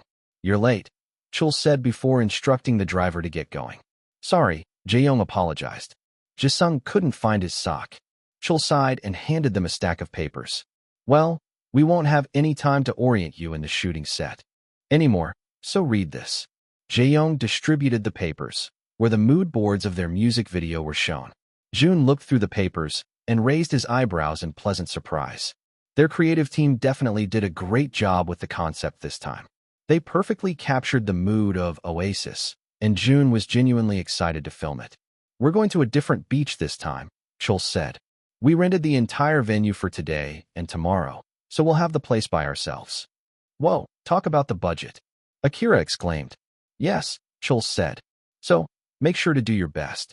It's rare for groups to have this much budget these days. Jun shook his head. Of course, their group deserved a big budget. With the amount of money Azure had gained from Rising Stars, it should be a given for them to get a decent budget. Familiarize yourselves with the filming concept, Chul instructed. We'll arrive in about 2 hours, and we'll film right away when we get there. Got it, got it. They finally arrived at the beach, and it was more beautiful than the members had imagined. The water stretched along the coastline, and since Azure had rented the entire place, it felt like a secluded paradise hidden from the hustle of the world. It was definitely different from the beach where they had their concept shoot. If that beach felt like a vacation spot where people played beach volleyball, walked around in bikinis, and drank sweet coconuts, then this one felt more like home, where someone grew up swimming with their friends. Surrounding the beach was lush tropical grass that climbed the edges of the cliffs that framed the cove. The vibrant greens contrasted deeply with the earthy tones of the cliffs. The scent of salt water mixed with the sweet aroma of flowers which wrapped the area in a dreamlike atmosphere. The water was so blue that it practically mingled with the sky. It was difficult to determine where the water ended where they were standing. This wasn't just a beach, it felt like an island of memories. The shoreline seemed to hold echoes of childhood laughter and footprints of those who wandered its length over the years. It was already afternoon, so the sun was almost setting, only adding to the beauty of the natural paradise. Was there a place like this in Korea? Rin asked with wide eyes. This feels like the eighth wonder of the world. The creative team tried really hard to find a suitable place, Chul said. You can thank Ray over there for finding a place. The 8 members turned to the young woman, around the same age as them, and smiled in gratefulness. Jun flashed her a bright smile, genuinely appreciative of what she had done, and Ray felt her heart skip a beat. Well, Chul clapped. Time to go to your posts. You already know what to do, right? Yes, Jae-young responded. Jun will start filming first. Chul pursed his lips and nodded. I'll be in my own tent, he said. Don't look for me unless it's really urgent. The members of Eve nodded. Meanwhile, the other members can go to that large cabin over there. Chul pointed to a beautiful wooden cabin. You'll also be sleeping there for tonight, so choose your rooms. The members' expressions instantly brightened when they saw their house for the night. They ran to the cabin like little kids while Jun shook his head in amusement. Chul and Jun were left all alone, and there was a sense of hostility in the air. They had never been alone in each other's presence aside from the time when Jun thought he was an intruder. Chul nonchalantly picked on his nails while Jun stood there, just observing him. Well, Chul asked after a while, are you just going to stand there? You need to change into your clothes so we won't have any delays. We need to finish all individual shoots this afternoon until the evening. I know, Jun said. Then go, Chul said. I just have a question, Jun said, taking a step closer to him. What? Chul raised his eyebrows, feeling strange from the way Jun looked at him. If you dislike me, then say it right to my face, manager. Number 293. Chapter 293, His Dark Secret. Chul was surprised by Jun's bluntness. However, he quickly recovered from his surprise since this wasn't too uncharacteristic of Jun's personality. Chul watched the entirety of Rising Stars, and he knew Jun was known for having a blunt, clear-cut personality. What do you mean? He innocently asked. Jun remained calm, holding his gaze. I don't mind if you dislike me. What made you say that I dislike you? Chul asked. I'm not stupid, manager. My stage name itself is already proof that you're not too fond of me. Chul merely smiled, not confirming nor denying anything. I don't know what you mean, he innocently said. I'm just doing my job as your manager. I haven't done anything out of line, have I? Jun pursed his lips since he knew Chul was right. He made some comments here and there, but they were too vague to be considered targeted. See, Chul smirked. I've been a good manager. I always keep your team up to date, and I also make sure that you get the best treatment possible from the company. Just look at the budget you have for this music video, he boasted. So, I suggest you go now. He leaned closer to Jun and looked him in the eyes. Ho ho. Jun was fucking annoyed. No, that was an understatement. He was enraged. He couldn't even internalize the director's instructions with how enraged he felt. After Chul left him, the anger he felt escalated further. Even the makeup artist felt suffocated because of Jun's mood. And now, he was sitting on the shoreline, looking at the setting sun. May, the director of the music video, smiled as she observed Jun's facial expression. He had a slight frown on his face, but the glow of the sun made him look a bit soft, almost reminiscent. This was the expression she was looking for. This kid's really good, she whispered to Ray. How can he capture the mood right away? Ray smiled, her cheeks warming up as she looked at Jun. Yeah, she softly said. He's really good. Continue filming, May whispered to the cameraman. Everybody stayed silent as Jun continued with the scene. Jun leaned with one hand while the other played with the sand. Meanwhile, his legs were sprawled straight in front of him. The sun descended with warm tones, casting a gentle glow over Jun's face. His eyes, reflecting a golden light, glistened with longing. There was an ache in his gaze, an unspoken narrative of a heart yearning for something lost. Director May was captivated by the raw emotion coming from Jun. The breeze played with his hair as if it also felt the sorrow of the young adult. As the scene unfolded, it became evident that Jun carried a burden in his heart, an unresolved ache. His every movement, and every nuance of his expression spoke of a soul yearning for something irretrievably lost. And then, a flicker of anger flashed across Jun's eyes, causing Mei and Ray to gasp in surprise. They sensed the power of this moment, and although Mei didn't initially expect the scene to unfold in this direction, she wasn't mad. Instead, it was the cherry on top. Perfect. Just perfect, she whispered, not wanting to break Jun from his trance. Meanwhile, Jun was still thinking about Chol. At first, he felt lost. Since his name, his identity will be lost in 3 days. Then, anger began bubbling in his chest. Chol's face flashed in his mind, and it annoyed him to the core, wanting to pound his face and make his nose cave in. Cut! Mei shouted after a while, snapping Jun out of his thoughts. That was amazing, she exclaimed, walking to where Jun was. I thought we were going to take a long time filming this scene, but you nailed it in 1 take. Jun paused, looking at the crew with wide eyes. They all had appreciative looks on their faces, silently praising Jun for his performance. Wait, Jun thought. We already started? Action. The setting had now changed from the nostalgic shoreline to an intimate cabin nestled among the trees on the quiet beach. The thick foliage made it nearly impossible for the sun to penetrate through the windows of the cabin, so it was strangely dark. Jun stood alone in the semi-darkness, the only illumination coming from the muted glow of a solitary lamp. The director continued to instruct Jun even after the cameras started rolling. Think of someone you want to do sinister things to, she said. Jun didn't need further instructions. His thoughts immediately went to Chol, and just like that, he was completely immersed. Slowly, Jun's face morphed into a haunting portrait of dark contemplation. Holy shit, Mei exclaimed. He really is good. The room was filled with eeriness as Jun continued to stare at a distance.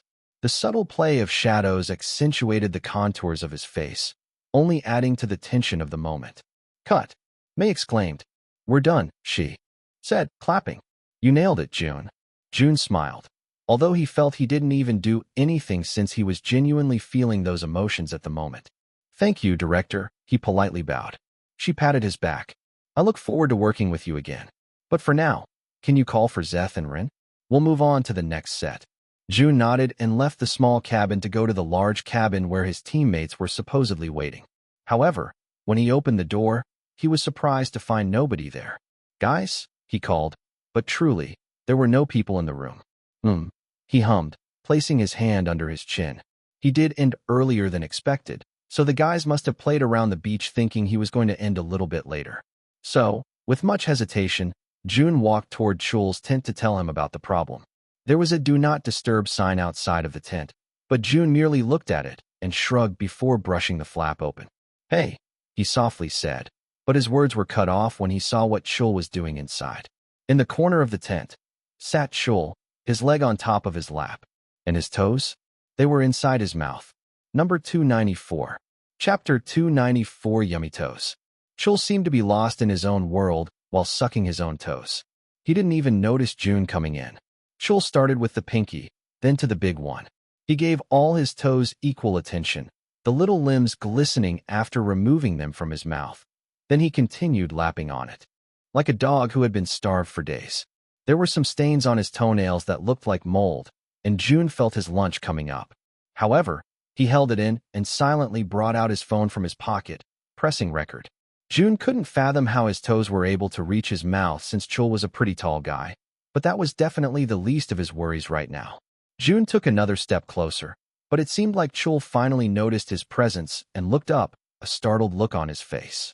Chol quickly removed his big toe from his mouth and looked at Jun with wide eyes. Meanwhile, Jun wore a smug smirk. Bingo. Jun was a little bit disgusted. No, he was really disgusted. However, he couldn't help but smile since he felt like he finally found his oasis. Chol looked at the phone in Jun's hand and stood up, swiftly trying to steal it from Jun. Jun knew better, though. He wasn't going to make the same mistake again. He placed his phone inside his pocket and took a step back, looking at Chol with raised eyebrows. What's wrong? Jun asked. You, Chol said through flared nostrils. I told you not to come here except for urgent matters.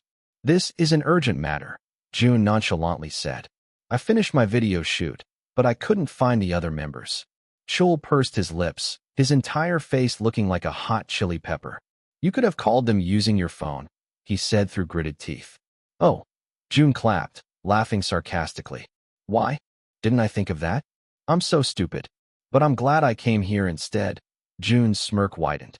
If I didn't, then I wouldn't have been graced with such a peculiar performance. Chul felt his breath get caught in the back of his throat. How much did you see? Just enough to see you sucking your toes. Chul massaged the bridge of his nose. It's not what you think. It's a misunderstanding. Jun felt immense satisfaction while looking at Chul's panicked face. It was only a while ago when Chul was the one with the upper hand, and now, Jun felt like he was on top of the world. Really? Jun exaggeratedly asked. So, your toes were definitely not in your mouth just now. Chul appeared to be getting more frustrated by the minute, only fueling Jun's satisfaction. No, it's just. Jun cut him off before he could finish his sentence. Look, man, he said, raising his hands. I'm not one to shame people on their kinks. If it makes you happy and it isn't harming anyone, then by all means, do what you want. I'm not a kink shamer. Ho ho. Chul said in a warning tone, but Jun continued talking. I mean, it is pretty weird to suck your own toes, but it's your toes. So you do you. I believe the other members, or maybe the members of the crew, will also understand you. The world has gotten more accepting these days. Jun, Chul loudly exclaimed, causing Jun to smile. He finally called him by his real name. What? Jun innocently asked. Chul closed his eyes for a moment and let out a long, deep breath to calm himself down. Then, when his anger had dialed down a bit, he opened his eyes and locked gazes with Jun. What do you need? He calmly asked. There it was, what Jun really wanted. Well, you know that statement, right? An eye for an eye. Chul wordlessly nodded. My stage name. Change it, Jun said, his expression turning serious. Chul's gaze faltered, and for a second, he looked unsure. But it's what the upper management wants. I don't care, Jun said. Talk to them. I'm not going to debut as Ho-Ho. I'm Jun. Just Jun. I can't accept anything else. What will you do if that doesn't happen? Chul asked. Jun smirked and tilted his head to the side. Let's just say your toe-sucking incident will be known by the entire group. Wait. No. The entire company. Chul bit his lip, feeling at a loss. Jun continued staring at him, which made Chul feel even more pressured. Then, after a while, he let out a defeated sigh. Fine, Chul said. You're going to be Jun. Jun smirked. Well, you're easy to talk to today. But you'll delete the video, all right? Of course, Jun said. As long as you change my name from Ho-Ho to Jun. You got yourself a deal? Chul said. Delete it right now, then. Chul insisted, walking closer to Jun. However, Jun took a step back and shook his head, placing his palm against Chul's chest. Don't be so eager now, manager, he smiled. I'll delete it once the concept photos are uploaded. Chul groaned and massaged his temples. That's 3 days from now. Wait for 3 days then, Jun nonchalantly said. Fuck, Chul cursed. You better keep your word. Chul warned him, pointing a finger to his face. If you don't, then you're not going to like it. Chul said it in a threatening tone, but Jun didn't feel anxious at all. Instead, satisfaction built up inside his heart. This definitely went down in the books as one of the happiest moments in his entire life, which was strange. Of course, Jun placed his hand over his heart. I'm a man of my word. I'm sure you also are. I am, Chul said through gritted teeth. I'll see you in 3 days. You better fucking delete it. He couldn't control his anger and cursed his Jun. Got it, Jun said. Now, if you'll excuse me. Jun left the tent, a smirk still gracing his face. He was definitely going to make another copy. Jun continued to walk, a bright smile on his face. He felt so happy he could actually jump into the beach. Then, he paused when he felt like he had forgotten something. Oh shit, Jun said with wide eyes. The music video shoot. Number 295. Chapter 295, Good Old Friends. It was already the next day, and Jun still couldn't hide his happiness. He was Jun, not that fuck-ass Ho-Ho-Ho. Fortunately, they finished the individual shoots yesterday, even with the delays they had experienced. Now, they were going to film the group and choreography shots for their music video. Jun got up a bit later than usual since he slept. Deeply, he looked at himself in the mirror and smiled. Handsome, he muttered under his breath. Then, he went out, where he saw his members already eating breakfast. You're pretty late today, Akira pointed out. Did you do something last night? He teased, expecting Jun to be annoyed. However, to their surprise, Jun merely smiled. Good morning, dear members. I'll be heading to the showers now. It's a great day to work, so let's all cheer up and work hard for the day, he enthusiastically exclaimed. Then, he walked cheerfully to the bathroom to take a shower. Meanwhile, his members stared into oblivion with shocked looks on their faces. Casper's hand trembled, causing his fork to fall from his hand. Oh gosh, Zeth whispered. Is Jun okay? No, Rin shook his head. He's definitely not okay. I think we need to go to the hospital. Don't be so dramatic, guys, Sihoon said. He's just in a good mood. That's the problem, though, Jaeyoung said. He's never in a good mood. He's either in a neutral mood or a bad mood. There's no in between. Jisung shook his head. You're making bro appear like he has emotional issues. He's fine. I like him like this. Just then, Jun popped his head from the bathroom, causing the others to go back to what they were doing. However, Zeth held onto his fork the wrong way, causing him to curse under his breath. Do you need anything, bro? Jisung sweetly asked. You've all showered, right? Jun asked. Yeah, Akira responded. We're heading to shoot in less than half an hour, so we all took showers already. Then the hairs on the drain, Jun calmly said. These are yours, right? The group of 7 men froze, dreading Jun's scolding. He had lectured them plenty of times to clear the drain of their hair as soon as they were done. I'll go clean it up, Jisung quickly stood up. However, Jun merely chuckled, causing horror to fill their veins. No, it's okay, he calmly said. I already cleaned it up. Just make sure to do it next time, okay? With that, he closed the door, humming the tune of their title track. I take it back, Sihoon said with wide eyes. There's really something wrong with him. Jun's weird, happy mood continued even during their video shoot. Chul was watching them from the side, and he couldn't help but look away whenever he locked eyes with the pink-haired center of Eve. This morning, they were going to film the group scenes under the blazing sun. Just have fun, Ray instructed.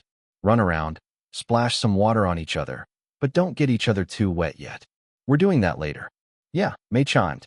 Act like you've lived here your entire lives, and these are the people you grew up with. She gestured to the 8 members. Act like we're not here, Ray quickly added. Is that clear? Crystal, Akira chimed.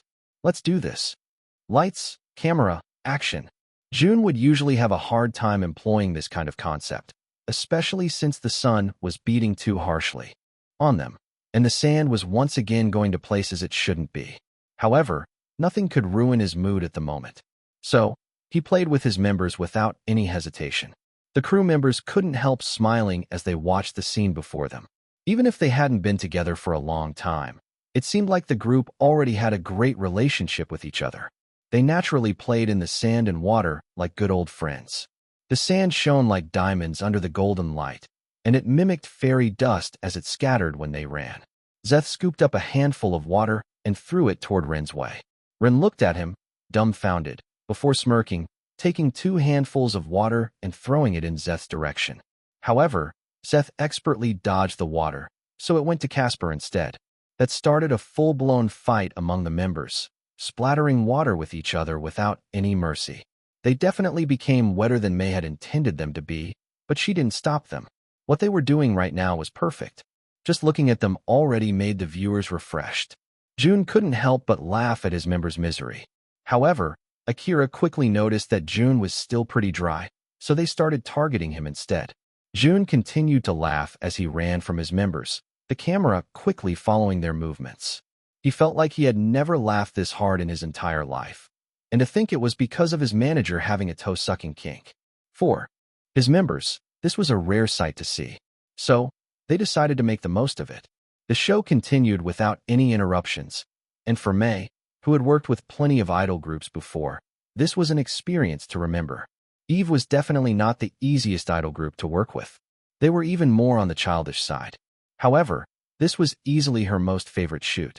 Her creative juices just continued flowing when they were filming, and she could already imagine the music video being a great one. They shot the group scenes until after lunch. They decided not to take any breaks since they didn't want to break the momentum. Their stomachs were grumbling by the end of it all, but surprisingly, they didn't mind it. And that's a wrap. Mei shouted, "Thank you, everyone, for your wonderful cooperation." Applause was heard around the secluded beach. "You boys did a great job," Mei complimented. I'm really glad to work with you. Thank you, director. Jae-young respectfully bowed his head. We look forward to seeing you in the future. Me too. Mei smiled. Now that the shoot was finished, the members felt happier than ever. Akira, who saw Jun walking toward their cabin, ran to where he was and practically lunged at him. However, the clueless Jun didn't anticipate Akira's attack, so he wasn't able to support his weight. Instead, he toppled down, causing Akira to quickly take a step back and watch as Jun dived face-first into the sand. The first thing Jun noticed was the gritty feeling inside his mouth. Then, as he stood up, his vision had become blurry from the sand particles resting on his eyelashes. He slowly turned around and saw his members looking at him with wide eyes. However, Akira quickly laughed since he knew Jun was in a good mood today. Oh gosh, Akira continued laughing. How does sand taste like, bro? He was expecting Jun to laugh it off, or maybe give him a little push. However, Akira was surprised when Jun suddenly held onto the back of his neck, brought him down, and shoved his face into the sand. The other 6 members watched the scene before them with horror-filled eyes. Si-hoon suddenly clapped, startling the others. Yay! Jun's back to normal. Number 296. Chapter 296 Mouth-watering. In a tall condominium in the heart of Seoul, where the rent was more expensive than an aspiring doctor's tuition fee, sat a woman with newly dyed blonde hair, tied up into a messy bun. She was sprawled out on the couch with a bag of chips over her abdomen. Her comeback had just finished, so she had some time to rest, to fangirl. Her phone was cast on the large television, so she could enjoy the view even more. The clock read 11:58 p.m. Only 2 minutes left until Level Up's concept photos and debut schedule were going to be posted. Her heart beat faster in her chest, hoping Jun would be posted first. However, she also felt like she wasn't ready to see his photos, so maybe being posted last wouldn't be too bad. Just with a minute left, her phone suddenly rang, causing the screen to shift from Eve's official naval page to the caller ID. She quickly answered the phone. "Don't disturb me, Sasha," she exclaimed in a frustrated tone before ending the call. For a second, the screen turned black, and she saw her reflection through it. Mimi looked insane with her messy hair and pimple-cream-laden face. However, she didn't care. No one else was in her apartment anyway. She couldn't wait for Eve's concept photos to be posted so she can finally have something to smile about. After Rising Stars, she felt like a void had been created in her heart. However, now, that void was slowly being filled just with the thought of seeing her favorite idol again. Mimi tried snooping around, asking people what Eve's concept could be, but nobody seemed to know what the group was cooking. As the clock hit midnight, Mimi repeatedly refreshed their naval page. She gasped when she saw the first photo, Zeth. Despite not being a dedicated fan of the other members, Mimi couldn't deny that Eve was truly a team filled with visuals. The other members also grew on her as she continued watching the show. Although, nobody could still replace Jun in her heart. He was wearing a thin tank top and was leaning against a palm tree. The hem of his top slightly lifted up, revealing a bit of skin. Oh my gosh, it's here. I'm thirsty for Zeth. A fucking beach concept? We're going to die? Who the hell thought of this concept? I need to have a conversation with them. Casper's photo was posted 3 minutes later, and it had the same beachy vibe as the one with Zeth. Mimi was pleasantly surprised by their concept. As far as she knows, the beach concept wasn't too common with boy groups. Girl groups had put out a lot of beach concepts, especially during the summer. Girls' Evolution even had a song that employed a fresh beach concept. It was one of her favorites since she got to travel with the girls. It was also fairly popular with the general public since almost everybody sought a fresh song amidst the hot summer.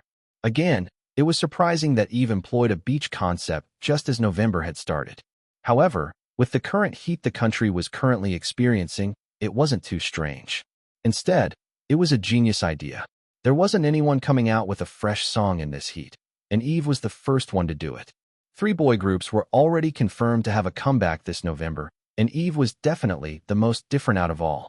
Mimi wanted to applaud whoever thought of their concept, since it seemed like they had put a lot of thought into it. She glanced back to her television screen and almost fell out of her couch. Mimi was so preoccupied with her thoughts that she didn't even notice it was already Ren's turn. She scrolled through the other photos and sighed in relief when she saw that Jun still hadn't been posted. Mimi continued to wait patiently, but was amazed by how fast the likes for their photos were rising. Indeed, coming from a popular like Rising Stars gave them an edge because not even a minute had passed since Ren's photo was posted, but it had already garnered 10,000 likes. It wasn't on the level of the current popular male idol groups in the market, but for a debuting group, it was definitely an impressive number. Sehun's photo was posted next, and Mimi couldn't contain her gasp as she observed his semi-tint skin almost sparkling under the sun. It seemed like his skin had been lathered on with some kind of body shimmer mixed with oil, so he looked like a modern-day vampire. Smoking hot. I'm Sehun's fan from now on. I can't believe I've never noticed this hottie on the show before. We could have lost such a face to the military, y'all. Mimi was so busy ogling Sehun's photo that she got startled when the page automatically refreshed to show a new post. This time, she fell from her couch, causing her to exclaim in pain. Mimi was about to get up and back to the couch, but stopped when she saw the photo on the screen. Her eyes comically widened. From her view of the floor, Jun looked like a blessing from the gods. With his messy pink hair, almost transparent shirt, and sparkling eyes, all while being half submerged in the water, Mimi didn't even have the strength to get up on the floor. She stared at the photo, her mouth watering like the sea that Jun was submerged in. "Holy fuck," she whispered, her voice filled with awe. "I was refreshed by the other photos. And now I feel hot. Where the hell is this beach? I need to drink the water Jun has been in." "Drink? Girl, just keep it as a souvenir." "Oh gosh. This beach is going to be drained soon with the amount of fangirls who will collect its water. And fanboys. I'll fill up a gallon. Does Jun need CPR and mouth-to-mouth resuscitation? I'm professionally trained in it." Us, grandmas, approve of this photo. There was no denying that Eve's concept photos were a hit with fans from Rising Stars, as well as other K-pop enjoyers. The team, who hadn't seen their photos before, were amazed when Jun's photo was posted. "Bro, you look like a mermaid," Jisung excitedly exclaimed. "Wet cat," Casper chimed. "You look really good," Zeph nudged. "Almost as good as me." Ren rolled his eyes. "Bro," Akira exclaimed. "Thank us for putting that seaweed into your shirt." However, Jun didn't bother listening to their banter. Instead, he continued looking at the screen with a smile. "He seems really happy with the photo," Sehun said. "Let him have his moment." In reality, Jun wasn't even staring at his photo. He practically saw himself every day anyway. Instead, his eyes were focused on the caption. #Jun #level up #Eve. Jun was just happy he finally got his name back. Number 297. Chapter 297 Not Safe. It seemed like the toe-sucking incident had benefited Jun more than he expected. Not only did Chul stop calling him Ho-Ho, but he also started ignoring Jun's existence. It was definitely not ideal to ignore your artist as a manager, but Jun liked it better than Chul being passive-aggressive. 2 days had passed since they posted their teaser photos, and the boys were busier than ever. The pressure of living up to their debut had finally hit them, especially after their concept photos had garnered a hefty amount of likes for a rookie idol group. All of the individual photos garnered more than 100,000 likes each, and their group photo even peaked at 212,000 likes. Even now, when there were still 2 weeks left until their debut, the boys were working harder than usual. Their choreographer, who was under the same agency as Gun, watched them with hawk eyes as they reached the final chorus of the song. Jun stared at himself in the mirror, sweat dripping from his temples. It was already afternoon, and they had been practicing since morning, so the boys felt more tired than usual. However, since the choreographer promised them that this would be their last round, the boys bust their best moves, all eager to go home. Jun also observed his other teammates, a satisfied look passing through his eyes. They really looked like a real K-pop group now. Jun hasn't seen their stats ever since Rising Stars ended, but Jun could tell that they've also improved by a lot. As the last notes of the song faded, Akira fell to the ground, panting like a thirsty dog. "Oh gosh," he gasped. "That's the hardest I've ever danced today. I'm definitely not going to do that again." "We should." Though, Jun said. "We looked really good just now." "You were observing our group dance?" Ren asked, surprised. "I was too tired to even look at myself." "Jun's right. Tank," their choreographer said. Jun didn't know if it was a requirement in their company to have weapons as names, but he found it quite ridiculous. "That was your best performance just now," he continued. "Gun wasn't lying when he said you guys were talented. Keep this up, and I think you'll be ready for your debut stage. Zeth proudly smiled. Thanks, Tank. No worries. Just make sure to control your breathing well, so you'll have stable vocals. Tank smiled. Well, I need to head home now. My wife's calling. Don't forget to cool down and stretch before going home, all right? We will, Jae-young said, although that was a blatant lie. They were all too tired to even move their pinkies. I'm going first, Tank said, waving goodbye and leaving the room. The cameramen, who were filming the process of their debut, also left the room, leaving the 8 boys all alone. As soon as the others were gone, they sighed and acted more comfortably. Casper even inserted his hand inside his sweatpants and scratched his itchy butt. I'm hungry, Jisung said. Should we order some food? Should we? What do you want to eat? Rin asked in a baby tone, acting like Jisung was a child. As the dynamics of their group started kicking in, it was obvious that Jisung was going to be the baby of the bunch. He was the youngest member of the team, only 2 months younger than June, and he also had a really soft personality. Rin, in particular, was very fond of treating June like a younger brother. On the other hand, Akira was the cool, older brother who coaxed Jisung to move out of his comfort zone and commit borderline crimes. Yo, gee, Akira nudged his shoulder. You want spicy fried chicken, right? That's what I'm craving. Rin clicked his tongue and pushed Akira away. I'm not asking you. Jisung, respond. I'm fine with anything, Jisung softly said. See? Akira exclaimed. He's fine with anything. Let's just get spicy fried chicken. Call. Zeth exclaimed. But I want jjangmyeon, Rin whined. We had fried chicken yesterday. Y'all are going to reduce our stamina with the amount of fried food we've been eating. You're speaking like jjangmyeon is healthier, Akira scoffed. Yeah, I'm kinda sick of fried chicken too, Jae-young chimed. Let's get some tangsiyuk along with the jjangmyeon. I'm not in the mood for noodles, Akira whined. Let's just buy from separate places. It's a hassle, Jae-young interfered. And our meal allowance is getting depleted. You guys eat like people who haven't eaten for days. Rin clicked his tongue. Then, what should we order? Asked June, Zeth said. They all turned to their second youngest member.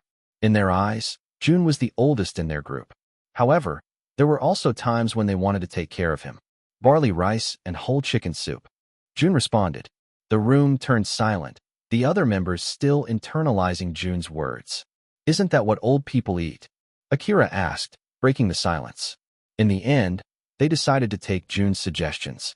By this time, they already knew that trusting June would be the best decision for the group. Akira groaned in satisfaction as he took a bit out of the chicken leg. Thank goodness you suggested this, bro. We've been so fatigued these days, and this feels like the remedy. Zeth nodded in agreement. I'm reminded of the times I visited the province. My grandparents would feed me a whole chicken, and I'll be energetic for the entire day. June continued eating in silence, like the real connoisseur he was. The group continued eating their meal when Si-hoon suddenly brought up their debut. There's like less than 2 weeks until our debut stage, Si-hoon said, causing Akira to spit out the soup he had just sipped. It splattered all over Ren. What the fuck? However, Akira ignored him and shook Si-hoon's shoulders. Don't say that, he exclaimed. My heart jumps whenever I think of our debut. What are you so nervous about? Ren asked, still wiping his soupy arm with some wet wipes. You've already debuted before. Everything. Akira exclaimed. It's different when you're there, you know? Right now, it feels comfortable because we're by ourselves, but once you see the other idols performing, you'll become nervous and uncertain, and it just cascades to questioning your self-worth. Is it that bad? Jisung asked, almost shaking. Jae-young chuckled. This dude is just exaggerating. It is very nerve-wracking, though, especially when we have a big group coming back the same week. Boy Mystic's coming back next week, Jae-young pointed out. Do you think we'll run into them? Most probably, Casper said. But it wouldn't be too bad since their nomination week will be our debut week. That means we can still get some music show wins.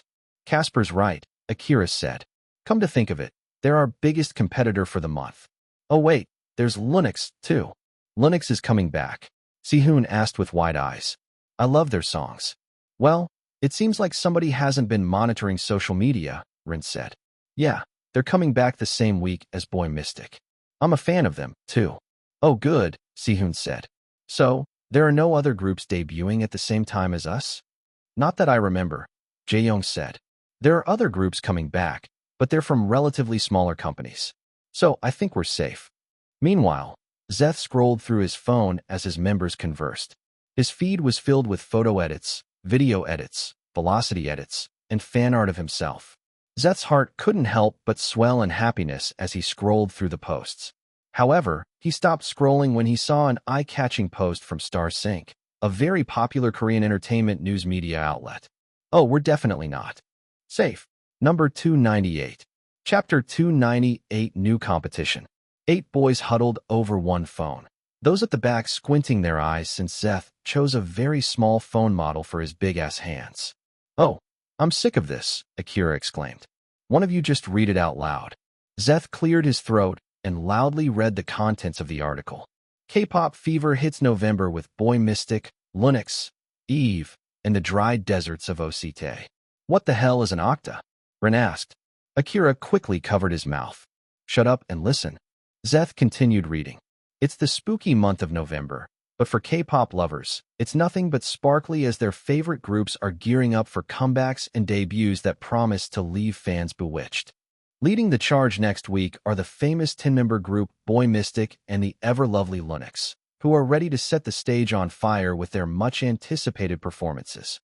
Oh, I see our name, Zeth chuckled, feeling proud. Continue reading, Casper grumbled, causing Zeth to quickly snap back to his original task. In this sparkly month, Eve, the boy group born from the popular survival show Rising Stars, is ready to cast its spell on the K-pop scene. Get ready for their debut on November 21st, 2023, where they'll be bringing a whole new flavor with a pool boy concept. Will they make waves or just a splash? Sehun scoffed. Who wrote this article? They can't even get it right. It's a beach concept, not pool boys. But wait, there's more. Zeth dramatically exclaimed. As if November couldn't get any more exciting, a new sensation is about to hit the town. Introducing OCTA, an 8-member boy group from Esper Entertainment, who are not just here to make a debut, but to make all K-pop fans thirsty with their concept photos. Jun frowned and leaned closer, looking at the photo of the supposed new boy group. What the fuck? Akira exclaimed. Esper Entertainment. Jun leaned back against his seat and wondered where he had heard such a name. Then it dawned on him. The big guns.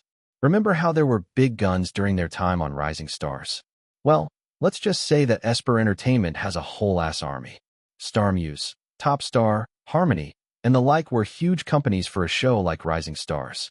However, in the real world, there were bigger companies. Ones who couldn't even be bothered to join such shows since the company itself already has an established fanbase. Esper was one of those companies. So, even Zeth, the most confident and borderline narcissistic member of their team, felt threatened when he read the article. It has been a while since Esper Entertainment debuted a boy group, right? Rin asked. Yes, Jae-young said, looking more serious than ever. And it just so happens to be in the same month as us. Is there more? Jisung warily asked. Yeah, Zeth said, his voice a bit shaky. Let me read it. Fans are already causing an uproar after the teaser photos had been posted. The theme? A sandy desert concept. As dry as your love lives. Akira couldn't contain himself and let out a chuckle. Rin glared at him. Do you find this situation funny? No, Akira exclaimed. But you have to admit, that was a funny line. Yeah, 'cause it's true, Rin said. You probably haven't dated anyone in your life, he retorted. Oh, shut up, Akira snapped. You were busy rivaling Zeth your entire teenage life. You haven't even spoken with a girl with how fixated you are on him. I was not. Rin defended. I'm a chick magnet, for your information. Shut up, Jun calmly said, causing the two of them to purse their lips together. Continue, he patted Zeth's shoulder. We have 2 anticipated debuts this November. Who do you think will take the cake? Or should we say, the sandcastle? Whether they'll be Eve, who's going to quench your thirst, or Ocite, who's going to make you thirsty, there's only one thing certain. November is about to be hotter than ever. They're already pitting us against each other, Jae-young said. What do the comments say? Zeth scrolled down the article while the others leaned closer to his phone. As expected, the fan wars have already started. Esper Entertainment never disappoints. I think we already know the answer to the question. I watched Rising Stars, but I'm also an Esper stan. I loved EXO from their company, so I'm definitely going to support their junior group. Damn, the Rookie of the Year award is going to be tough this year. Pitting them together is unfair, though. Eve is like a group of puny little shrimps compared to a group from Esper Entertainment. Bro, you don't know the impact of rising stars. They literally gained the fastest likes for a debut group photo. Nah, we're beating that tonight. We're almost halfway there. Let's show Octa our love and support even before their debut. Go to their page, Jun instructed, and Zeth quickly followed. The others became silent as Zeth scrolled through their concept photos. They're handsome, Zeth sighed in defeat. I think this guy's more handsome than me, he exclaimed, pointing to a photo of the idol named Uno. I'm going to book another facial appointment, he continued, pinching his skin. You look fine, Rin sighed. These photos are edited. Of course, they're going to look better than your real-life bare face. Besides, Sehun added, Esper is known for their visuals. I don't think we lag way too behind, though. Yeah, Jisung exclaimed. Look, Jun's even sparkling right now. The boys looked at Jun, who was busy looking at Octa's concept photos, and exclaimed in amazement to find that Jisung was right. How can he look that good even after practicing? Casper asked. Yeah, he doesn't look tired at all, Jaeyoung observed. I swear, I was more handsome than Jun during the earlier parts of the show. Akira clicked his tongue. Dream on, Ren retorted. Jun tuned them out and continued looking at the group's photos. Indeed, their concept photos were quite similar, but at the same time, the complete opposite of each other. Jun doesn't know much about Esper Entertainment, but he was very familiar with the groups it gave birth to. They were coined as the pioneers of K-pop, so naturally, groups from Esper Entertainment already had good reputations even before they debuted. We're fucked, Akira groaned. I really wanted a music show win for our debut. We still have a chance, Casper pointed out. As long as they're not debuting the same day, then we can still grab a trophy or two. Jun pursed his lips as he stared at the glaring debut date of OCTA. November 21st, 2023. Number 299. Chapter 299 Uno. Meanwhile, in a tall building with a yellow interior, stood 8 young idols in a star formation. Dos, you're not aligned with Trace. Uno, their leader, said, manually moving his fellow member to the right position. We need to make sure that everything's perfect. Of course, Quattro exclaimed. We won't settle for anything less than perfect. Just then, the door of the prestigious practice room opened, revealing their smiley manager. I have good news, boys, Kuin exclaimed, stumbling on his feet as he entered the room. Uno sighed as he looked at their hopeless manager. What is it this time? Well, you're happy to see me, Kuin sarcastically said. Like I said, I've got some good news. Your group debut photo tied with the numbers Eve had achieved. Really? Trace exclaimed. Did we beat them? We don't know that, Kuin said. Naval doesn't show the whole number. But the two of you ended at 212,000 likes in 24 hours. It's honestly insane how that happened. Dang, that's a lot, Cinco exclaimed. Of course, it's a lot, Ocho said, wiping his sweat as he leaned against the mirror. You shouldn't expect anything less than that. We should have beaten them. Loosen up, Seven said. Those are great numbers. I can't loosen up, Ocho snapped. Why are you named Seven while I'm stuck with Ocho? It's fucking unfair. We've already gone through this. Kuin massaged the bridge of his nose. You're sticking with the number concept. Don't you think it's pretty cool? I think it's cool, Seven exclaimed. Well, try being in my shoes, Ocho exclaimed. I sound like a chocolate snack. That's a good thing, though, Seven pointed out. Lots of people like chocolate. It can't be changed, Kuin sighed. Your concept photos have already been posted. Besides, we can't call 7-7. It's too close to shitty. That's a good thing, though, Six exclaimed, causing Seven to stick his tongue out at him. Whatever, let's go back to your good news. Ocho rolled his eyes. Is that all? It's not even good if we didn't beat Eve. Ocho's right, Uno said. It's a shame we couldn't beat their record. With Uno's utterance, the 7 other boys turned silent. As their leader and official center, Uno had a lot of influence in the group. Having trained the longest and undoubtedly having the most talent, his opinions were held in the highest regard. 7, who trained for only 3 months before joining the group, was about to speak, but 6 quickly covered his mouth and shook his head. In the end, 7 succumbed to the pressure. Well, that just means we have to work harder, Uno said, sounding more determined. That's right, Kuin proudly smiled. You guys just work hard. The company will provide everything for you. Uno nodded. Good, he said. His presence was even more overwhelming than that of their manager itself. Now, Uno said in a serious tone, get to work. Weeks turned into days, and now, the time left for their debut was coming close. 3 days, to be exact. The group was currently in one of the company's conference rooms, waiting for their teaser to be released. Coincidentally, Okta was in the same situation. In a bigger conference room than Eve's, they silently waited for their teaser video to be released. It's out, Uno calmly said. Kuin played the video while the group of 8 boys watched intently. All of them had serious looks on their faces, wanting the best for their teaser. Even with just their teaser, the viewers could tell that their song and music video was going to be hot and intense. Dos observed Uno and frowned. It was hard to gauge their center's expression. He couldn't tell if Uno liked their teaser or not. The group felt more anxious than usual since their debut was pushed earlier than expected. They were supposed to debut on the first week of December, but it was moved to November 21st instead. It wasn't that big of an adjustment, but it still rattled their mindset to some degree. However, as their teaser ended, the members couldn't help but exclaim in satisfaction. It's good, Ocho said. It's going to be a hit. I think so too, Six said. Songs like these are trending these days. Boy Mystic's release, which did relatively well, also has this sound. Well, this sound is a guarantee for success, Cinco said. So, I think we don't have anything to worry about. Uno nodded in agreement. This is good. I feel confident. Hey, Seven suddenly spoke. I heard Eve was going to be posting their music video teaser tonight, too. Do you guys want to watch it? Ocho quickly turned to look at him. You're insane for suggesting that. I think it's all right, Uno said, causing Ocho to quickly shut his mouth. Should I? Dos asked. Uno nodded. Dos quickly navigated the interface and went to Eve's page.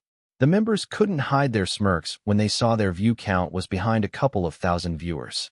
Dos quickly clicked on the video while the others waited in anticipation. At first, Uno thought their concept was unique and very wise. However, as he thought harder about it, he realized that a beach concept wouldn't succeed in a boy group if there wasn't anything unique about it. The teaser finally played, and a refreshing tune resonated in the conference room. The members watched intently, looking even more serious than when they were watching their own teaser. Their teaser definitely didn't give out a lot, just a couple of individual scenes in front of the beach and them dancing some of the choreography. Uno smirked, feeling a bit more confident as the screen turned black. In those 20 seconds, he couldn't find anything special. I can't believe they hid the production from us, Akira whined.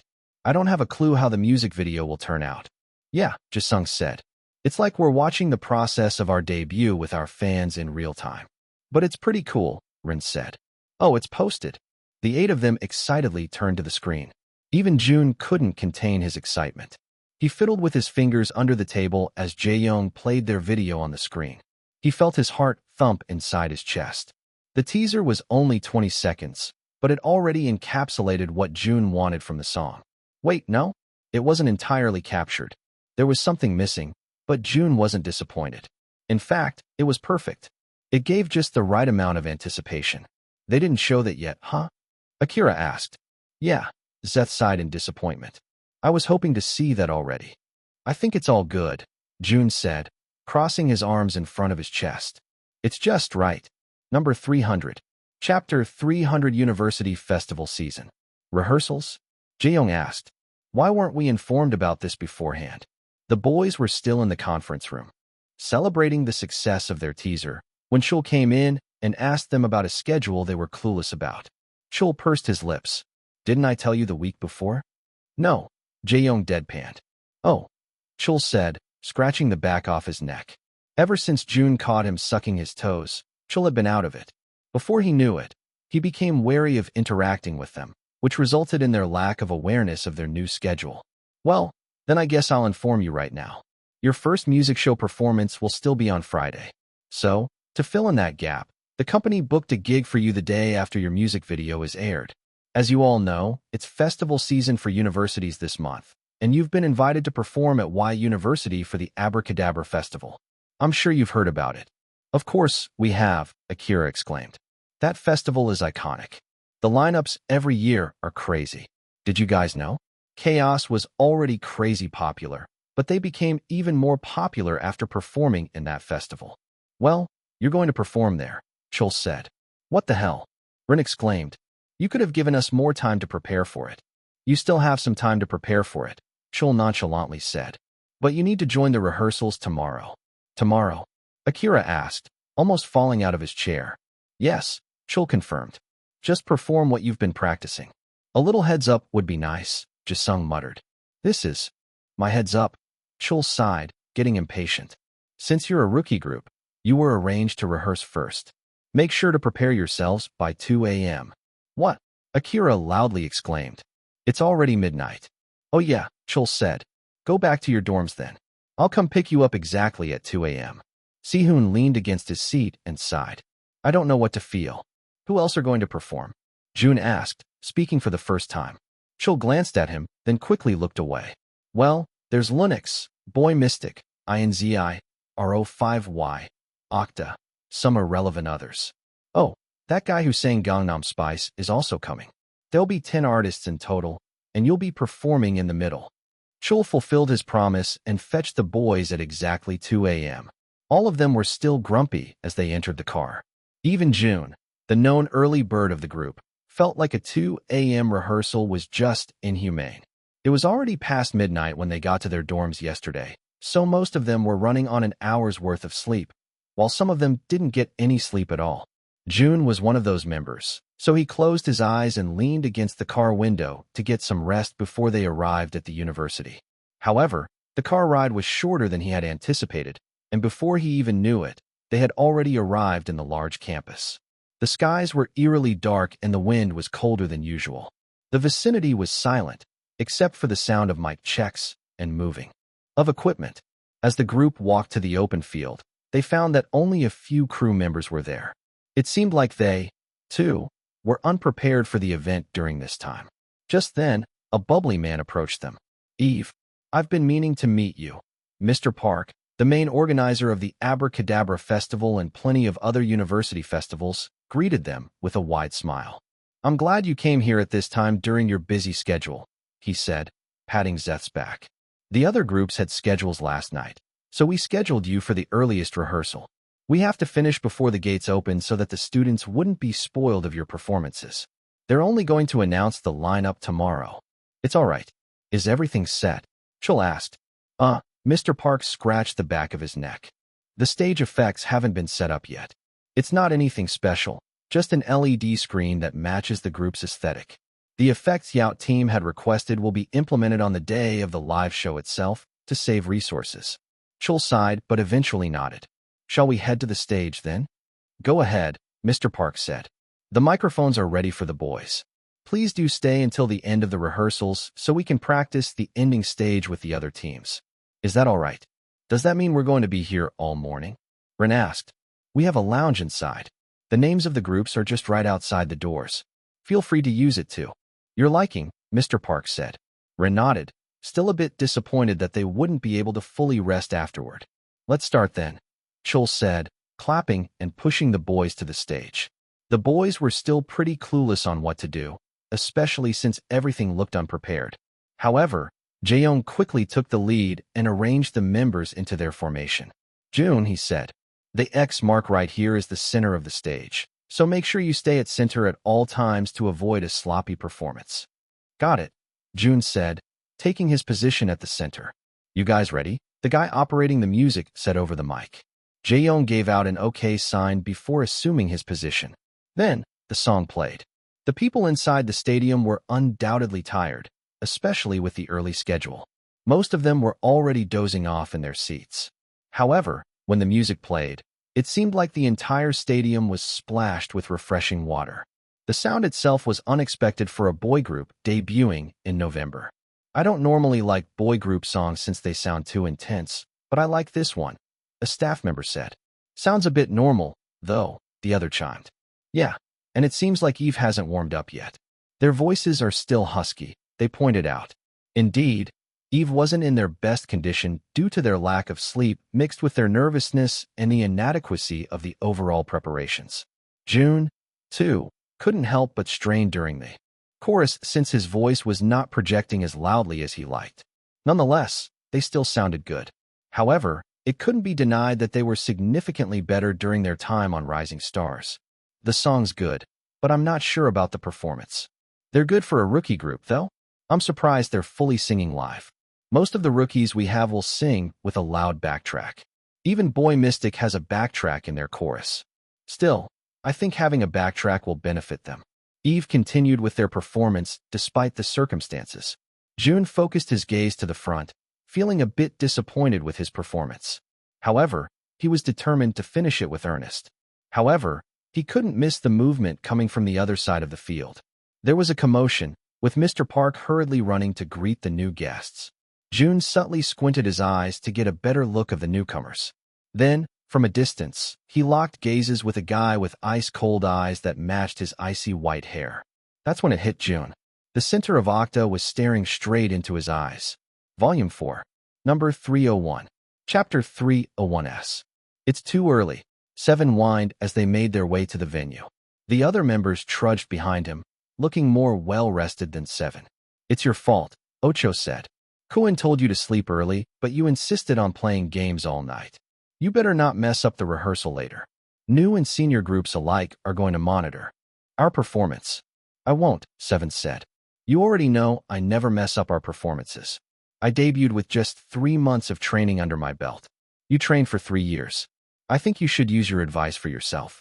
Ocho clicked his tongue and was about to hit the back of 7's head, but Uno cleared his throat, making the others stand in attention. Don't bicker. Let's head inside and get ready, he coldly said. The group entered the venue with their manager and 2 guards and was immediately bombarded with attention.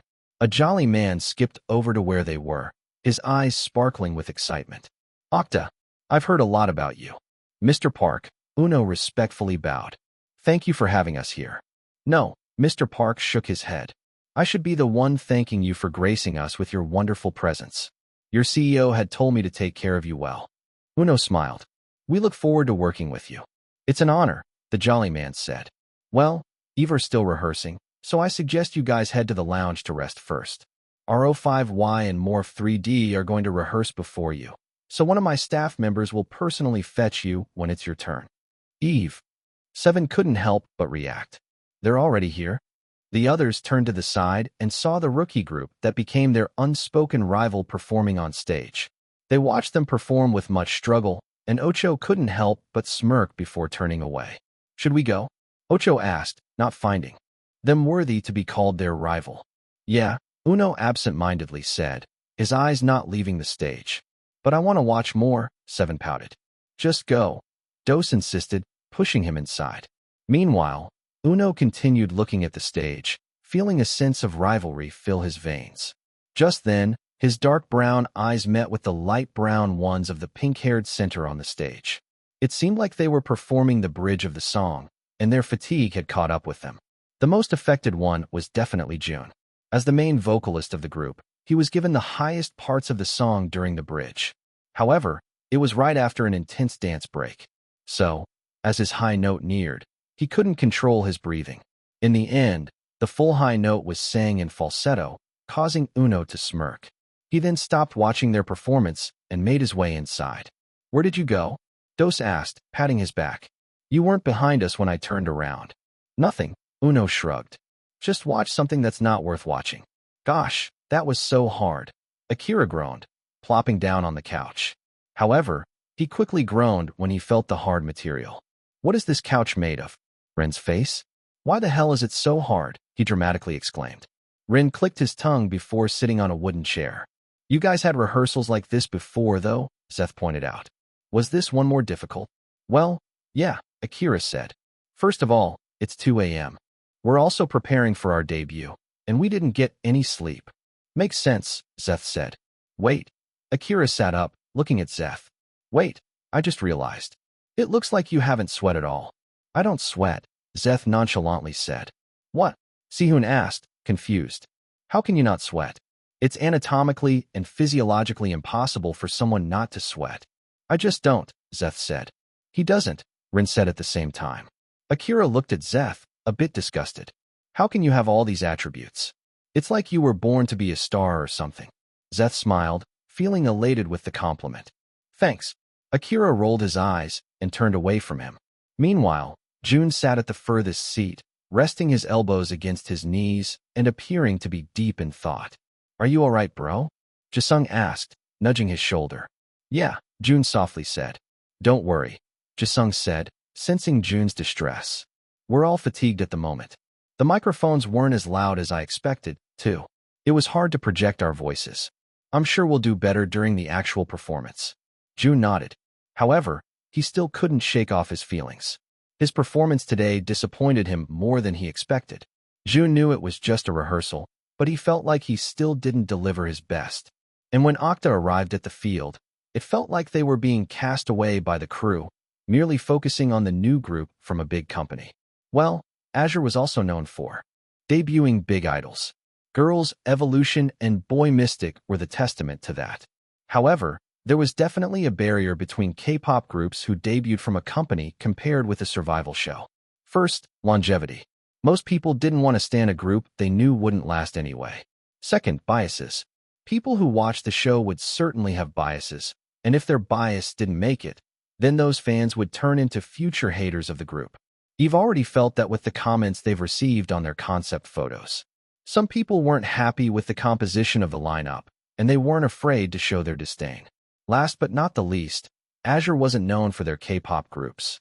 Most of the famous talents from Azure were variety show comedians, hosts, and soloists.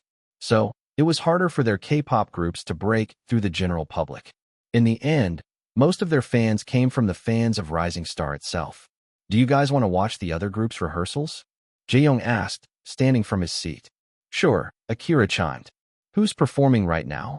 RO5Y, I think. Their song is playing right now, Rin responded. Let's go then, Akira said, his smile reaching his eyes. Jaeyoung shook his head. You're definitely going back here once RO5Y's setlist is finished. Akira exaggeratedly gasped. How did you know? Oh wait, I might stay until Lunix too. Zeth chuckled as he shook his head. Well, I'm staying here. I'm going to get some sleep. Since I wasn't able to last night. Me too, Jisung said with a yawn. If Jisung's staying here, then I'm staying too, Rin said. All right, suit yourselves, Jaeyoung said. Are the others coming then? Let's go, Sihoon said. Jun silently nodded, following after them. The 5 members went out of the lounge room and to the spectators' seats. As expected, the rookie girl group, RO5Y, were performing on stage. From Jun's view, he could clearly see their stats. Their center, Rose, had the highest stats among them all. Her position was definitely well-deserved. Rose Lee, vocals, B, dance, A, rap, C+, visuals, A. Their performance ended with Akira applauding the loudest. The girls looked over their way, one of their members blushing. Jun quickly covered his face since he felt embarrassed for Akira. However, the Japanese idol continued waving at the rookie girl group, yelling compliments from a distance. Thankfully, Jaeyoung subdued him before Akira could embarrass himself further. Gosh, I hate being with you, Jaeyoung groaned. Amidst their bickering, a new group came to the stage. Sihoon, who had been laughing at Akira and Jaeyoung, now turned serious when he saw who the next group was. Okta, he whispered.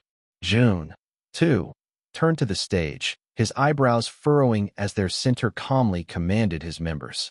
It seemed like they still hadn't noticed Eve's presence since they kept their gazes to the front. Jun straightened his posture and paid more attention to their stage. Then, when the intense music started paired with very strong choreography, their stats popped up above their heads. Jun leaned forward, trying to get a better glimpse of their stats, especially their center. Dose, vocals, B+, dance, A+, rap, A, visuals, A, 7, vocals, B, dance, A, rap, C, visuals, A-. The members had very good stats, especially for a rookie group. Jun observed his teammates a while ago and inferred that their stats were mostly the same with the members of OCTA. It was quite frightening how alike the groups were in terms of their stats. However, when Jun finally caught a glimpse of their center's stats, he almost fell out of his chair. Number 302.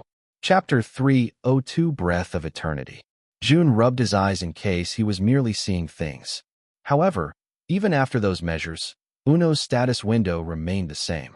Uno, born in 2002. Vocals, A+. Dance, S+. Rap, C+. Visuals, S. He almost couldn't believe what he was seeing. It was Jun's first time seeing the S tier in one's stats. He fully thought A+ was the maximum grade one can have, since that was how it was in the educational system. However, seeing Uno's stats made him think otherwise. Do I need to get a haircut? Zeth asked, also staring at Uno. That guy is really handsome. I can't believe this. You're just being paranoid. You have different charms, Jae-young reassured his teammate. You're both good-looking. While that was true, it couldn't be denied that Zeth's paranoia was based on reality. This guy, Uno, was objectively more handsome than him. Jun snapped out of his thoughts and focused on their performance. His eyebrows furrowed as he watched their center dance. Truly, he was worthy to be on the S tier. There was something different about the way he danced. His other members didn't lag too far behind. However, Uno definitely took everyone's attention with his undeniable talent. He also appeared to have more experience than Jun in performing, too. They had a quiet backtrack, but their live vocals could also be heard. Uno sang most of the song, but he didn't sound tired at all. It made Jun reflect about his own skills. Then, as their performance ended, Jun locked gazes with Uno once more. He had the same icy expression, but there was a hint of smugness in his eyes. Jun wasn't sure if he was merely hallucinating, but it seemed like this Uno guy was silently saying, I'm better than you. They left the stage, yet Jun still couldn't move. The others rehearsed their songs, and Jun continued looking at their stats. Lennox was up next, and Akira tried to stand to get their attention, but Jae-young pulled him down and covered his mouth before he could do so. Meanwhile, Jun intently looked at two of their members, Amira and Darcy. They, too, had S tiers in their stats. Amira was an S in singing while Darcy was an S+ in dancing. He couldn't take his eyes away from Amira, since this was the first time he saw someone's vocals at the S tier. The 25-year-old seasoned idol couldn't shake off the feeling she was being watched. So, when she wasn't at the center, she glanced to her side. Amira's eyes widened when she saw Jun looking straight at her. Then, her cheeks warmed up before abruptly looking away. Does that handsome rookie like me? After Lennox, it was finally time for Boy Mystic to take the stage. Jun paid more attention than usual since they also came from Rising Stars. As expected, they also had an S-tier member. Jordan Lee, the center of Boy Mystic. Jordan Lee. Vocals, S. Dance, S. Rap, B+. Visuals, A+. With these revelations, it seemed like S-tiers weren't too uncommon, especially with older idols. However, to think that Uno, a guy his age who was also debuting as a rookie, had already achieved an S-tier stat, made Jun a bit nervous. He was definitely satisfied with his skill set. Even among older idols, he would be considered very talented. However, Jun acknowledged that he still had a lot of room for improvement, especially with his lack of experience. Moreover, ever since Rising Stars ended, Jun hasn't hunted any missions yet. It seemed like Fu was determined to make him suffer even more by making the missions impossible to seek. Boy Mystic's stage finally ended, and Jae-young decided to go back to their lounge area. Jun silently followed after his teammates, still pondering upon his new revelation. They entered their lounge and saw their other teammates sleeping. Jun sat on the couch and thought about their debut. He already knew it was going to be difficult, especially with their new competitor. After watching Octa's performance, there was a slight nervousness that budded inside his heart. Their groups were more similar than he had thought. The public will definitely compare them with each other after their debut. Heck, they were already comparing the two groups when they haven't even debuted yet. With that thought in mind, Jun wanted to do better for their upcoming festival performance. He wasn't able to do his best during the rehearsals, and although he was sure he was going to do better on the actual performance itself, there was a part of him that knew he needed more time. Jun was still an amateur. He didn't have any background in singing except when he was still a thug who silently aspired to be a singer. He also didn't have any formal training on it.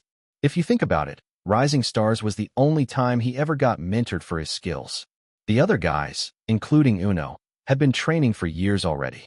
So, there was still a gap in their skills despite Jun having straight A+S for his stats. Just then, like Fu heard his thoughts, his interface popped up right before him. It had been a while since he had a mission, so he was surprised at first. A side quest had opened. Jun sighed in disappointment when he saw it was merely a side quest. What he really wanted right now was a real mission, so he could improve one of his stats and also move to the S tier. The title of this side quest is Unlike Oxygen. Reward, Breath of Eternity. Breath of Eternity is a booster that stabilizes vocals during critical segments, providing 20 seconds of precise air/breathing regulation. Jun took his words back. This booster might actually be what he needed at the moment. Host will gain 1 Breath of Eternity once the side quest is accomplished. Does the host accept the quest? I accept, Jun internally said without any hesitation. Great choice, host. The side quest will be simple.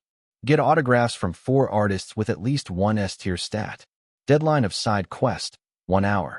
Number 303. Chapter 303 Pink Mania.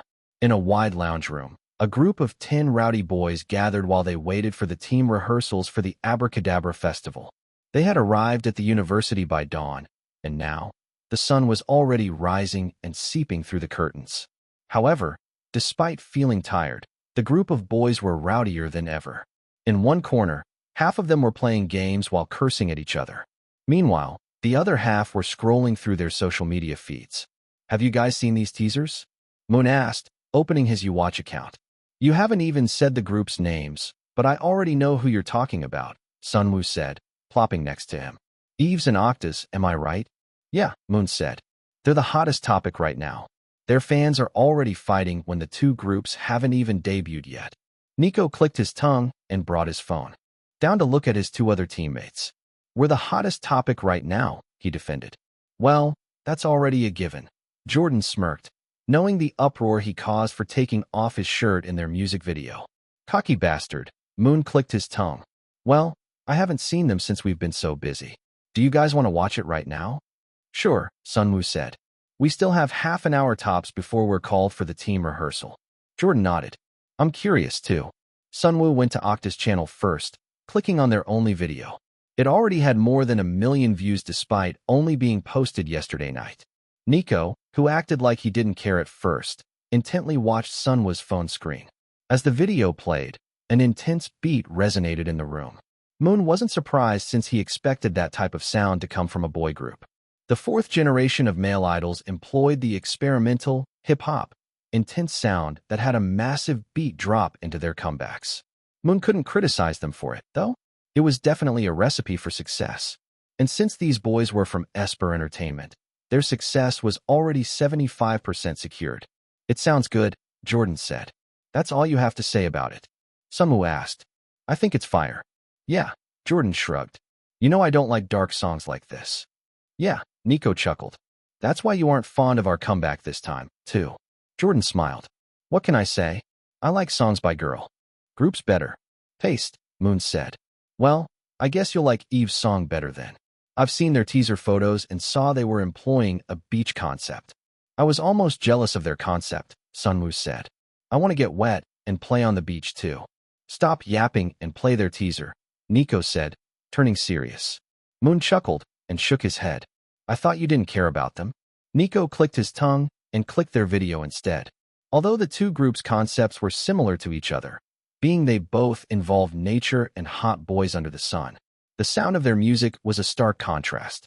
Eve's sound was much lighter, perfectly fit for the hot weather.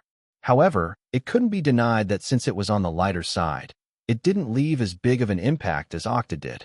I like it, Jordan said, putting his thumbs out to show his approval. As expected from a girl group stan, Moon said. It does sound pretty nice. I just wish it had more. I don't know. I think it's lacking something. Well, it's just a teaser. There are songs whose teasers are better than the actual songs. On the contrary, some songs are better than their teasers. The second one, in my opinion, is much better, Jordan pointed out. Well, we didn't get to watch any of their performances a while back, so I guess we'll have to wait until their debut date, Moon said. Just then, someone knocked on their door, causing Nico to groan in annoyance. Don't tell me another rookie. Group is going to give their albums to us. I'm tired, he exclaimed. Jordan glared at him and went to fetch the door.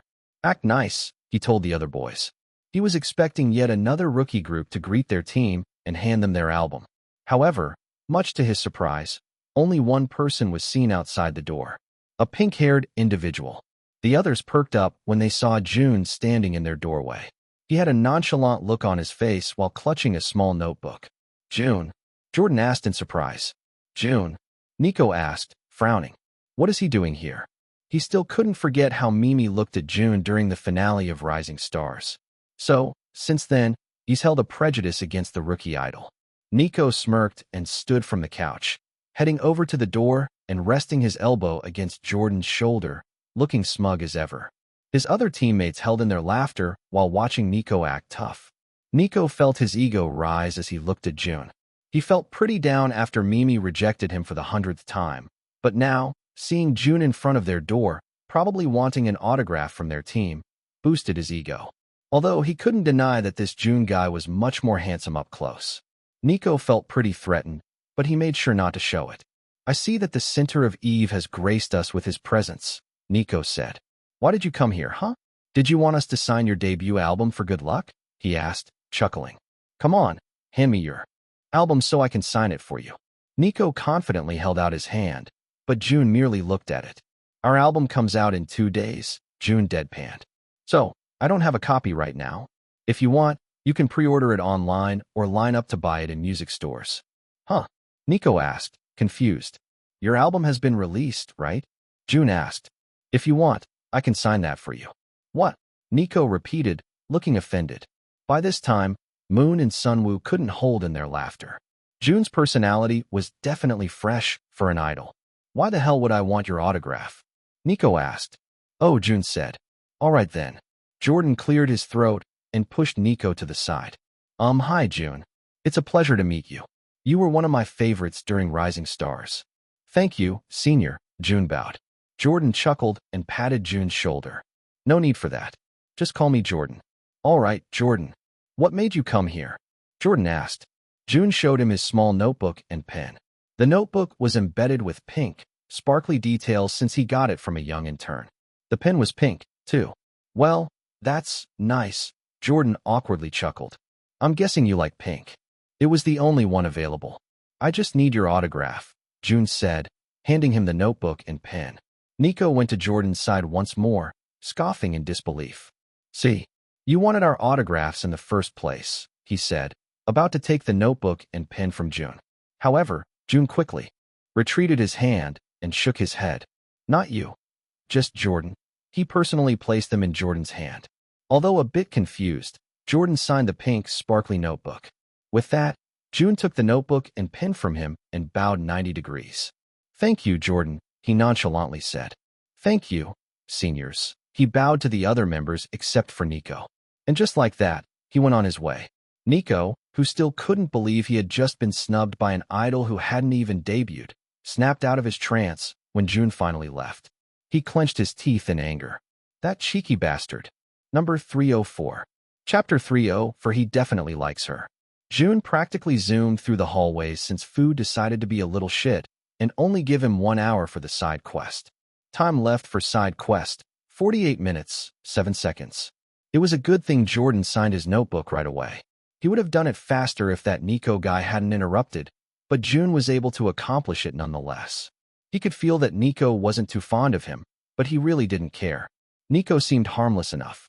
Just then, he heard a couple of giggles coming from the sports room of the building. He quickly went to the source of the sound and sighed in relief when he saw Lunix inside. The 5-member girl group laughed happily as they played a ping-pong game, the scene looking straight out of a fairy tale. The sun seeped through the curtains and illuminated their ethereal faces. If other men saw the sight before them, then most would faint from the amount of beauty in the room. However, Jun wasn't like most men, and he had a side quest to accomplish. So, without any hesitation, he knocked on the ajar door and took a step forward. The girls stopped giggling and put their paddles down, turning to the intruder. They looked surprised to see a male rookie idol, who was very handsome, standing outside the door. Amira, the leader of the team, recognized it to be the pink-haired idol who was staring at her during their rehearsal. Although she was used to the attention, she felt herself blush since nobody was ever that bold to stare at her for an entire performance. And to think that this rookie idol personally came to their room. Does he like me that much? Amira thought. However, despite feeling giddy that she had made yet another rookie idol fall for her, Amira tried her hardest not to show that she was flattered. Instead, she protectively went in front of her teammates and crossed her arms in front of her chest. Yes? Do you need anything? She asked. Jun fully opened the door and respectfully bowed. Good morning, seniors. Thank you for acknowledging my presence, he said before lifting his head and looking Amira straight in the eyes. My name is Jun. I'm from a rookie group called Eve. We know you, of course, Darcy exclaimed. I watched all the episodes of Rising Stars. Can I have your autograph? Amira's eyes widened in surprise. She gently nudged her teammate.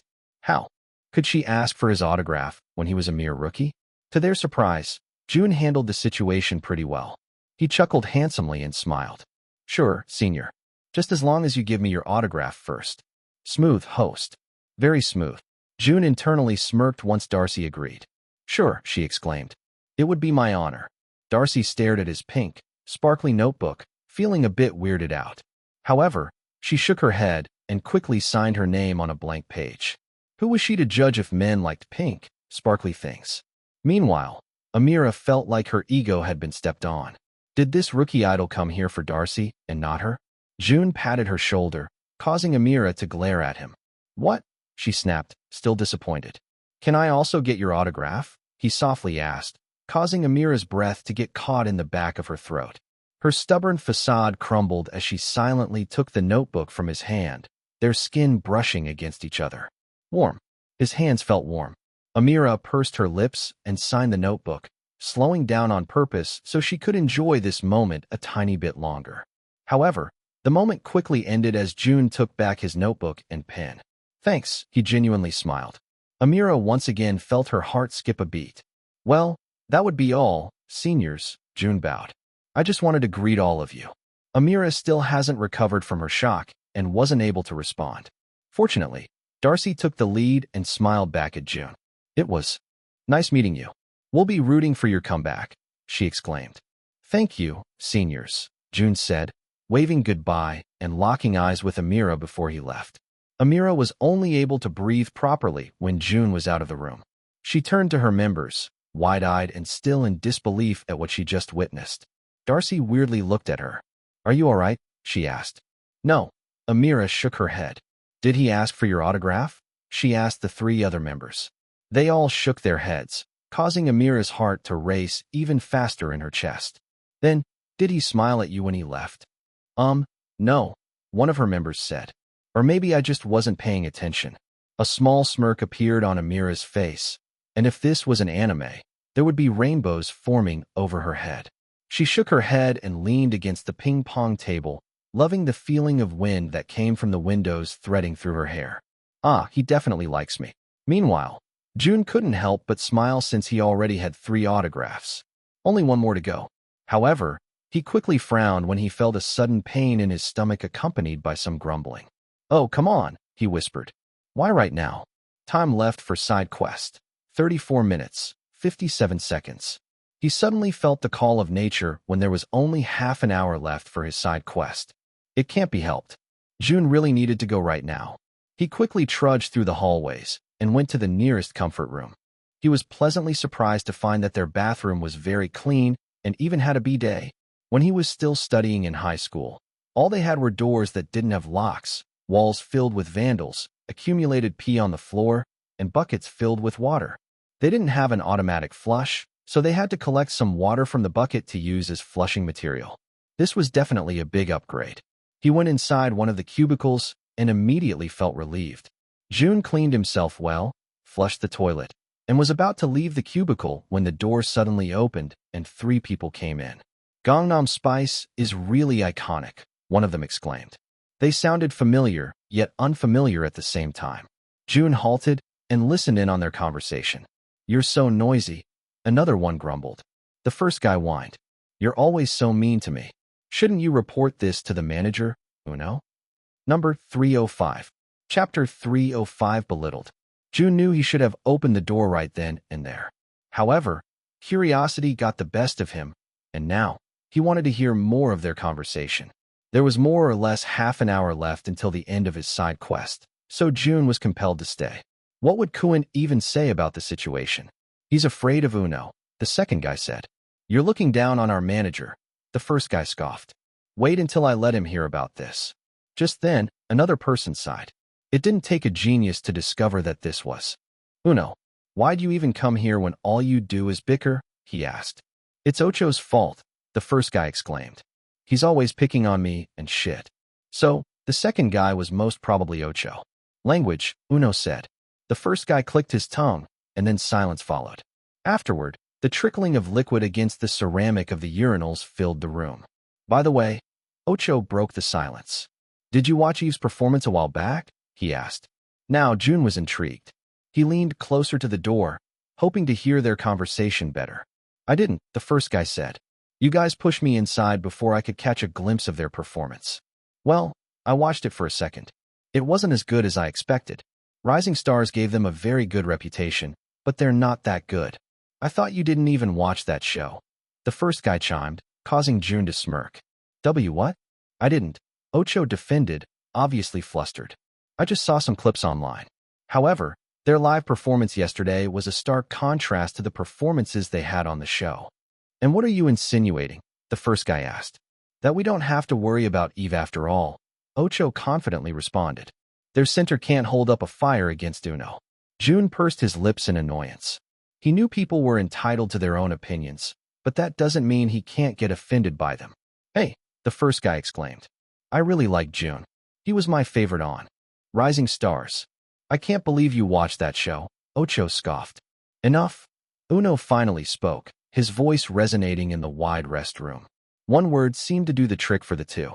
Jun raised his eyebrows in surprise. He didn't really know the group's dynamics well. However, he could already conclude that this Uno guy must have a lot of influence on their team. There was something strange about their dynamics. But Jun couldn't pinpoint it just yet. He leaned against the door to think about it further, but didn't expect the lock to have gone loose. In the end, he revealed himself to the three members of OCTA. They all turned around and looked at Jun. Ocho and the first guy, who Jun recognized to be Seven, looked at him with wide eyes while Uno gazed at him with his usually icy stare. Jun, Seven exclaimed, finally snapping out of his surprise. You're Jun, right? Jun silently nodded. I'm a big fan, Seven said in a giddy voice.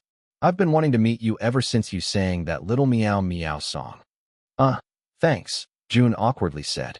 Ocho sighed, looking a bit bitter, before holding on to Seven's collar and pulling him out of the room like a large dog. Let me go? I still haven't washed my hands, Seven exclaimed. However, Ocho continued dragging him until they were out of the comfort room. With that, only Uno and Jun were left inside. Two centers of promising group. Their mere auras were enough to light up the room, and there was a strange fragrance. Coming from them, perhaps, the fragrance of talent. Jun walked to the sink, where Uno was already washing his hands. They silently washed their hands, not daring to look at each other. Time left for side quest. 28 minutes, 33 seconds. Uno finished washing his hands first, and that's when Jun took the cue. Hey. Uno paused and reluctantly turned around, raising his eyebrows and not even bothering to speak. Jun, too, didn't want to dilly-dally any further, so he brought out his notebook and moved to a blank page. Give me your signature, he bluntly said. Uno was surprised and took a step back.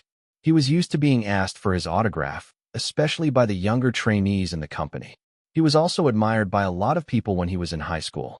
However, it was rather strange that Jun would ask him for an autograph out of the blue. I beg your pardon?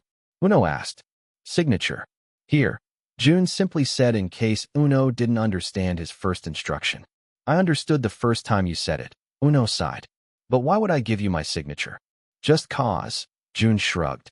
Just because he needed a breath of eternity, of course. Just sign the damn notebook, he repeated in his mind. Uno stared at him for quite some time, and then it finally hit him. He chuckled, looking at Jun with amusement in his eyes. Jun was confused, wondering what had happened for Uno to be looking at him with such mockery. What? Jun couldn't help but ask. If you were a fan, then. You could have said so, Uno said. Jun bit his lip to suppress his annoyance. I'm not, though, he said. Just sign it, won't you? And if I don't? Uno asked, appearing to be looking down on Jun. He wasn't blatant about it, but for some reason, Jun felt it. This guy definitely thought he was better than Jun. Look, man, Jun said, calming himself down. I'm sure you understand the concept of autographs. You can sign the notebook, and I'll be on my way. I don't want to, Uno said. Jun paused before locking gazes with Uno. Sorry, Uno said. I don't give my signature to non-fans. And a piece of advice, Jun. Uno said, walking closer to Jun and placing his hand over his shoulder. Have some self-respect, will you? Jun's eyebrows furrowed as he stared at Uno's hand. He gripped his shoulder with mature strength, but Jun didn't dare falter. You're a very popular rookie, Uno said. Asking for my autograph seems pretty shameless, especially since we haven't met each other before. Or maybe you've seen the posts that called us rivals? Uno continued, now letting go of Jun before looking him straight in the eyes. But in all honesty, I really don't appreciate being called your rival, Uno smirked. Because we're on entirely different levels. Number 306. Chapter 306 Fresh Face. Uno left the room, feeling more satisfied than ever. He merely wanted to shake the competition, that being Jun. However, it seemed like he failed to control his words and said something belittling. Nonetheless, Uno felt like there was no use befriending an idol who would debut the same day as them. As soon as he entered their lounge room, his rowdy teammates became quiet. Out of the 7 of them, only Dos and Trace have trained with him for a long time. So, it couldn't be denied that he still wasn't close to his other teammates. Perfect timing, Dos said, getting up from his seat. Mr. Park just called for us. It's time for the team rehearsals. Uno nodded, smoothing out his shirt. Let's go then. Meanwhile, Jun was still in the comfort room, splashing his face with cold water to cool himself down. He thought Uno would be a decent dude, especially since Jun had never done anything to him before. Heck, they haven't even met once. Jun closed his eyes and used his shirt to wipe his face clean. Just then, someone entered the room. Oh, there he is. I told you he'd be in here, Akira exclaimed, trudging to where Jun was and wrapping an arm around his shoulder. It's time for the last song, Akira said. Let's go together. Jun sighed and grabbed the pink notebook and pen he placed right on top of the counter. Jae-young also popped his head in, pausing to stare at Jun. What happened to you? He asked. What do you mean? Jun asked. Well, Akira exclaimed. You look fresh. Jun turned to the mirror and stared at his bare face, slightly wet hair, and crumpled t-shirt. The light makeup he wore was now non-existent, and with this type of look, Jun was sure he'd stand out in a group of made-up idols. It's all right, Akira assured him, showing a thumbs up. You still look good. Whatever, Jun muttered under his breath. Let's just go. They arrived at the stage on the open field, where the artists were already waiting. When Jun arrived, they couldn't help but stare at his current state. Seven, who saw this, felt his admiration for Jun increase. He actually came here without being made up? That's so cool. Amira, on the other hand, couldn't help but steal glances at the rookie idol. Ever since she came to the conclusion, or delusion, that Jun liked her, she started binging all his content. She wasn't interested in watching Rising Stars before, but now, she wanted to watch all the episodes. Mr. Park stood at the center to give the artists the instructions for the last performance. I'm sure most of you are familiar with joint endings in concerts or music shows. However, for the rookie idols in the group, let me give you a brief explanation. We will be singing Caterpillar by Woo Jin, he said. It's our mentor, Jisung excitedly said by Jun's side. I love this song. You have been given 2 mics each. It's up to you who'll sing in your groups. We have divided the song into 2 sections. The first part until the first chorus will be for the girls, while the second verse until the second chorus will be sung by the boys. The bridge and beyond that will be sung simultaneously. Poison will take the lead during these group parts, Mr. Park said, pertaining to the artist who made the iconic Gangnam Spice. Let's end this quickly since the gates for the students are about to open. And music, cue. The hope-filled music resonated in the open field. With the sun rising to the horizon, it felt like a scene straight out of a movie. Rin handed one of the microphones to Jun, but he shook his head. Rin shrugged and handed the mic to Akira instead. Uno and Dos, who were right beside them near the front, saw this. Uno couldn't help but shake his head. Don't you want to sing? Jisung whispered. I don't know this song, Jun truthfully answered. Oh, Jisung chuckled. Chul didn't give us any details, so it makes sense. However, most people know this song. Are you a foreigner or something? Jisung joked. Jisung's accusation was true to some extent. But aside from not knowing the song, Jun still has to accomplish his last task. Time left for the side quest, 6 minutes, 12 seconds. Since that little shit Uno didn't want to give Jun his autograph, Jun was now on the hunt to find another S-tier artist. Fortunately, he didn't need to look any further. Poison, who was right in front of him, had an S-tier stat on an unexpected skill. Poison. Vocals, B+. Dance, A. Rap, B. Visuals, A. Stage presence, S. It was the first time Jun saw the stat for stage presence. It made Jun realize that there were plenty of skills out there, some he would never know of. Jun stayed still the entire performance, ready to bolt to Poison as soon as they were done. Every second felt like an eternity, and before Jun knew it, there were only 2 minutes left until the end of his side quest. There wasn't any sanction for not being able to accomplish it, but Jun wanted that breath of eternity booster. So, as soon as the song was done, he practically leaped to the front, where Poison was standing. The middle-aged guy was stunned when a pink notebook was nearly shoved to his face. But when he saw an equally pink boy who looked as fresh as the morning sun respectfully looking at him, he quickly smiled. "I'm assuming you want my signature?" Jun enthusiastically nodded. Only a minute left. Poison chuckled and took the notebook and pen from Jun. He signed it quickly, causing Jun to sigh in relief. "Jun, right?" Poison asked, handing him back the notebook. "Yes, sir," Jun politely responded. "I've heard some things about you, but I've never seen you perform," Poison said. "You can look forward to my team's performance, sir," Jun confidently said. Poison hummed. "Will do. I'll be watching your performance well." With that, Jun bowed his head and went back to his teammates, where he was teased for being such a shy fanboy. However, Jun didn't pay them any attention since he was waiting for Fu's notification. "Congratulations. You have completed the side quest, Unlie Oxygen. Breath of Eternity, +1. Number 307. Chapter 307 Hot Like Desert." "Hey ladies." The group of 4 turned around, looking at the self-proclaimed popular boy who legally changed his name into one of the most cliché Western Korean names out there. Nari turned around with a sigh. "What are you doing here, Byung-go?" The guy wearing a large hoodie paired with a red snapback and blocky, dark sunglasses and jeans that showed a part of his ass crack shook his head in disappointment. He removed his sunglasses and revealed his unusually kind-looking eyes. "Babies, I told you, I'm no longer Byung-go. It's Daniel. Daniel Kim," he said, biting his lip. Ja sighed and turned to face him. "All right, Daniel. Do you need something? We're kind of in a hurry." They were rushing to go home since they still had to set up their gadgets to stream Eve's music video. There were still more than 6 hours left until their music video was released, but Jia wanted to prepare herself for as long as possible. "Glad you asked, Jia," he said, wrapping his arm around her shoulder. However, Jia was a tad bit taller than him, so it felt a bit awkward. "Are you guys going to the Abracadabra Festival?" he asked. "It's the last one before we graduate." Sumin nodded. "I'm going," she exclaimed. In fact, the 3 of us already thought of going. Only Jia right here hasn't confirmed her attendance. "Why aren't you going?" Daniel asked, feeling particularly sad that Jia wasn't going. Jia shrugged and took a step back, causing Daniel's arm to fall from her shoulders. "I don't know," she said.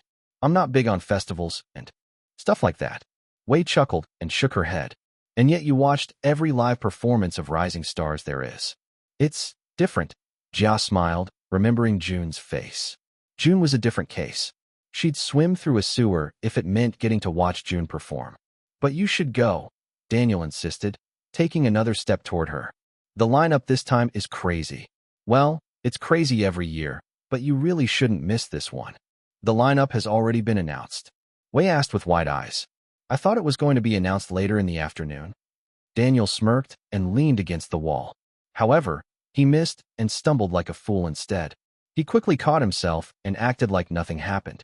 "Well, you see, I'm part of the technical committee, so I got to watch their rehearsals yesterday morning." "Well, who is joining?" Sumin excitedly asked, bouncing on her feet. Daniel hummed. "There's Poison, that new group OCTA, Lunix, Boy Mystic. Oh, there's Eve, too." Jia, who had tuned out their conversation mere seconds ago, now fully paid attention. "What did you just say?" Jia asked, holding onto Daniel's shoulder. The hip guy blushed, surprised by Jia's bold action. The performers for tomorrow." "Yeah," Jia exclaimed. The artist you mentioned last. Eve. Jia let go of Daniel and faced her friends. I'm going, she said.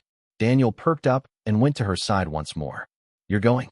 We're definitely going, Jia nodded. Already excited for the festival she didn't care about during her former years of college. Then, Daniel said, biting his lip and placing his sunglasses on. Do you want to go with me as my date? Let's go, Jia excitedly exclaimed, not even looking at Daniel. Let's go back to our dorms. I need to pick an outfit for June. Daniel paused. Jia, I just asked you out on a... What were you saying? Jia asked, cutting him off.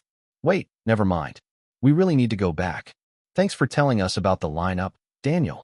With that, she held on to Wei's arm and dragged her back to the dorms. Meanwhile, Daniel, whose pants were now on the verge of falling from his ass, clenched his jaw as he watched their retreating figures. He could hear how Jia talked about this June guy like a god, and he didn't like it at all. Let's watch the music video, Akira said, turning on the TV after he gathered all his members in the living room. It's noon, Jaeyoung deadpanned, taking a bite of the chicken they had just ordered. Ren looked at the fried thing in disgust but, nonetheless, ate the oily goodness. Akira's chicken addiction has become more intense since they've been eating fried chicken almost every day. So, Akira asked, popping the chicken's butt inside his mouth. It was his favorite part. You are aware that our music video comes out at 6 p.m., right? Ren asked. Of course, Akira smiled. Then, why'd you gather us so early? Sehun asked. Are we going to wait 6 hours or something? We're not going to watch our music video, dummy. We're going to watch Octa's. What? Octa? Seth asked. Why are we watching the music video of our competitor? Exactly. Akira smiled, patting Zeth's back. The group turned silent as they looked at Akira like he had gone crazy. Each and every day, he really became more like CJ and Jangmoon. Ren was afraid Jisung was going to be influenced by him, too. Your response doesn't make any sense whatsoever, Ren deadpanned. Exactly, Zeth, he repeated himself. There are competitors, so it's wise to watch their stuff. If you guys want, we could watch a pirated version of their music video, so we won't contribute to the views. Jisung chuckled and shook his head. That's so uncool, bro. Akira clicked his tongue. Who are you calling uncool? Shut up and play the video, Jun said, his eyes already focused on the television. He was a bit annoyed when Akira interrupted his alone time, but now, he wanted to watch Octa's music video too. Although he had heard the live version of their song during the rehearsals yesterday, he was still curious about the look and sound they were going for. I'll do the honors then, Akira said, navigating the page to You Watch and going to Octa's page. Akira clicked his tongue in annoyance when he saw they had a 2,000 subscriber count difference. Then, he scrolled down to click on their latest video. Heatwave by OCTA. Number 308. Chapter 308 Heatwave.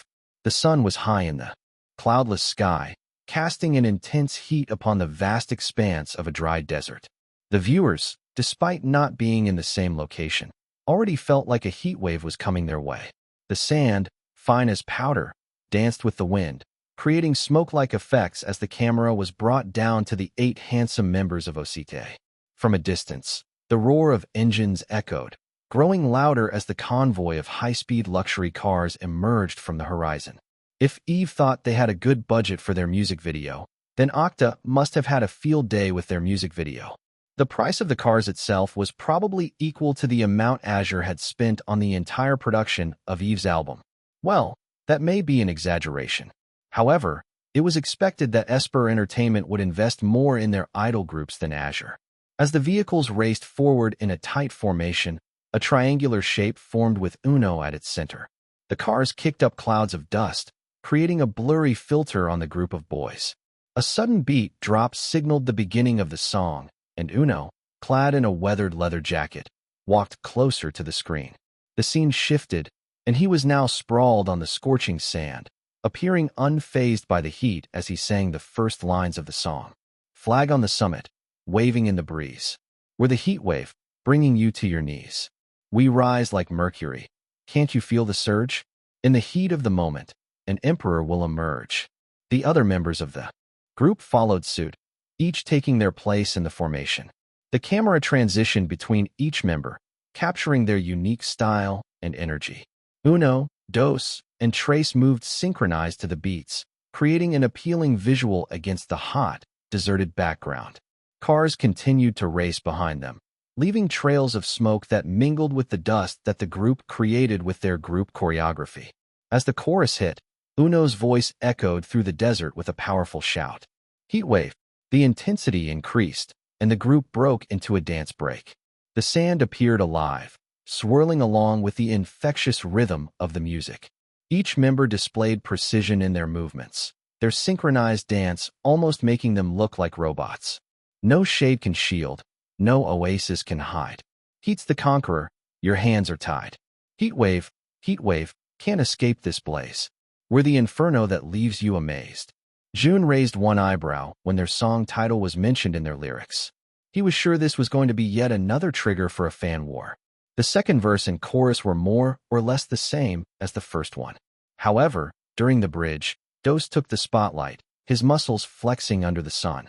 The camera lingered on his impressive display, seemingly a deliberate move that was sure to set the fangirls ablaze.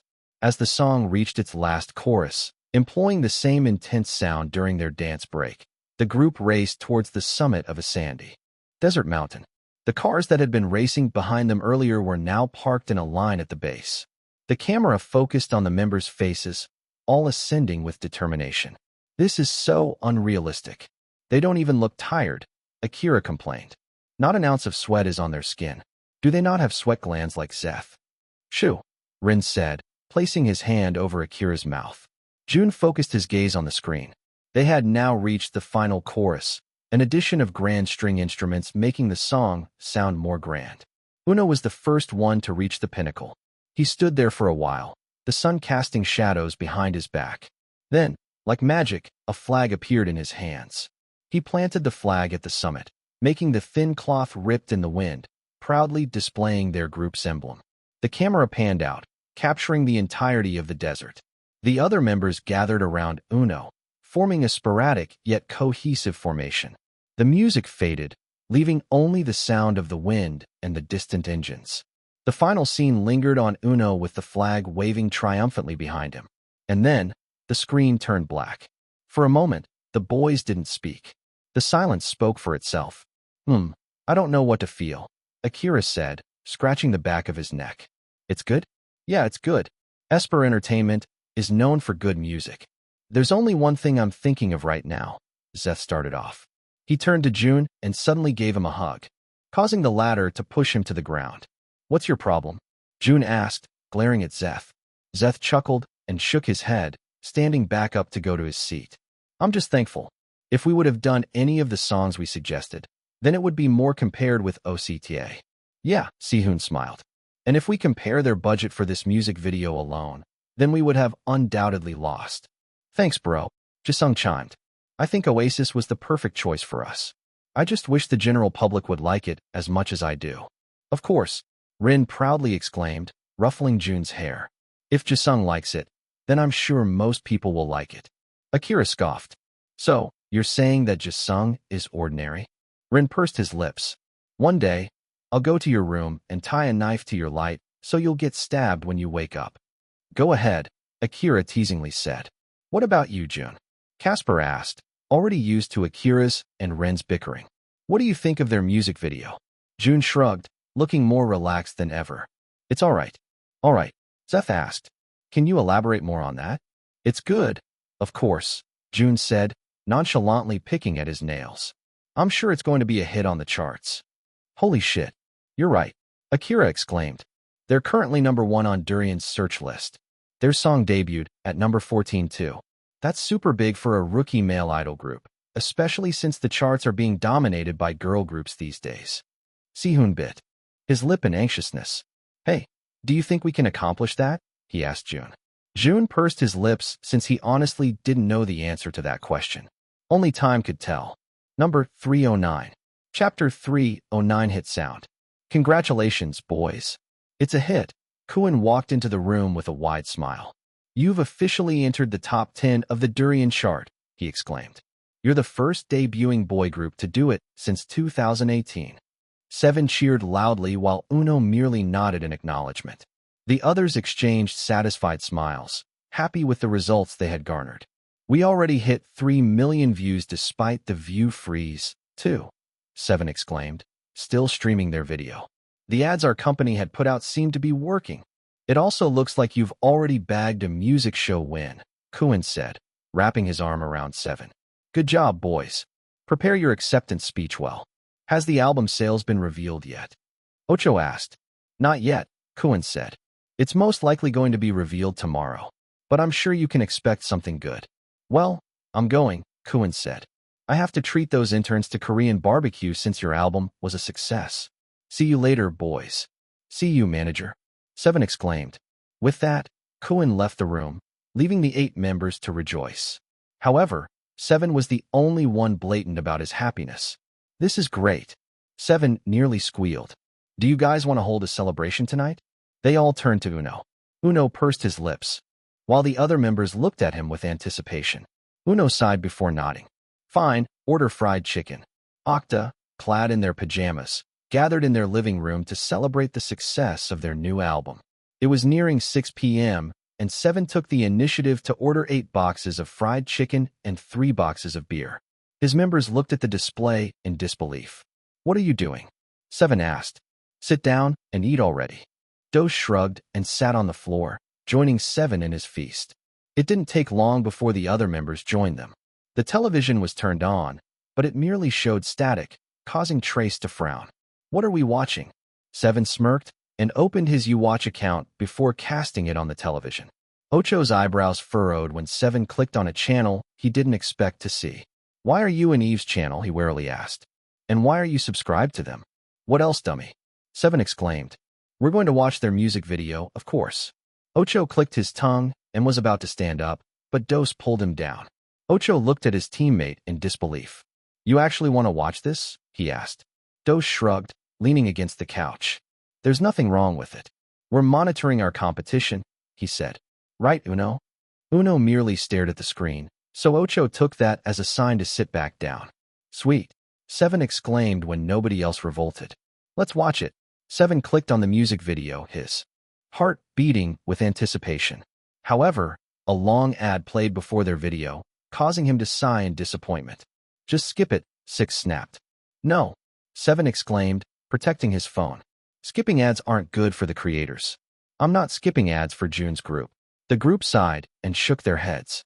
Thankfully, the ad passed quickly, and by that time, the live countdown was already finished, so the music video automatically played. Oasis by Level Up. The sun touched the horizon, casting a warm golden glow over the paradise-like beach. The water shined like diamonds under the sky, and the beach looked straight out of a fairy tale. 7 gasped as he watched the scene. Is there a place like this in South Korea? This looks like paradise. Adam and Eve's paradise. Oh, Eve's paradise. Did you see what I did there? Ocho covered his mouth and focused on the music video. The video started with ambient silence. Only the rhythmic symphony of waves crashing against the scene could be heard. It felt more like an ASMR video, and it set the tone that this was going to be a refreshing and comforting music video. The scene carried a faint feeling of nostalgia, as if the waters were the ones they swam in when they were younger. Yet, the color palette of the scene bore something deeper. The sky, while painted in hues of pink and orange, held a secret shadow, creating a subtle eeriness that clung to the edges of the beautiful landscape.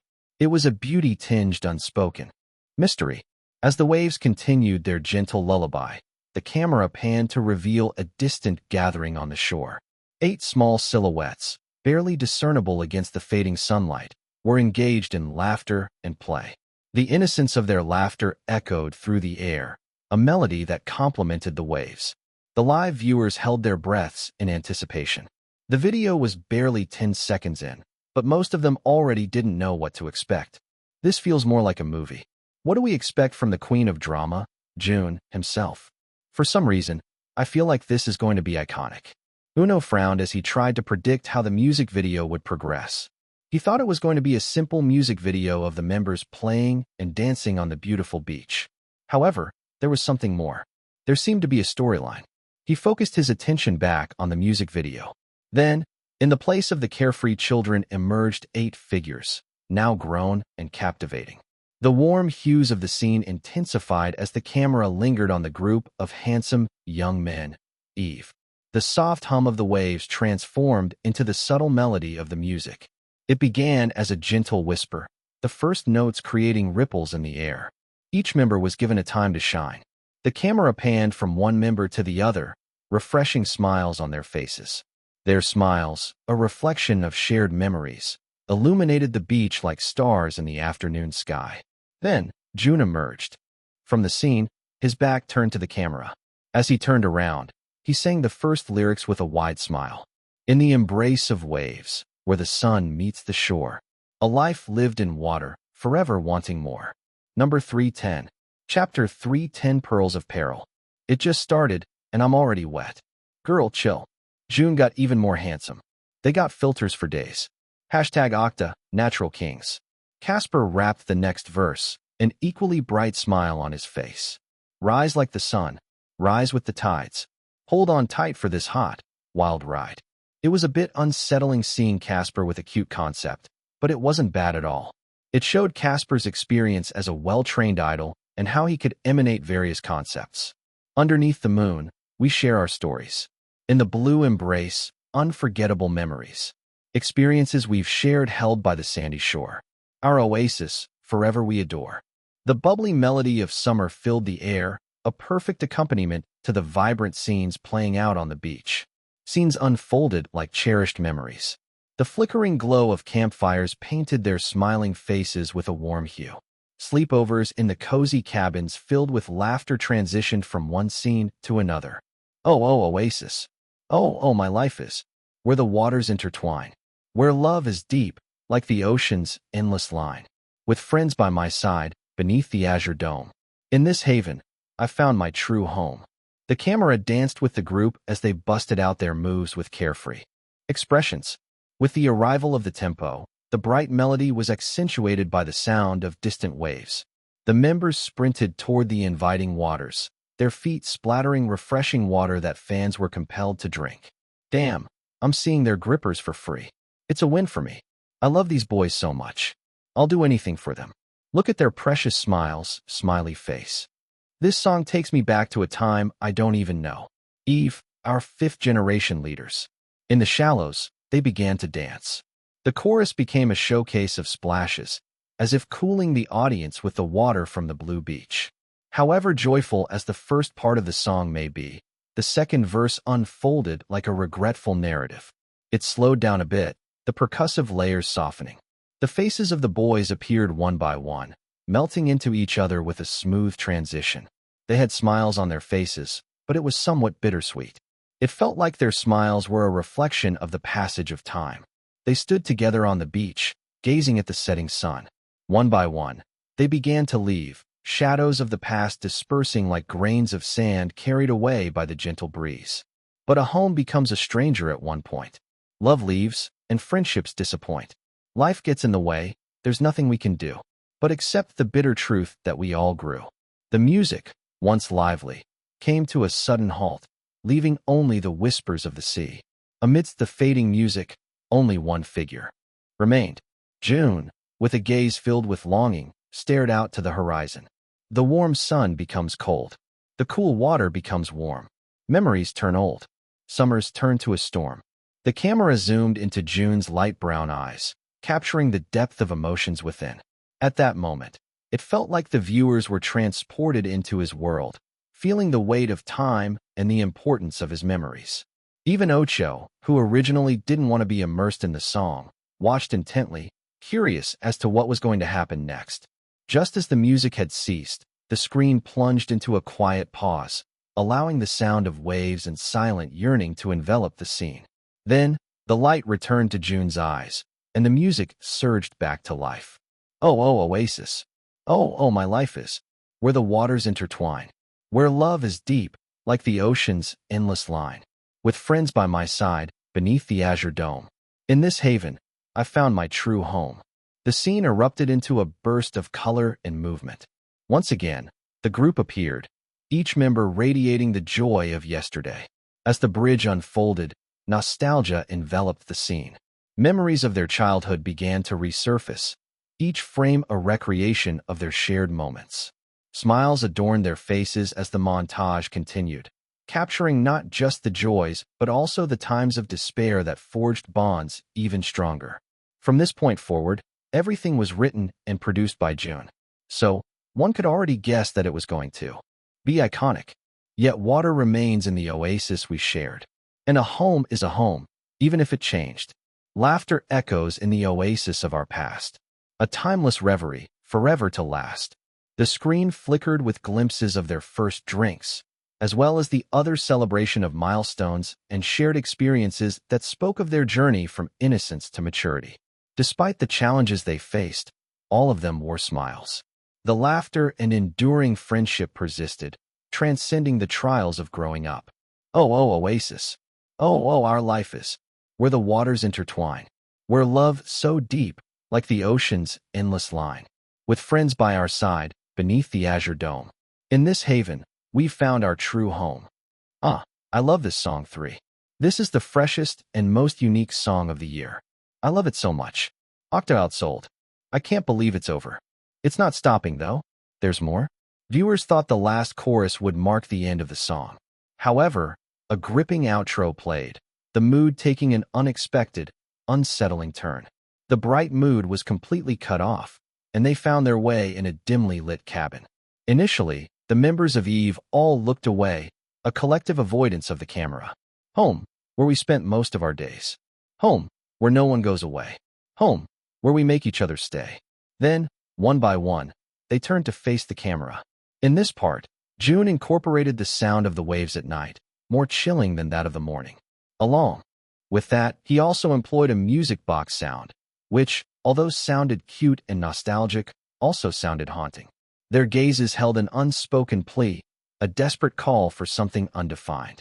The air grew heavy as the scenes from earlier replayed, each now containing only the silhouette of one person.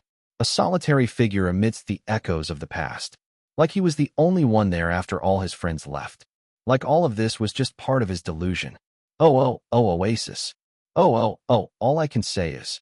Blood-like special effects adorned the floor and the walls, handprints and puddles of red hidden in the dark.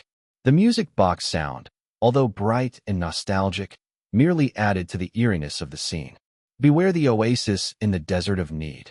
For in its seemingly quenching waters lies the peril of drowning.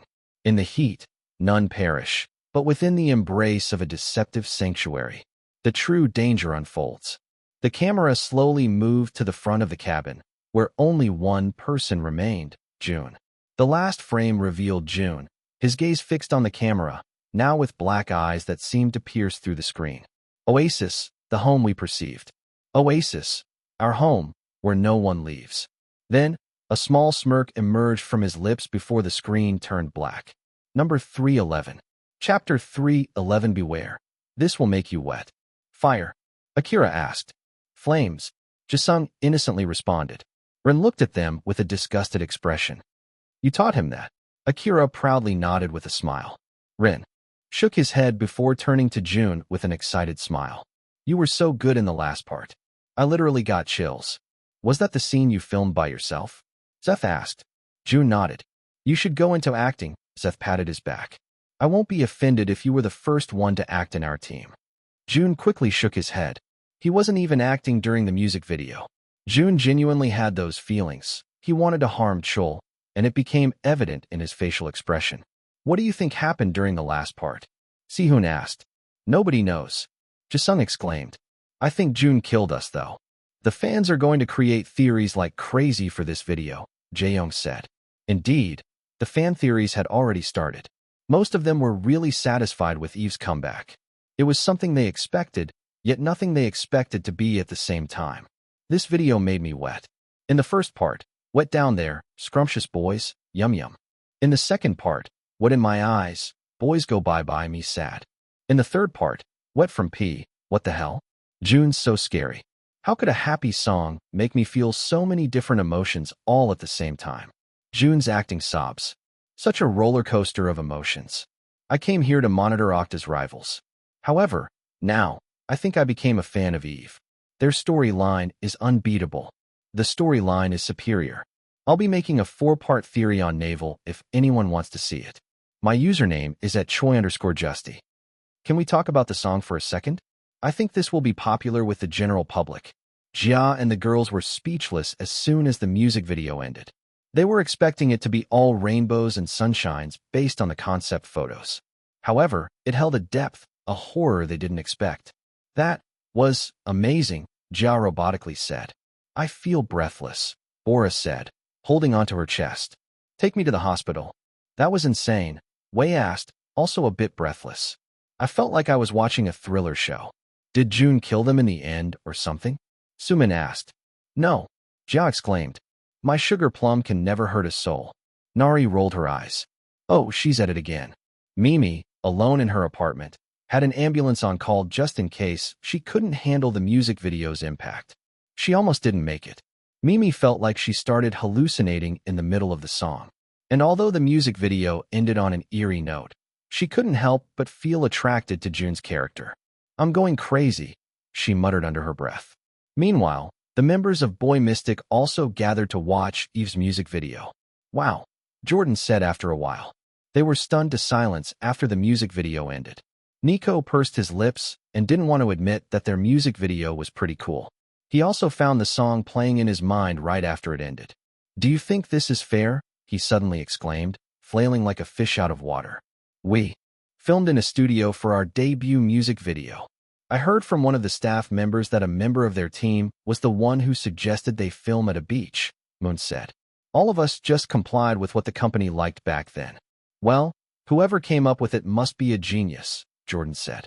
I already feel like it's going to be a hit song. Sunwoo tilted his head to the side as he looked at the view count. Surprisingly, the views are not rising as fast as Octa's, he said. Jordan pursed his lips, disappointed by the results. They did it for the arts, not for the charts, Jordan said. His teammates turned to him, surprised. You've been lurking way too much on navel, Nico said. Jordan scratched the back of his head. In all honesty, this was a really good debut. It might be one of the best in ours and their generation. And if K-pop fans don't see that, he continued, then they're missing out. Hannah, who was currently taking a break after her period drama ended, lounged on her couch while eating some cheese balls. She was aware that her friend was going to debut today, so she cleared out all her meetings just to watch his group's music video. Hannah had a smile on her face throughout the video. She was amazed by the concept they employed. However, the feeling that triumphed out of all was her proudness of Jun.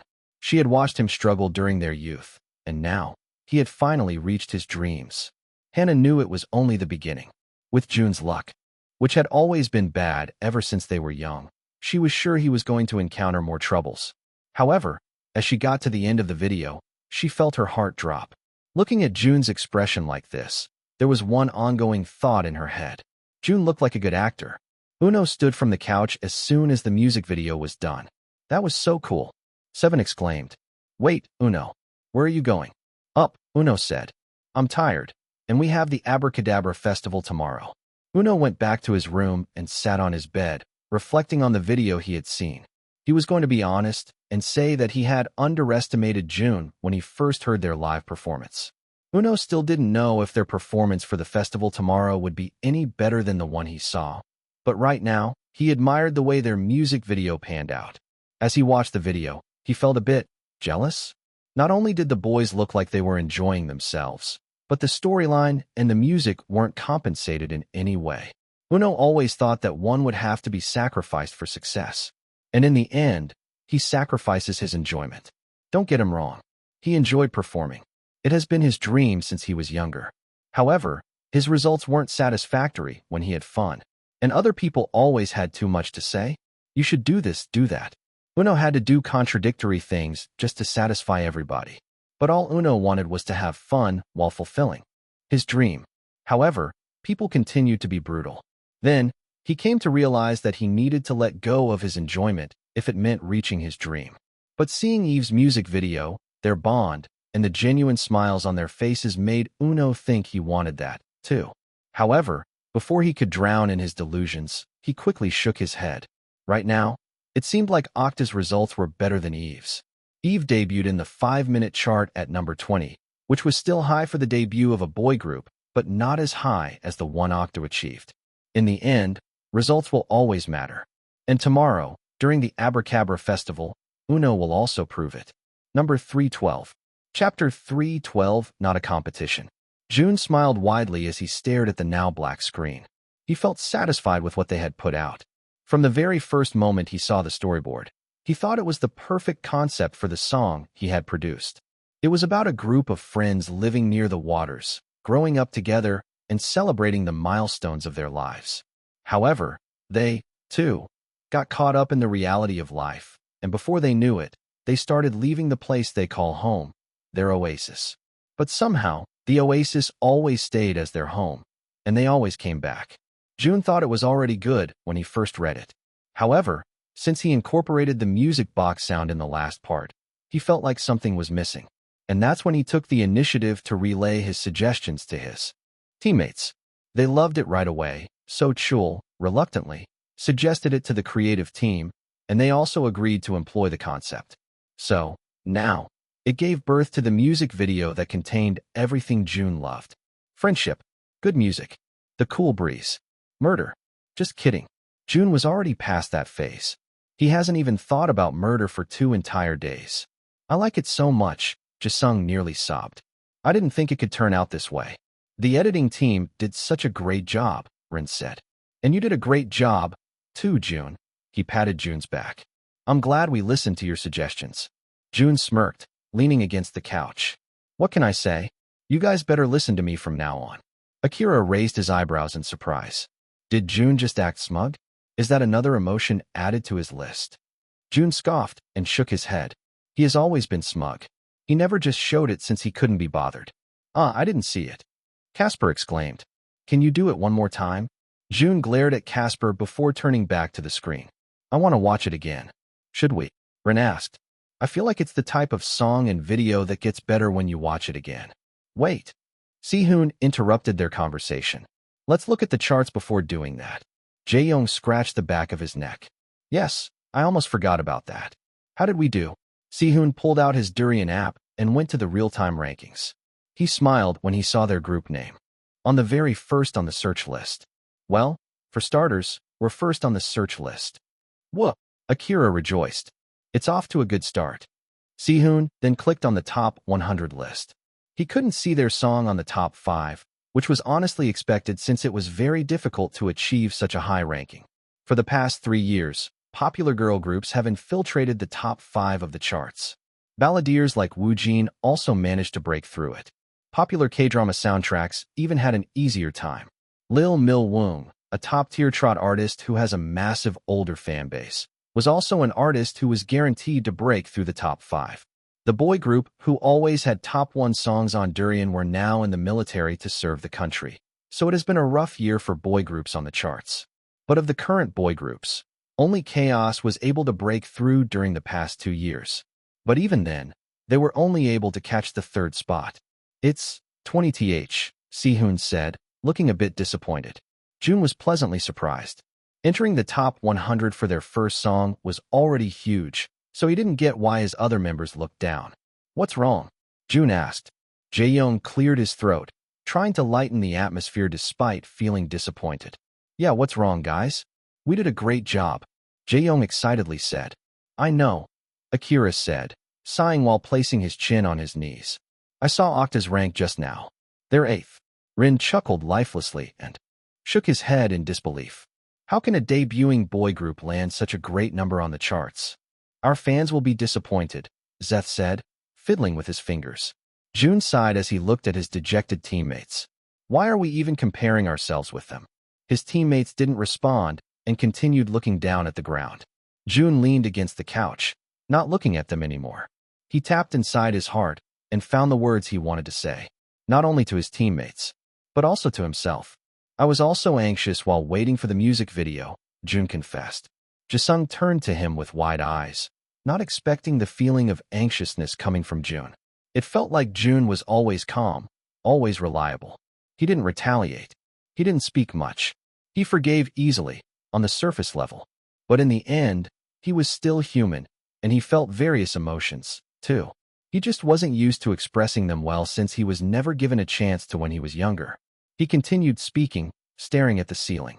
We often find ourselves caught in comparison. We measure our journey against the ascent of others. Their swift rise to success, which seems almost predestined, feels impossible to us. But there also exists a reality that reminds me that all of us embark on unique paths, for that is the essence of life. We all can't have the same journey. It's not some kind of game that has a fixed ending. The only rivals we have is ourselves, Jun said. Are we a better version than yesterday? Did we give our best? Did we have fun? We did, Jae-young said, finally smiling. It was really fun with you guys. I've never laughed as hard when Zeth accidentally ate a pile of sand. That wasn't funny at all, Zeth said. But aside from that part, I had fun too. When I was a trainee, I never thought I had any friends. Poor Run. Akira butted in, causing Rin to glare at him. No offense, Zeth quickly said. Rin was a good companion. However, there had always been a barrier between us, some kind of competition. We were both anxious to debut, and we also knew that we could be each other's reason for not debuting. But when I was with you on the beach, I thought our friendship had blossomed into something so beautiful. Ah, Zethipu. Akira almost screamed. That's so cute. I had fun, too, Jisung shyly admitted. Before they knew it, the 8 of them started talking about the fun times they shared during their shoots. I think that's what matters the most, Jun concluded. Our journey will not be a relentless race against the footsteps of others. It is, instead, a journey with oneself. And at the end of the day, once the curtain closes, we finally realize that the world may be a competition, but only if we grant it the power to be.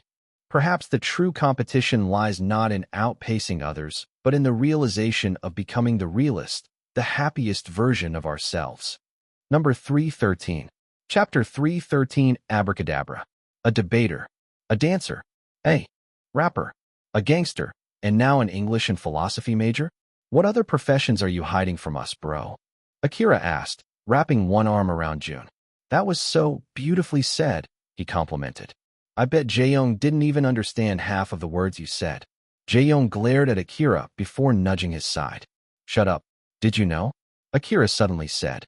Jae-young was always the most leader-like trainee in our company, but he was such a bad student. If you saw his grades back then, you'd all faint. What? Jisung asked with wide eyes. You were a bad student? You always came off intelligent for some reason. It's his facade, Akira smirked. In real life, he's as ditzy as Patrick the Star. Jae-young rolled his eyes and let Akira be. Did you get good grades in school or something?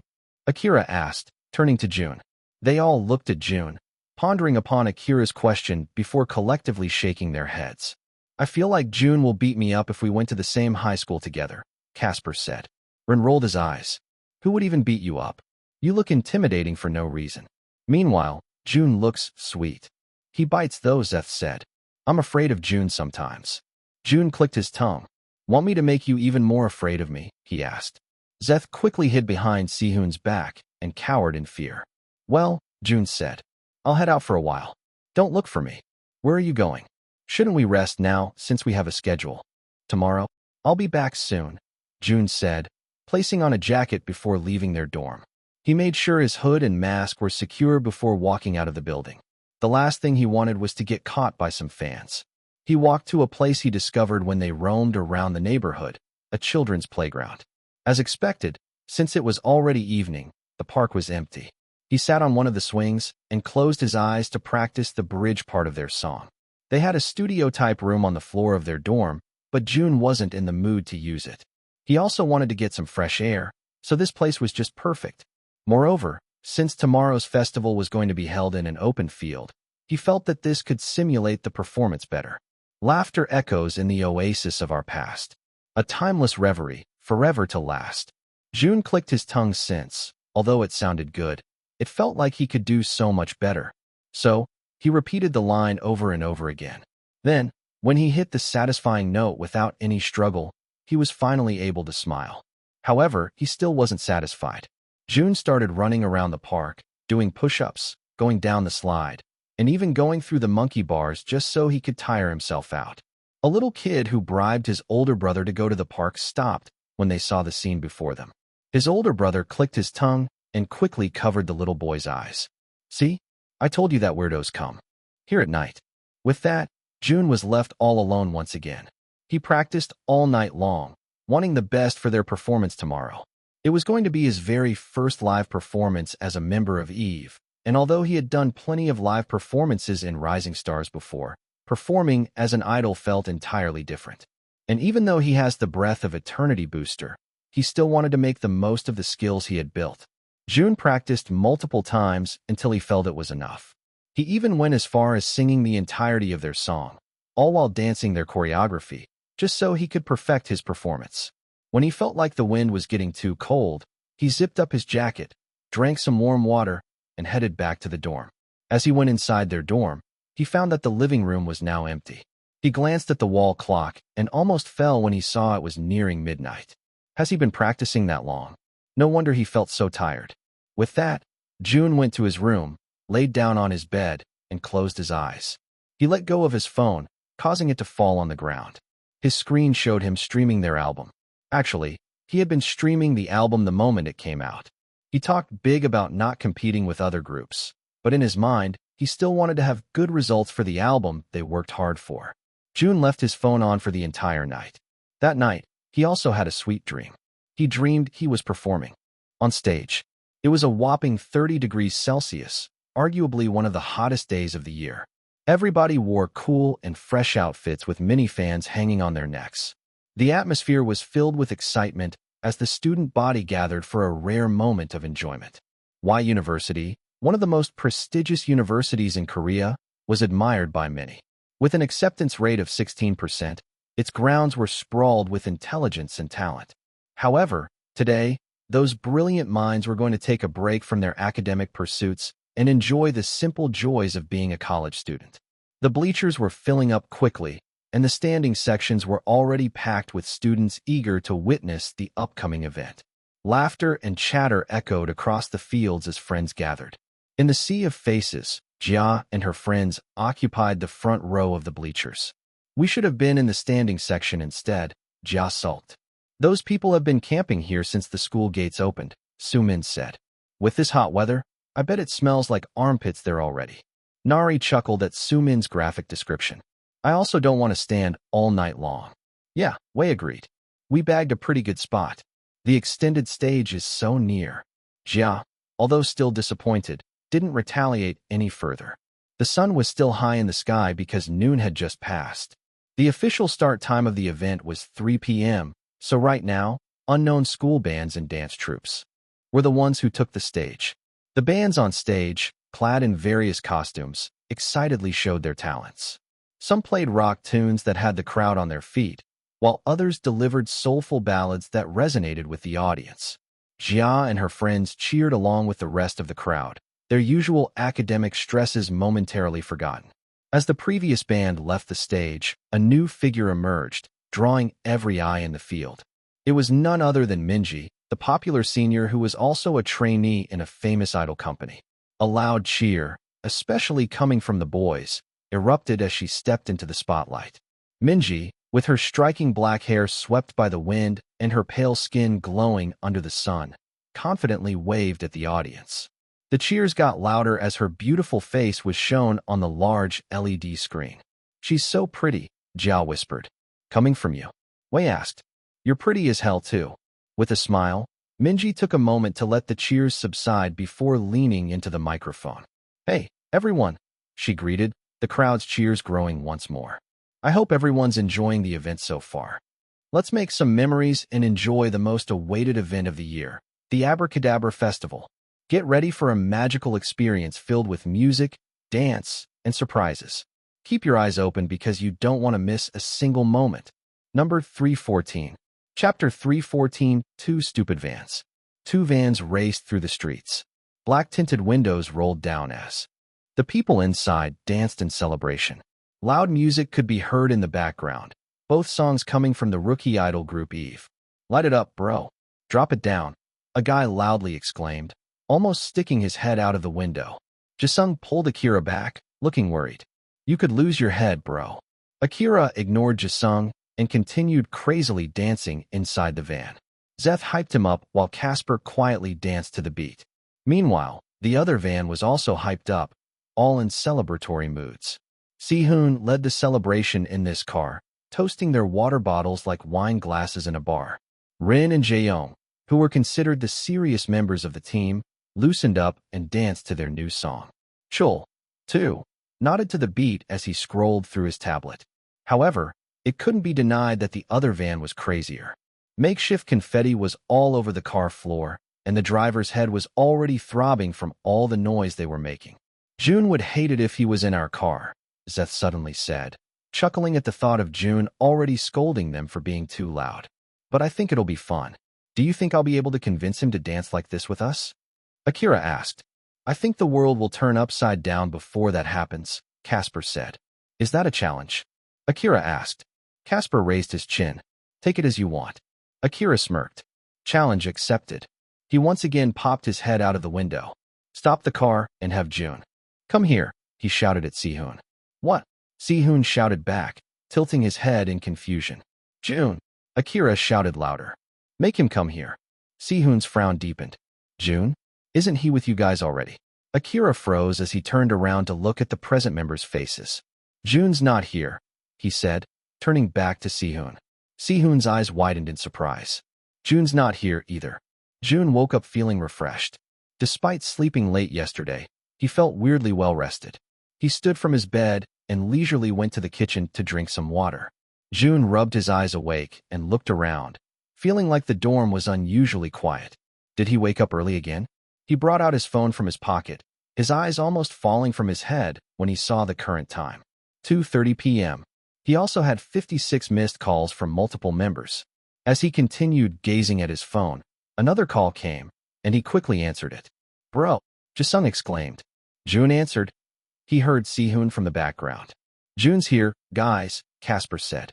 Jun, come quickly, Akira shouted. Why didn't you guys wake me up? Jun asked. Jisung nervously chuckled. We took 2 cars today, so we thought you were in one car, and vice versa. Jun sighed and massaged his nose bridge. Are you guys there already? Jun asked. Yeah, Jisung said. Chul's going to come back and get you. Chul. No need, Jun said. I'll get there by myself. We're performing 5th, aren't we? Yes, Jisung responded. Chul says we'll perform around 5 to 6 p.m. But you need to hurry since you're still going to change and get your hair and makeup done. Are you sure you don't want Chul to get you? It's fine, Jun said. I'm heading out right now. Jun quickly took a shower before gathering his items and leaving their dorm. There were 10 minutes until 3 p.m., the official start of the event, and it took 20 minutes to arrive at Y University. It was a good thing they weren't performing first. Otherwise, he wouldn't have made it. He got on the bus, just like old times. However, he quickly frowned when he saw that the seats were almost full. Fortunately, there was one seat available at the front, so he quickly sat on it. He brought out his phone to update Jisung on his whereabouts when it suddenly turned off. Jun sighed in frustration as it couldn't be turned on. It seemed like he left it on all night and forgot to charge it. Whatever. He was still going to arrive at the university anyway. Just then, a pregnant woman with a huge bag of groceries entered the bus. She had one hand behind her back while she struggled to hold the grocery bag in the other. She looked around for a seat and pursed her lips in disappointment when she didn't see an empty one. So, she stood at the aisle and held onto the hand grip instead. Jun clicked his tongue and was about to stand up when a pop-up appeared before him. You hunted a lucky mission. Good deedies. Do a good deed. Accomplish the mission to get +1 on one skill set of choice. Failure to accomplish the mission entails regression of 1 skill. Jun smirked and confidently stood from his seat. What a perfect timing. Although he was wearing a mask, he made sure to smile at the pregnant woman to seem kinder. Please take a seat, Jun said. The pregnant woman smiled in relief before taking Jun's seat. Jun helped her carry her bag and placed it right beside her seat. Thank you so much, young man, the woman said. I had to go to the grocery really quickly to buy milk and snacks for my older son. Jun smiled as he held onto the hand grip. I'm sure he'll be happy drinking and eating these. I hope so, the pregnant woman said. It's rare for me to have moments like this because I can't really leave him alone. Cons of a single mom, I guess. Oh, Jun said. Well, you're a great mom for still doing your best. The pregnant woman smiled up at him, looking touched. Thanks, she said. Haven't heard that in a while. Jun merely nodded before looking away. Congratulations, host. You have completed the mission. Good deeds. Please choose one aspect to improve. Vocals.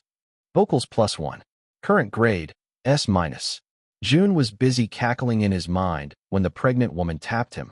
Can you get the button? She asked. My stop's here. Jun smiled, already in a good mood. Sure. He pressed the button, and the bus stopped. The pregnant woman waved and sincerely smiled at Jun before leaving the bus. Jun reciprocated her smile and sat back down on his seat. He sighed in relief, feeling satisfied that he now had an S-tier skill. It was perfect timing for the Abracadabra festival, too. However, his smile quickly dropped when he felt something near his feet. He glanced to the side and saw a grocery bag filled with milk and snacks. It was the pregnant woman's grocery bag. Jun froze and closed his eyes. He looked around to see if anybody noticed, but no one else was looking his way except for a couple of young girls giggling as they met with Jun's eyes. Jun bit his lip and looked at the digital clock on the bus. 3:10 p.m. The event must have started already, and he was sure his phone was getting bombarded with messages. However, the grocery bag couldn't escape his view. It's rare for me to have moments like this because I can't really leave him alone. Cons of a single mom, I guess. Her words echoed in his mind. Don't, he said in his mind. You've already accomplished your mission. You don't need to do a good deed anymore. And you have a performance in more or less an hour. However, as Jun thought about the little kid's disappointed face after finding out his mom didn't bring home any milk or snacks, his heart softened. Oh, fuck it, he whispered, standing up and pressing the button. Number 315. Chapter 315 Standby. The 7 members of Eve tapped their feet on the ground, almost at a collective beat. They glanced at the door and the clock like watching a tennis match, wondering where Jun went and what was taking him so long. The event had already started, and INZI had just finished opening the show. For now, R05Y was the one on stage. The time for Eve to perform was getting nearer and nearer, yet Jun was still out of sight. Did Chul arrive at the dorm? Seth asked, biting his nails.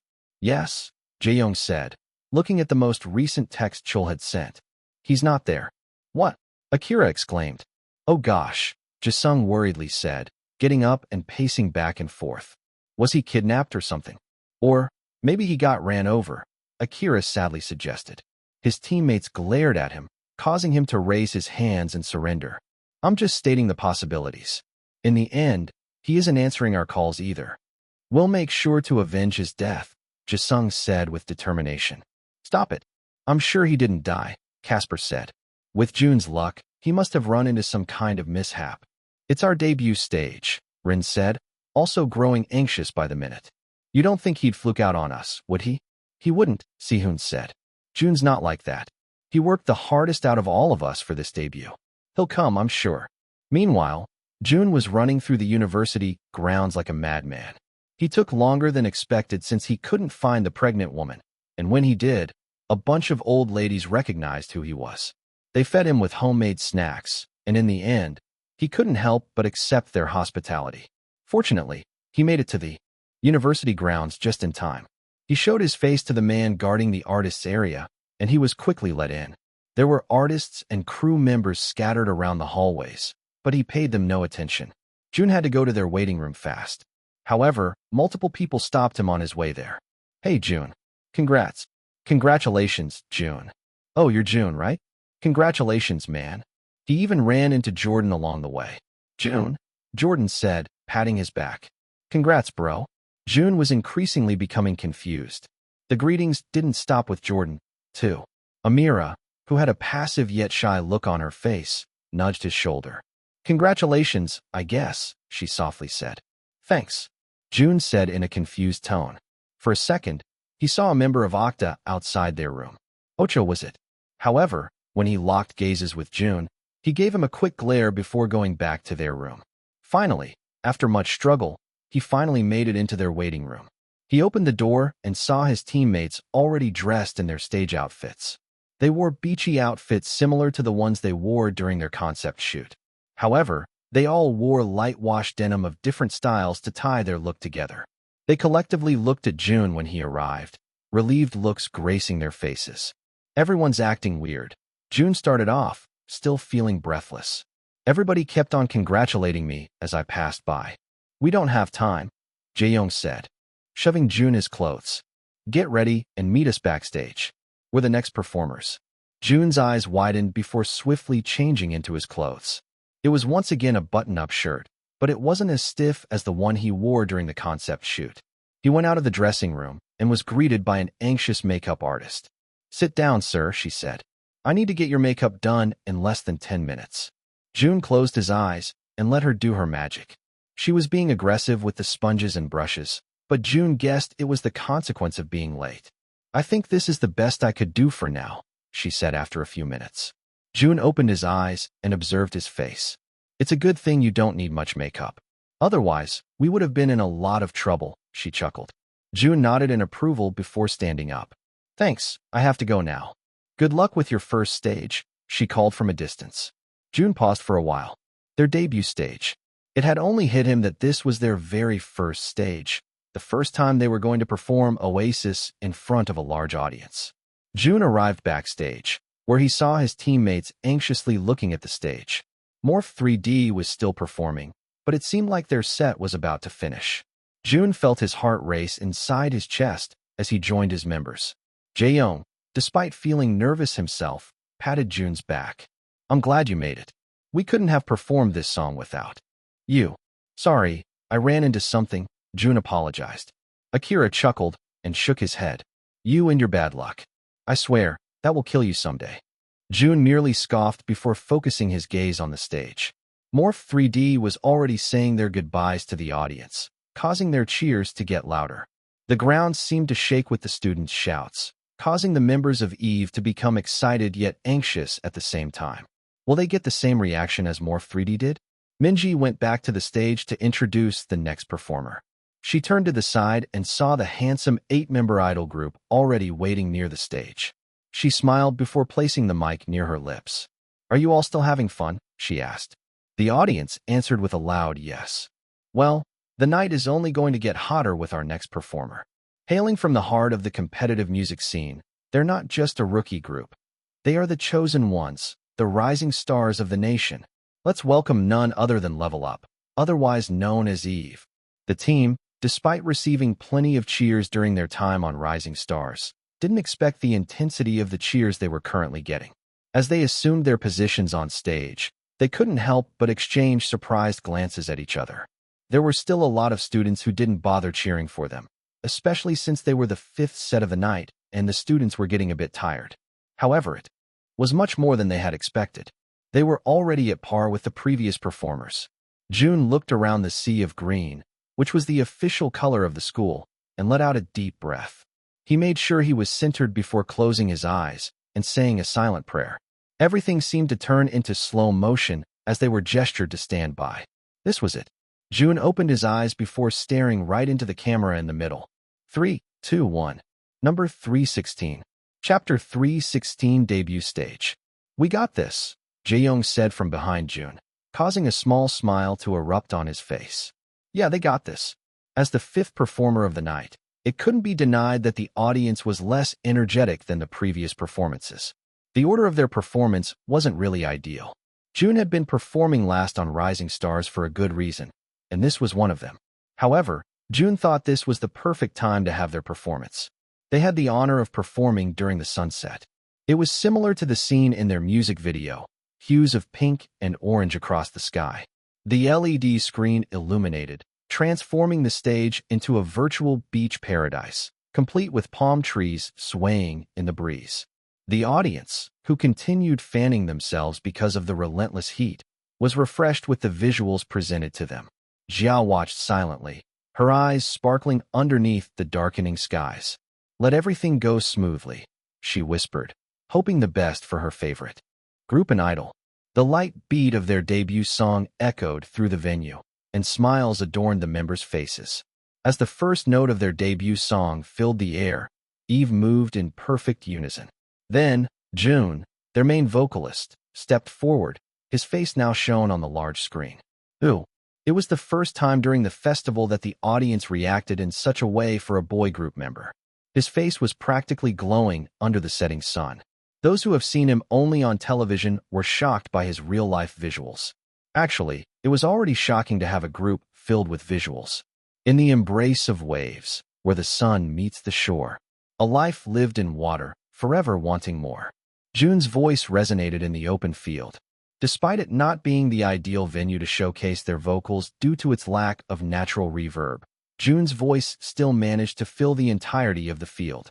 Some of the audience members who didn't watch Rising Stars and were originally not paying attention found themselves looking up from their phones to see the person who just sang. Was that Liv just now? I think so. No, I don't think it's Liv. It was too stable that it sounded like a recording. Jia turned around to a group of skeptical freshmen and smiled. It's live. It's most definitely Liv, she said with resolution. Although Jia also found it hard to believe in the beginning, she caught a subtle breath in Jun's voice. It was her indication that this performance was indeed Liv. The tedious practice and the S-tier upgrade for his vocals did Jun a really good favor. Rise like the sun. Rise with the tides. Hold on tight for this hot, wild ride. Casper took the center and rapped in an equally stable voice. He rallied back and forth with Zeth, none of their voices faltering despite the jumpy choreography. Rin and Akira harmonized during the pre-chorus, and it sent chills down the audience's spine. Hey, I don't think they have a backtrack, Su Min said, amazed by their performance. The other artists have one, and the second group who performed was even lip-syncing. I think you're right, Wei said. How good are these rookies? They're giving everyone a run for their money. Nari nodded, not speaking since she was recording a fan cam to upload after the event was over. Oh, Oasis. Oh, my life is. Where the waters intertwine. Where love is deep, like the ocean's endless line. With friends by my side, beneath the azure dome. In this haven, I found my true home. As the chorus hit, confetti cannons exploded, surprising the audience and showering them in a cascade of colorful paper. The students, momentarily forgetting the heat, cheered with enthusiasm. The other members joined Jun at the front, and then they broke out in a synchronized dance. However, despite the synchronization, their individual styles couldn't be hidden. Oasis was the type of song that didn't require robotic movements, so the fact they could incorporate each individual style into a synchronized dance was definitely impressive. Sehun's grin spread as he led the group in the dance break section, his movements showing joy and exhilaration. Those feelings didn't go past the audience, and they slowly started getting more into the song. I saw the music video yesterday. Is this really the same song? I feel so happy right now. I can't describe it. The song definitely deserves its achievements. The second verse brought a change in excitement, the members slowly busting out a more intricate dance sequence. Despite the complexity of the moves, they maintained an air of effortlessness. But a home becomes a stranger at one point. Love leaves, and friendships disappoint. Life gets in the way, there's nothing we can do but accept the bitter truth that we all grew. Jae-young rapped with his heart, making the audience feel the weight of his words. It was the perfect lyrics for university students, especially those away from their homes. It took them back to the times when they were mere teenagers, wanting to become more independent and live on their own. However, despite the initial fun they had being alone, they also missed their home, where they could eat homemade food for their meals and not gummy bears and some kind of instant soup. Their nostalgia increased as the chorus played once more, having an entirely different meaning compared to the first one despite having the same lyrics. The choreography continued with a playful mix of spins, jumps, and rhythmic footwork. It was the most dreaded part for the group since it sucked out their energy. However, they pushed through their fatigue and continued dancing with smiles on their faces. Their breaths could be slightly heard over the speakers, which only strengthened the allegations that they were, indeed, singing live. Jisung took the center for the next dance break, and Jun was right behind him. As he was not as seen in his current location, he took the time to activate the breath of eternity as the high note for the bridge was fast approaching. Jun was already out of breath, but he tried to pace himself for the upcoming high note. His part came faster than expected, and before he knew it, he was back to the center. Ren had just finished his part of the bridge, and now, it was Jun's turn to show off what he had practiced. Activate Breath of Eternity. Meanwhile, the technical team was having a great time listening to Eve's song. This seems like an entirely different performance than the one they had during their rehearsals, one member said. Yeah, the other agreed. They must have not warmed up during that time. I'm dreading this part, though. We added a very light backtrack, but the pressure is still on for Jun. Daniel carefully listened to their conversation. Being the head of the technical team, he had the important task of controlling the music for the artists. He knew just how important his role was. However, Daniel was the type of person who couldn't handle being rejected. And Jia, the girl he had liked for 6 months, liked the guy who was currently center stage. Daniel stared at the control panel and felt an evil thought evade his mind. Just for a second, he muttered under his breath. And with that, he placed his hand on the music volume control and brought it down. Number 317. Chapter 317. Dumb Daniel. Breath of Eternity? Check. Handsome smile? Check. Clear throat? Check. Jun was ready for the high note. The 15-second note, which was practically impossible to sing after the intense dance break, was one of the things Jun dreaded during their practices. Despite having high-tier skills, Jun still had limits as a human. However, with the Breath of Eternity booster and the vocal upgrade he got earlier, Jun felt more confident. He once again took the center and smiled, placing the head-worn microphone closer to his lips. However, just as he was about to open his mouth to sing, the music abruptly stopped. Jun's eyebrows momentarily raised in surprise. The audience, too, exclaimed in shock as the music stopped. What the hell? Who the fuck turned it off? It stopped at this moment. Poor Eve. Will they start the performance all over again? The technical booth was in a frenzy after the music had been muted. The other members flocked to the control booth, while Daniel acted frantic as well. I don't know what happened, dude, he coolly said. I was just chilling here, then it turned off. Jun, however, knew he couldn't afford to fuck up this performance. The silence was deafening, but without missing a beat, Jun took a deep breath, shoulders squared as he held his gaze on the audience. Laughter echoes in the oasis of our past. A timeless reverie, forever to last.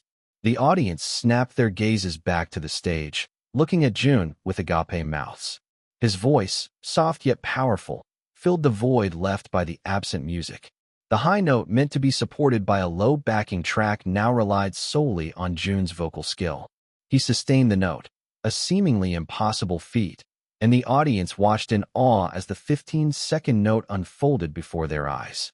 Jun's voice soared, resonating through the venue with a clarity that surpassed their expectations. Jisung and Akira glanced at each other, smirking, before singing the next lines of the song. The group relied on the beat inside their minds as they continued the song. At that moment, they sang in a cappella, debunking all lip-syncing allegations. The audience, initially taken aback by Jun's high note, erupted into applause. However, one girl remained silent through it all, Jia. Her gaze was focused on Jun, falling deeper in love with the idol. How could he surprise her every single day?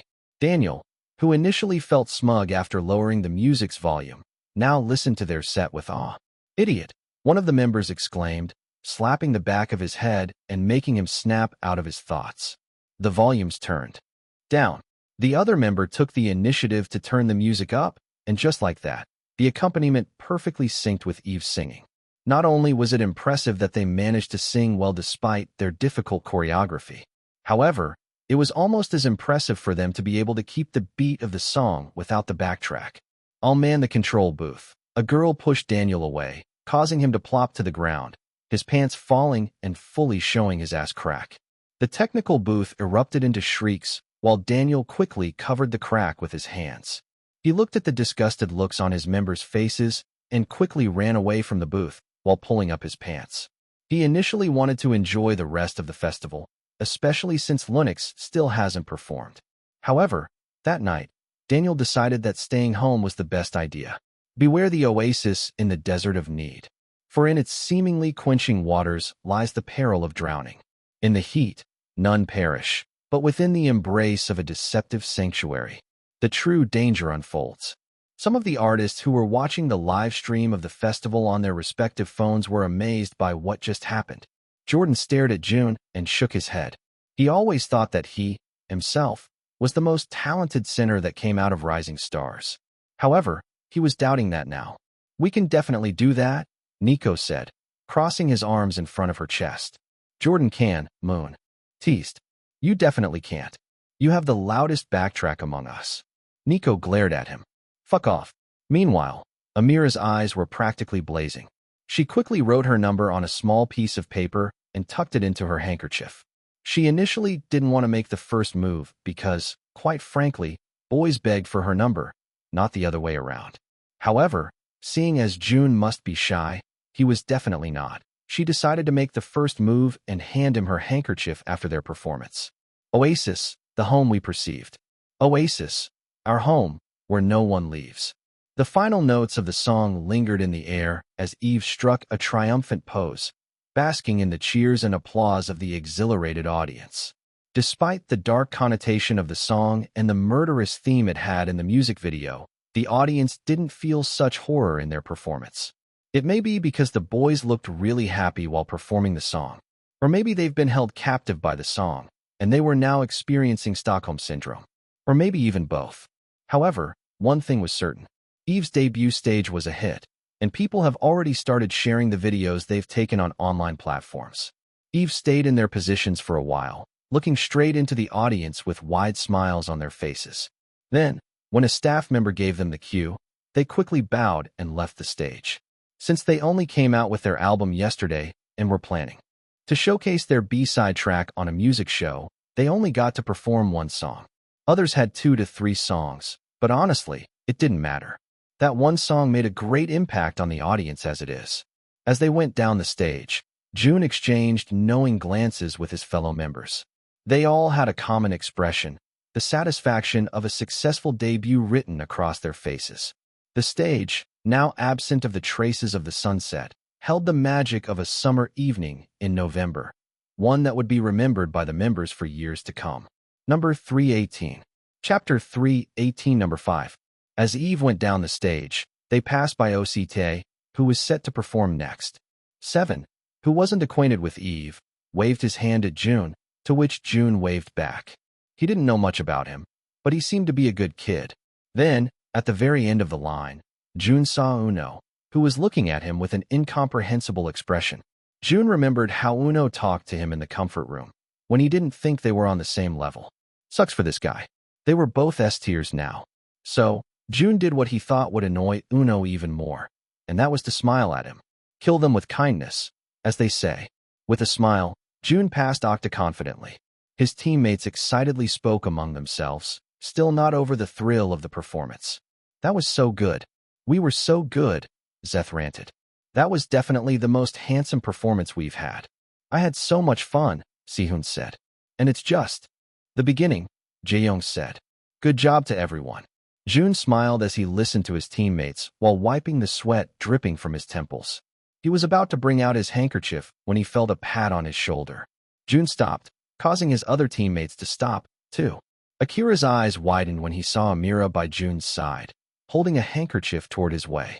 He was about to speak when Jaeyoung covered his mouth and dragged him in the direction of their lounge. His other members also quietly went to their lounge, not wanting to interrupt Jun and Amira's moment. Jun raised his eyebrows in inquiry. Yes, senior, he politely asked. Amira blushed with the sound of his voice. She made sure the piece of paper that contained her number was in the handkerchief before pushing it closer to Jun. Here, she said. Wipe your sweat or something. It's dripping everywhere. Jun chuckled and looked at his surroundings. I think it's all good. The floor's clean. Amira pursed her lips. Just take it. Jun shook his head before pulling out his very own handkerchief from his pocket and showing it to Amira with a proud smile. I have mine. With that, he wiped away his sweat with his handkerchief. Amira looked at him, dumbfounded by the situation. Thanks for offering, though. I'll get going then, senior. Jun waved goodbye before leaving Amira in the same spot, still not snapping out of her daze. After a while, she finally realized what happened. Did he just reject me? Jun entered their room and was immediately greeted with teases. You traitor! Akira exclaimed, catching Jun in a chokehold. However, Jun had been choked plenty of times, and by instinct, he flipped Akira over. His members' eyes widened at the scene before them, and Jun finally realized his actions as he looked at the shocked Akira on the ground. Where the hell did you learn that? Sehun asked. Jun cleared his throat and sat on the couch. It was just instincts, he vaguely answered. Zeth clicked his tongue. Whatever. What happened with you and Amira? How does she even know you? Jun shrugged. leaning against the backrest of the couch. I stumbled upon her group when we were rehearsing. She just wanted to give me her handkerchief. His members were once again shocked by his revelation. Well, did you take it? Akira asked, shaking Jun's shoulders. Jun looked at him with confusion. Of course not. I have my own, he said, showing them the handkerchief. I don't want to borrow hers and then become responsible for giving it back. Akira pursed his lips and shook his head in disappointment. I can't believe you have this kind of luck with the ladies. I should have been the one born with it, he sadly said. Casper chuckled. Well, you can have his entire luck if you want. Akira quickly shook his head. Nah, I don't want to die young. Enough about this talk, Jae-young said. What do you guys want to order later? It's my treat. Whoa, Jisung exclaimed. As expected from our leader. I want sushi this time. I want beef. The expensive one, Casper said. Oh, can we get wine too? Ren asked. It's been a while since we drank. Nope, Jae-young shook his head. No alcohol. We still have to practice tomorrow for the music show on Friday. What are we celebrating? Jun asked. Is it the success of our first stage? Well, that's one, Jae-young responded. We did really well earlier, by the way. I thought Jun wouldn't pull off that high note. EY, Akira said, bumping shoulders with Jae-young. Are you doubting Jun's skills now? No, Jae-young said. It's a hard note for anyone. I was just worried, but he did it well. Very well, in fact. You're trending on naval again. Gosh, our center is doing such a great job, Zeth said. I'm so glad you debuted as the center in the end. Jun chuckled and shook his head. Well, what else are we celebrating then? Everyone was congratulating me even before our performance ended, so it was pretty confusing. His members blankly stared at him. What? Jun asked. You don't know yet? What? Jun repeated. Didn't you check the charts earlier? Ren asked. No, Jun responded. I woke up late, and my phone died when I was on the bus. I didn't have the opportunity to check on anything. That's why you're so confused, Jisung chuckled. You should check it as soon as possible, bro. I'm sure you'll like what you'll see very much. Jun sighed in impatience. Just tell me. His members exchanged knowing glances before gesturing to Jae-young to do the honors. We sold 1 million albums, he started off. We weren't able to beat Octa's record of 1.3 million albums, but it's all right. Jun was pleasantly surprised. Honestly, he already expected it since it was easier to get 1 million physical album sales in this era. He would have been more shocked if they didn't reach it. However, Jae-young's next statement was something he would have never expected. Oh, and our song is now number 5 on the Durian charts. Number 319. Chapter 319 and used. Why is everybody talking about our rejected song? Zian asked, entering their conference room. The 3 other members of Chaos were already there, busily scrolling through their phones.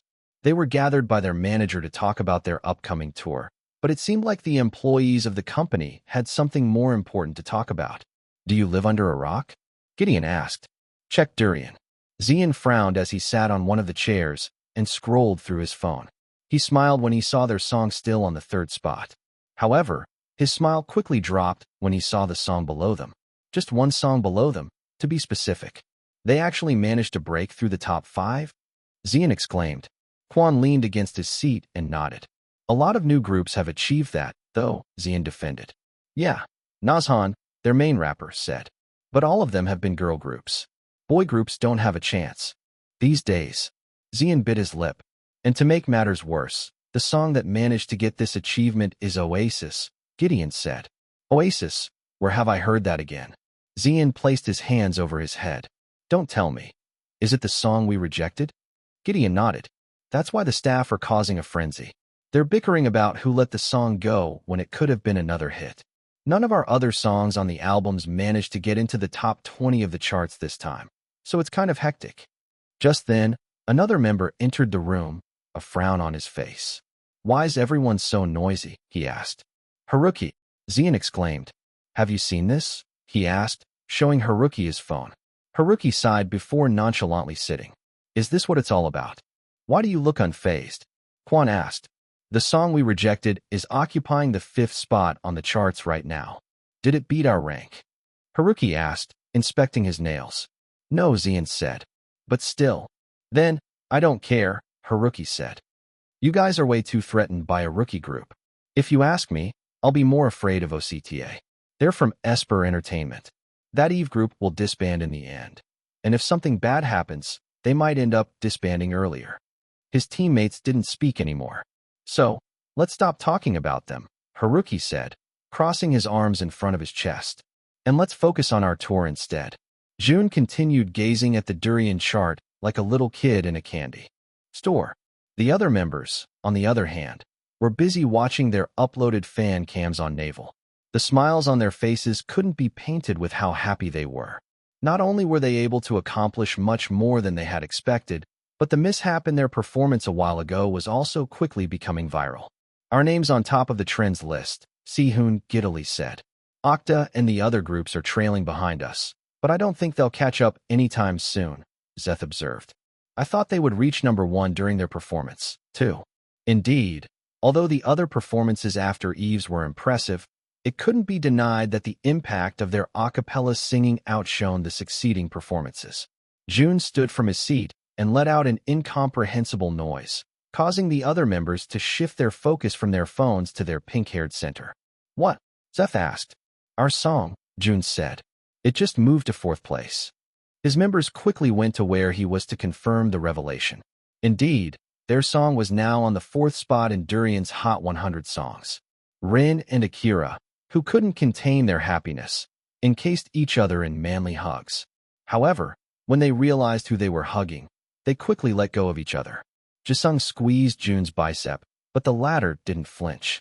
He was too focused on looking at their song on the 4th spot. Zeth and Si-hoon jumped like high school girls, while Casper immediately called his sisters to tell them the good news.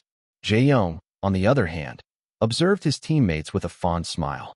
Their celebration was cut off, however, when a staff member entered the room and called them for the last stage of the night. The group excitedly trudged to the hallways, not giving a damn if the other artists were giving them envious looks. They also ran along Boy Mystic, and Nico looked at Jun with a bitter expression. You must be happy, huh? Nico started off. You got lucky right there, buddy. If we would have gotten the technical difficulty, then I would have nailed it too. Hey, gee, Jun said, not bothering to look at Nico. How do you take a picture of the screen again? You mean screen capture? Jisung asked. Yes, that, Jun said. I forgot. Nico pursed his lips in anger and was about to speak once more when Jordan covered his mouth and shook his head. Stop being petty, he reprimanded his youngest teammate. As they waited for Poison to finish his last song of the night, Gangnam Spice, Okta emerged from behind Eve. Jun made eye contact with Uno, and just as Jun was about to smile, Uno quickly looked away. Jun shrugged and went back to sending his achievement to Grandma and Minjun. Fortunately, they didn't have to wait long before the final stage of the night. All the artists went out to the stage, garnering the loudest screams of the night. The iconic intro of Woojin's Caterpillar played through the speakers, and the students all exclaimed in nostalgia. As the artists simultaneously sang the first lines, the audience sang along with them too. Rin once again offered the microphone to Jun, but the latter quickly shook his head. Jun knew he had forgotten something. He forgot to learn their last song. Jun looked at his user interface to see if there was something that could help him learn songs faster, even though he knew he didn't have any boosters left. However, much to his surprise, there was one booster remaining. Breath of Eternity 1. He frowned as he selected the booster. Didn't he use this during the bridge's high note? Breath of Eternity. Expiring in 3 days. To activate, do 3 consecutive hip thrusts. Jun stared at it in disbelief before shaking his head. Due to his busyness yesterday, he forgot to learn how to activate the booster. Huh? He whispered, not quite believing that he still had the booster. How was he able to pull off the high note then? Number 320. Chapter 320 Debut Domination. Eve, the debut dynamite, breaking records with their beats. Welcome to the wild world of K-pop, where music is hotter than the sun and idols are more important than your parents. In the midst of the hot weather emerges a new sensation, Eve. These boys aren't just here to sing. They're here to conquer with their debut title track, Oasis. In this hot November, Eve came to quench your thirst and your thirsty minds. But hold on, before you dive into the chill vibes of Oasis, Eve wants you to remember the environment. Protect the environment, idiots. I want to enjoy a cold winter. Going back to the regular programming, Let's talk about the salient points of the group's strong debut. Oasis, the coolest cure. The track has become the unofficial cool-down anthem. It's so good, even the sun is jealous. Record-breaking debut. 1 million pre-orders and counting. Eve isn't just making music, they're making history. Their debut album racked up a staggering 1 million pre-orders, and on the first day of its release, it danced its way into the hearts of 500,000 fans. It's like the entire K-pop world collectively hit the pre-order button simultaneously. The only thing faster than Eve's rise to stardom is how quickly their fans are snatching up their albums. Durian chart domination, 4th place, and still smelling sweet. Breaking into the top 5 of the infamous Durian chart is no small feat. Eve not only did it, but they did it with style, landing at a sweet 4th place at its peak. Forget the pungent smell. Eve's success is the only aroma we're interested in. Live magic at the Abracadabra Festival.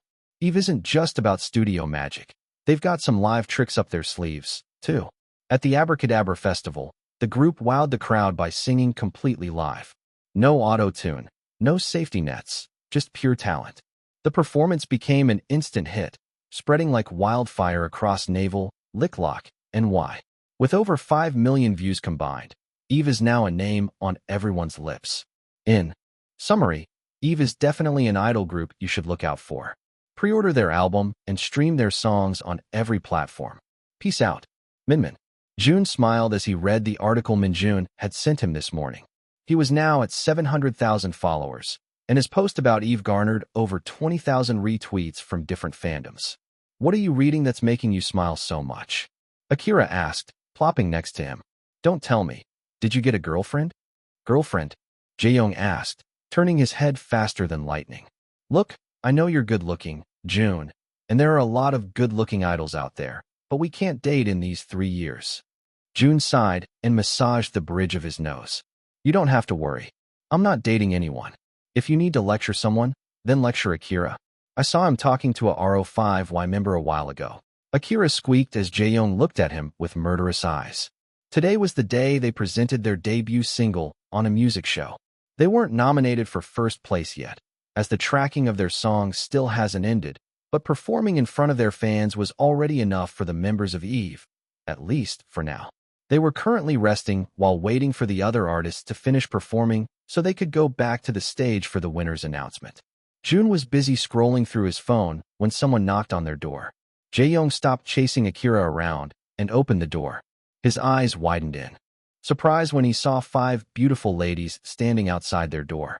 Linux, Jaeyoung loudly said, causing the others to stand at attention. Jun, on the other hand, casually looked over their way. They had met once, so he wasn't too surprised by their arrival. Jun, Darcy exclaimed. It's nice seeing you again.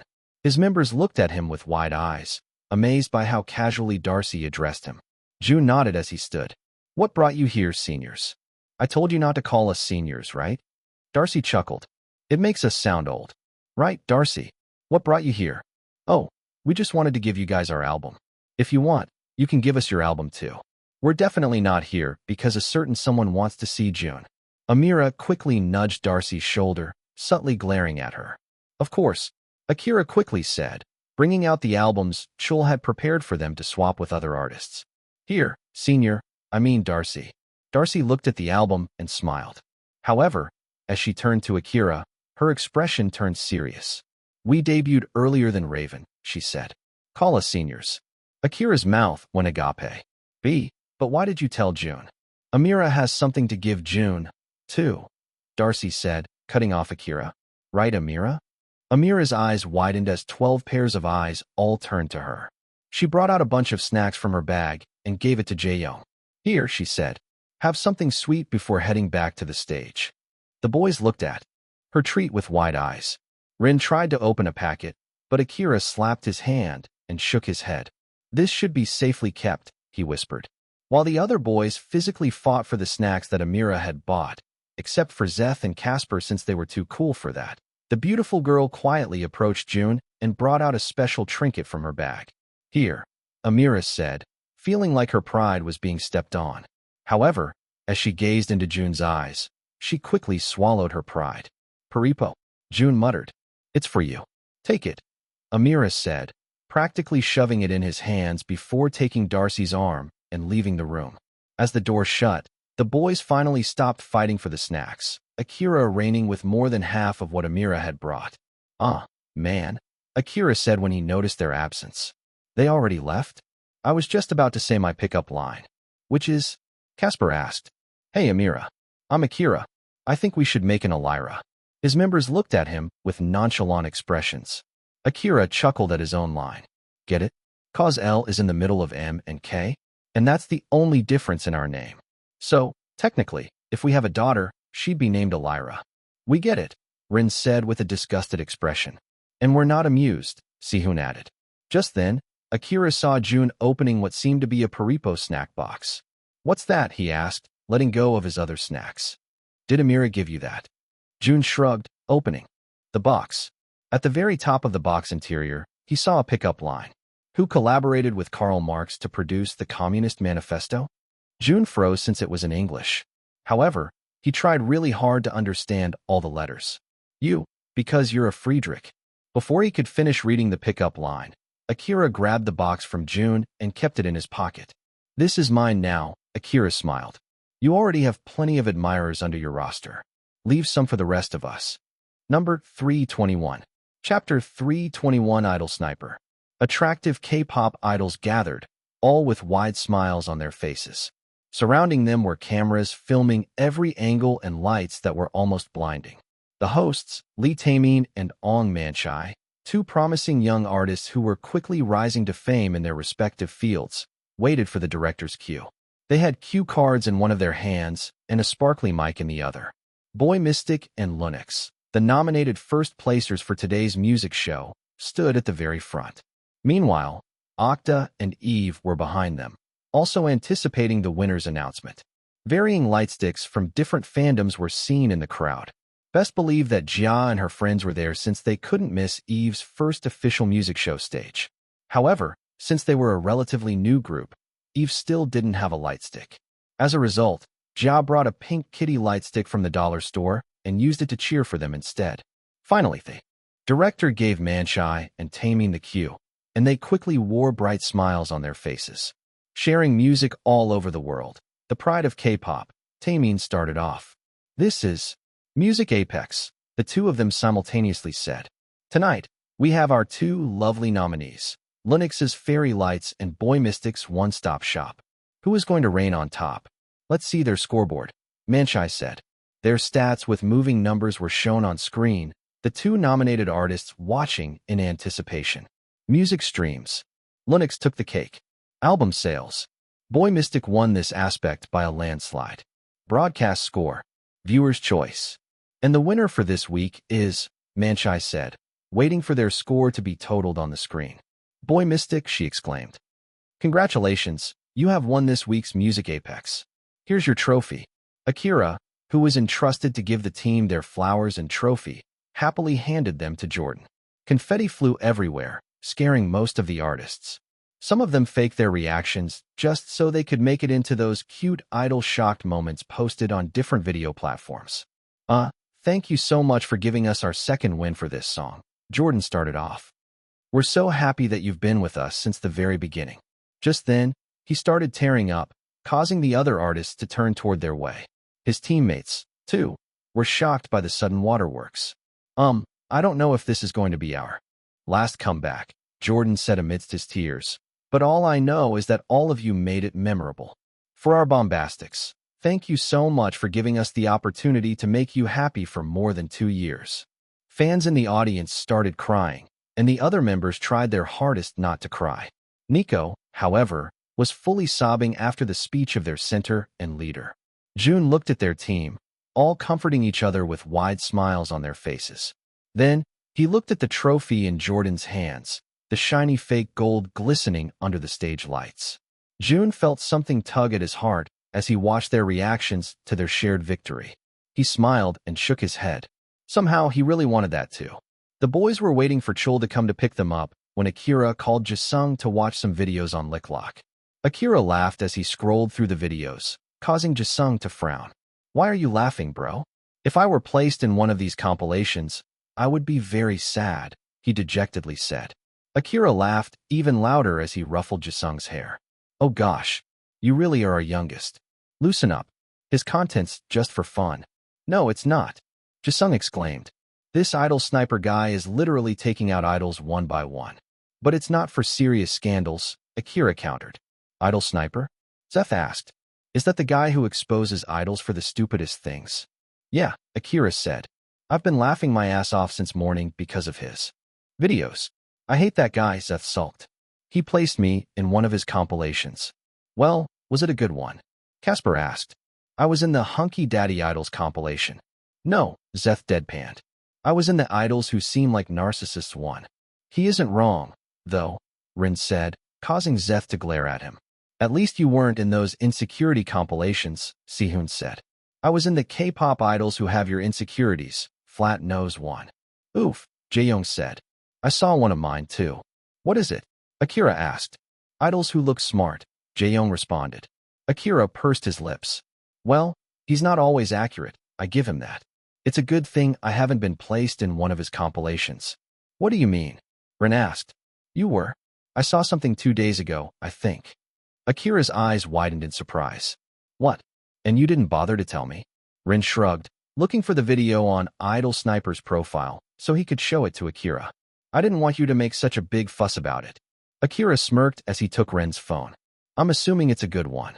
However, his smile quickly dropped when he saw the title. It was under the same series as Sehun. However, instead of flat nose, it was changed to big mouth. Akira tossed Ren's phone to the table and pouted. I don't have a big mouth, do I? His teammates didn't respond. Ah, whatever. Akira exclaimed. At least I'm not in his Friday specials. I don't know where this idol sniper guy gets his information, but it's insane how much he has found out. Yeah, Jisung said. I saw last week's special. Was it about that guy in DN? They debuted not long ago, but he was already exposed for having stinky feet. Yikes, Rin said. I wouldn't be able to show my face to the public afterward. It came with screenshots from his college friends and a pair of his socks, too, Casper said. Geez, Akira said. My big mouth doesn't seem too bad now. But, speaking of his Friday specials, isn't it about time that he posted something, right about now?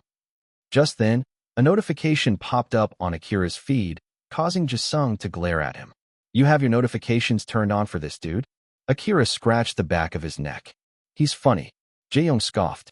You just want to see if you made it into one of his good compilations. Shut up, Akira said. I'm going to see who his victim is this time. Akira was about to click on the video when he saw who was in the thumbnail. What? Jaeyoung asked. I'm curious now. Who is it? Akira's eyes searched the room before they landed on pink hair. It's Jun. Number 322. Chapter 322 Bad Grades. Jun finally lifted his head when he felt his members' gazes on him. What? He asked. Were you even listening? Akira asked. What? Jun repeated. You're hopeless. Here we are, concerned for your career. But you're here without a care in the world, Akira said. What happened? Jun asked, standing from his seat and sitting next to Akira. Idol. Sniper made a video about you. It's not just any other video. It's one of his Friday specials. Rin exclaimed. And so? Jun asked. Who is this guy? And so? You're fucked, Akira said. This guy is notorious for exposing idols for the pettiest things. It's not cancel-worthy, but it's something you'll be stuck with for the rest of your career. Jun turned to Jisung. Is he telling the truth? Jisung nodded. Yeah, one time, he made an exposing video for a guy who repeats his underwear. He showed such convincing evidence that the guy is still on hiatus because of it. Oh, Jun said. What's my video all about then? Jun wasn't too scared of having a hygiene issue since he was a pretty neat man. Very neat, in fact. Now, he didn't know about Choi Joon-ho's hygiene, but it seemed pretty good since his apartment was well kept when he first transmigrated into his body. I'm scared to watch it. What if you have to go on hiatus too? Jisung asked. Jun sighed and reached his hand over to play the video. How bad can it be? The video played with a sped-up K-pop song as the background music. It didn't have a voiceover, just pure text that transitioned with the chosen photos. Exposing your favorite idols, PT23. This week, June of Eve. One of your most beloved idols has. The members held their breaths in anticipation. They were expecting the worst, maybe bad breath, a BDSM kink, an emo phase. Bad grades. They looked at the bold text on the screen. Akira sighed, in relief when it wasn't as bad as he imagined. "Oh, thank goodness," he said. "I thought it was something drastic." Jun kept his gaze on the screen. A report card with his name on top was shown, and it revealed the grades he had when he was in his second year of high school. His highest grade was a C-, which definitely wasn't great. His overall GPA was 1.7, causing Jun to shake his head in disappointment. Choi Joon-ho's grades were the lowest of the low. It was a miracle he even graduated high school with these grades. "I thought Jae-young was bad," Akira said. "But damn, you take the cake." "Are kiddies dumb?" Casper asked. "Shut up," Jun said. "What do the comments say?" Akira opened the comment section while the members brought their heads closer to each other to read it together. "I finally have something in common with Jun. The grandmas are going to be mad about this one. They hate it when their grandchildren have bad grades. Us, grandmas, are disappointed. I can't believe young people idolize idols like this. They aren't great influences. That's why he became an idol, didn't he? He's not going to be a doctor. He doesn't need exceptional grades when all he does is sing and dance. I would hate for my daughter to become a fan of someone like him. He'll influence her to do even worse in school. Instead of scrolling here, go educate your daughter. I don't know why people are mad. It's just his high school grades. Who cares if he's dumb? My dumb. Pookie. We love dumb people. I don't think we should glorify dumbness. It's rooted in elitist perspectives, and it's also the reason why smart shaming exists." Rin hummed. "Well, some are giving you backhanded compliments, some are disappointed, some find it funny, and some are making it too serious. It's just another normal day on the internet." "Agreed," Sehun said. "So let's just ignore it." Jun shrugged, not necessarily fazed by being called dumb. Maybe Choi Joon-ho wasn't able to do well in school because of all the shit that happened during that time. He was already a trainee, and his parents must have died around that time, too. Just then, the door opened, and Chul made his way inside. He paused when he saw the boy's current position, shaking his head since he was assigned to a weird bunch. "What are you guys doing?" he asked, sounding tired. "Oh, we were just watching Idol Sniper. Jun was featured on his profile," Akira responded. Chul raised his eyebrows in curiosity. After the toe-sucking incident, he distanced himself from Jun since he was afraid the idol would do something crazy if he pushed his limits.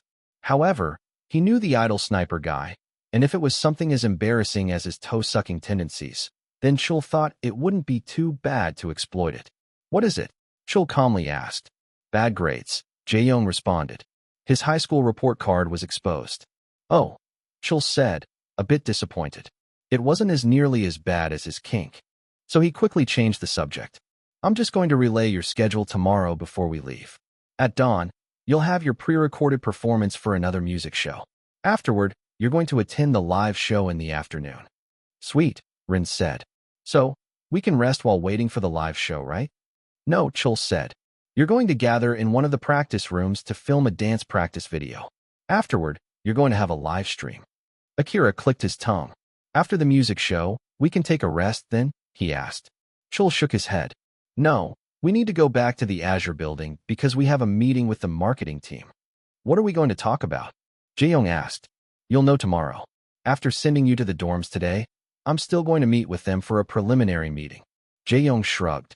"Can we know what the content of the live stream will be then?" "Oh, you're finally going to reveal your official greeting, fandom name, and fandom color. Number 323. Chapter 323 Fandom. Shoot to the top. Hello, everyone. We're Level Up." Jae-young led their team greeting, all of them bowing and lifting their heads at the same time.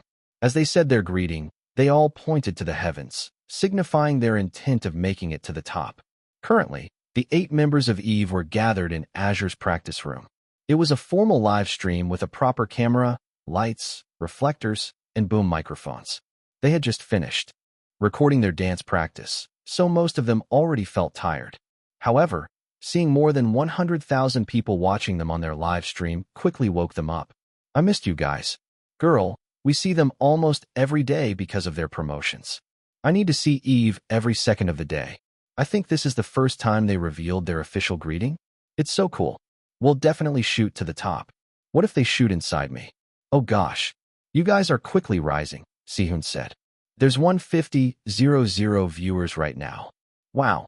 As expected from our starlights, Zeth said. Casper clicked his tongue and nudged Zeth's shoulder.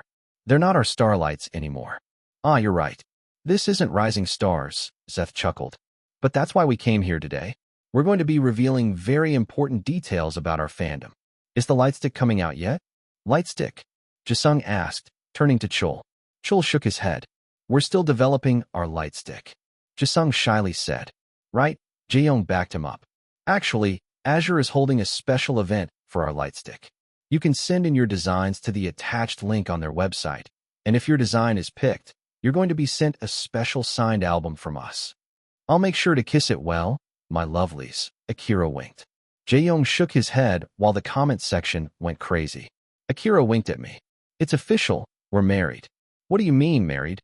I literally have our marriage papers in my room right now. TSK. Just marriage papers? I have our child on my lap right now. Oh wow. I can't beat that.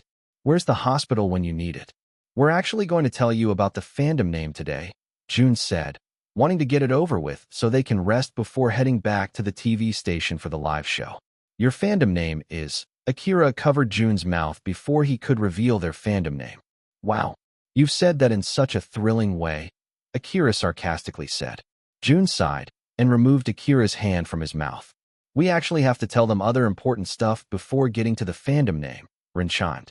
I swear, you all became Miho at one point, except for Jun. Stop edging us and give us what we want. Just tell us our name. I'm having an identity crisis. First, let's start off with the leader of the group, Zeth said. I think it's pretty obvious from our greetings and the events we've done, but I think we should formally announce it. It's Jaeyoung, Jun nonchalantly said. They all turned to Jun, face-palming since he once again said it in a non-exciting way. Jaeyoung chuckled before turning to the camera. That's right, it's me. I'll lead these silly boys from now on, he smiled. Why not Jun? He's the center. Yeah, or Sehun. He's the oldest. We love leader Jaeyoung. Sehun saw one of the comments and raised his hands in surrender. Don't tag me in this leader thing, guys. I'm not a natural leader. They're saying you're the oldest, though, Akira teased. Don't be so old-fashioned now, Sehun said. Just because I'm the oldest in the group doesn't automatically mean I should be the leader. Yeah, Rin agreed. And Jun didn't want to be the leader, right? Jun calmly nodded. I can't lead these little kids, Jun deadpanned. Hey, we're not little kids. I'm a big boy. Jaeyoung shook his head, now regretting the responsibility of taking care of such a rowdy bunch. I understand Jun now. Yeah, I love Eve, but being their leader feels like I'll be babysitting all day. Jaeyoung's perfect for this. He's such a great leader. But in all honesty, Jun said, Jaeyoung suits the leader position the most in this team. He's a silent worker, but his efforts are very apparent.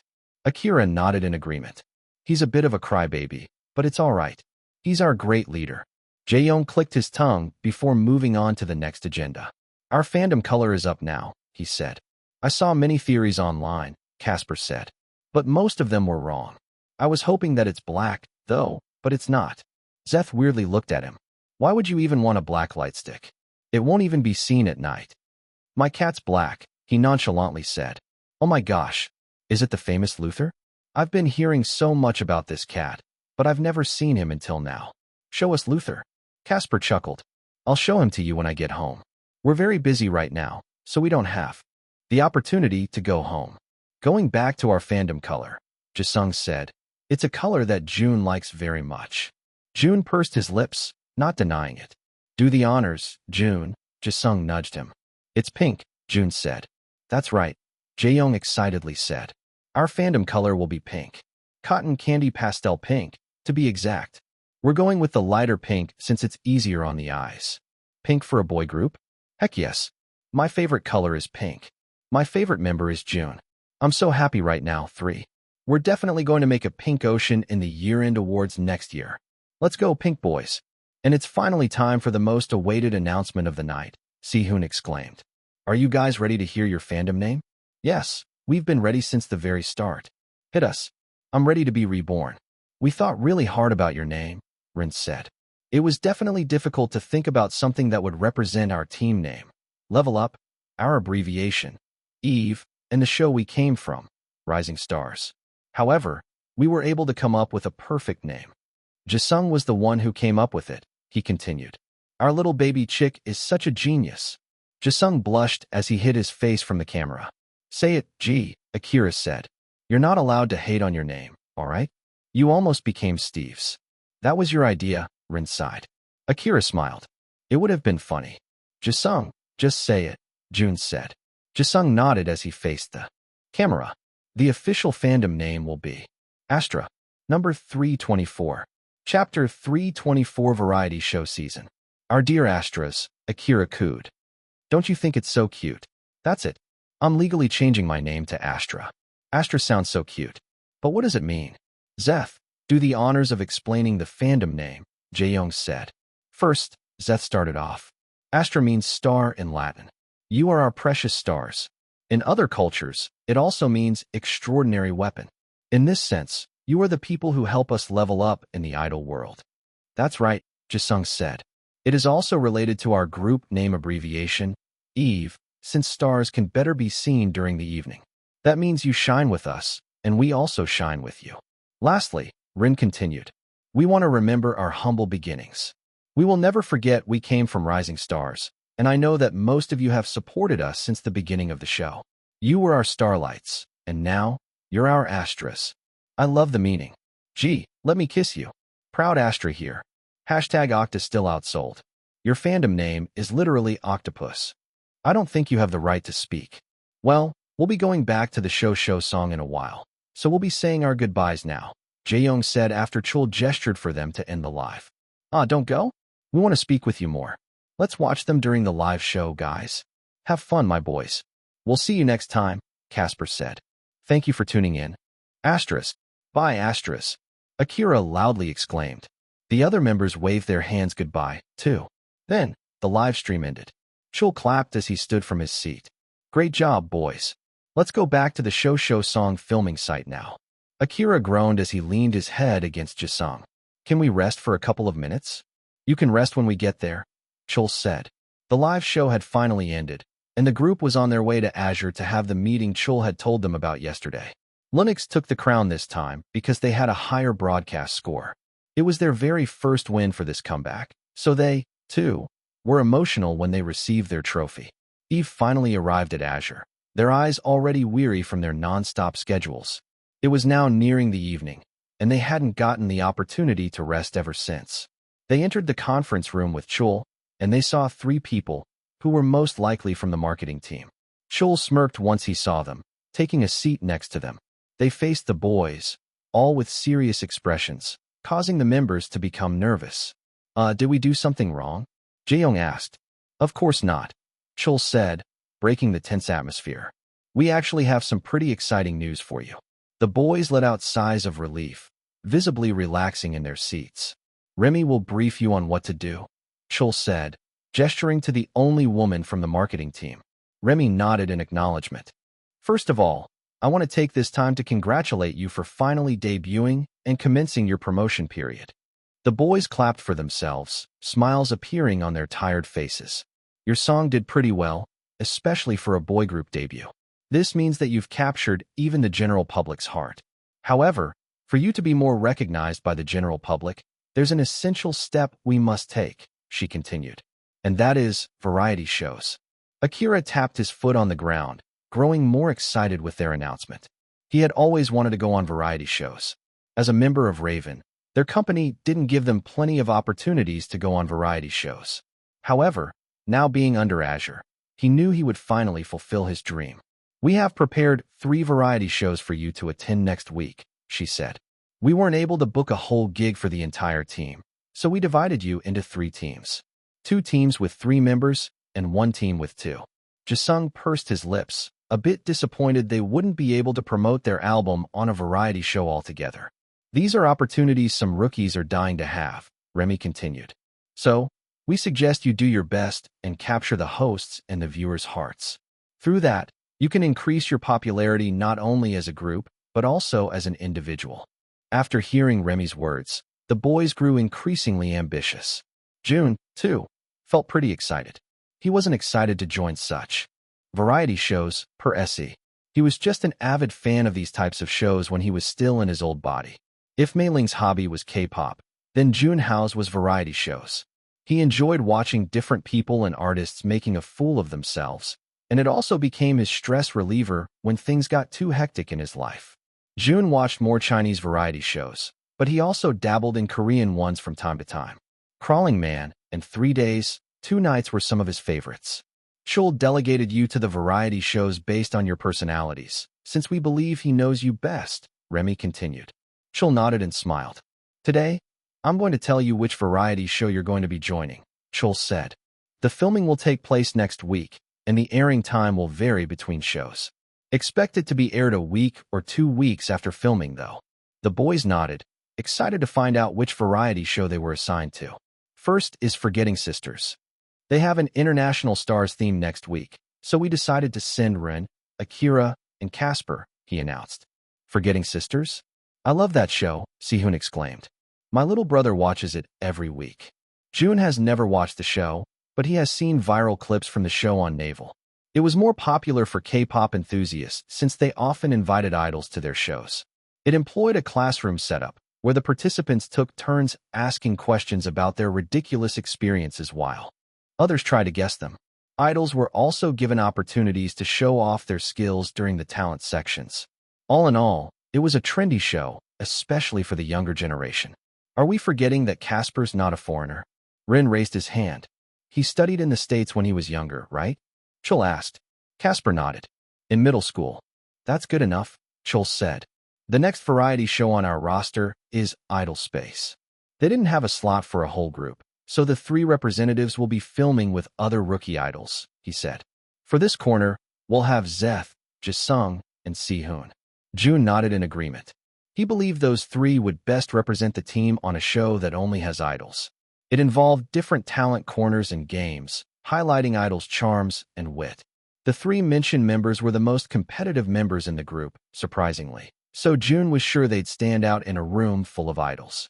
Now for the last variety show, Chul said, a smirk reappearing on his face.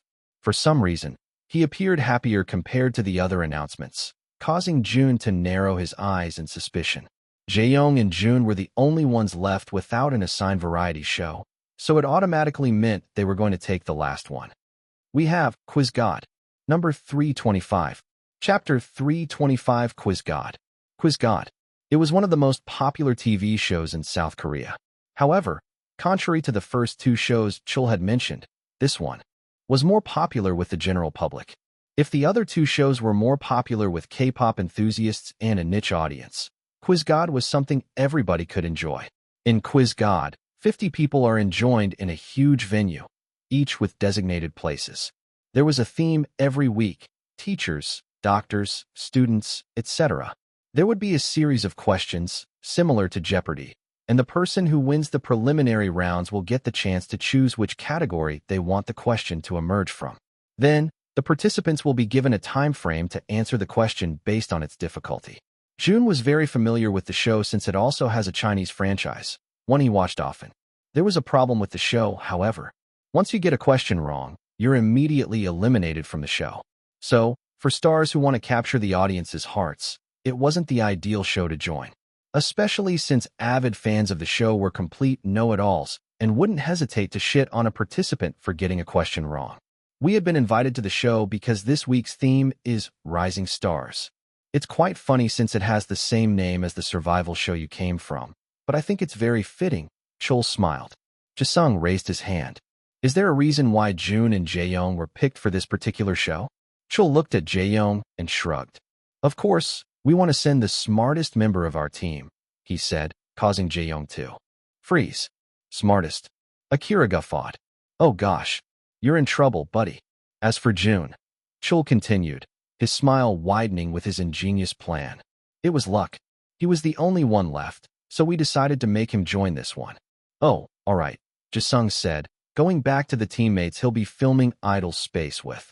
Meanwhile, Jun continued looking at Chul, to which the latter merely smirked. Jun internally scoffed. He knew it. There was something else going on inside their manager's mind. And truly, there was. When Chul learned that Jun had bad grades as a student, he didn't think much about it. However, when he saw that the group was scheduled to attend Quiz God, a highly popular show that made people look either really smart or dumb, a genius plan came to his mind. Jun had to attend it. The two of them locked gazes, neither backing down. Chul had a smug look on his face, like he had one-upped Jun once and for all. Jun's expression, on the other hand, couldn't be deciphered. Chul felt a bit confused, but he didn't let it show. Bring it on. How was it? Jun asked as soon as Run and the others got home. They had just finished filming for Forgetting Sisters, and all of them had wide smiles on their faces. It was so fun, Rin giddily said. I gotta sing, and the hosts were really funny. Casper didn't talk much, but they ganged up on him. Casper clicked his tongue. Yeah, Akira chuckled. They called me a variety genius or something. One of my dreams has finally been fulfilled. Wait, Akira said, noticing Jaeyoung standing in the corner of the room. What's wrong with him? Oh, we're going to film Quiz God later in the afternoon, Jun responded. Akira clicked his tongue. Yikes. He's been studying non-stop ever since you two were chosen to join the show. Why don't you look nervous, though? Rin asked. Why would I be nervous? Jun asked. It's just a show. Akira empathetically patted Jun's back. That's the spirit. You need confidence for these types of shows. I'm still confused as to why you two were sent to the show, but it's all right. There's a first for everything. What do you mean? Jun asked. Casper, too, patted Jun's back. Don't be too harsh on yourself when you get the question wrong on the first round. Jun sighed, shaking his head. Whatever, we have to go now. Chul is waiting downstairs, Jun said, walking to where Jaeyoung was and pulling him to the door. Good luck, Rin exclaimed. Have fun, Casper said. Let's see the rise of the dummies. Akira dramatically exclaimed. Jun ignored the three of them and went to the car park with Jaeyoung. Their leader still wasn't saying anything, and it just showed how nervous he was for the show. As they entered the car, they saw Chul in the driver's seat, looking jolly as ever. He definitely looked suspiciously happy for someone who had been working since the morning. Are you ready, boys? Chul cheerily asked. The two of them didn't answer, but Chul was. Still in a good mood, humming to himself as he drove to the TV station. Jun looked out of the window and closed his eyes. It had been a while since he went to school, 12 years, to be exact. He dropped out during his last year of high school because he joined the White Tiger Gang. Contrary to his image, Jun actually liked school. He liked learning. However, the people in his school made it more difficult for Jun to love school. Jaeyoung anxiously bit his nails, so Jun clicked his tongue and brought his hand away from his mouth. Don't be so nervous, Jun advised. You're going to blank out if you're nervous. Jaeyoung pursed his lips before scooting closer to Jun. Akira wasn't joking when he said I was dumb, he whispered. I know, Jun said, causing Jaeyoung to glare at him. It doesn't matter. Some questions have multiple choice answers, Jun said, sharing his well-versed knowledge of the show. Most of the time, the answer is letter C. However, that only works when you don't really know the answer. If you have a hunch of what the answer is, eliminate all possible wrong answers first. Then for mathematics questions, the answer is most likely 0 or 1 even if the equation looks complicated, Jun advised. Jaeyoung listened intently, even taking notes with his phone. 0, 1, letter C, got it, Jaeyoung whispered. But what if it isn't a multiple choice answer? He asked. Go with your gut, he said. Your mind is more powerful than you think. It holds plenty of knowledge. So, don't think too much about it, and write the very first thing that comes to your mind. Jaeyoung smiled, now appearing less nervous. You'll be able to make it into 3 rounds, at least, Jun said. You can also do well on the preliminary rounds, so you can choose the category for the questions. Duly noted. Jaeyoung smiled, looking at his notes app with hope. Meanwhile, Chul shook his head as he listened to their conversation. How could a dummy give advice to someone smarter than him? He pulled up to the parking lot of the TV station, picked the closest spot, and turned off the engine. We're here, boys. Number 326. Chapter 326, Dumb and Dumber. In the studio adorned with a mysterious dark purple theme, the bright white lights illuminated the excited faces of the live audience. 100 seats were filled to the brim, waiting for the awaited show to finally start. 50 empty seats situated in front of the audience, each seat designated for tonight's participants. However, one particular seat drew their attention. It was positioned beneath the 50 seats, like a throne amid the court.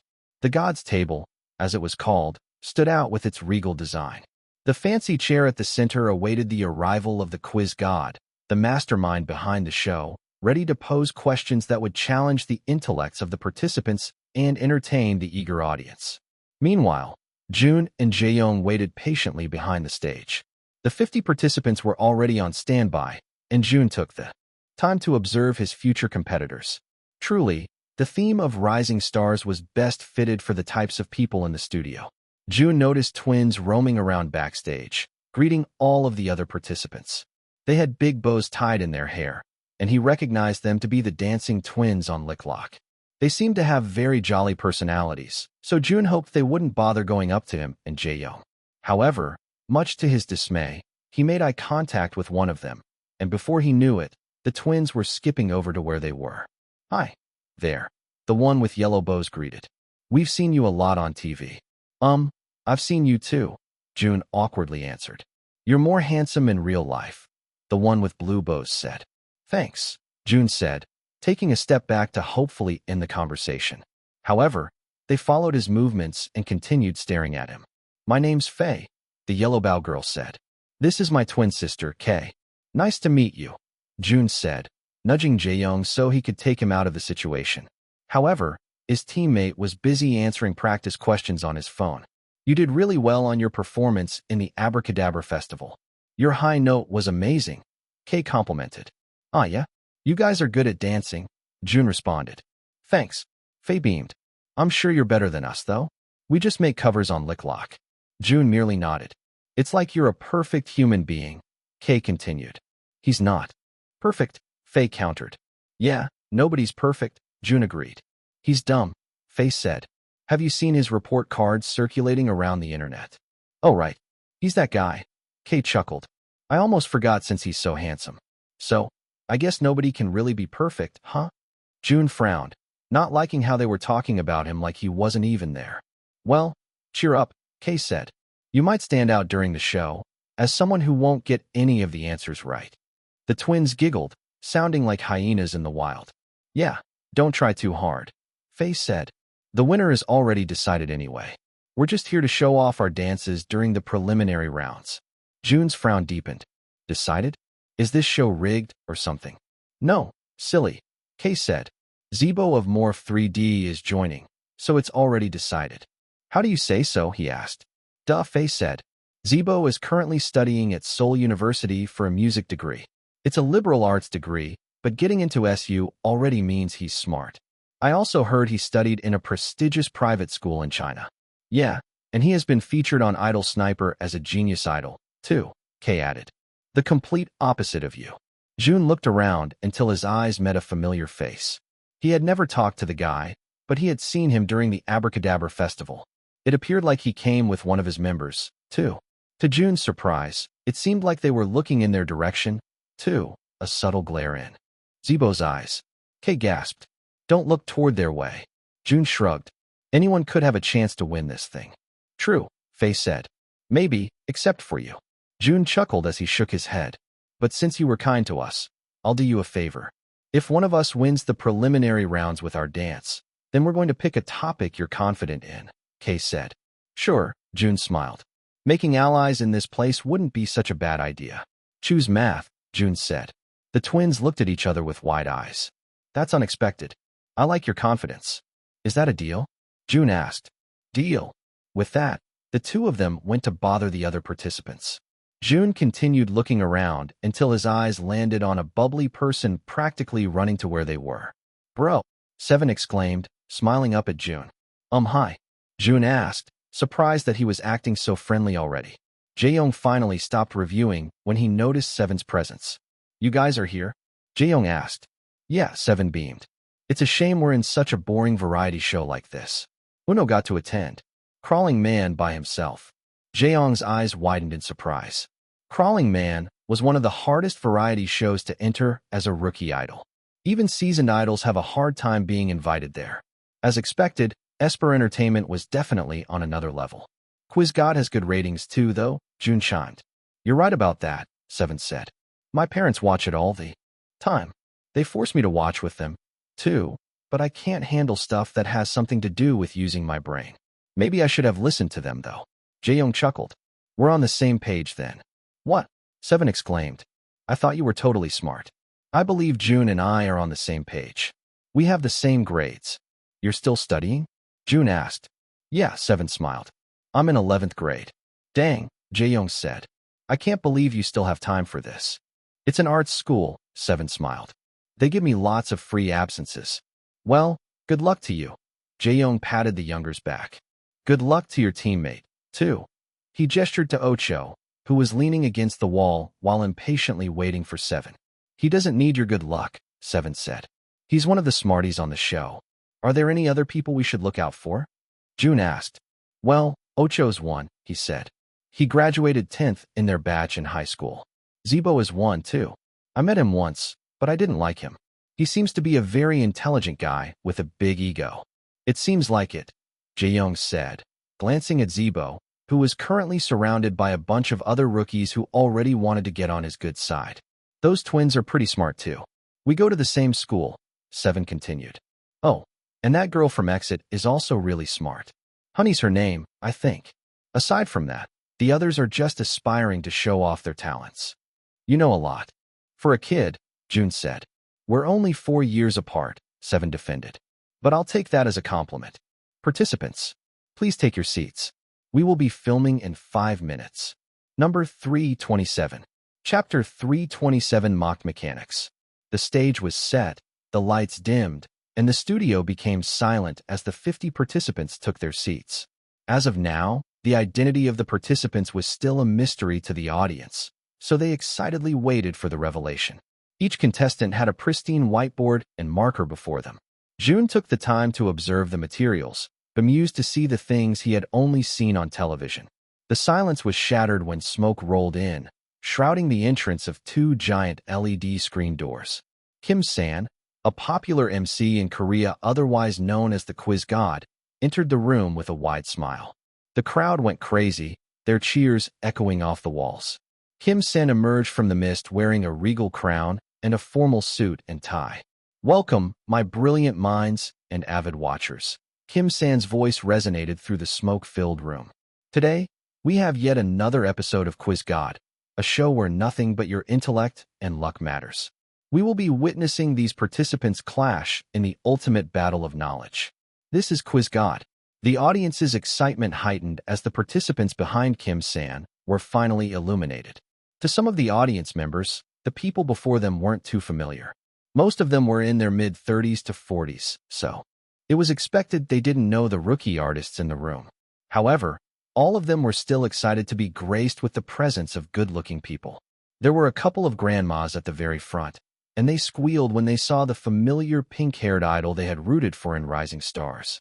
And for today's special episode, we have none other than the rising stars among us. The brightest rookies that will eventually turn into stars, who will show the brilliance of their minds. Kim Sen asked, before we get into the mechanics of the game, why don't we interview a couple of these promising young artists? The crowd cheered in agreement. First, Kim Sen said, walking over to Jun's row, this guy has been causing a frenzy backstage. I believe most of the participants are looking forward to his intellectual performance. The guy beside Jun smiled, looking down at his whiteboard. Zibo of Morph 3D, Kim Sen announced, eliciting applause from the audience. You came here with the sole objective to win, right? Zibo nodded. Why else would I join this show? Ooh, the audience exclaimed. Confident, Kim Sen nodded. I like it. Well, I heard from a little birdie backstage that you're currently studying at Seoul University. Zibo's shoulders squared in confidence as the audience exclaimed in amazement. For most of the audience members, it was their dream to send their children or grandchildren to a university as prestigious as Seoul University. You managed to enter the university while being an idol? Kim Sen asked. Zibo nonchalantly shrugged. I balance my education and passion pretty well. I studied during the short breaks I had, so when I took the entrance test, it wasn't as hard as I imagined. Wow, what a responsible young man. Kim Sen patted his back. I'm looking forward to your performance later. Zibo nodded. And while you're at it, why don't you check out my group's actual performance? It's entitled Cramped, and I'm sure you'll also like it very much. Smooth. Very smooth. This guy already managed to promote their song with a casual conversation. Jun was thinking about how he could promote their song, too, since Chul instructed them to include their title track if they ever had a conversation with Kim-san. However, before he could think of a decent way, Kim-san was already in front of him. "Ah, this guy," Sen said. "Your face is almost blinding, young man. What kind of soap do you use?" Jun smiled, acting professionally. "The skincare set my grandma bought me." The audience chuckled at Jun's witty answer. They thought he was joking, but Jun was actually being serious. "This guy knows how to gatekeep," Kim-sen chuckled. "I've actually seen your name circulating around, Jun. You were very popular in Rising Stars." Jun pursed his lips. "It's because of the people who continued supporting me. That earned him some cheers from the older women in the audience. However, your name has gotten popular these days. For a different reason, your grades. You've seen them, right?" Kim-sen asked. "Yeah," Jun stiffly answered. Kim-san let out a huge chuckle. "Has the audience seen it too?" he asked, turning to the audience. The audience started whispering to themselves, coming to the conclusion that Jun was the rookie idol exposed for having very bad grades. Most of them, especially those in their mid-40s, shook their heads in disappointment. "Well, I'm going to ask what everybody is dying to ask in their minds," Sen said. "Why did you join this program?" "I was chosen by our company," Jun bluntly said, eliciting yet another round of chuckles from the audience and the participants. But aside from that, Jun continued, silencing them. "I came here to win." Kim-sen raised his eyebrows in surprise. "Wow, that's one great ambition." Jun stayed silent. When Zibo said the same words, the audience didn't react badly. However, when Jun did, it seemed like the others were looking down on him. "Well, good luck to you, Jun. As I said a while ago, this isn't just a battle of intellect, but also a battle of luck. Maybe you'll get lucky and win." With that, Kim-san moved on to interview the other participants. However, Jun stared at his own whiteboard and marker, feeling a new sense of determination. He heard someone scoff beside him, causing him to lift his head in inquiry. Jun found Zibo staring at Jun with humor in his eyes. "Is there something you'd like to say?" Jun calmly asked. "Nothing." Zibo smiled, albeit fake. "Good luck." Jun smirked. "Good luck, too." Zibo shook his head as he turned away from his seatmate. How could Jun even have the audacity to smirk when he was going to be eliminated right away anyway? Kim-sen finally stopped interviewing the participants after 7, and he made his way back to the center to tell everyone the mechanics of the game. "Here's how it's going to work," he announced. "We'll start with a preliminary round for each question, a warm-up if you will. It could be a simple dance, a question fit for a 5th grader, or a riddle that'll tease your neurons. The one who emerges victorious in each preliminary round gets to choose a category they feel unbeatable in." He gestured toward the whiteboards in front of each participant. "All 50 of you will answer the question, but those who falter, alas, must bid farewell to their seats and join the eliminated ranks, watching the rest of the show unfold." Participants exchanged nervous and determined glances, readying themselves for the intellectual battlefield ahead. Without further ado, Kim-sen declared, "Let the quizzing begin. May the gods of knowledge be ever in your favor." Number 328. Chapter 328, Euler's Identity. The game finally commenced. Managers on the side rooted for their artists. However, one manager seemed particularly excited for the show to start. Chul knew the members of Eve didn't have any chances to win. Looking at the other contestants' profiles already proved that. He thought Jae-young was pretty smart based on his looks, but after doing a quick background check, he found out he wasn't the brightest either. However, he had more hopes for Jae-young to make it farther into the competition than Jun. What he was looking forward to was Jun getting eliminated in the first round and possibly making a fool of himself with a ridiculous answer. Let us start with the first preliminary round. Our buzzer for this round is, bring me white hair." The contestants were baffled by the ridiculous buzzer. However, Jae-young, who was behind a female idol who had dyed her hair white, quickly snatched a piece and went to the front. Wow. With no hesitation at all, Jae-young from Eve had given us the white hair. "Please go back to your seat and pick a category." The girl glared at Jae-young as he passed by, so he shyly looked away. As he settled in his seat, he looked through the categories. "Nature," he said without any hesitation. He might not have been the brightest student, but he has always been fond of nature. He just wished it was a multiple-choice question so he could pass at least one round. "Nature," Kim-sen announced. Let's see the question. The contestants waited in anticipation, nervous for the very first question of the night. In the desert, what is the most common way of dying? Sen asked. A 60-second timer was shown on the screen. Others wrote with confidence, while some others hesitated to write their answers. Zibo was one of those who confidently wrote his answer. It was a relatively easy question, but a very tricky one. He was sure Jun wouldn't know the answer to the question, but when he glanced to his side, it seemed like Jun was already done writing his answer. Jae-young, on the other hand, bit his lips in anxiousness. He turned to Jun and was surprised to see his teammates staring right at him. Much to his surprise, Jun was relaying a message, "You know this," or somewhere along those lines. Jae-young closed his eyes and tried to look for an answer. However, only Oasis played in his mind. Why couldn't they have asked something related to their song instead? Then he stopped. Something sparked inside his mind, and he unhesitatingly wrote the answer that first popped up. Maybe it was related after all. "Boards up," Kim Sin exclaimed. The participants quickly raised their boards up to have them checked. Let me read some answers. Hyperthermia, dehydration, heat stroke. Very convincing answers, but unfortunately, these are wrong. Those who answered such will be escorted by my assistants to the eliminated seats, he said. The correct answer is drowning. Contrary to popular belief, drowning is the most common way of dying in the desert. When they find their oasis, they are often excited to see a drop of water. However, most don't know that it may be the start of a flash flood.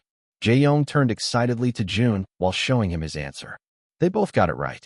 Chul was surprised to see that Jun actually gave the correct answer. But then again, this was a topic related to their latest title track, so maybe it was just a pure coincidence. Congratulations to those who have made it into the next round. Jae-young, Kim Sin said.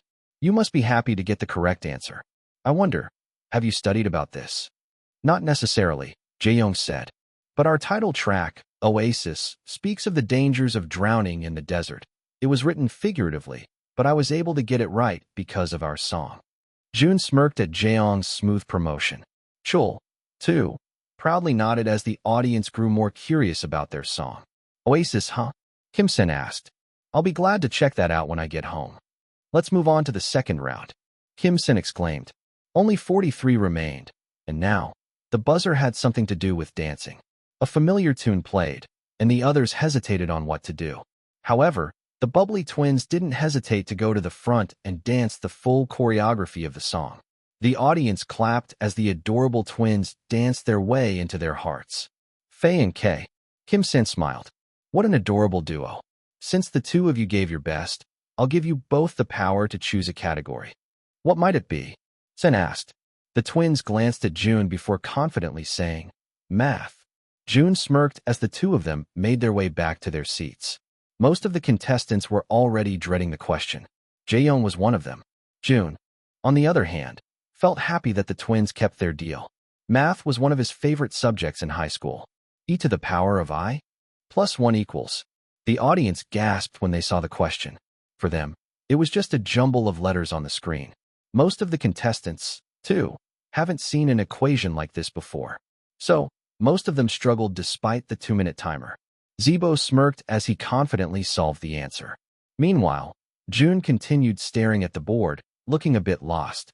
Honey, one of the smartest contestants, also wrote the answer quicker than others. Ocho searched his mind from where he had seen the equation before. Then, he smirked when he finally remembered it from one of his classes. It was a good thing they weren't asked to show the solution because Ocho merely remembered the answer. It's a crime for it not to have numbers, Seven exclaimed. It has the number 1. Ocho deadpanned, causing the younger member to pout. Jun finally wrote down his answer after the 1-minute mark was passed. He glanced at Jae-young, but it seemed like his teammate was already writing his answer. That's right. Just keep what I said in mind, Jun thought. 3, 2, 1. Raise your boards, Kim Sin exclaimed. It was evident that the contestants were less confident this round. They weren't expecting such a hard question to come by so early on the show. Kim Sin shook his head as he looked through the variety of answers. More people got it wrong this round, he said. If you didn't get the correct answer, please escort yourselves to the eliminated seats. The correct answer is 0. This time, 11 contestants went down the stage, leaving only 32 contestants left. Zibo glanced to the side, expecting Jun to go down. However, to his surprise, he saw the circular number on Jun's whiteboard. He frowned, and Chol, who was watching backstage, frowned too.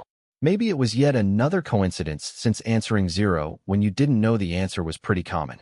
Jae-young sighed in relief when he found out he got the right answer. He remembered Jun's advice. It was either 0 or 1 for math questions. And he was right. Jae-young gave Jun a thumbs up, to which the pink-haired man merely smiled. That was a tough question, huh? Kim-sen said. I'm sure some have guessed the answer, but can someone explain why the answer is 0? The one who answers correctly will decide the category for the next round. Without any hesitation, Zibo raised his hand. Yes, Zibo. I believe this is an equation. I forgot what it was called, but basically, E and pi are transcendental numbers. This means they have unending decimals. An infinite number, if you may call it, he started off.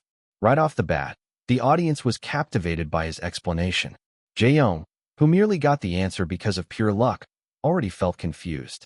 Meanwhile, I is an iota, which mathematically means that it's the square root of -1. By combining these numbers, we essentially get a -1. And if we add another +1 to the equation, then the answer becomes 0. The audience and the contestants clapped in amazement while Zibo tried his hardest to hide his smirk. Well said, Kim-sen exclaimed. Let's give this bright young man a round of applause. Zibo smiled as he turned to Jun. Your luck is pretty good, he said. That may be the reason why you ranked first on Rising Stars. Jun kept his gaze at the front. Your luck came in handy this time too. It's a good thing you answered 0, huh? Zibo joked, although there was an underlying mockery in his tone. It's Euler's identity, Jun said, his gaze still focused on the front. Huh? Zibo asked, his smile dropping. Jun finally faced him. Euler's identity. It's the equation you were talking about. Number 329. Chapter 329, Lucky Brain. Easy. It was easier than Jun thought. Some of the questions were recycled from the Chinese version of the show, while some were easy enough to guess. It might also be the reason why Zibo was dominating the game. Jun quickly wrote down the answer to the question. If you planted the seeds of a quercus robur, what would grow? Zibo seemed to be more aware of his presence after Jun pointed out the math equation he failed to remember. Euler's identity. To Zibo, who has seen Jun's grades circulating online, it seemed like Jun's correct answers were a combination of luck and coincidence. Chol was even more bewildered. 7 rounds had passed with over half of the contestants gone, yet Jun and Jae-young were still in the running to become the victor. Jun raised his whiteboard. Trees. Trees. Kim-sen exclaimed. That's the right answer. 5 contestants dejectedly brought their whiteboards down, one of them being Jae-young. However, he was relieved to be eliminated after 7 rounds since the questions were getting harder and harder. Jae-young made it thus far because of pure luck, and it seemed like his luck had finally run out. The next preliminary round was won by Honey, one of the front runners of the competition. Let's go with Korean history, she said, wanting to eliminate the foreign contestants like Zibo. Shit, Jun cursed inside his mind. He wasn't well versed in Korean history since he spent his childhood in China. Who was the first ruler of the Joseon dynasty? Kim-sen asked. A. King Taejo. B. King Sejong. C. King Gwangito. Jun sighed in relief since it was a multiple-answer question. The Koreans in the competition quickly wrote down their answers. Meanwhile, Jun analyzed the given choices. It definitely wasn't King Sejong. He was famous even outside of Korea, and Jun was sure he wasn't the first ruler of the Joseon dynasty. It was between A and C. Jun would have followed his personal law and chosen the letter C, but for some reason, something compelled him to choose the letter A. The timer was quickly ticking, so Jun wrote the first letter that came to his mind. Raise your boards. Kim-sen nearly shouted. The remaining 19 contestants raised their boards. Jun looked around and smirked when he saw that the majority of the people answered King Taejo. Most of you are correct, Kim-sen said. The 4 people who got it wrong, please make your way down the stage. Chol's eye twitched as he looked at Jun's relaxed face. How can this guy be so lucky? Jae-young and Seven, who were sitting next to each other, rooted for their teammates to take the crown. You weren't joking when you said Ocho was smart, Jae-young said. Now, you guys were lying when you said Jun was dumb, Seven said. It's unfair. I thought we were on the same page. Jae-young sighed and leaned against his seat, while looking at Jun. I also don't know, Jae-young said. That guy is strangely good at everything. He's like Uno then, Seven said. Uno always tries hard, and he always gets what he wants. Jae-young tilted his head to the side. Jun works hard, too, don't get me wrong. But for some reason, it just feels like he was made for this. Made for quiz shows? Seven asked. No. Jae-young shook his head. Made for stardom. We have another math question chosen by Zibo, Kim Sam announced. You'll only be given 30 seconds for this particular problem, so make sure to keep your eyes open. The 19 participants paid more attention, knowing this could make or break their victory. When multiplied by itself, which number is equal to 12,345,678,987,654,321? A. 1,111,111. B. 111,111,111. C. 11,111,111,111. D. 111,111,111,111. 7 almost fell out of his seat. 30 seconds for that problem? I know, right? Jae-young chimed. It's a good thing I dropped out before getting to that question. Chul narrowed his eyes.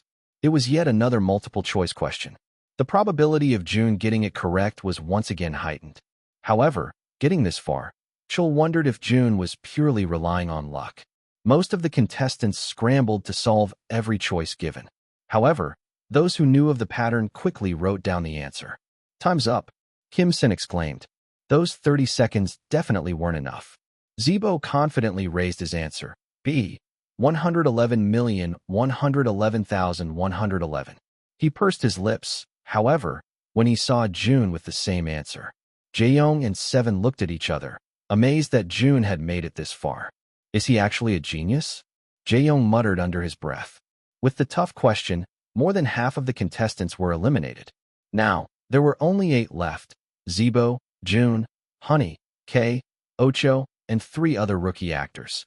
Kim Sin looked at the contestants, his eyes lingering on Jun for a couple seconds longer.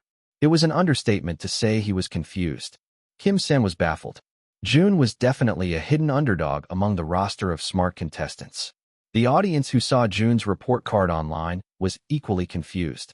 This time, Ocho was able to win the preliminary round after showing some breakdancing moves. There were only 4 categories left on the screen: General,